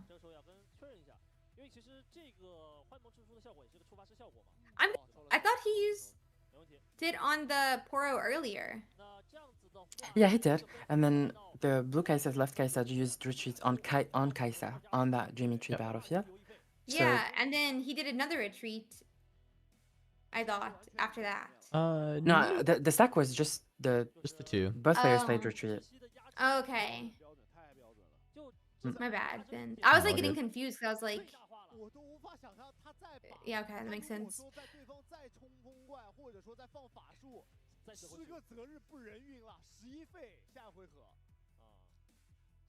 Progress Day, very interesting.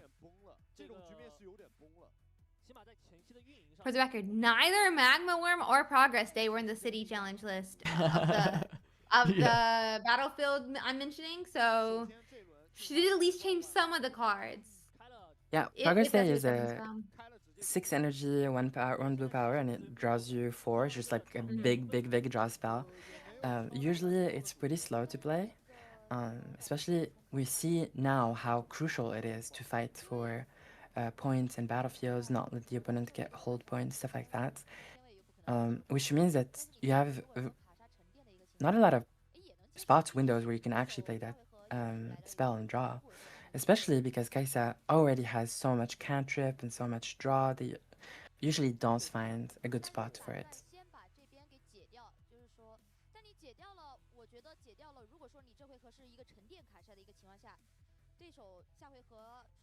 But we might see it this turn. Yeah, left guys has to redevelop a bunch. Very behind on board.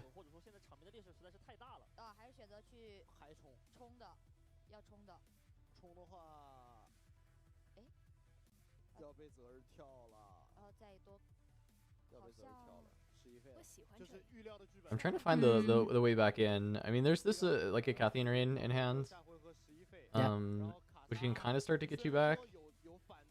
Just gonna retreat the student, I guess. Okay, fair enough. Just get the extra draw. For your draw. Yeah, draw a rune, and then like it's not that bad to replay a student anyway.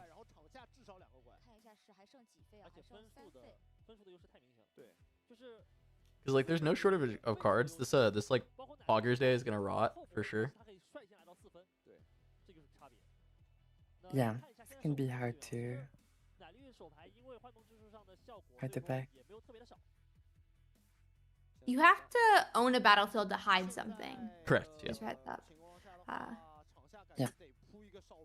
And you can I also only wanna- hide one thing on that battlefield. Yeah.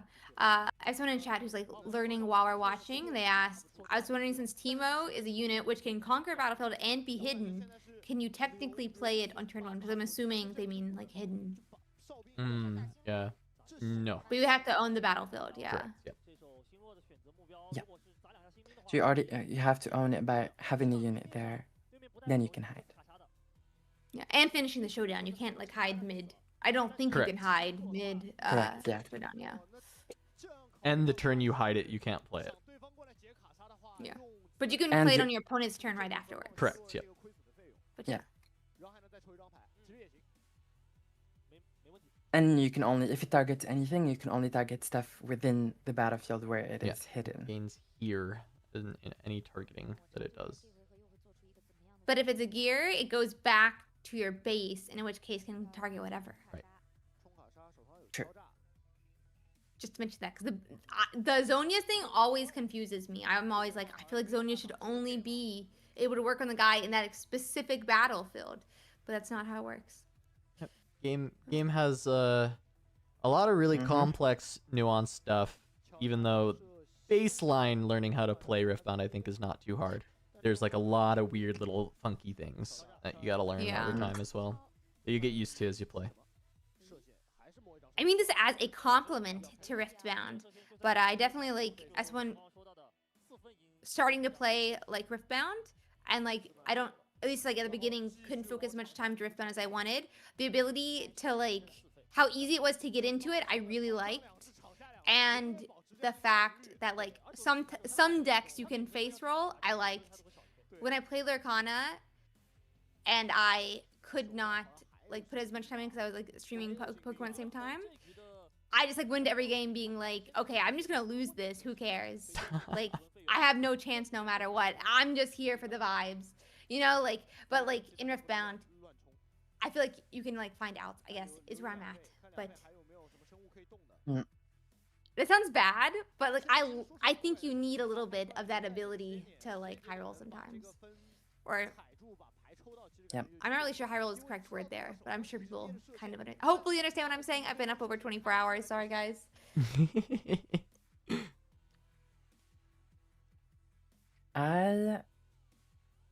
I'm betting on the right Kaisa to win the whole tournament, I think. Yeah. Interesting. Yeah, The I think entire they're playing near tournament. perfect. Mhm. Okay. Okay, Gooby.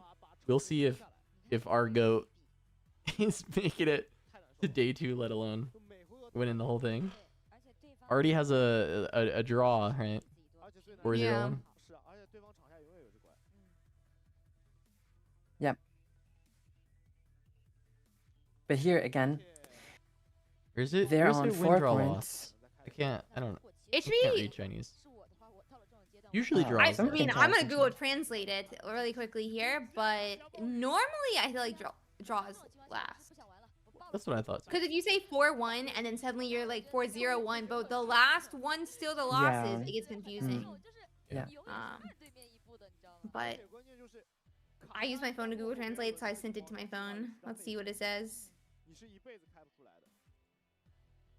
所以为什么大家讨论来讨论去，觉得进化日这张牌有的想带，有的又不想带的原因，因为进化日其实是一个怎么说呢？ One loss. 不是选 One loss 动态 would make 它 more 是 sense 一个 because 天花 I think draws 它 with 没有 the 帮你 tiebreak or the tie rules, it's a lot harder to get the draw than it was in the previous tournaments. Where now it's like after time is called and the 5 rounds go, it's whoever has more points. 所以我个人并没有去，我也没带携带到进化日这张牌，我也不喜欢啊。但是有的选手他其实是希望用进化日去打一个更长盘的对局的。 Being on 3 here is infinitely worse than being on 4.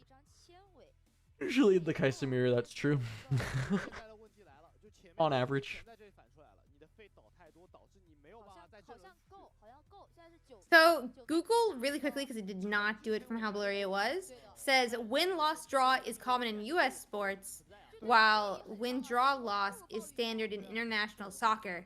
There you go. I don't really know what that means when that's just soccer. I'm gonna Google. Soccer. I will say specific I will to say China. it does make sense that it would be loss because of the rules with the overtime.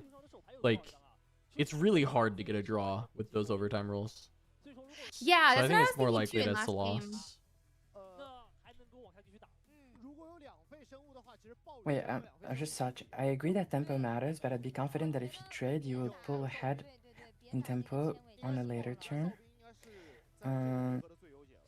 Google Translate with the image True? did say it was win draw loss. Okay, thanks, Mark.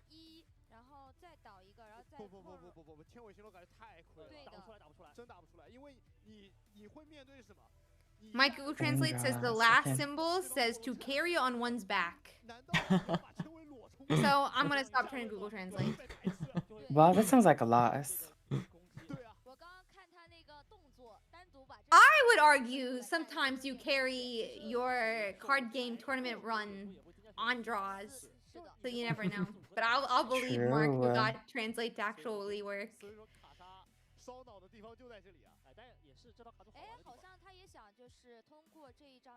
So here the issue for the last player is we have 17 cards in hand, and we have no mana to play all of them. I mean, we can play a couple of them, but the runes are going to be an issue. The goal here is to clear at least both battlefields, obviously. Ideally clear everything, even the back unit, without spending more than 2 runes. That would be like the ideal mission right now. I don't see all the cards to know if that's possible, but it looks like they can at least clear both battlefields. Let's see if they can do it. It is hard though when you have like so many cards and you have so many options, like you get dizzy. Yeah, human brain hates choices.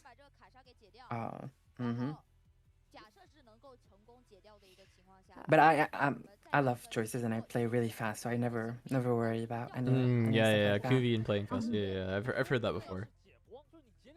What do you mean? Yeah, I've heard that. I've heard that Kuvi plays fast for sure. Yeah. I'm the fastest player on Europe.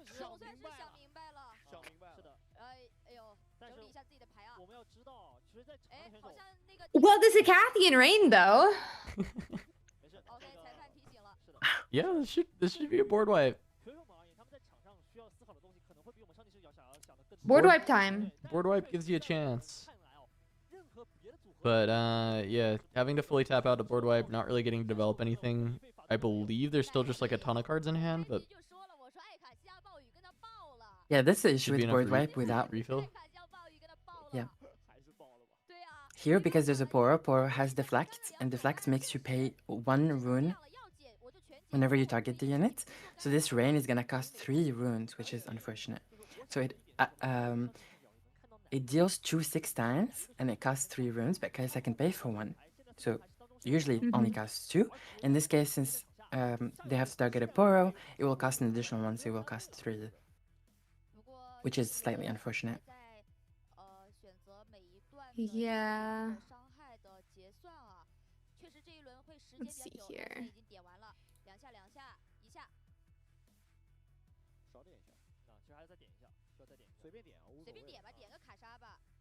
There's some crazy chat happening. That's all I'm gonna say. Wait. Can I say something funny here? Like a funny spot here. Yeah. Because Rain is if the left player casts Rain and the right player has 2 retreats, they retreat back Kaisa and the Hopeful, okay?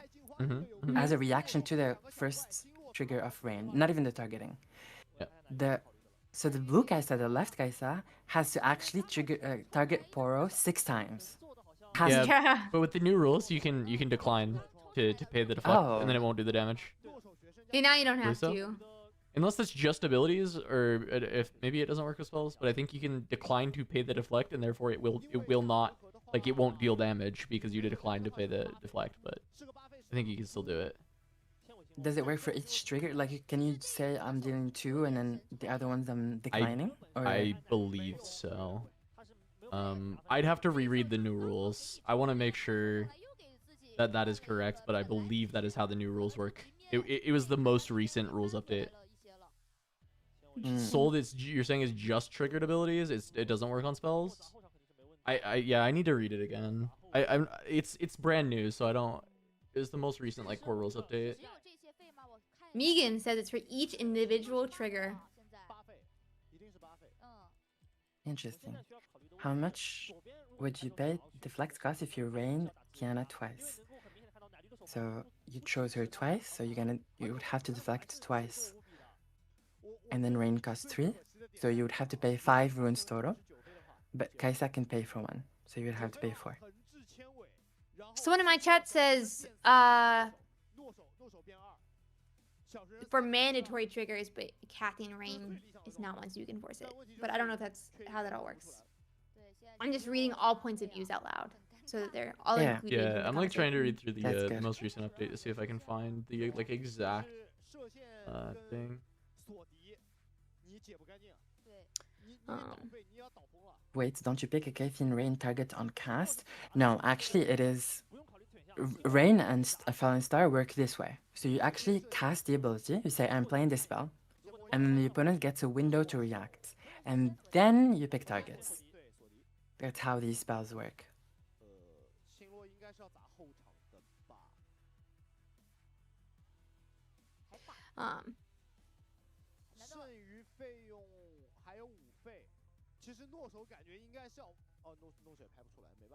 But yeah, we see that the rain cleaned up a little bit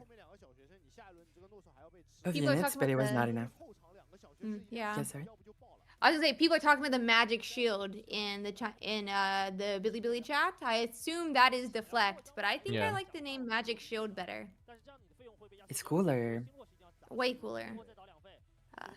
No offense to any deflect fans here, but yeah, it was not enough to clean up. And with this Darius on board, I feel like we may have some trouble here, kind of getting set up. I mean, looks like we. Yes, sir. Did we falling rain onto the Darius and it's getting healed now, or what is the -4? You are right. What is the -4? Was it Void Seeker? Oh, it must be Void Seeker, right? Oh, maybe it's Void Seeker. Void Yeah, Seeker but there's a before. Void Seeker and a Falling Star that got played last year, I'm pretty sure. So I'm like, yeah, the goat here has only 2 cards. The left player actually managed to run them out of cards by Rain plus Fallen Star plus Void Seeker. So there is a window to win here, even though they're very behind on points because they're 3 to 5, obviously. I can't find this rule anywhere. I'm too tired. I can't find it.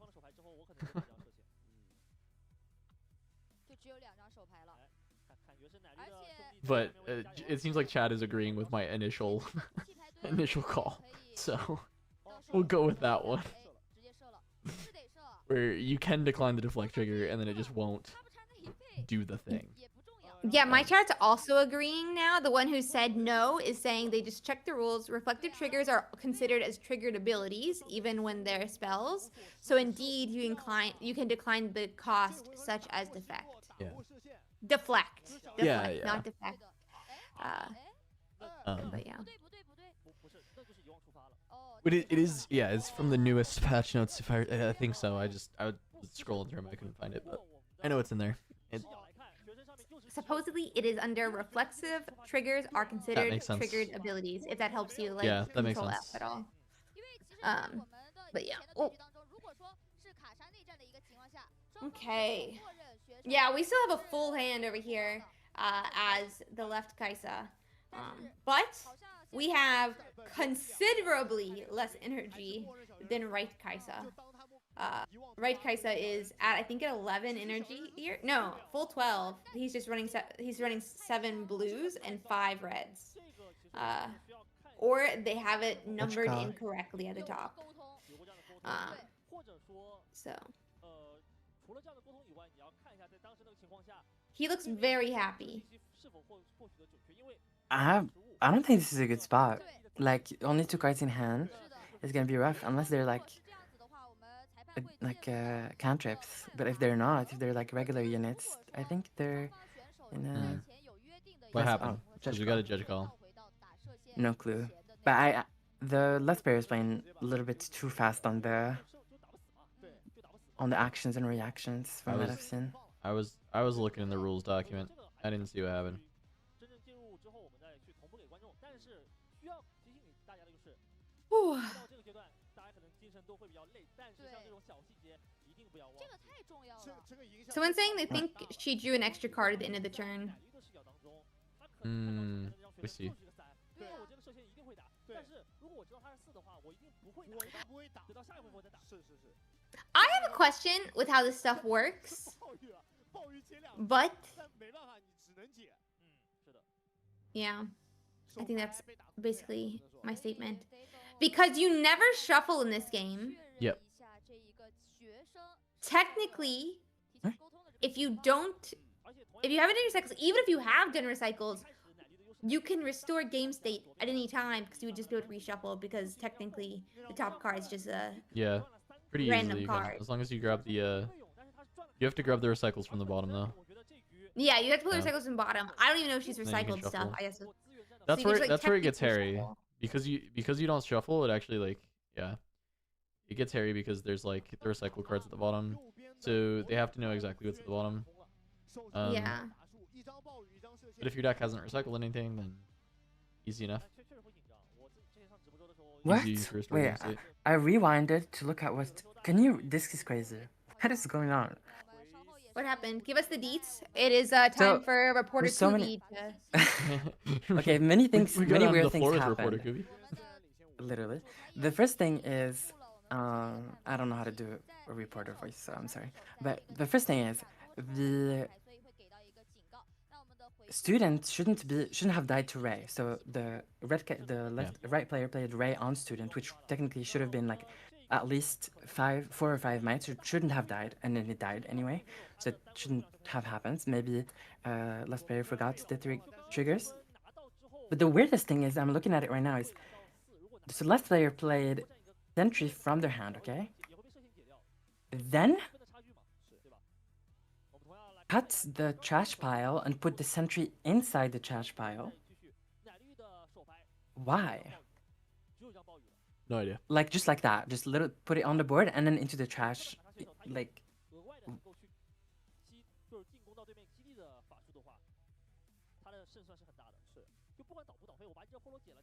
I'm very confused.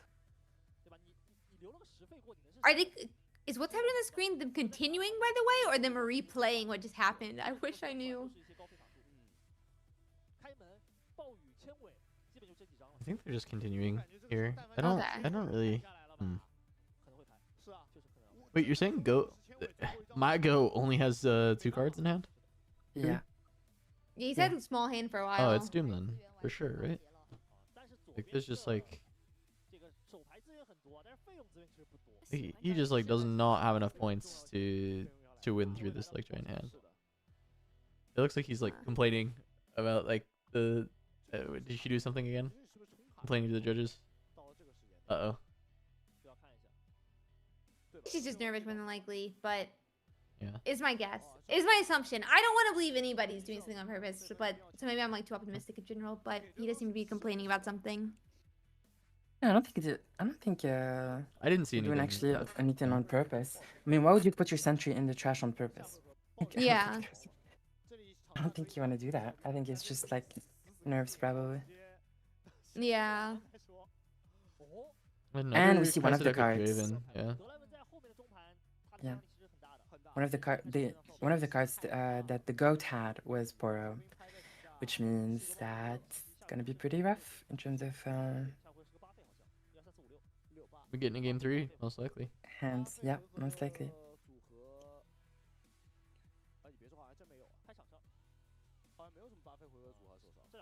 I mean, depends on this draw, obviously. If this hand is... Oh!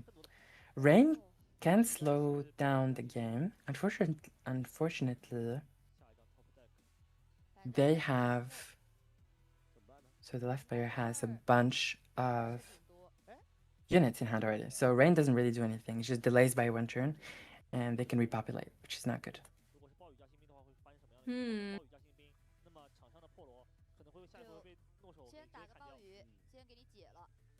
Yeah, so he does rain, and he's gonna have to play that double cost though on the. Oh, for some reason I thought we had 2 Poros. Ignore me. Ignore me. He has the Poro, not the player on the left.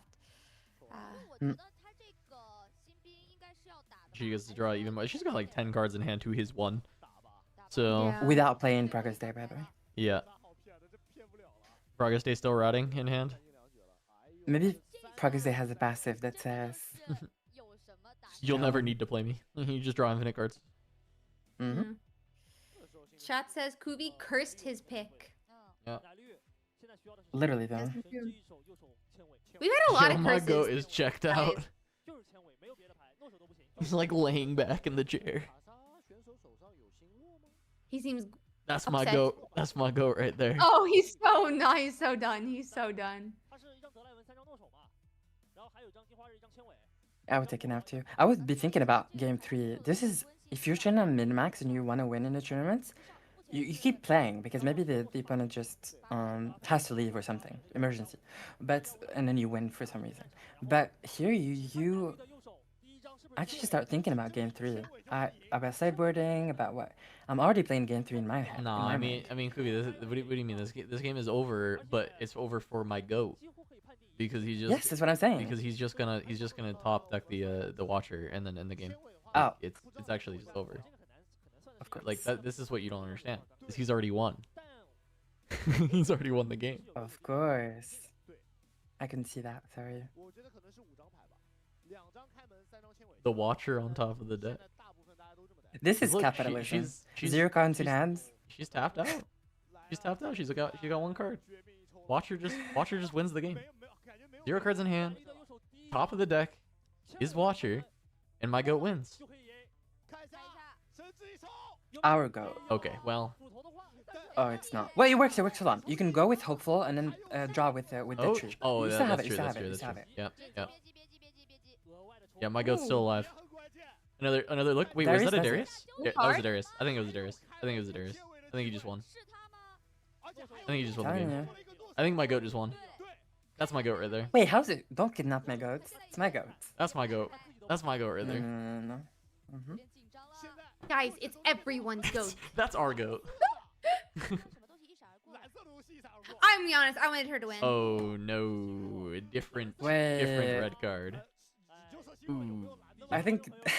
Ooh. That's not so good. No. All right, well, never mind. That's not my goat. Game You 3. lost. Wait, what do you mean that's not your goat? That's way You worse. just abandoned? That's crazy. He looked like he was like not willing to play anymore, and now he's back.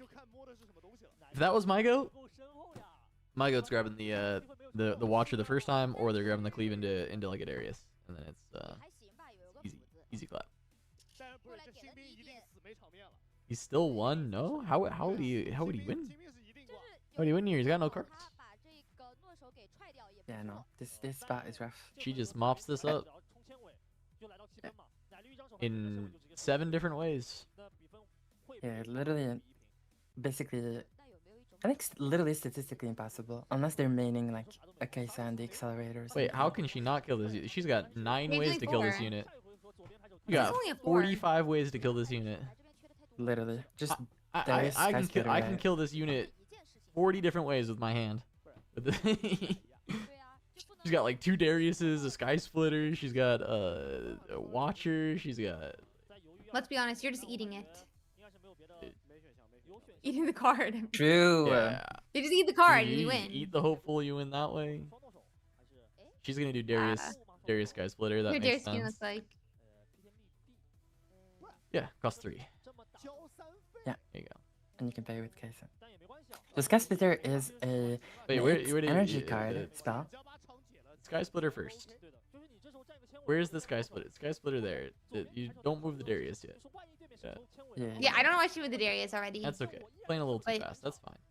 She's fine. She's Locked been in. taking very long turns, so it's Locked in.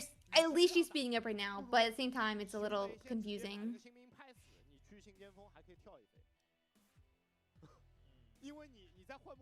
Skyspeeder costs 8 and gets reduced by it deals 5 to a unit at a battlefield, and its cost gets reduced by the highest might unit you have. So if you have 5, in this case, Ares is at 5, so Skyspeeder costs 3. I guess that's fair to Joseph if you thought there was only 7 runes there, and I guess there was only 7 runes on the screen, then I guess she did not have a way to kill the unit with only 7 runes. She needed to have 8. Yeah, I think the runes have either sometimes been like slightly off and or like a little slow. So like it's a little confusing. So I think he is actually running 6/6 energy, and earlier it was like 5/7 up top for him. So yeah. Also, as weird as it sounds or looks, I don't think you push with that Watcher. I think you just keep it in the back. Because that guarantees you win next turn. Because if they have a Watcher now, they can actually still clear your stuff. So I personally really like Watcher in the back. Oh, there's the Watcher finally. That was a little too late. Scoops it up. All right, game 3. 14 game 3, minutes. let's go. We'll see how it goes. Yeah, that could have been finished. Let's see.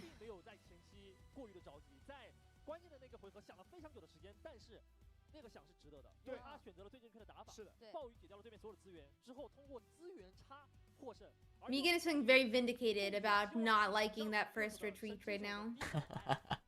Yeah. Mega twist mosh. Get some results-based analysis in here. Let's get some of that.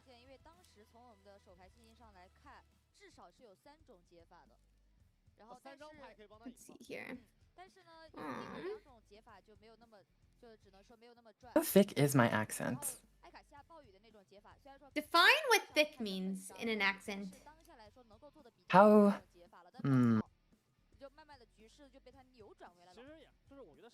Like how pronounced is it? Are you saying how French do I sound? I'm not necessarily French, it's an accent in general. Do I sound like someone who's not like native English? No, speaking? not I necessarily. would say you sound... Your English is fantastic. You mispronounce not a single word, but there's like a tonation to your voice that's like different from what I hear from a lot of Americans. No, this guy's not American. If that makes Kuvi's sense. not American. But I wouldn't say like American. I would even like, I wouldn't have put it specifically as being a different country. Oh, so you're just saying I'm gay, basically. No, I did not mean it that way. I did not mean it that way. That was not the direction I went with that. Right, for the record. right. That was not what I was thinking. Right. That was not what I was meaning there. I was Got meaning like maybe you had like a family member who has like, you know, spoke a different language when she was a child. I was not meaning that. Kuvi, Ursi said you sound a little. You sound a little. Did I do a hand motion? I did not mean it that way. I did not mean to do a hand motion if I said that. I just would not have put any specific like country to your voice. Just think that I would not put any specific country to your voice. Right. She said I feel the urge to say the F slur. No, Kuvi, no. Too much. All right, game 3. Too much. Oh my god. Let's see. Oh my god. I just got a comment in my chat that says most space commentary of all time. I don't know if this is the correct timing for that statement. I think this is the perfect thing. The 5 AM buff came through.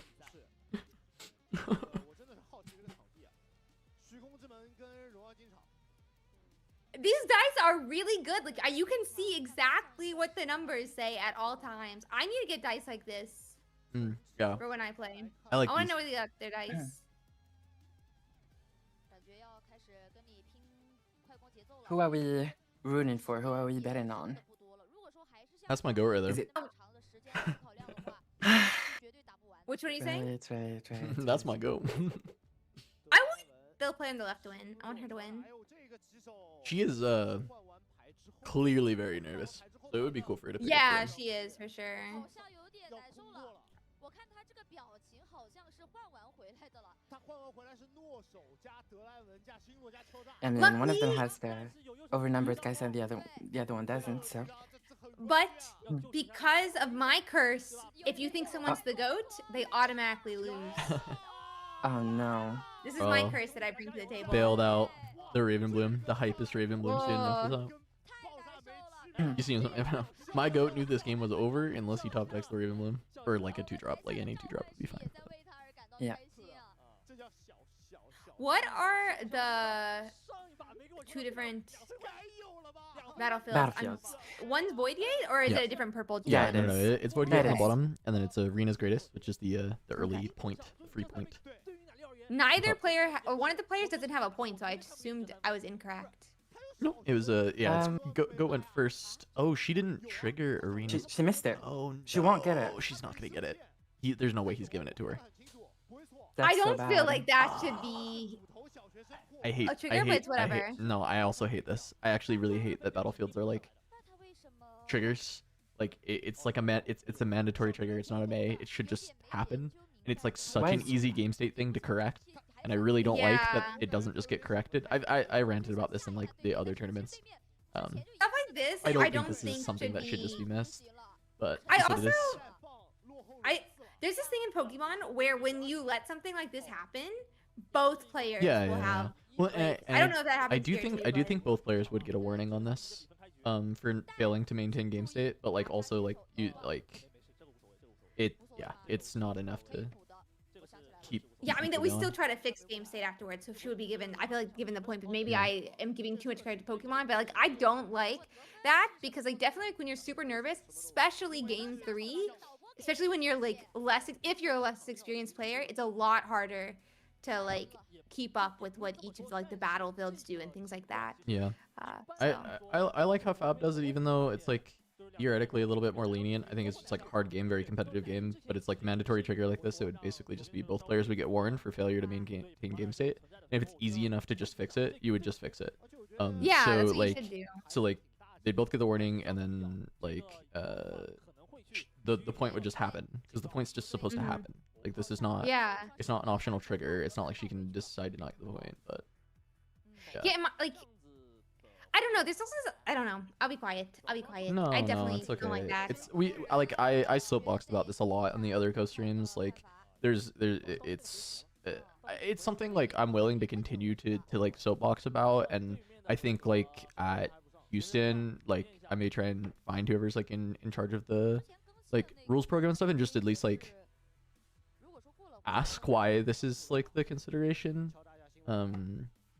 But I know a lot of other card games apparently are more like this, and so I'm coming from a card game that is not like this, and I guess you're saying Pokemon would also I would say like, Pokemon is copy. not like this. yeah, Like so if you always try to fix game state, and even then both sides get warning. Once you like fix game state, saying that like both of you should be keeping up with it, but then you still fix the game state. yeah, no, But- exactly, yeah.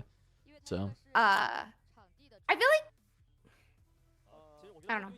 because like you know, the example where I also like soapbox about it a bit too is like the example of like George missing the obelisk trigger in the finals game or whatever. Like that just shouldn't, like he should just have the rune. Like it doesn't even make sense, right? And then like later the same thing happens where it's like they miss like a Zon Warren's trigger in the game, and it's like that can be advantageous. So if you can correct it, you should correct the Zon Warren's trigger, right? So like that should just always be corrected, even if it's caught like a little bit late. Yeah. I mean, like, I kind of like get it like further into the game, like ones that are like per turn or whatever. But the ones But if where you're it's like a like turn you pass or start something, the, yeah. but I mean, like the ones like where it's like you start the game with this, Yeah. you should just start the game with it. Yeah. It shouldn't be like even I don't know. Sometimes I feel like even like when it just like comes to not like as a I do not mean this as like it is a judge's fault. I'm just saying like when it's like a game start thing, you would think judges would also help, is all I mean. And Yeah, making sure I those triggers were like I don't not- necessarily want the table judges to step in, but I also do like I get what you're saying when it comes to something like this where it's like a little start of game procedure, like okay, like your first turn of the game you get a point. Like it's Yeah. just It's okay. Yeah, It always that I makes want these them to games step really sad in. to watch too. Like it's just like, okay, like this person just like didn't get a point to start the game, and it's very possibly just gonna like determine the game. We'll see. It might not. Yeah. But very We'll see what commonly it happens. will. I definitely don't want like judges like always be like, you know, nitpicking or things like that. Yeah. I just feel like sometimes like with the ones that's like a start of, it's just like all like, okay, everything check mark. Let's go. Game begins. Or something. I don't know. Tis sad. Asterix, I even felt bad for the misfortune who had a game loss for the thing, and then that one unfortunately is never not going to be a game loss. That's just a bummer. Yeah, I think it's like the whole best of 3. We can't know really. Yeah. Like I definitely think it had to be a game loss, but I do feel bad in like the next game where like you like brick or whatever. Yeah.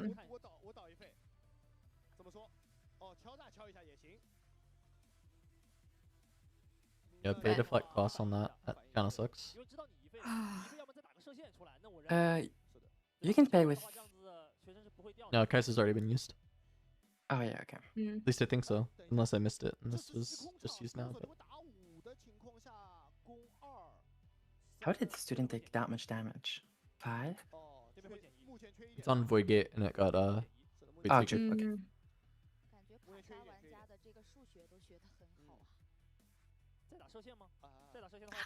Confused, by the way, what the pink stickers are.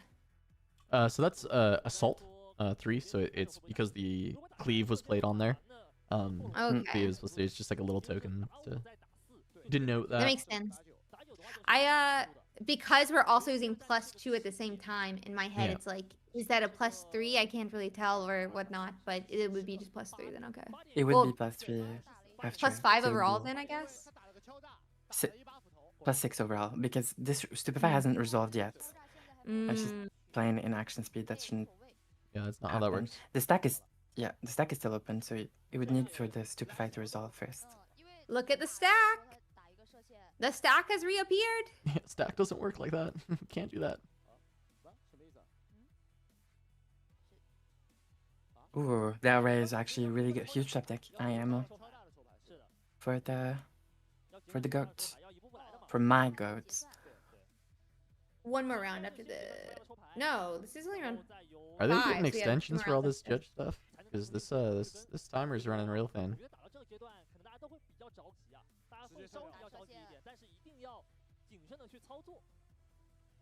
That's 8, 3, 6, 7, 8. Yeah, that will kill. Oh, it's actually 4 damage from that, so that will absolutely kill. Yeah, I actually don't think you can use the ray here. Unfortunately, because Boro has deflect, and you've already used the Kaisa, deflecting 2 here would be too much. I don't think you do it. You just let the student die. You're really ahead on runes actually, so yeah, okay, why not? Yeah. Well, especially you can just accelerate Kaisa. I was gonna say like I don't know if you need to accelerate, but actually no, I think it's good. Deny the points. You're gonna get a card anyway. I was like thinking you can just take this like massive rune lead that you're gonna have and try and run away with it, but I don't think it's that bad to go -1 there.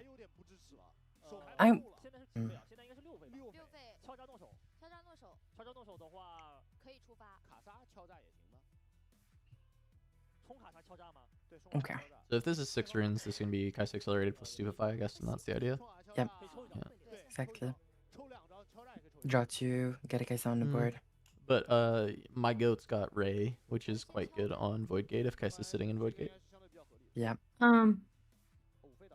Just to note, when I'm saying stack, I actually mean it's a stack. So it's a first in, last out is what stacks are. Yep. I'm using it technically, which is versus like loosely. Yeah, because it's called a chain in this game. It's actually not called the stack. Yeah, they call it a chain in this game, actually, they call it, but it works as a stack. So first in, last out, versus like a chain that would be like a queue, which would be first in, first out. I come from computer science where we call that a stack. So yeah. I should probably use the word trigger though, and then say, not trigger, you said chain. I should use the word chain and then say the chain works as a stack. Yeah. That's one, gonna have to figure out the wording and everything. Casting this game is gonna be interesting. A lot of like new terminology that's like slightly different from other card games, and there's always the consideration on how much you want to use the game specific stuff versus like Yeah. general TCG stuff, but you don't want to like just use magic terms or like any specific terms. It's Yeah, always I was tough to actually using the balance. computer science term. For stack. Is a That's funny. stack. Yeah. That's why I use the word stack, because it's like a computer science term. That's what you call that type of data frame. That's first in, first out. No, first in, last out. So I was using it in that way, but I should probably try to use actual definitions, since a lot of my viewers are very, very, very new.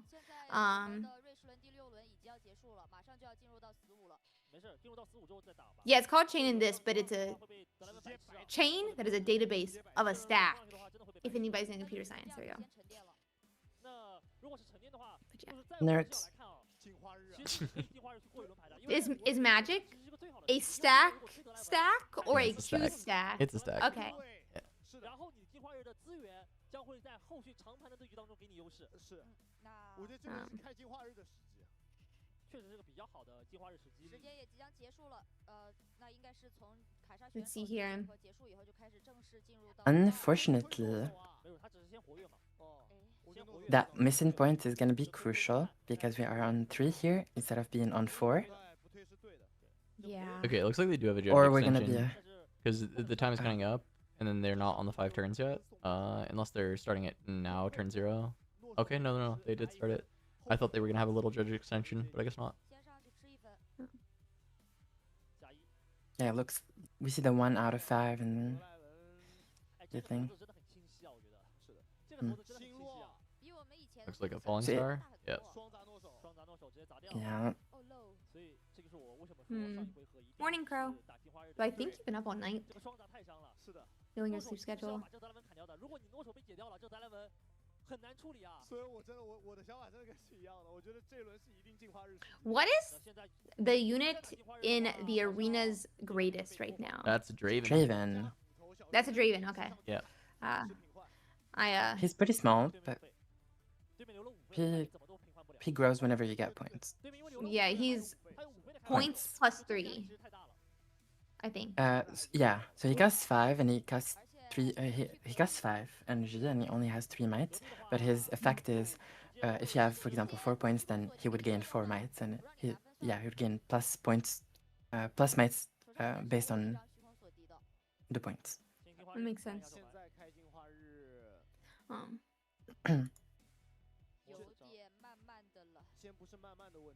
Let's see. 分差会拉到6-3了，因为已经进入了15的第2个回合嘛。对，就这样子的得分压力会很大。怎么办呢？ I mean, so the Draven is at 7. The Watcher can go try to get him, but it is slightly risky. I do see a Fallen Star, so stuff that can be done here is Watcher, maybe even not accelerated. So the Draven goes to 4, and then you just double Fallen Star him, so to be extra safe, really. That could be a thing. Unfortunately, if we were at 4 here, we would be completely different spots. So if this timer goes to 5, it's a draw. Mm-hmm. The turn count. Yeah, the Really? turn count to 5. No, it's not a draw. It would be whoever has higher points wins. Yeah. Oh. If they're tied in points, then I believe it draws. That, or I have no clue how people draw at all. Yeah, how do people draw then even? It doesn't seem common to have the same points. No, it wouldn't be anymore with this ruling. I guess this rule's been around forever, but it was like up to the tournament discretion, and for those like initial regional opens, they weren't using that rule. They were just draws. Hmm.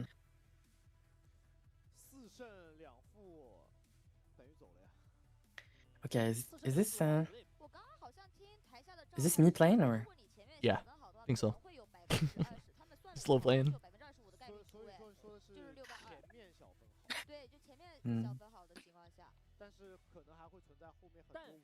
Hey. Draven continues. Yeah, he's got that +5 now. Yeah. I thought we had so much more mana. How did we only play Sentry and... Oh, we played Progress Day. We needed guards. We have a lot of cards now. Ooh, another Draven. It's a lot of might. A lot of might.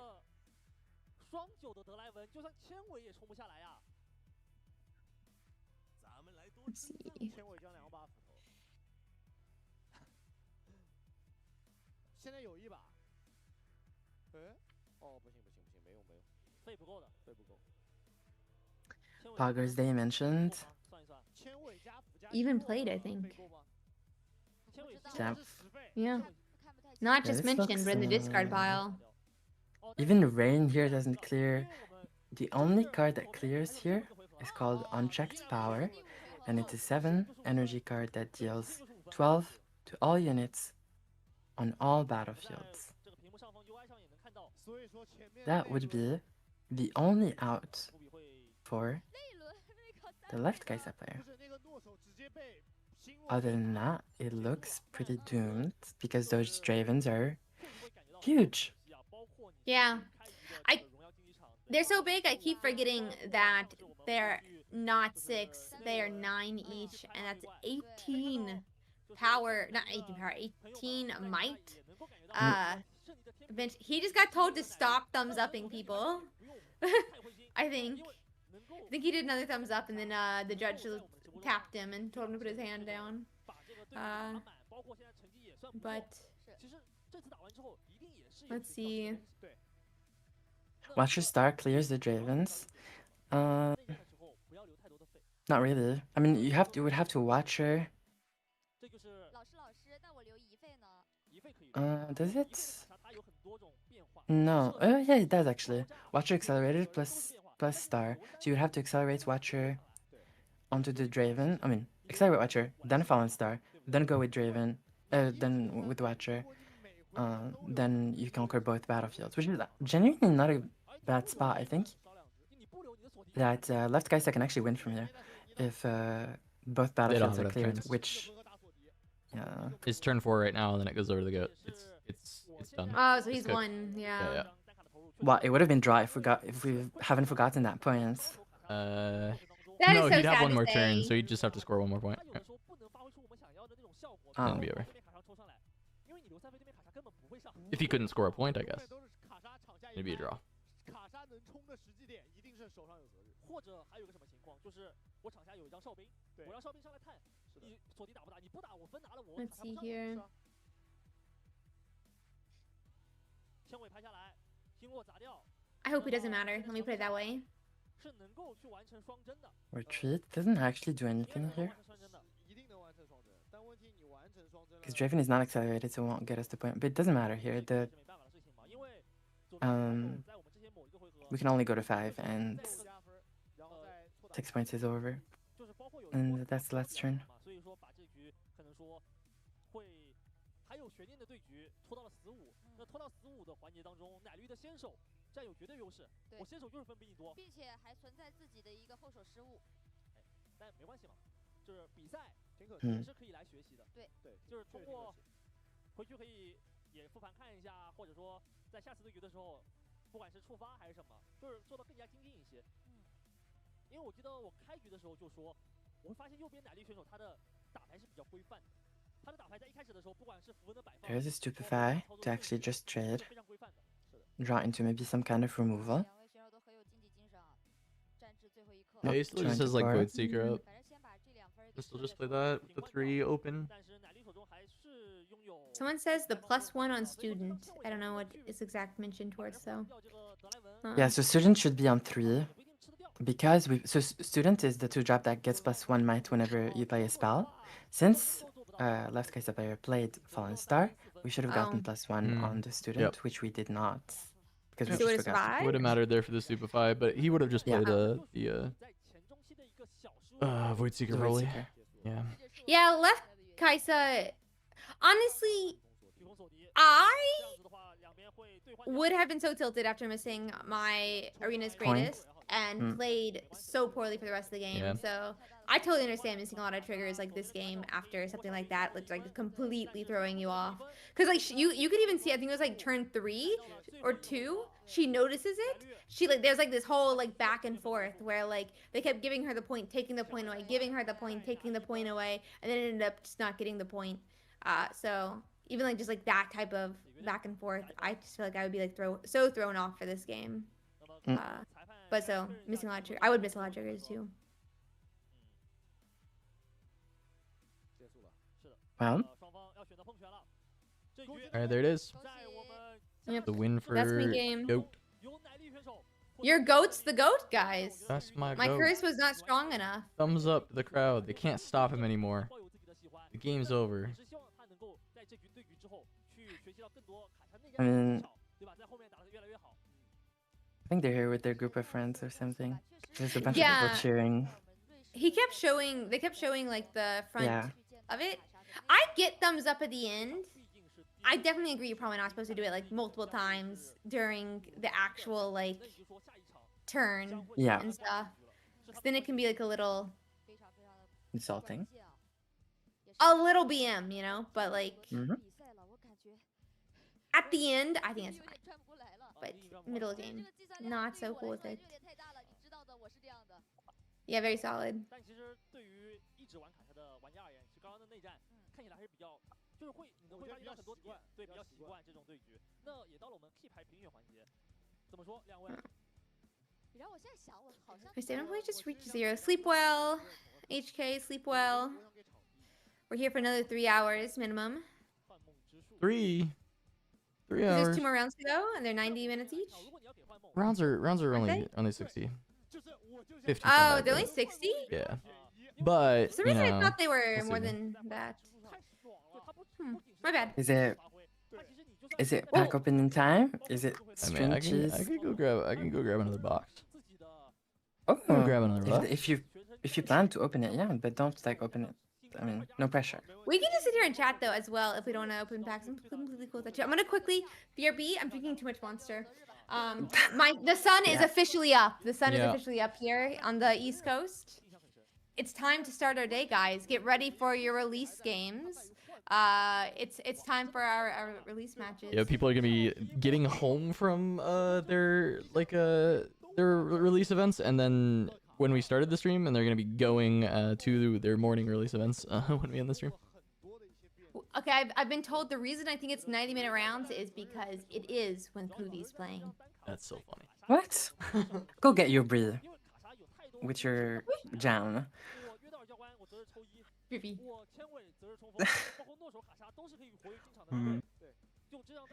Funny joke.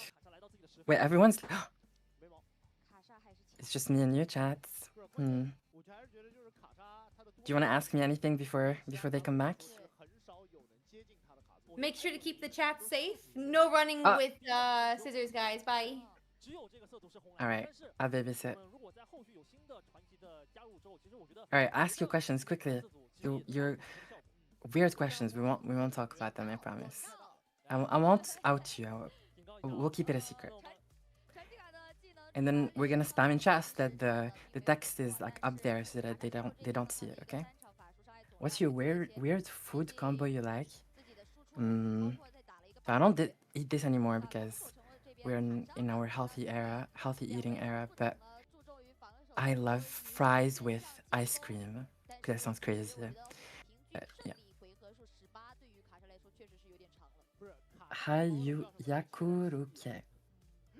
Facebreaker is a good card. I don't think it's a bad card. I think it's okay. Who's the current #1 player in EU? Me? No, I mean, I don't actually know. I don't think EU hasn't had. I think in NA it's Prismat. In EU.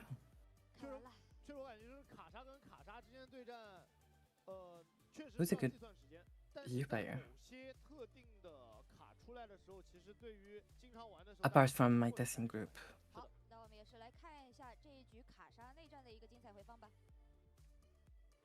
Not sure, but there's a bunch of good players for sure. We're gonna see a lot more, even some hidden gems, some geniuses in the next European tournament. So we can't really know. But if we're talking like tournament wins, I have the most wins as a European player. I said it. I said it. Yeah, you got the most tournament wins. Yeah, it's not wins, but like most top cuts and stuff. But I am washed. I haven't played in a bit. I haven't played in tournaments. I'm more focused on like prepping and scrimming and coaching. Common in the US, people to dip fries into their frosty. Yeah, but here it's like crazy. But I do like fries with ice cream. Poovy, I'm right here. Prism is Canadian. Oh, well, same thing. And North American. Prisma is from Europe? No, Prisma is from Canada. So it could be in the Open in Houston? Yeah. I think he's going for sure even. Good luck with that. I think Priz is going. Yeah.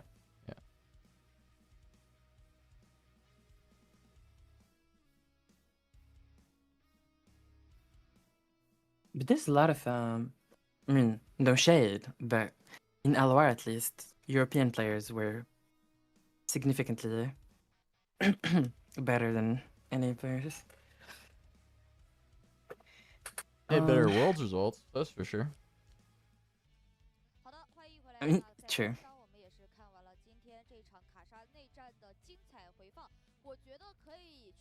But I think in Europe, I would be right now scared of Alan. When Alan locks in, I think it's gonna be scary. He hasn't fully locked. I mean, he plays a lot. I think he's starting to actually lock in now that he's done with all the TFT stuff. I think Alan. Presto's good.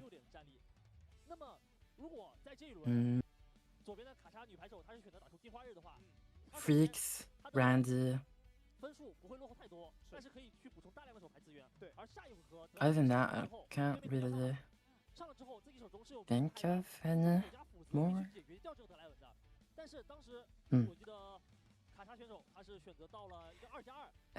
Houston's gonna be crazy. Looking forward to playing there. I wish I could go to America. Well, not America, but I wish I could go to play in the tournaments. I mean, I will be there in Europe in February though. Rate my hook. What does that mean?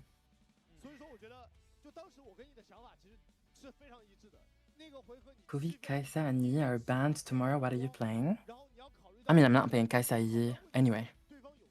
Even if they're not banned. Yeah, what you playing, Kubi? I'm playing Timo. Huge. I'm telling you, I'm preparing for Ezreal Pink Gaming. Yeah.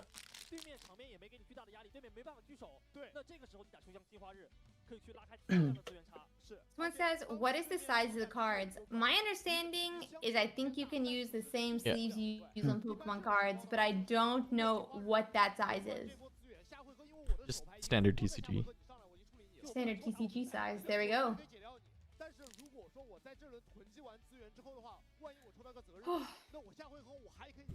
Hope that's helpful.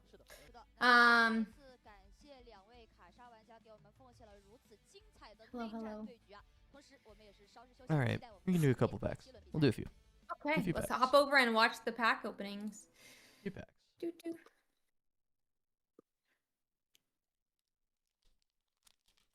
I don't even make the list. I'm retiring. Oh, Megan, I haven't seen you play in a while. I haven't seen you play in like 3 months. I only named people that I've seen play like in the past 2 weeks. Ooh, did you alienate people in chat? I didn't. Megan is a really good player though. Megan, Kubi's saying you're not a very good player. He didn't name There's- you. I don't know what he that's didn't not what I name you said. for, but he didn't name you. All right, let's see. Foils Let's see, for we got Colossus. an on guard. Hogger's Day. King's Edict, so we got the multiplayer card. That's all there. I think you're so delayed for me. It's like Yeah. great. Yeah, the YouTube's pretty delayed. I mean, like a good No. couple seconds, Yeah. maybe 15, Maybe 5. I don't know the correct number. It's not like it's just like a normal stream delay, for the record. That makes sense. Oh, yeah. Yeah, it's just like a normal stream delay. Couple seconds. But it's confusing because we hear you through Discord, so we're getting your voice not delayed. I won't spoil. Delayed. No spoilers. No spoilers. I'll no just- spoilers. Okay. No reactions. I will react if it's good, but no. Mega cleave. We got the cleave. That's OP. Cleave is OP.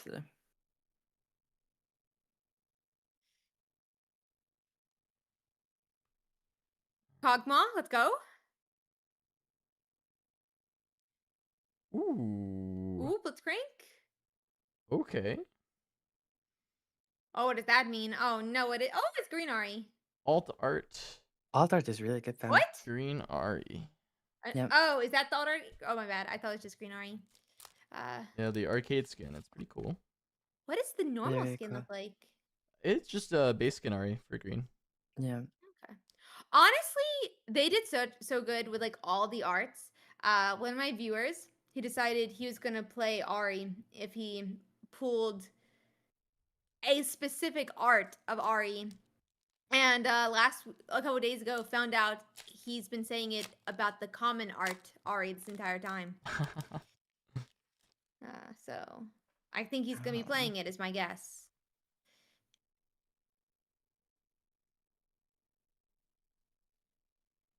My 3 favorite colors are calm, so green, purple, blue. So for this set, I'll try to focus on Teemo, Ari, and Yasuo. I gave up on Yasuo already. So it is gonna be Ari and Teemo as my mains only. Interesting. I will play like Kaisa if I the have to try hard.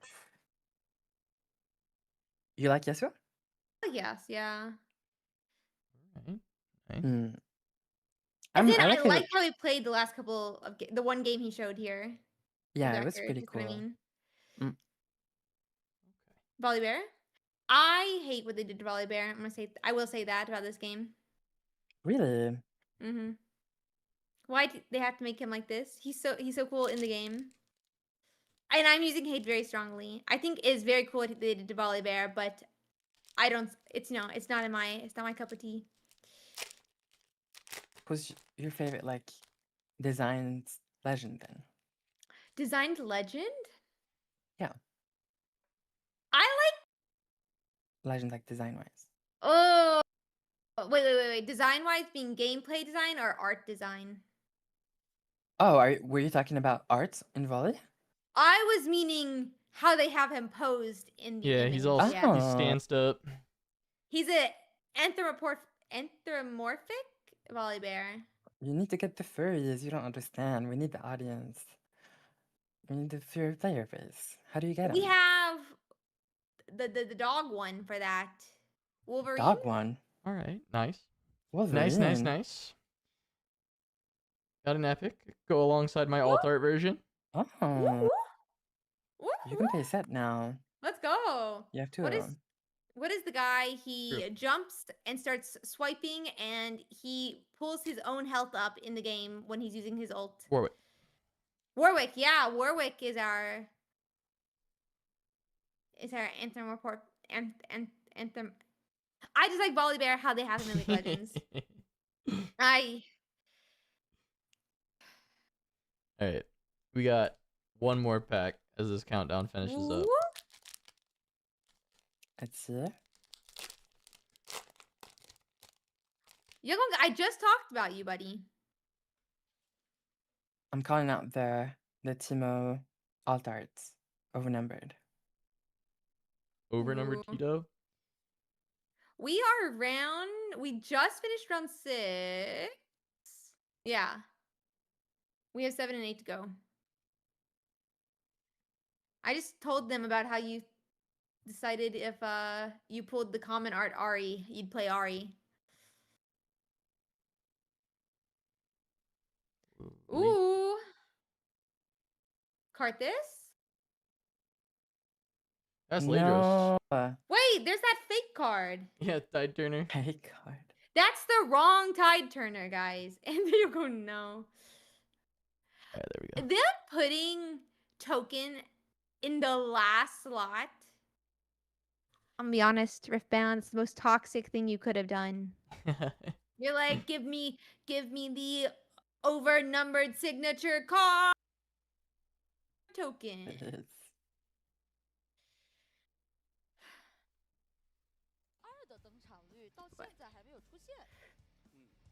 但说实话，我觉得现在跳飞健身的强度是有一点远远不止。Wait, what champion do you want in Riftbound? Like, what champion from League do you want to play as a legend in Riftbound? If you could choose one. This Like I'm top gonna one. tell you about my like story of getting into Riftbound. So my friends were like, Right. okay, what is your favorite League character? You're gonna play it. I was like, ooh, Boris. They're like, okay, it's not a character. Wait, who? Game. Boris. Oh. Okay. Yeah, the Heartseeker skin. It's very nice. Oh yeah. I want that as his alt art. Is why I keep bringing it up. No other reason. Of course. And then they're like, okay, he's not in the game. Pick another one. I was like, ooh, kid. They were like, not in the game. I was like, it's like also not in the game. Tristana, still not in the game. Yeah. Ooh. Blitzcrank, also not in the game. I was like, okay, guys, just give me a deck. So honestly, pick any of them. Probably, I think Tristana could be really cool. I would love to see what healers look like in this game. But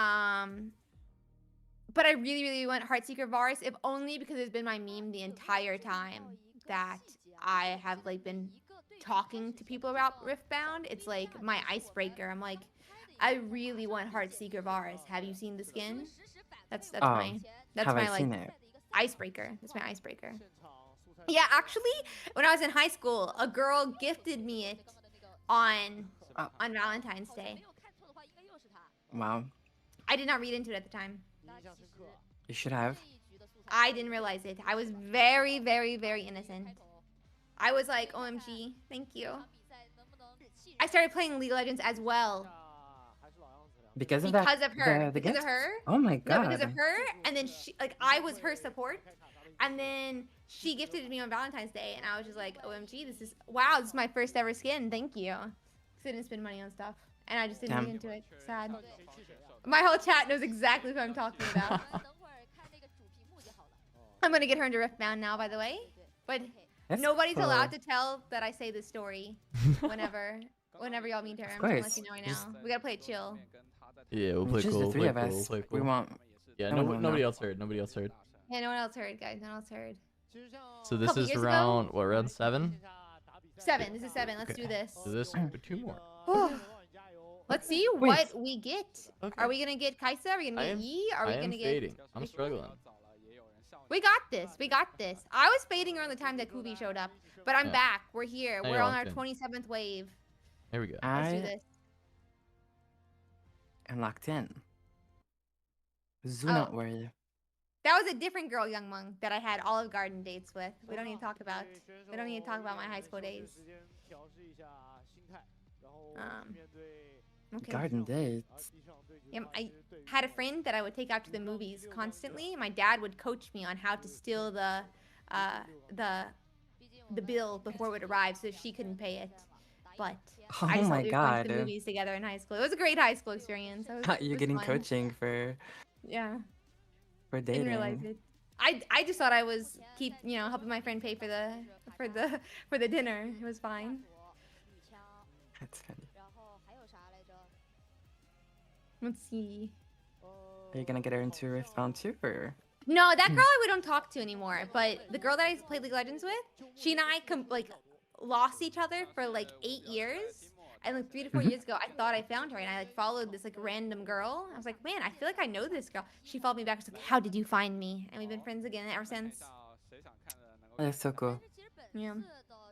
Fingers crossed. I'm hoping to get her into Riftbound, but she's never done card games before.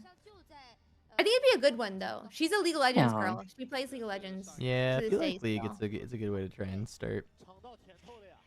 Exactly. She was like, I tell everyone. Ooh, set. Guys and girls. Ooh. Okay. Oh, wait, what set? In round 7? Catboy? It's even the emo version. Catboy Gaming? This is a cat boy. Meow.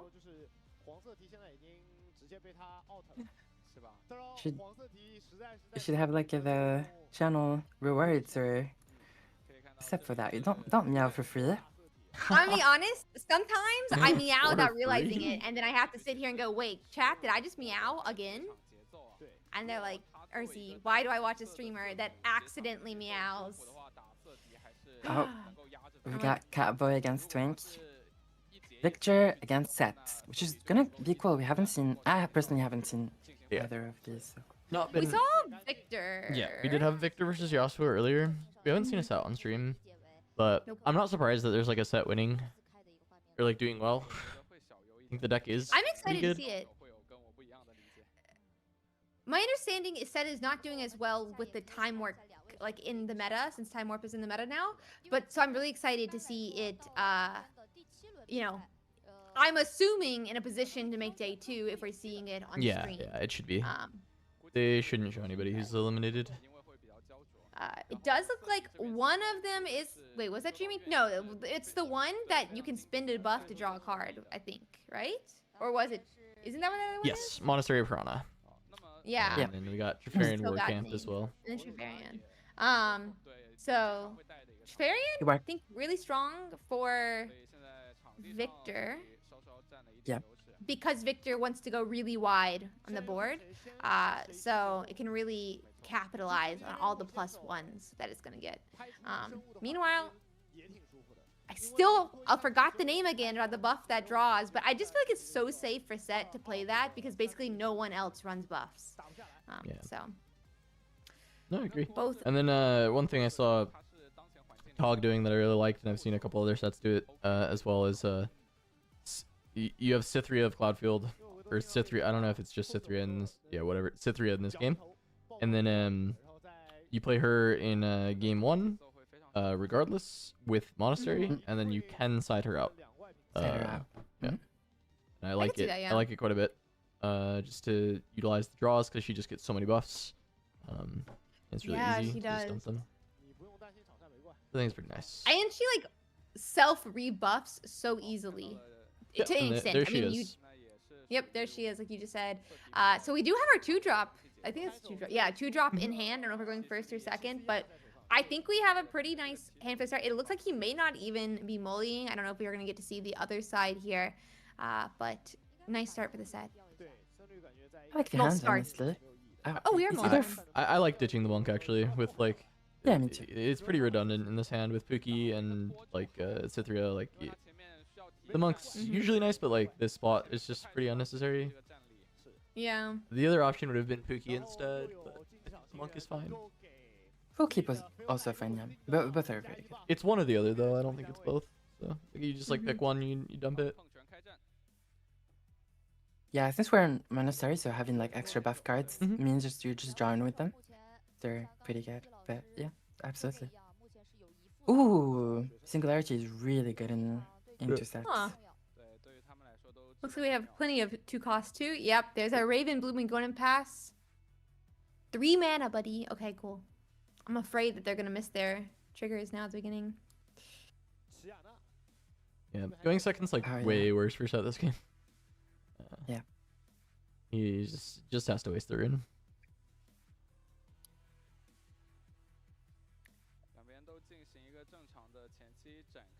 Unless Set top decks his signature spell, which is Showstopper, that sends a unit into a battlefield next turn, so he may be able to send the Fiora into a battlefield. I wonder how we're gonna buff Fiora. If Fiora is the one that needs a buff to have literally basically every single keyword in the world on her, Yeah. but she does need a way to get the buff, especially now that we've sent back the monk. Yeah, there's the So- Pookie. Oh yeah, true. Yeah. Actually, she doesn't necessarily need a buff, just because right now on the board there's War Camp. If she stays on War Camp right now, she will be at 5 mites, and she will get all the keywords. So we will see spots maybe where she actually will just be at 5 without needing the buff. forget, yeah, that she is able to do that not with buff. It's just any +1. Exactly. That's definitely, yeah, it's a great point. So, I mean, there's like multiple things as well that could do it. Even the guy with his arms above his head in hand could potentially trigger things like that. I don't know the card name off the top of my head right now. So Call to Glory. Call to Glory. Yeah, I love Call to Yeah. Glory because you can just like pop a buff. I mean, Set is already just like so thirsty for energy, I feel like, especially like with the Set ability. So like being able to use like buffs for things is just so nice. Yeah, very good with this. It's like another thing that's really strong with the Cythria. Because like her buff is just like so free, you just keep generating it, and then you want to use it as fuel. So either drawing from Hirana or you use it for the Call to Glory. I see he's not drawing because he doesn't want to give up this Cythria. This Cythria is actually like pretty valuable with his hand with the Call to Glory and the Hirana. He actually wants this unit to stay around.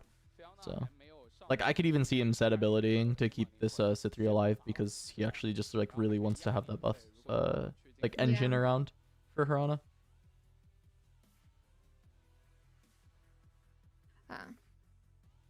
The Victory hand is very controlly though. We see 2 of Singularity, which is a spell that costs 6 and deals 6 to 2 units, which is pretty good against Set. Like, even in this spot right now, imagine dealing with the Fura and Cythria looks juicy. However, Victor's main threat is Call to Glory. Victor has to play around Call to Glory as much as possible, and that's literally the main goal when you're playing against Set, because that's Set's strongest card, and that's what can just blow you out because you didn't play around it and you lost all your cards in tempo and everything. So that's gonna be a battle of Call to Glory versus removal spells in Victor's hand.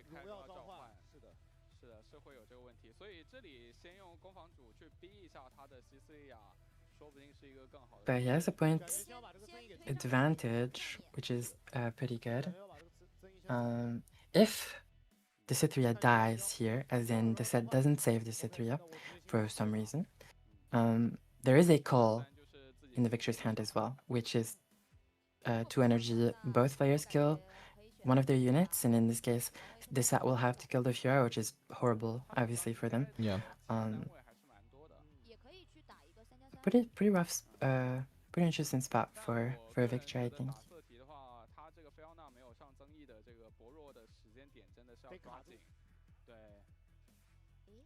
Alright, what's the play? 3, just another mana factor.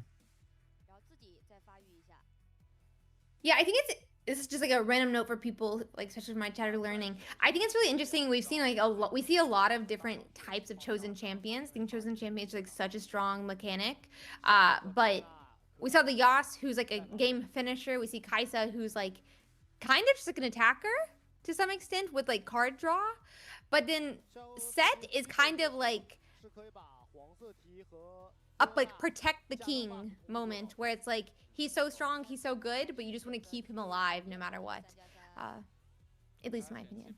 But yeah, for the chosen champions, I think that is true of like Set Brawler. You're really trying to keep like resetting him and being able to like activate the ability a bunch and generate a lot of value. Like you really just want to keep it alive as much as possible. So I think it makes sense. Yeah, but like it's like a weird style of Protect the King where it's not as many like spells to protect him, but you're still like trying to cycle and keep him alive over and over again.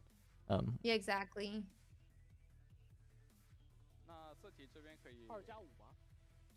Yeah, that Trifarian with Victor is quite nasty because the might generated already is crazy.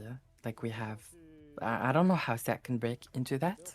Honestly, maybe Set needs to start chomping on those things by just buffing a unit, for example, sending Fura in just to kill a bunch of units and then saving her with Set's a legend ability, which allows you to save a unit that has a buff by removing the buff and spending 1 rune. So maybe that could be a consideration. But the sabotage is really nice. Sabotage to see the opponent's hands. You don't have to do it now because they have no mana open, really. But yeah, it looks pretty rough for Set because of Trifarian. Yeah, that Trifarian looks like so strong, especially now that we're like getting so wide with all of these different tokens. a way to break through actually is to play orange set in the back and then spend his buff. He gets +4, and then you can buff him again and he gets another, spend his buff again and he gets another +4. So he can get actually quite huge, and I think that could be a pretty good, reliable way to deal with that stacked battlefield. Yeah, but spent the Pookie here on the Fiora to give the keywords, and that does actually like take away one of the outs to actually go for that line you're talking about with the set. But I agree with you. It is like it is the way to break. It's the way to break through, but fortunately, not necessarily gonna work. Gonna have to just deal with the singularity. It's like very threatening for your set.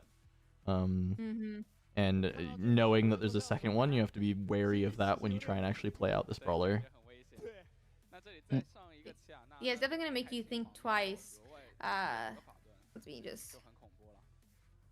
So looks like you're gonna play into singularity a little bit here by playing the Kiana, but just accepting that, hey, look, if you want to play your singularity now, kill my Kiana, deal with the Fiora. Like, you're gonna have to pay the extra rune for the deflect cost, and then I know that you're, no longer gonna have any singularities, so I can actually play out my set brawler. So I think it's like reasonable to just bait and like be like, hey, if you want to play singularity, here's a target. That's fine. And just kind of go from there. You have to force it out, right? Like, you can't just like sit and not do anything. So He's just like, my opinion, I worry with that, right? Obviously, you have to get it baited out, but Victor's saying so low on energy here. He's only going up to 7, I do believe, like in the first place. So all he would do other than singularity is make a token, which he's probably happy to do. But you're also sending 3 back in that case. So you're going to be going down to 8 the next turn, which really just doesn't feel good. But I mean, it seems like both these decks are being pretty thirsty for the energy. Yeah. So I do think it's a good setup for set. Actually, yeah, that's a great point. Fiora also has the deflect, so it'd be -4 runes. Fiora gets deflect from the being mighty, so it's really tough to just like send a singularity here. Deflect is not energy dependent, right? Just so I'm just thinking in my head, because singularity obviously is gotta be 2 blues, but deflect you can spend anything. You can spend any. Yeah. Yes, any color. I mean, I think Victor needs to find a good opening for their yellow Victor. So yellow Victor is their in the champion slot. It's the 4 cost unit that whenever a non-token dies, Victor can create a token. I think we can set it up here, and then wait one more turn for that singularity, in my opinion. No need to rush it for now. So I really like Victor in the back and creating more tokens, for example. Oh god, yeah, -4. Jesus. Ooh. I wonder which. So he sent back. Okay, they're figuring it out. -4, figuring it out. Save the Kiana and then use set the Fiora. Yeah, this is so its singularity did nothing. So yeah, we talked about the Call to Glory, playing around Call to Glory here, and I think we see it in the Victor player's face, like didn't expect the card here to save both units. Quite horrible. We spent 6, a whole turn, and 4 runes to basically do nothing. Apart from get 1 point. I said I got. Yeah, I don't think he's happy with it. Turbo juiced. Yeah, he's down to 3 mana as well. He does have 1 energy still, and I guess like that is like a trick he could potentially use in this next turn if he doesn't use it for token. But I don't really know what you would have. He looks so unhappy with himself. Yeah, it is pretty not the best spot. I really liked Victor here in the back as a play. It would have been pretty nice.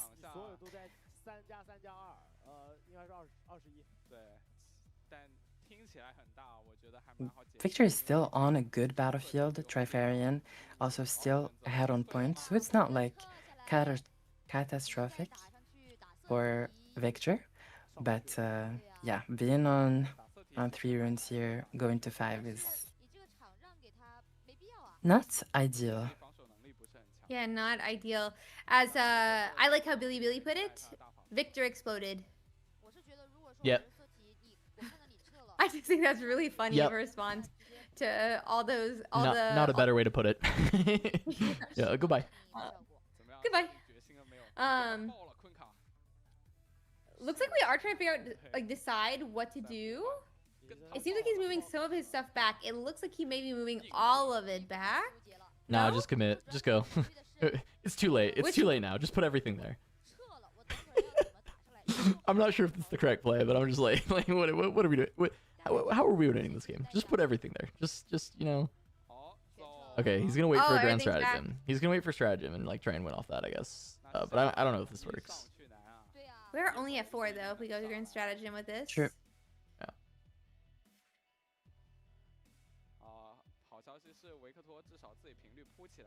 I also can't even play grand stratagem next turn because Yeah, he has on no reason. 5. I mean, he's ahead on points, so like I don't know, just like try and buy some space. But I think that just like flooding this and continuing to score holds, because it's like really awkward for Set to try and actually conquer into war camp with, I mean, 1 million units, is like maybe just correct. Honestly, I guess if you're tapped out, like I guess if you try and conquer into war camp, it's kind of the same thing, because like +1 isn't conditional on like defense versus offense, so. Maybe there's an argument for that, but you are just like letting Set have points and conquering with Kiana for free. But I guess Kiana's always conquering into Monastery. I don't know. Hard to say. Which Fiora should have all the things on her right now, correct? Yeah. Yes, basically. Okay, I'm just gonna make sure. Just so I I'm being And cool. we- Come back. Yeah, and we see Facebreaker in the Set's hand, Yeah. which is Not very good for this matchup, but no. very funny card.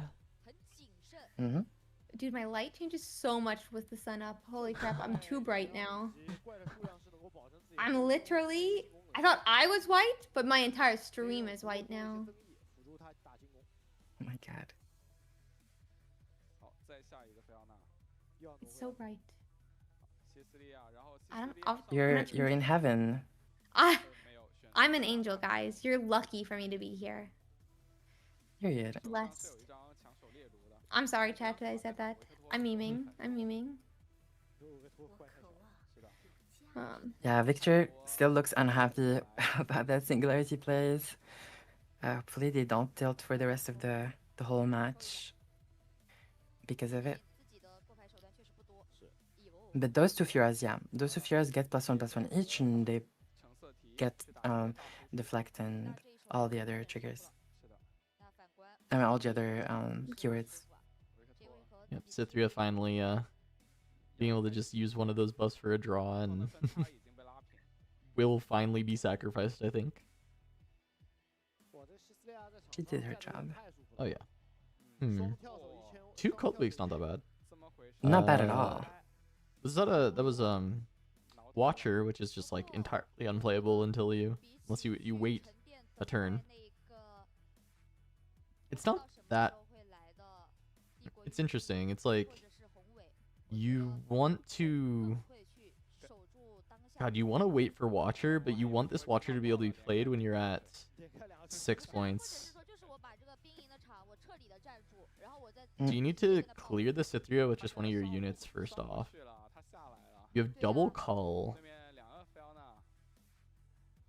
Yeah, wait, you can just double cull and then shove, right? It actually works. I'm pretty sure double Double cull. call just kills the 2 back units. You can shove. You shove first and then you double cull, right? So you take this from Cythria, and then you shove and then you double cull, and then it kills everything, right? I'm pretty sure. Yep. Exit, yeah. And then and you scored a 6. I didn't do the math because like I don't think I needed. I'm pretty sure you just like you do just have too much, like.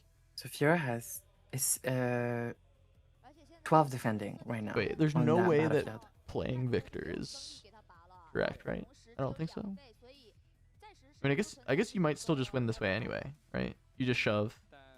You conquer Monastery and then you just shove, and then you still have the double cull for after. But this also doesn't let you play Watcher next turn, because yeah, this is just Forgans. Does this still work? I think the other line made more sense to me, which is just conquer one side, shove, double call. and then you just, I mean, you're not going to be able to play Watcher yet, but you just go to 6 and make it so that Set doesn't like have a really equitable play. And it buys enough space that you should win with Watcher if you don't just like win on board. I think that sounds about right. I think that sounds about right. I don't know. I'm tired. No, I like it. I think it makes sense. I'm also tired, so I'm not. Like sometimes I'll say plays when we get to this point in the night that just don't make they're like incoherent, and I'm trying to not do that. But I think that made a lot of sense. I think that's just okay. It did. Yeah. Let's see here. Maybe the victory is just to send all these units and get tokens from them. Yeah. I mean, I guess Basically. I mean that is the option here, right? But I just don't. You're still allowing Set to get to 6 by doing this way.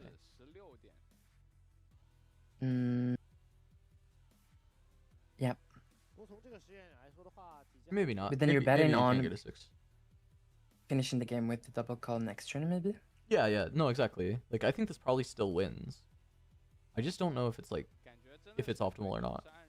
Probably still wins though. Let's see here. So it is 12 defending because Fiora is at 4. Those two Fioras are at 4, so 5 because of the battlefield. Shield, and then they yeah. get 12. So they're Oh. So 1, 2, 3. Is she 3 underneath or? Yeah. So well, she's 2 baselines, so 3 because of war camp. So 2, 4, Oh, 6. I forgot about War Camp doing it over here. Okay. So we're So it's 2, 15. 4, 6. 15, Yeah. I'm not Oh, sure it's 15, why. okay. It's 15 or 16. 16, right? Not sure Yeah, why we're 16. sending 16, to be honest. Maybe we're playing around another Call to Glory because we got traumatized by the first one, but 16 into 12 is what Soul is mapping. Hi, Corey. yeah, 16, 12, but then we give them free tokens to kill, which is not worth it for us. We want them to kill our little thingies, because if they... Oh, I guess it doesn't matter regardless. No, it's fine. I mean, like if you just keep the real units around, it's also fine.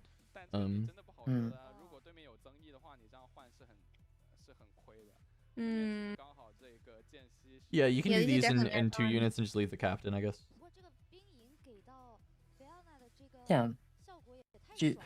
So you have 4 more mites, you can kill 2... Yeah. You just leave the captain. That's 12.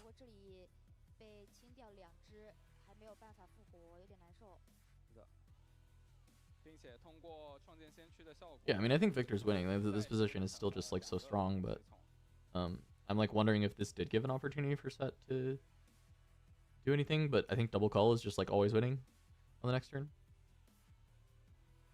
So I don't think it mattered too depends much. if they draw any unit or not, because they... Yeah. I like don't think Icebreaker there's won't do anything in the anything. Set deck that actually like turns this around from like drawing a card off Kiana or something. I just don't think there's anything in the deck that does it. Yeah, none of these are good against Victor, really. I mean, challenge can happen on the Victor in the back. And then you push in, kill those units without generating tokens. But still, unfortunately, double call is quite rough.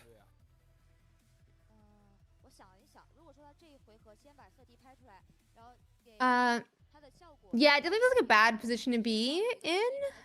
Looks like we're showstoppering. Up. Is that Kiana? Yeah. Mm-hmm. And she gets a buff. She also goes in ready, I think. So are we drawing 2 cards here? No. Wants to do something in combat, yeah. You don't do it in combat, though.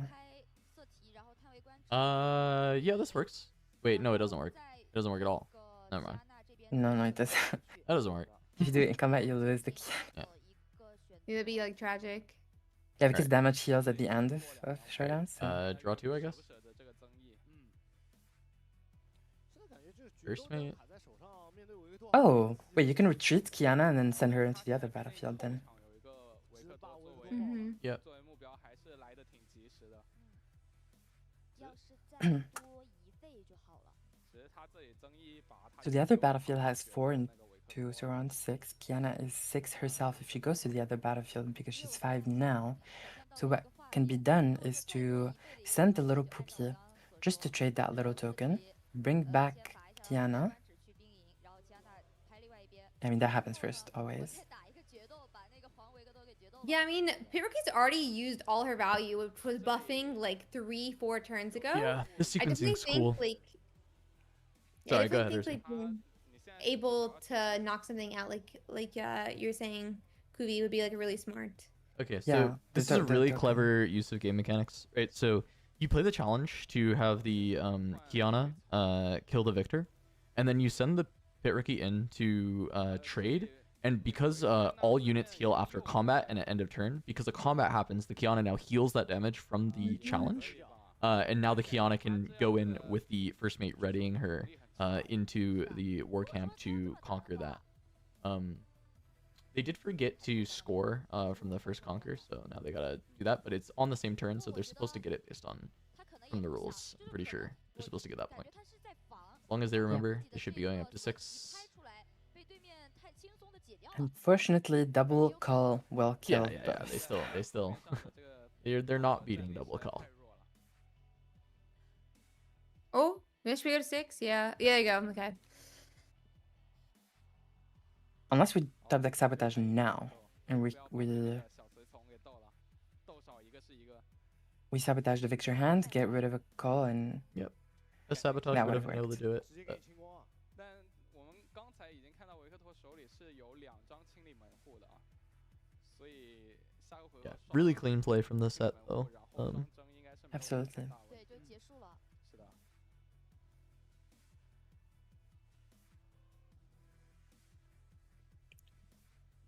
Why is Victor shaking their head again?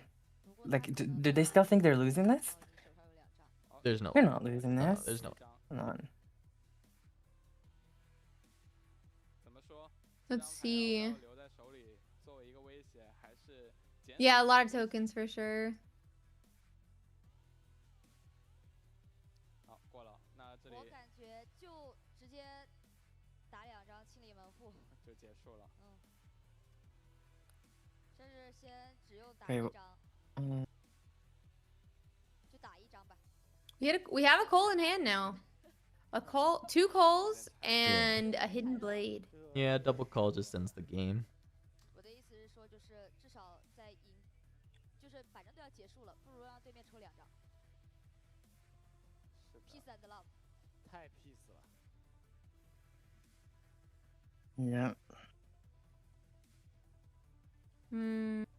哦，对，决斗了一下，但是无伤大雅。他还是有 Yeah, do all you can do, but there's just enough recruits here that 完全足够嘛。 it's just not gonna happen. 现在已知信息是， Yeah. 对，没有手牌了，还是能吃下。Luckily, we're going into sideboard, and I think Set will be able to remove all those pretty clunky, like phase breakers, pretty clunky into Yeah, Victor, for face breaker's example. real bad. Yeah, because it stuns 2 units, and stun is not as good against tokens. So we can get rid of that and maybe put in more meat, like more units. So. I wonder if there's any like anti-Victor tech because it's so popular in China. Like I wonder if there's any like Blade Flurry or Cannon Barrage or that kind of card. Yeah, that would be. Because it's not something pretty I good would against usually think to put in a set deck, but I also think like with how much Victor there is going to be, it's like maybe reasonable to put some hate. True.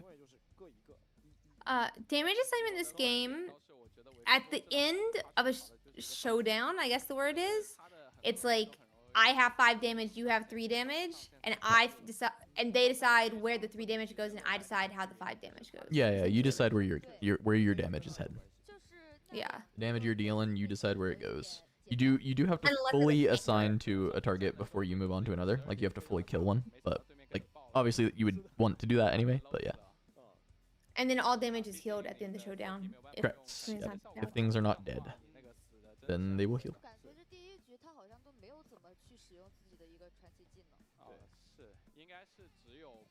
End of combat specifically, not a showdown, because showdowns will start even if a combat doesn't happen if you enter a battlefield, and it will not heal unless a combat happens. Yeah, it's just the specific verbiage. Or when you end of combat and when you pass turn. End of turn, yeah. End of turn and end of combat. Thank you.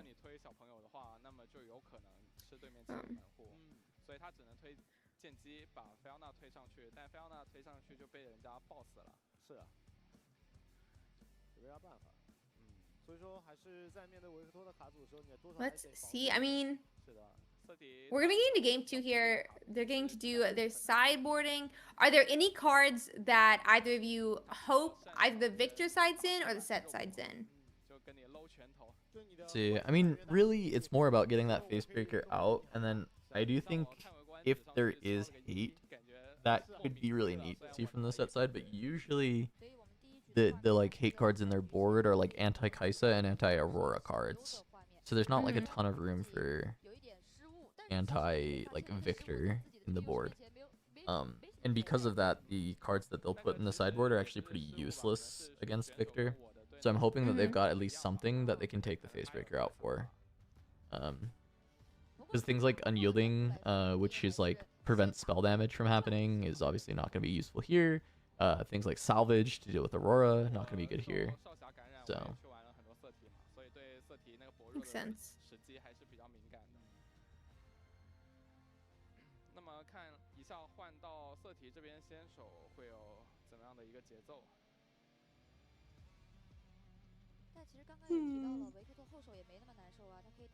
Okay, I mean, we're gonna get into the game now. Let's see what they maybe we'll get to see what they did or did not put in to the deck. They used to show sideboard, but is that only in Top Cut? yeah, only Top Cut. Okay. Battlefields are.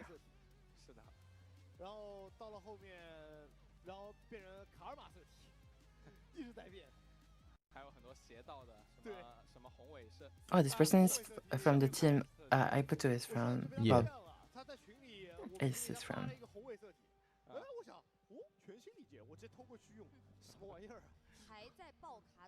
Can we see the battlefields?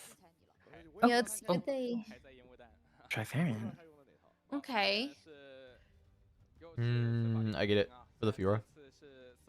Yeah. Yeah. Kind of sucks to be playing into Victor when you have Warcamp in your. Yeah. And that one's Arena's greatest. Yeah. Or is it different? Okay, yeah, okay. We have Piruki. I think that's a one of bar. What I've seen from the Chinese list is they often like one of bar. Bar is a gear that you can tap it to give an exhausted unit a buff, so it is very synergistic with set. It's just a little bit slow. It is a ton of value. Slightly. Yeah, I like bar. I like bar. I also like Or bar. I did the one time. Back when all the tournaments ran, it was the only list we went off of. I played like a bar list for it. I like bar. I understand why it has to be a one of. But it is for sure. miserable to double draw bar. Because this deck is already pretty card starved. So double drawing bar is probably like a death sentence. You just like lose the game. But I think if you get the one copy, it's pretty nice. That is true. And it looks like they kept it. Alan points out Trifarian Warcamp may suck against Victor, but it's better to rip it when you're going first, nonetheless. I can definitely see that. Yeah, you want to take control of it and not let go of it against the Victor, ideally. But it's the hard thing is like it's not just like a holding battlefield. It also Victor can just like Victor can always abuse it. Yeah. But you want the game to go fast, so at least Arena's greatest like trying to the Victor having that, trying to not give Victor enough time to like build a huge board, just try and score a lot quickly. It's a potential way to figure it out. Yeah, I mean, Pit Rookie can go in and take it over, but it's kind of how we had to play Pit Rookie without something else to put the buff on. But at least we did have a 2 cost, which kind of like, I guess, the main goal of turn 1. Yeah.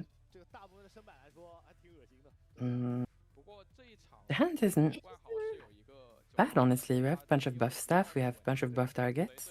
It's pretty well balanced. We have Call to Glory, a well balanced set hand. I haven't seen the Victor hand really, but I wouldn't say this looks bad for the Sat, especially because now Sat won't have to push into the Trifarian War Camp like he had to last time because he was behind on points. Now Sat can just be the one who's in the lead in terms of points and force Victor to come into him, which is pretty good, I think. Yeah, I can see that being really useful. We're gonna pit rookie into the Trifarian War Camp. At least we get a buff going. And we're gonna leave 2 mana up. Which I don't think any of the cards that we know in the hand really matter. Like, it really care about the 2 mana being up. But at least we get to feign it. Since, like, Call of Glory is 3 mana or can use a buff, and we see a buff on board. I think it's 3 mana, right? Or is it 2? Yeah, it is. 3. I mean, Victor has 5 exactly, and Victor has comments. That spell that deals 6 to a unit on a battlefield, which means it can actually be used on the pit rookie that's buffed, and then you can push into the Trifarian if you really want to. But the thing is, you don't need to rush right now. You can just chill for now, because the set will only be able to go to 3 next turn, unless they have a showstopper. And you will most likely need to just set up a turn next turn where you can go to 4. And if you can do that, then you're happy as Victor. It's gonna be a lot of extra runes with these Soaring Scouts. Going to be ramped. Hiding Hidden blade? Yeah, I guess so. Yeah, it must be, but up to 3 points. Looks like it's Fiona that he drew, I think. Fiora, but yeah. Sorry, yeah, Fiora, my bad. Fiona from Shrek. Okay, I know what I'm playing in the first tournament. I'm playing Shrek. Playing Shrek? My Shrek deck. No. My Shrek Legends. Yeah, but yeah, another Fiora here is really good. Yeah, I mean, we already have Trifarian War Camp, so you could technically just put it into it. I don't know that we need to do that, but it would go on and turn on the, like, shield, deflect. I don't know what the third one is off the top of my head. Assault? Ganking. Ganking, there we go. Yeah. I'm gonna be honest, I was just thinking of what another one was. I forgot Ganking was a thing for a second. Oh yeah, she has all of them. Yeah. We see the showstopper though. That's pretty good. We need to go to. I actually genuinely believe we need to go to 4 here. It is important in terms of points. You need to want to be still in the point lead. Because if Victor is able to go to 4 next turn, I think you're very unhappy about it as the set player. I think he was considering showstoppering, but decides against it. Just gonna stay on 3. Yeah, the hidden blade is scary. That hidden blade was a good hide.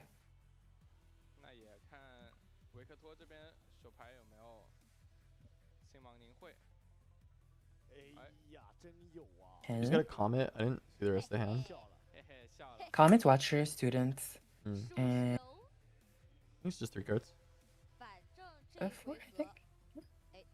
Oh, you're right. Yeah. Comet Student Watcher.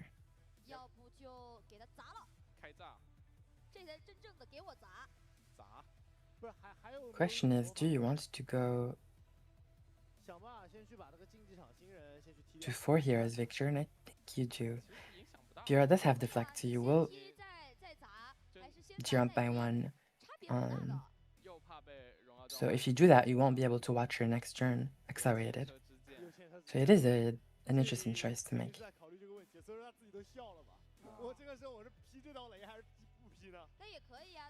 Let's see what they decide to do.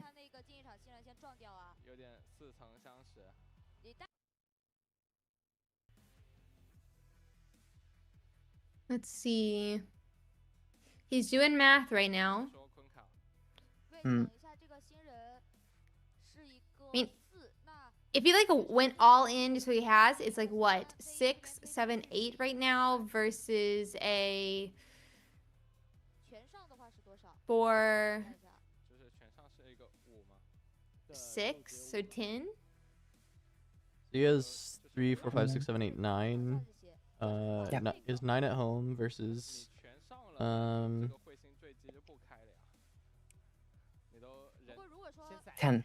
Yeah, 10 versus 10. He's just gonna get the rune and draw, which I think is actually like I don't think it's like a bad play, but I do think that this like opens up this like unchains set on the other side to be like, okay, I don't have to worry about that hidden card. Absolutely. It does also make the apprentice up 3 now, so which will be a 4 if he goes into Varian. That's true. Which makes it now even to the Fiora. Yeah. That ties it up. Wait. Yeah, it ties it up. Which, honestly, you can try to clear that battlefield and then Singularity the Fiora in the back. Because we just have that Singularity. Slightly risky into Call to Glory. Let's see if we play around it this time. Yeah. Just commenting. Yeah, Fiora is a 5, so comment should be good. Asset has Call to Glory, so maybe decide to protect the Fiora. But even if the Fiora is protected, Victor will probably, most likely, be able to push with tokens and finish her off because damage is not healed yet. Very good point. Yeah, you could put up, if he calls to glory, it's +3, 4? Let me quickly check that. +3, yeah, +3. Yeah, so then she has shield as well. She's 5. It's 6. +3 is 9, and so they would have to put in. Oh god, oh my god, they took them away. Well, you would have to use all of your tokens essentially to deal with that. Or wait, no, sorry, she's just 5, so you don't send 2 in. Yeah, that makes sense. Yeah, Brain so she's slowly working. 8. How? 2, then she'll go +1, so we should 3. There's 6 might there. She's 9, I still think. push 6 I think might in. Yeah. So she'll be at 3 life remaining after this. Mm-hmm. And then there's 3 life on the Pookie. So you still have to Victor push. forgot about the trigger, by the way, the hidden blade trigger on +1 on student. Only did the +1 for the comment, so 4, 5, 6, 7, 8. There's an 8 in. You just need to do 6 damage. But everything's gonna trade because Fiora has so much might.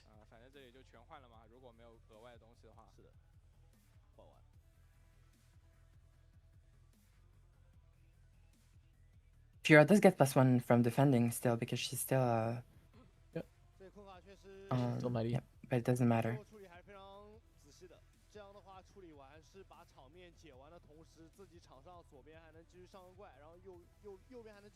Yeah, cleared everything. Wait.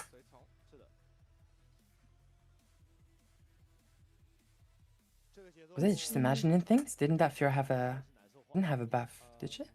No buff. She No buff. didn't have buff. Oh. She had the +1 from Trifarian, Oh, yeah. which gave her +1 shield. This is the spot that we talked about earlier where Victor going to 4 first is actually pretty bad for a set. Because now we're chasing points and we never want to be in the chasing points, especially on a Trifarian battlefield. Ooh, another cheating card though. Call to Glory. Yeah. Have the showstopper as well to try and look for more point opportunities, but could just be a full development turn. don't have to like can save the showstopper for shenanigans basically. This is maybe a bar turn actually, like finally a chance to develop bar. I think it probably is a bar turn actually. Yeah. Your units in the back are not safe against Victor because they play Singularity. So yeah, protecting that set even in the back is pretty important.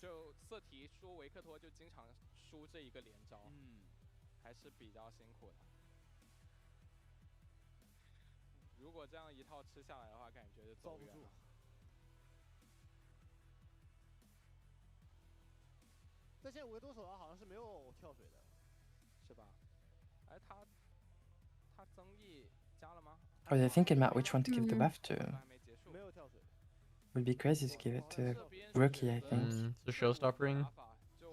Just to go for the points. This will be a buff here, and then I mean, now you give it to Pookie, obviously, right? Because no other targets.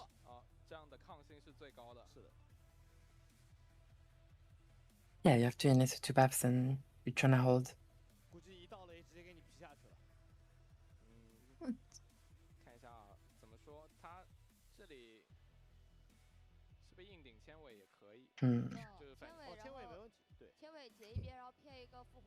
So it's singular. Watcher could even be not bad. Oh yeah, so yellow set is at 7 might right now. Yep. He sees himself for the buff. He gets +1 for every buffed unit at his location. He is a buffed unit at his location. So he's 6 because of the buff, and then 7 because he's a buffed unit, and he sees himself.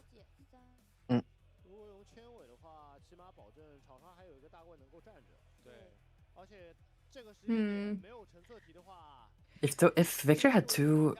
I mean, Victor could go to 6 here by accelerating Watcher, right? Watcher accelerated guarantees that you basically go get your 2 points and you're at 6, which is pretty threatening. And then you can even develop a little token in the back and you're chilling. I think that would be pretty good play. IMO.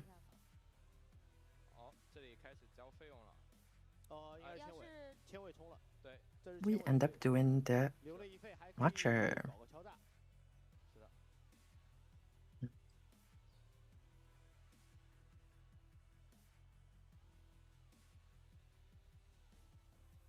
And Zach can only save 1 unit out of these 2. Obviously, saving the yellow set, not the Pookie, the Rookie. With that in mind, you could actually play this called a Glory to make these trade, right? Because this is -3, so that was at 7, so you give it +3. You make these trade, you take the buff from the Rookie. There's a Stupefy in Victor's hand, though. That's tough. I don't know if you can play around it here. I mean, you can, like, literally you can play around it, but I think you're maybe just supposed to go for it. That's tough, though. Absolutely.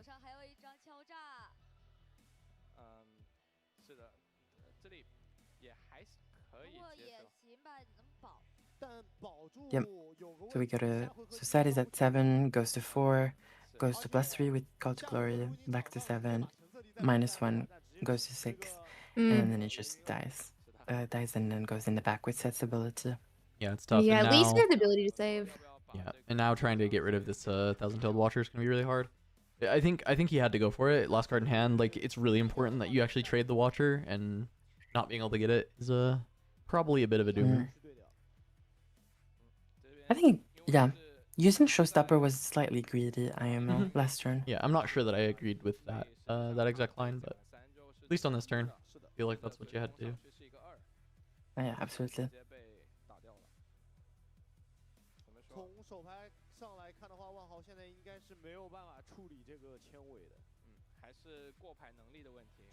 What was that card? I think it was Hidden Blade?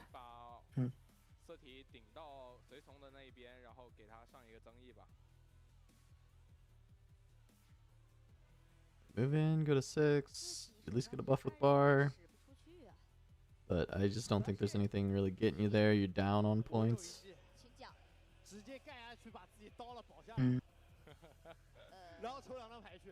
You can play set. 就抽不到了。啊，对啊，还抽不到。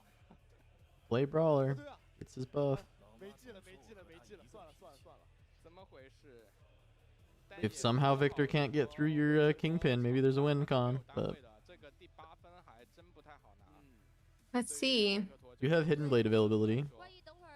Is he considering if he's just supposed to Hidden Blade the Thousand-Tailed Watcher now to deny the point? It's maybe correct. I'm not sure. Decides against it though. Yeah.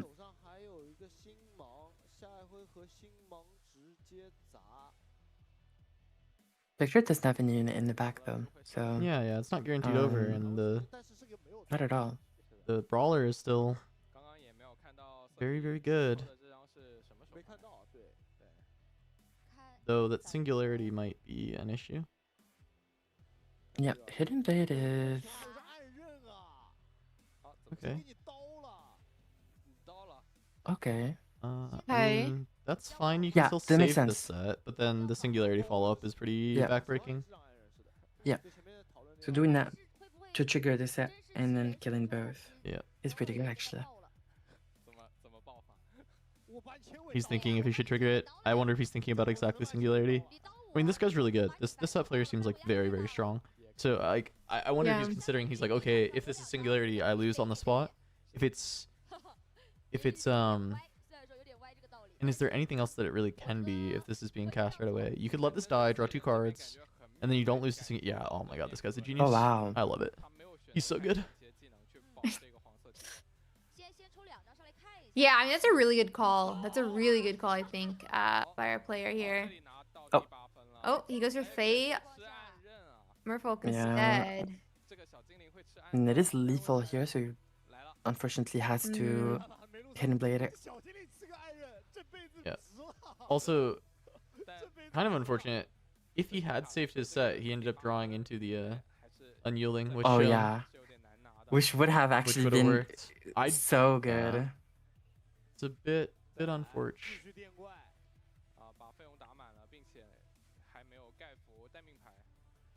Is that still Facebreaker in that he also drew? That Yeah, feels a bit Facebreaker unlucky. is... But that's Wait, still... why would you keep Facebreaker though? Post I sideboard. mean, he might just like not have an option. But I mean, with the unyielding coming in, I guess like Facebreaker is what I would have thought would have come out. Yeah, what is coming out for that unyielding then? For this, set's gonna get buff.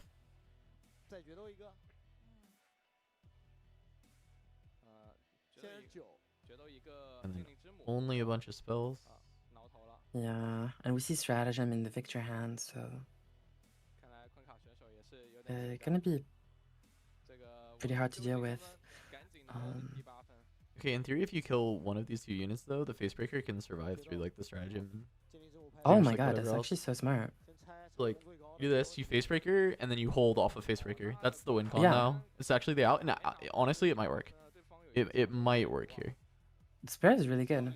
Like, this Facebreaker might end up winning this game for him. And you wanted him to swap it out. Just saying. Please. So let's see. I mean, he can answer, like, Singularity can't push him back because he's got the unyielding. He has an answer to Grand Stratagem with the Facebreaker. Does he actually just win? Like, is this hand just like actually counter whatever can happen? Or is there like a Hidden Blade or something in there that I'm not seeing?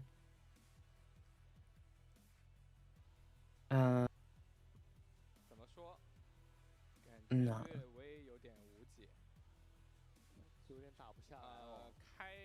I mean, he's got a draw as well for the first conquer from.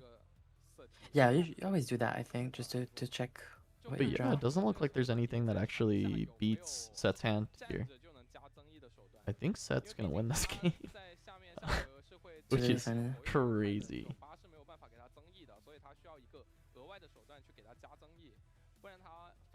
It's wild. It seemed like he was so cooked. But this guy's a Played beast. so well, though. This guy is a beast. They're both playing really well, genuinely.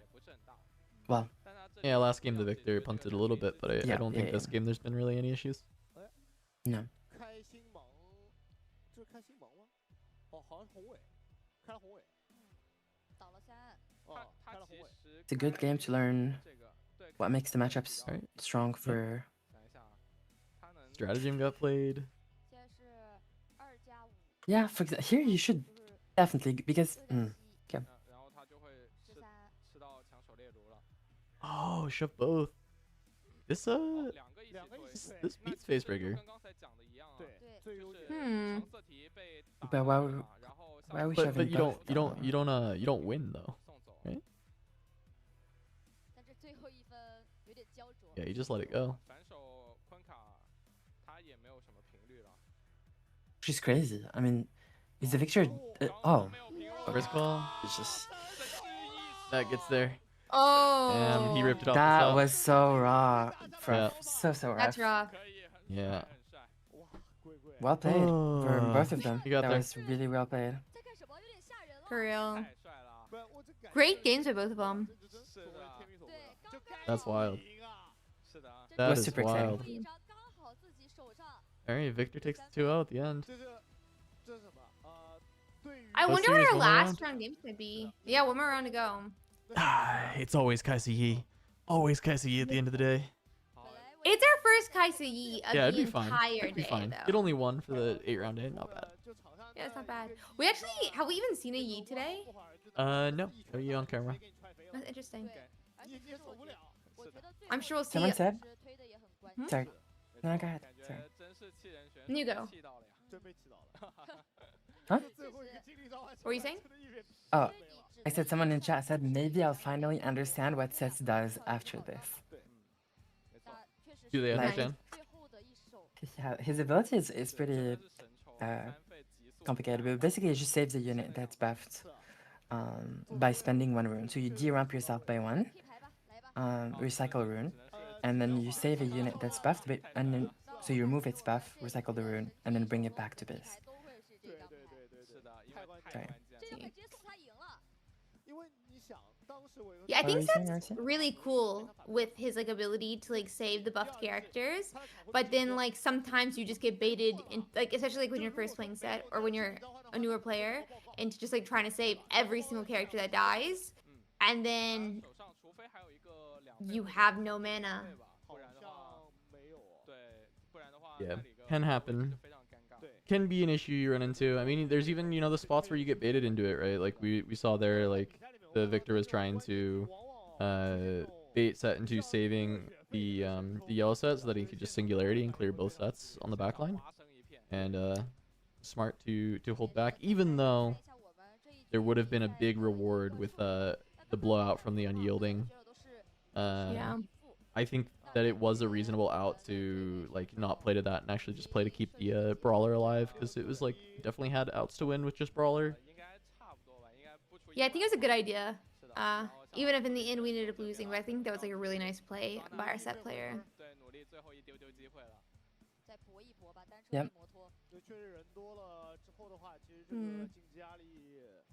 If y'all had like the perfect, pairing next round, what would you guys want to see? Other than Leona. I was gonna say Leona Yi. Can't believe it. Can't believe I've been denied. Leona Yi would be cool, I feel like. I'd like to see an Annie. Would be good. Okay. I want to see Timo against Annie. Would be Timo happy Annie? with it. I'd be down. It's not a matchup I get to watch very often, I don't think so. I'd be down. What about yours? I do think I would want to either watch a Timo or Annie, but I don't know I would want to watch them against each other. I see what you mean. I want them both to continue, But Yeah. I definitely would like to watch one or the other. And I definitely think that I like the gameplay of Annie. But I think Timo I think it'd be really cool to see Timo do well. Yeah. I don't know, I just think it's like a really interesting deck with like all the hidden opportunities. Oh, yeah. And then just like how much it's like built around that. But I would like to see it do well. Screenshot time, I meant to grab this earlier. What does this translate to? Tell me, Google.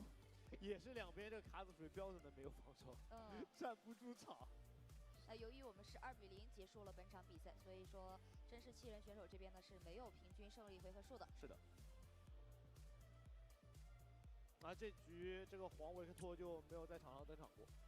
Have you had to do any Loldo today?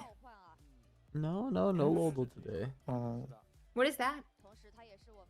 It's like a Wordle, but for League of Legends characters and abilities and stuff. Before we had packs to open, that was how we had to fill time between rounds. That's crazy.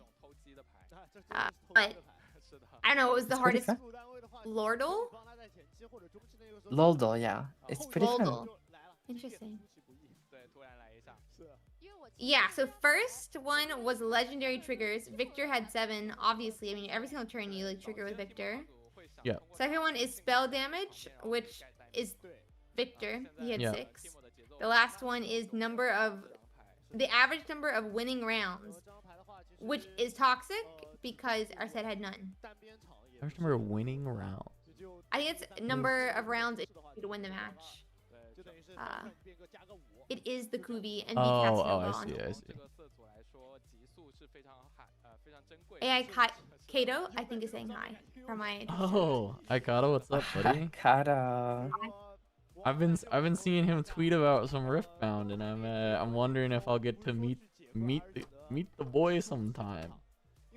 Old Legends of Runeterra streamer. Oh, cool. Old. Yeah, he's so old, ancient. Shots are being fired here, I feel like.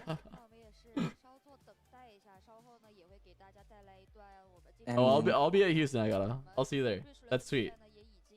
That's the thing with all the like Legends of Runeterra people is like a lot of them, or even probably most of them, I have not met in person because there were not really any like live events for lore. Most of the heyday for Legends of Runeterra like tournaments was like actually during COVID, and like barely coming out of COVID, right?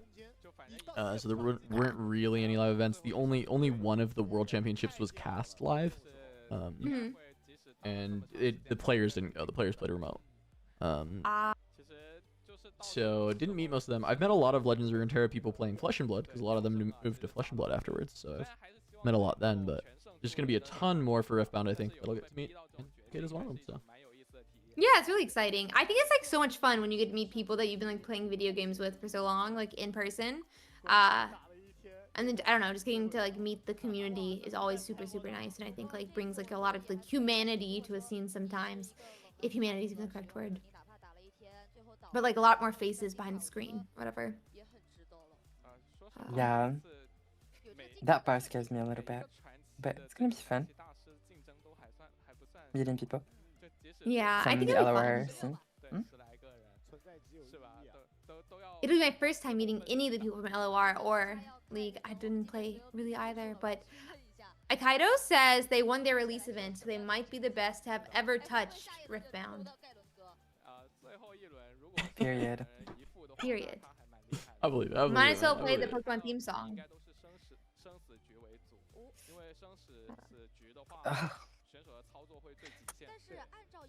I only know it in French. Repeat that?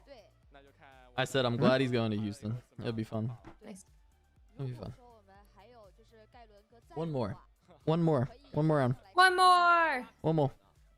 I mean, we still got tomorrow, but tomorrow, you know, you got the top cut energy, you know? Yeah. I don't think I'm going to my pre-release today. I think I have decided that. Nah, you think you're getting some sleep? Yeah, it's 9 a.m. My pre-release is in 3 hours. I'm not doing it. 11. Hey, that might be a good call. Yeah. It's like a 40-minute drive, so not doing it.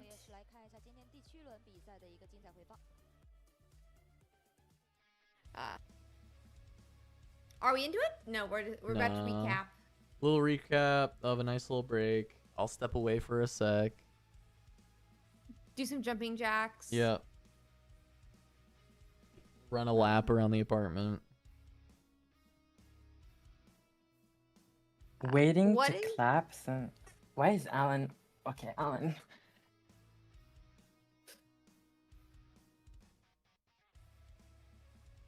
Kubi is coming to set Alan straight. Yep. Daily. I do that daily. Well, Alan opened a signed Arya. Alan did? That's sick. Yeah. Like signed overnumbered Arya. I'm saving all my signature luck for future sets. You know? Exercise is gross. Jumping jacks are gross. I agree. But what is the release event deck to play? Jumping jacks are the I think easiest the Lee thing Sin to one do. is really good. Lee Sin. I like the buff on Lee Sin. Somebody said Victor if you draw 3 watchers. Do you want to win or do you want to have fun? Seahar. Which one do you think's the best for winning? Winning is Yeah. Victor. You think the Victor one is? I think so. The most fun one's Jinx for sure. For sure. The Jinx is not bad either. I think the Lee Sin's like Is really there- consistent for winning though. I think it's just like it's just like pile of stats, mid range. That's funny. Is there any like control type deck in like these The decks? Because that's the closest is type Victor, right? Seahar plays. I think the closest is the Victor deck. Okay, Yeah, Seahar, for you're sure. Victor. I think he's mainly control type, like deck playing. So sleep well, Mosh. Katie's disagrees and says that Lee really wants to pull mostly rares and epics, and Victor only needs stratagem. If you're turbo basic, that's probably the Jinx. I feel like over. I don't know. What would turbo basics be? I don't think turbo basics is the same thing though in Pokemon as it is to most card games, so I actually don't know the correct wording for this. I would say it's probably hyper aggro is my guess what turbo basic equals out to. The Jinx deck's probably the most aggressive, but yeah. Yeah, he said he won't touch Jinx, but I do think that's your correct deck. Seaharg is probably Jinx. I don't think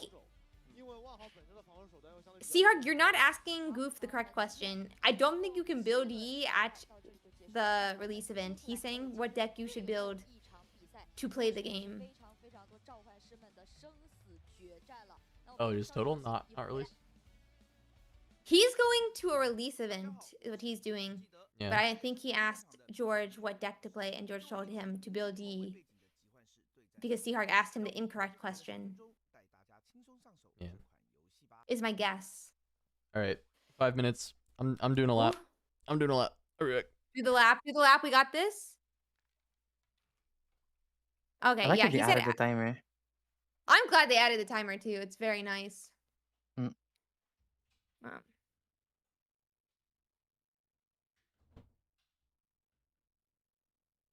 Let's see.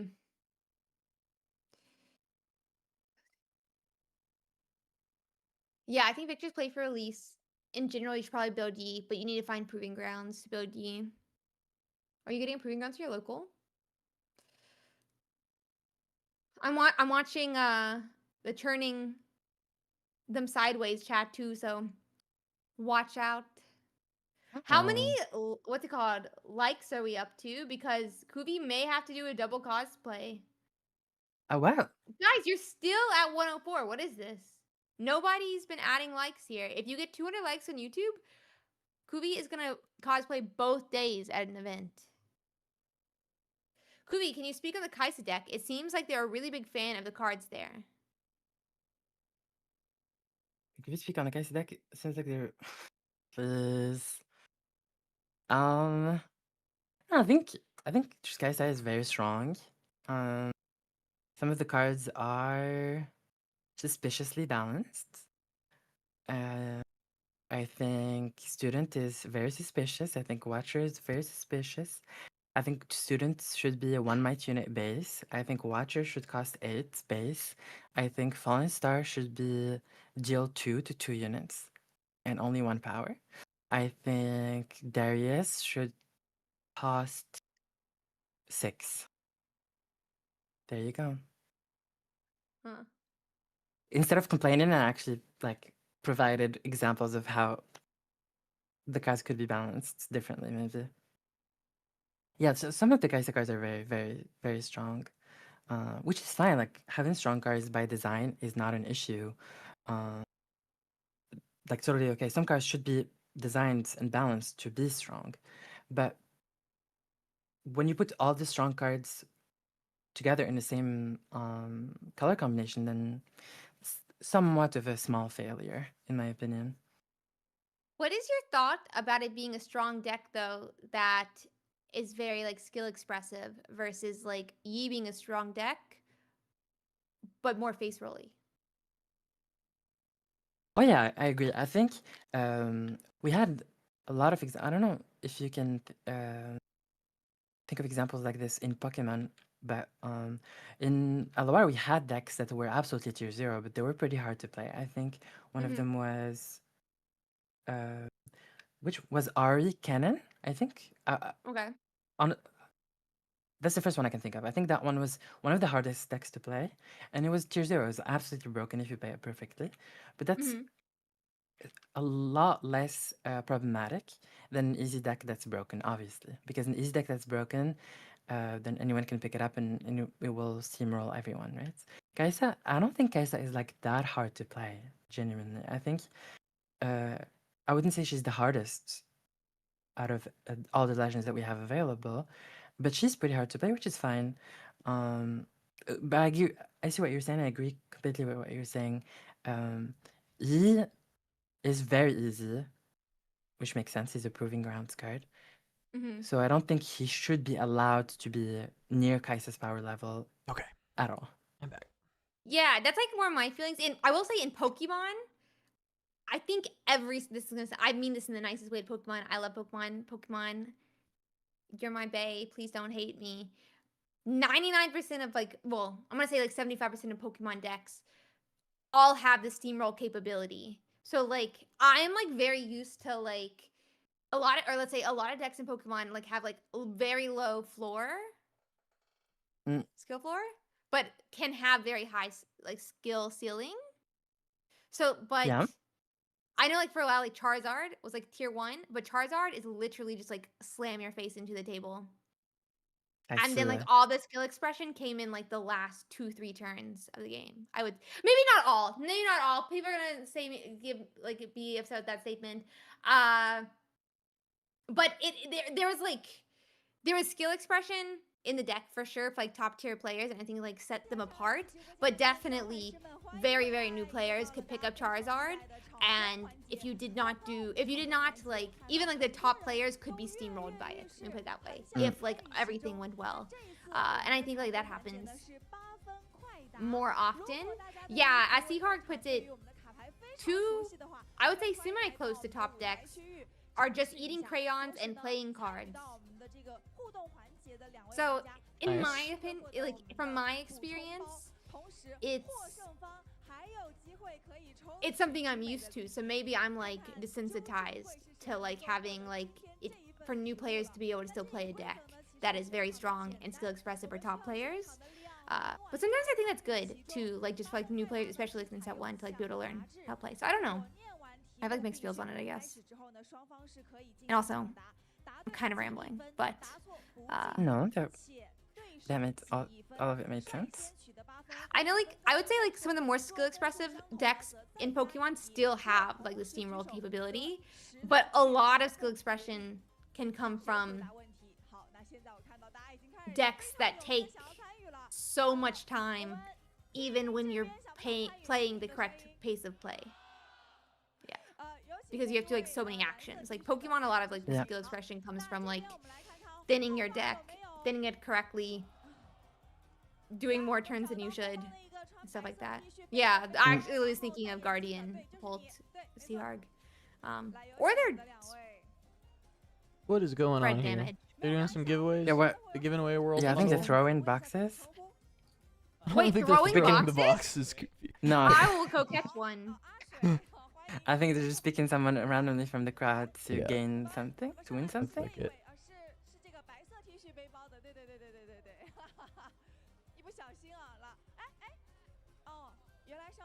Win what?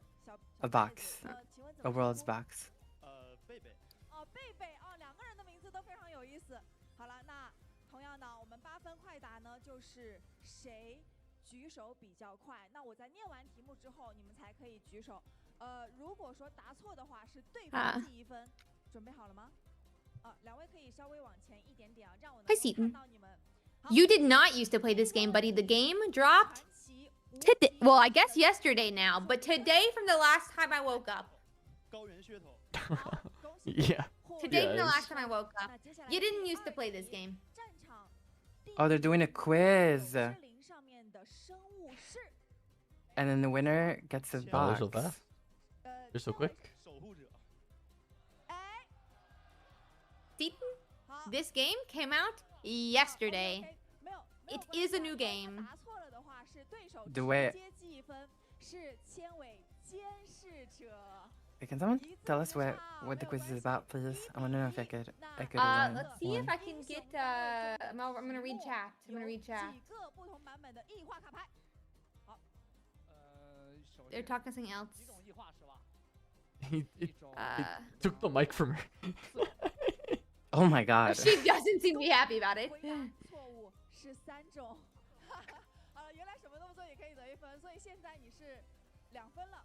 好，那接下来 No 第4 Stephen. 题， Different game. 诺克萨斯之手的超边卡卡面上的诺手抱着什么玩偶？德莱文。恭喜你回答正确哦，已经3分了。那接下来下一个问题，唯一一张卡面名称中有标点符号的专属法术是 Yeah, it is a different game. 对，有标点符号，大家知道吗？还有人知道，但是 No, it's not the same name. It is the same art, though. It's a similar name 是要给对手送1 in China. 我们倒计时5个。 In China, they call it Runeterra. But it's not Legends of Runeterra, regardless. 那要弃权吗？这一题我们过好不好？ What are... 如何？ I want to know what they're talking about. Someone says blackmail. 哎啊！ Blackmail? Yeah, someone said blackmail. That's all I know. 究极死神飞弹！智囊团，现在你已经是 What is going on? What is this quiz? 他是几分来着？4分，对不对？好，好像有一点难度了，因为我觉得你再得1分的话，应该没有办法再反超了。我们来看看下一题，这一题我觉得蛮简单的，所以你们要准备好哦。玩家俗称的626。I feel like I play so many different legends. I kind of want to just settle on one because playing different legends doesn't really give you like a storyline or like a perspective as a player.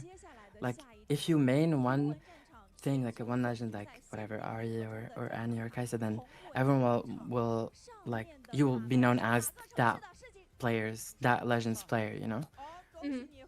But I don't know what I would want to like one trick. Ideally Ari or Timo, but unfortunately they're not as good as Yi and Kaisa. Methinks. Wait, so who won? This guy. Ah, so the one who didn't take the mic from. Yeah. I looks mean, like- he won in multiple ways then. Who is everyone's favorite legend in Call? What do you get? What do you win? Oh? Is it a bundle? I don't know. I can't tell. I can't tell what Oh! What is it? I have no idea what he won. Something from 2025. Okay, that didn't help. Oh, they sent a gift box. And a Whatever that booster. means.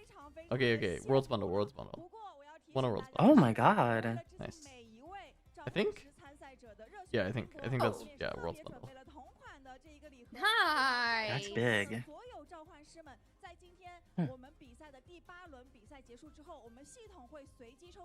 Sean says that he said thank you very shyly. 届时呢，大家可以听一下广播，或者是看到我们的屏幕信息。祝大家好运，也谢谢我们的德善啊，贝贝，谢谢你，谢谢。掌声也是送给他了。 The over edition. The oh, it might just be a raffle box full of gifts. I don't really. I don't know. Everyone's like trying to guess.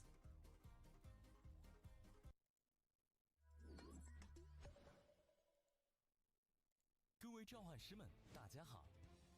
符文战场英雄联盟对战卡牌区域公开赛落下帷幕，第一赛季全国公开赛即将接棒，于11月1日至2日在上海正式打响。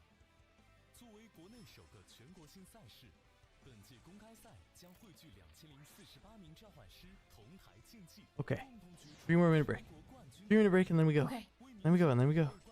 Let's go. Honestly, they said 5 minutes about 15 minutes ago, so I don't believe the timers anymore. I'm Yeah, just gonna state it. That's kind of fair. That's kind of true. 这将是传奇的最高礼赞，除荣誉加冕外，前128名选手还将共同分享218000元赛事奖金。本届公开赛首日为瑞士轮阶段，采用3局2胜制的瑞士轮赛制。 I thought my package was arriving Monday. It's arriving Wednesday. I'm never getting Riftbound. Oh no. Raven, thank you so much for the raid. We are hanging in here. We're about to be in the last round. We're 11 and a half hours into this, I guess, watch party essentially. It's a fun one. Have you played any Riftbound, Raven?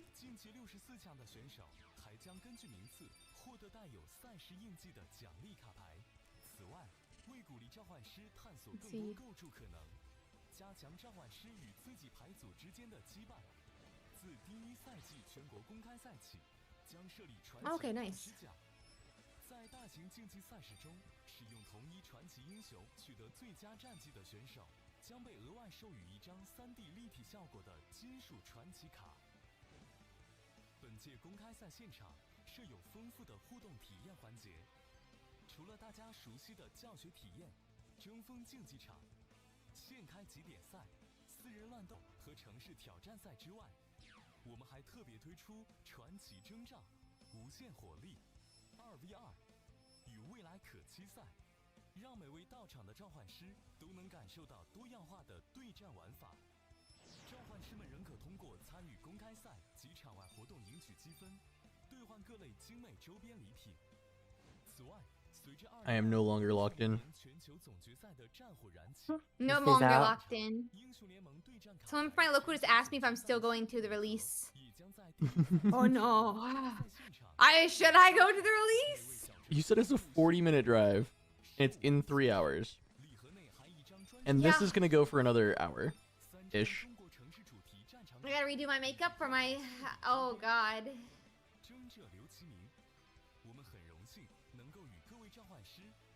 So you'd go to the release, what, you'd go to sleep, and then you'd wake up and do this again? Technically, I would if I did it. Yeah. As in, if I go to the local, I will sleep after, and then wake up for the stream. Yeah.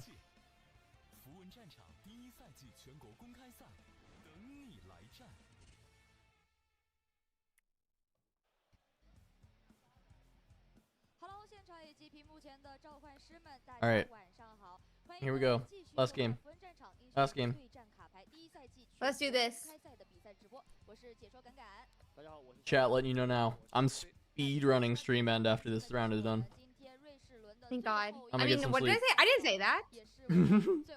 I'm gonna get some sleep after this one, so I can get some stuff done tomorrow before the stream. Well, let's see. See what we get. I want Annie or Leona or, you know, one of our 16 Garens that's surely live for day 2. I'm sure Garen is 7-0 right now. Like, what do you mean? Yeah, of course. Like all 16 of them actually are probably live. Yi versus Yi. Love that. Oh.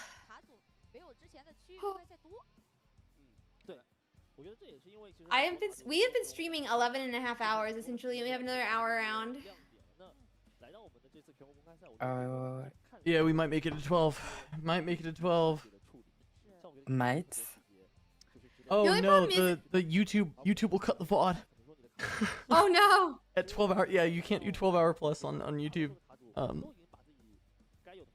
VODs on technically if you need to get the I have to whole like video. stop the stream and then restart it if it's gonna go over 12. Oh. Oh, okay. What time is Top Cut tomorrow? Should be about 7. Well, no, it's closer to 8 p.m. PT. Usually, well, if it goes with the same schedule that they've done in the past, they usually start the Top Cut about an hour later than the normal stream. I'm seeing if I can get an exact time. I didn't get a did not get a response, but 12 hours from now? No, no way. Wait, really? Oh, that could actually be true. 12 hours would be an hour earlier. we actually are going to hit. Holy, we actually are gonna hit the 12-hour mark on this stream. I actually do need to restart it, don't I? You probably should do it now, yeah, is my guess. Like, just so Okay. you don't miss Alright. anything. Y'all don't leave. Alright. Do not move. Okay, bye. He's actually ending stream so he doesn't have to deal with us anymore, chat. Like, I don't know why you had to do this to Cass. You drove him to the edge of insanity. But hopefully he'll be back here. I need to go to my city's local game store. It's actually pretty chill. Nice. The round is currently 35 minutes overtime.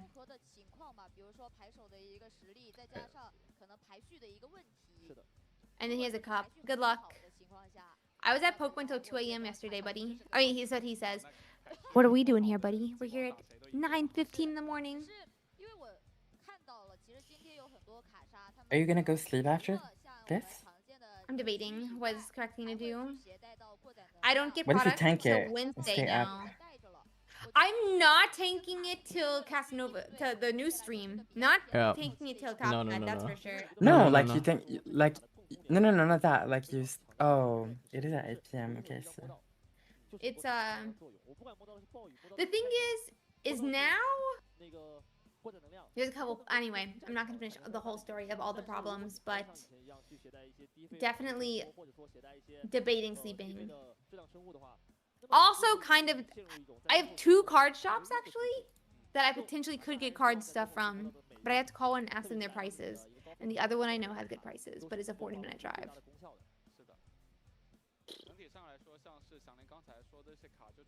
But you getting promos from release event? From, yeah, I mean, yeah. I won't be going to any release event, so. I used to play Altered before this game. Well, between Legend of Runeterra and I don't know if you know about that card game. It's called Altered. It's like a French physical card game as well. I played it between Legend of Runeterra and Riftbound, and I went to the pre-release and everything. It was really cool, like a really cool experience. Altered overall. The first time I went, like, it was to the pre-release. I literally sat down. So no one really knows me as like an Altered player or whatever. Anyway, I sit down. It was a sealed event. I get my boosters and all, whatever. And then the person right in front of me that I'm supposed to play against is like two minutes in. Like, are you Kuvi? Nice, that's fun. I haven't spoken yet. I haven't. Oh no. How? Like, how? You're just too cool. No, but like there was. Yeah, I'm still. Yeah. No, I'm still. I still don't understand how that was it possible, but sure. Cool when people like recognize you. Someone says Altered is amazing. Pity that it struggles outside of Europe. I went to Worlds in France and it has so much support there compared to the US.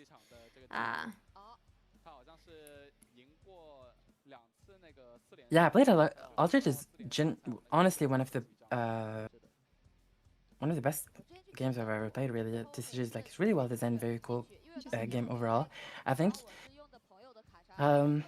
What I like the most is there's like a bunch of inclusivity and it's very like there's a bunch of characters from different backgrounds or whatever. It's just very diverse and very cool and everything it does in terms of art and story and lore and mechanics, whatever.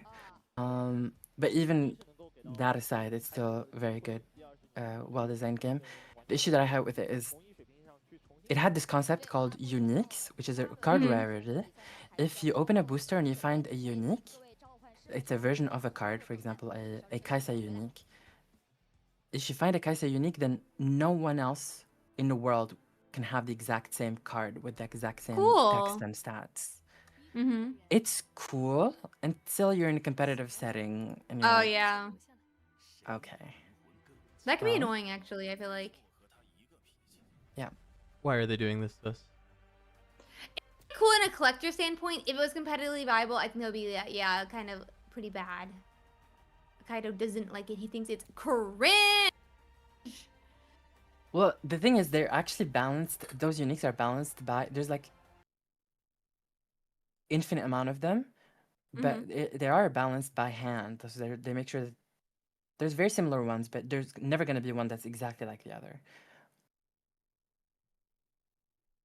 He says But copium. Says you're coping. Yeah. I played regardless, honestly, and it was totally fine. But yeah, uniques for me just cannot be competitive, and are one of the reasons why I just stopped playing that game. Yeah, it makes sense. I feel like that would be, I don't know. Also, like, people get weird about that unique of a card, and like prices are odd. I don't really know how that would work out price wise, actually. How does TCG player even deal with that? With uniques? Yeah. Oh, so there's no, you don't trade. Okay.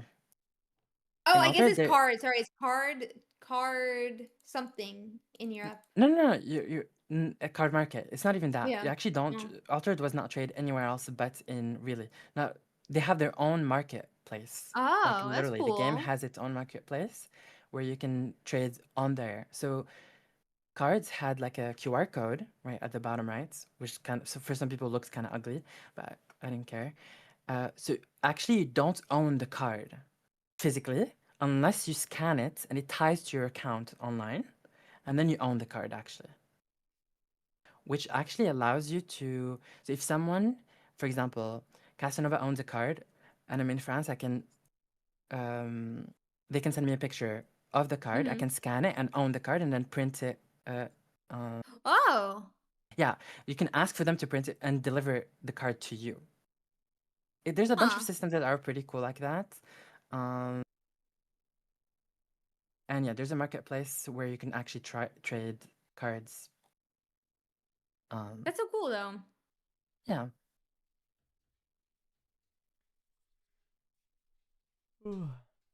That was my altered rant over. They just We're keep altered extending fans this here, break. actually. Extending this break. I was told almost 15 minutes ago. Wait, where was it actually? Ooh, what Discord was it in? Yeah, 15 minutes ago. Round is 35 minutes OT. It's actually fake, the timer. Yeah. Someone asked, what are your opinions on the set deck missing only about 6 cards for it and thinking of picking it up? I think set's very good. I think it's a fun deck. And I think it is viable to bring to tournaments. Yeah, like tier A. Low tier A. I would say. What is competitively speaking? Yeah, final round of day 1 coming up. What were you gonna say, yours? What is the word for this? People have the same score in Swiss. Battles? Is there your like, or whatever that word is? Is that the one you're looking for, kind of? Or tiebreaker? Well, so like I'm trying to explain what tiebreakers are, / what they're used for to someone. And I was like, well, people have the same. Oh, record. Yeah, same record.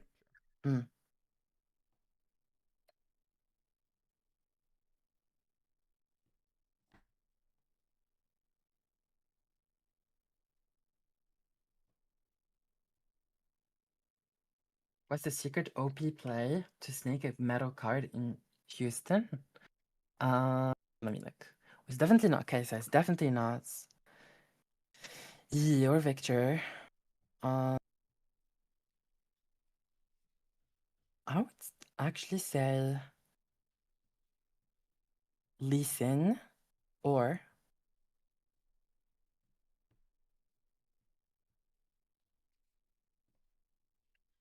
Volibear. Yeah. The Bolivar. Yeah, listen, Bolivar. Lee Sin, Volley, Jinx, Darius, I think are easier to get. Well, not in the West. Darius Hook is way more popular in the West, so maybe not. So Lee, Jinx, Volley, I would say. Probably.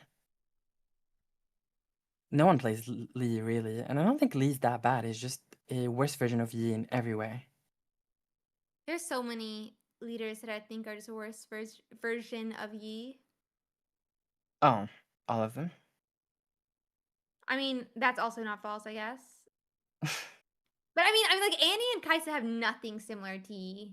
But True. like Ari -1, a lot of times feels like it's just like worse than +2. True. Ari's legend is just strictly worse than Yi in just period. If you were in a Trifarian work camp and Victor brings in like 30 tokens, Ari is better, but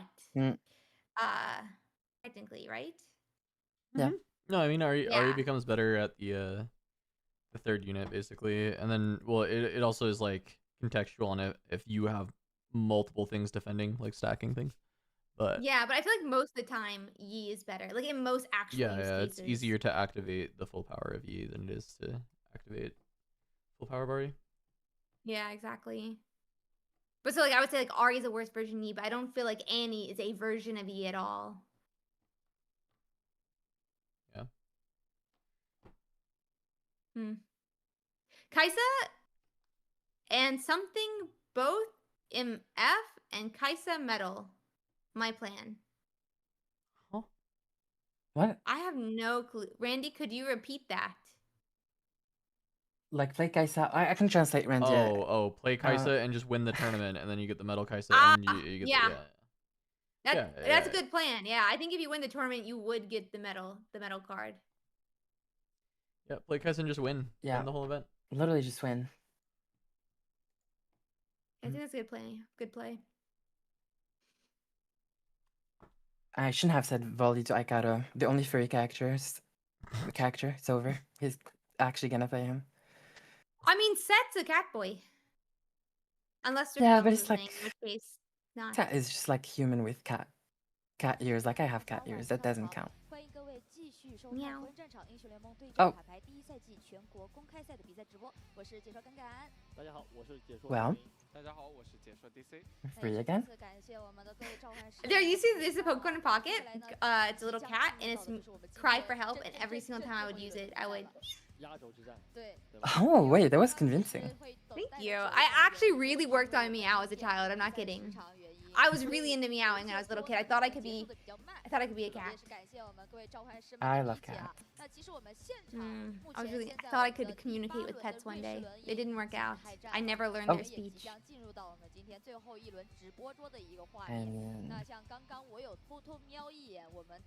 Let's see here.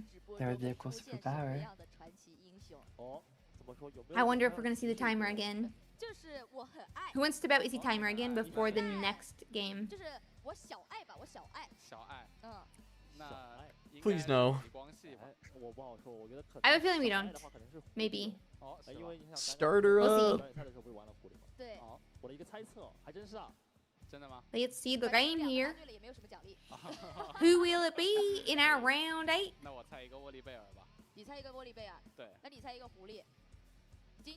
What was that accent?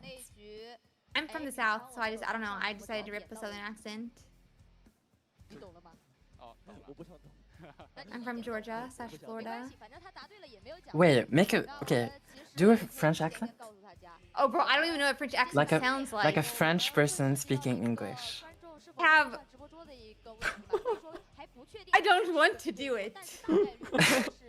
I don't want to do it because the only person I know that is French speaking English is you, and you already said something about what I said about your accent. No. And so I can't. This is a safe place. I'm giving you the pass. I am live on Twitch. It is never a safe place. No, it is. It is. No. No, no, no. Oh god. I will not be a part of this. Casanova, you do it. Oh, Yep. I'm good. How is it? It's not even it's fine. I'm good. It's not. I don't think it's. I won't let Kubi catch me slipping. What? How is that? I don't think it's a problem at all. It's like me doing like a UK accent or something. I don't think that's problematic. Whoa, whoa, whoa. I only know one French person, and it is you, though. That's my problem. Yeah. Okay, for the last round, I will remove my French accent filter. So. You said you're gonna get more French for the last round. For the memes, but it is so hard because I've spent years, every cell, every brain cell, fighting against it, and it's very hard to just let that go. I feel that. That's what I was like with my southern accent. That's why you don't hear it anymore. But I've been told that you can still hear my southern accent, even in my normal speech. So. Really? Yeah, sound some like people it's tell from me. Boston. Really? That's crazy. Thank you. You're so kind. You're so kind. Wait, Kubi's my is that- favorite person. You like Boston? I mean, no, but when I've tried not to have an accent for a really long time, it is nice to know I don't sound like I have an accent.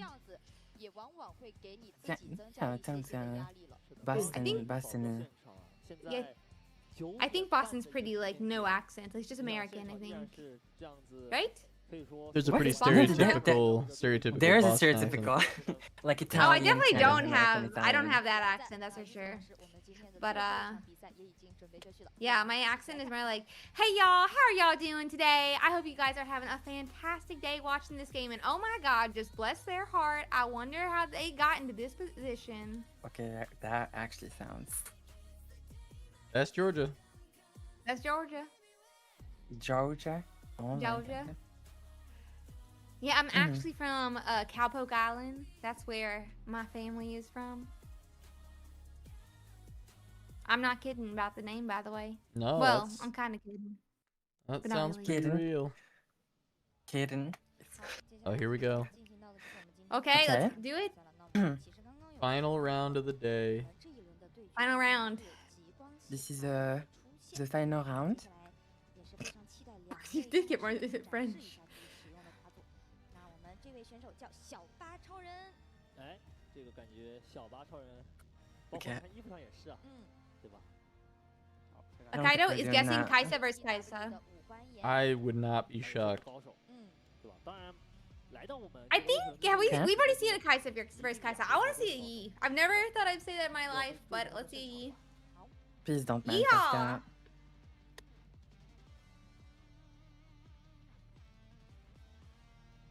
Yeehaw! It's time for a Yi, y'all. 非常非常重要啊！我觉得 Is it Yi? 美少年是个生死战。 I don't know. I was going with the 一 accent. 个5杠2， It just felt right Well- to say. 5杠2左右的战绩。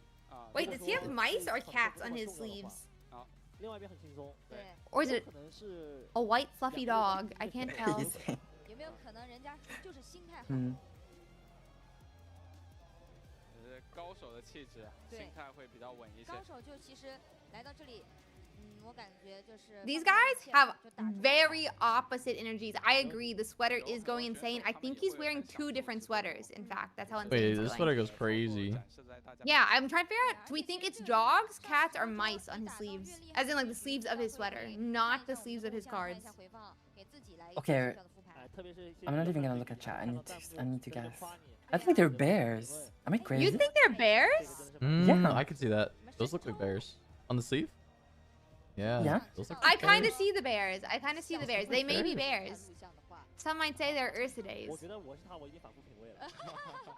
可能高强度自搜。对，这我是他，我已经反复品味了。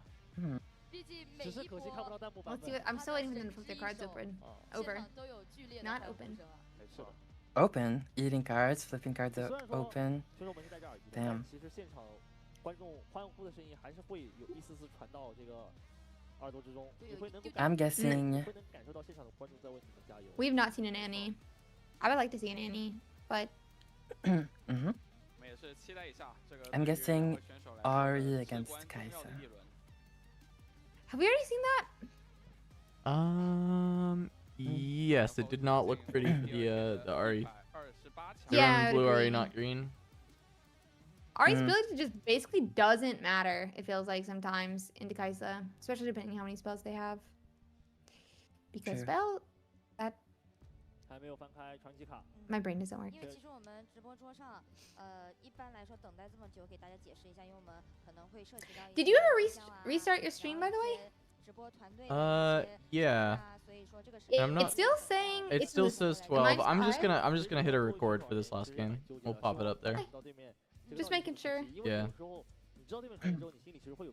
I think it might have to like make a completely new link, and that seems way worse than just recording it locally and then posting it. Makes sense. Yeah. Because then everyone would have to migrate to the new link. Like I can't just Yeah, like it's- send them to the new link, which seems 对 like 感觉运气来 a 了 bad plan. 就有那种 Yeah. 今天就是我的感觉。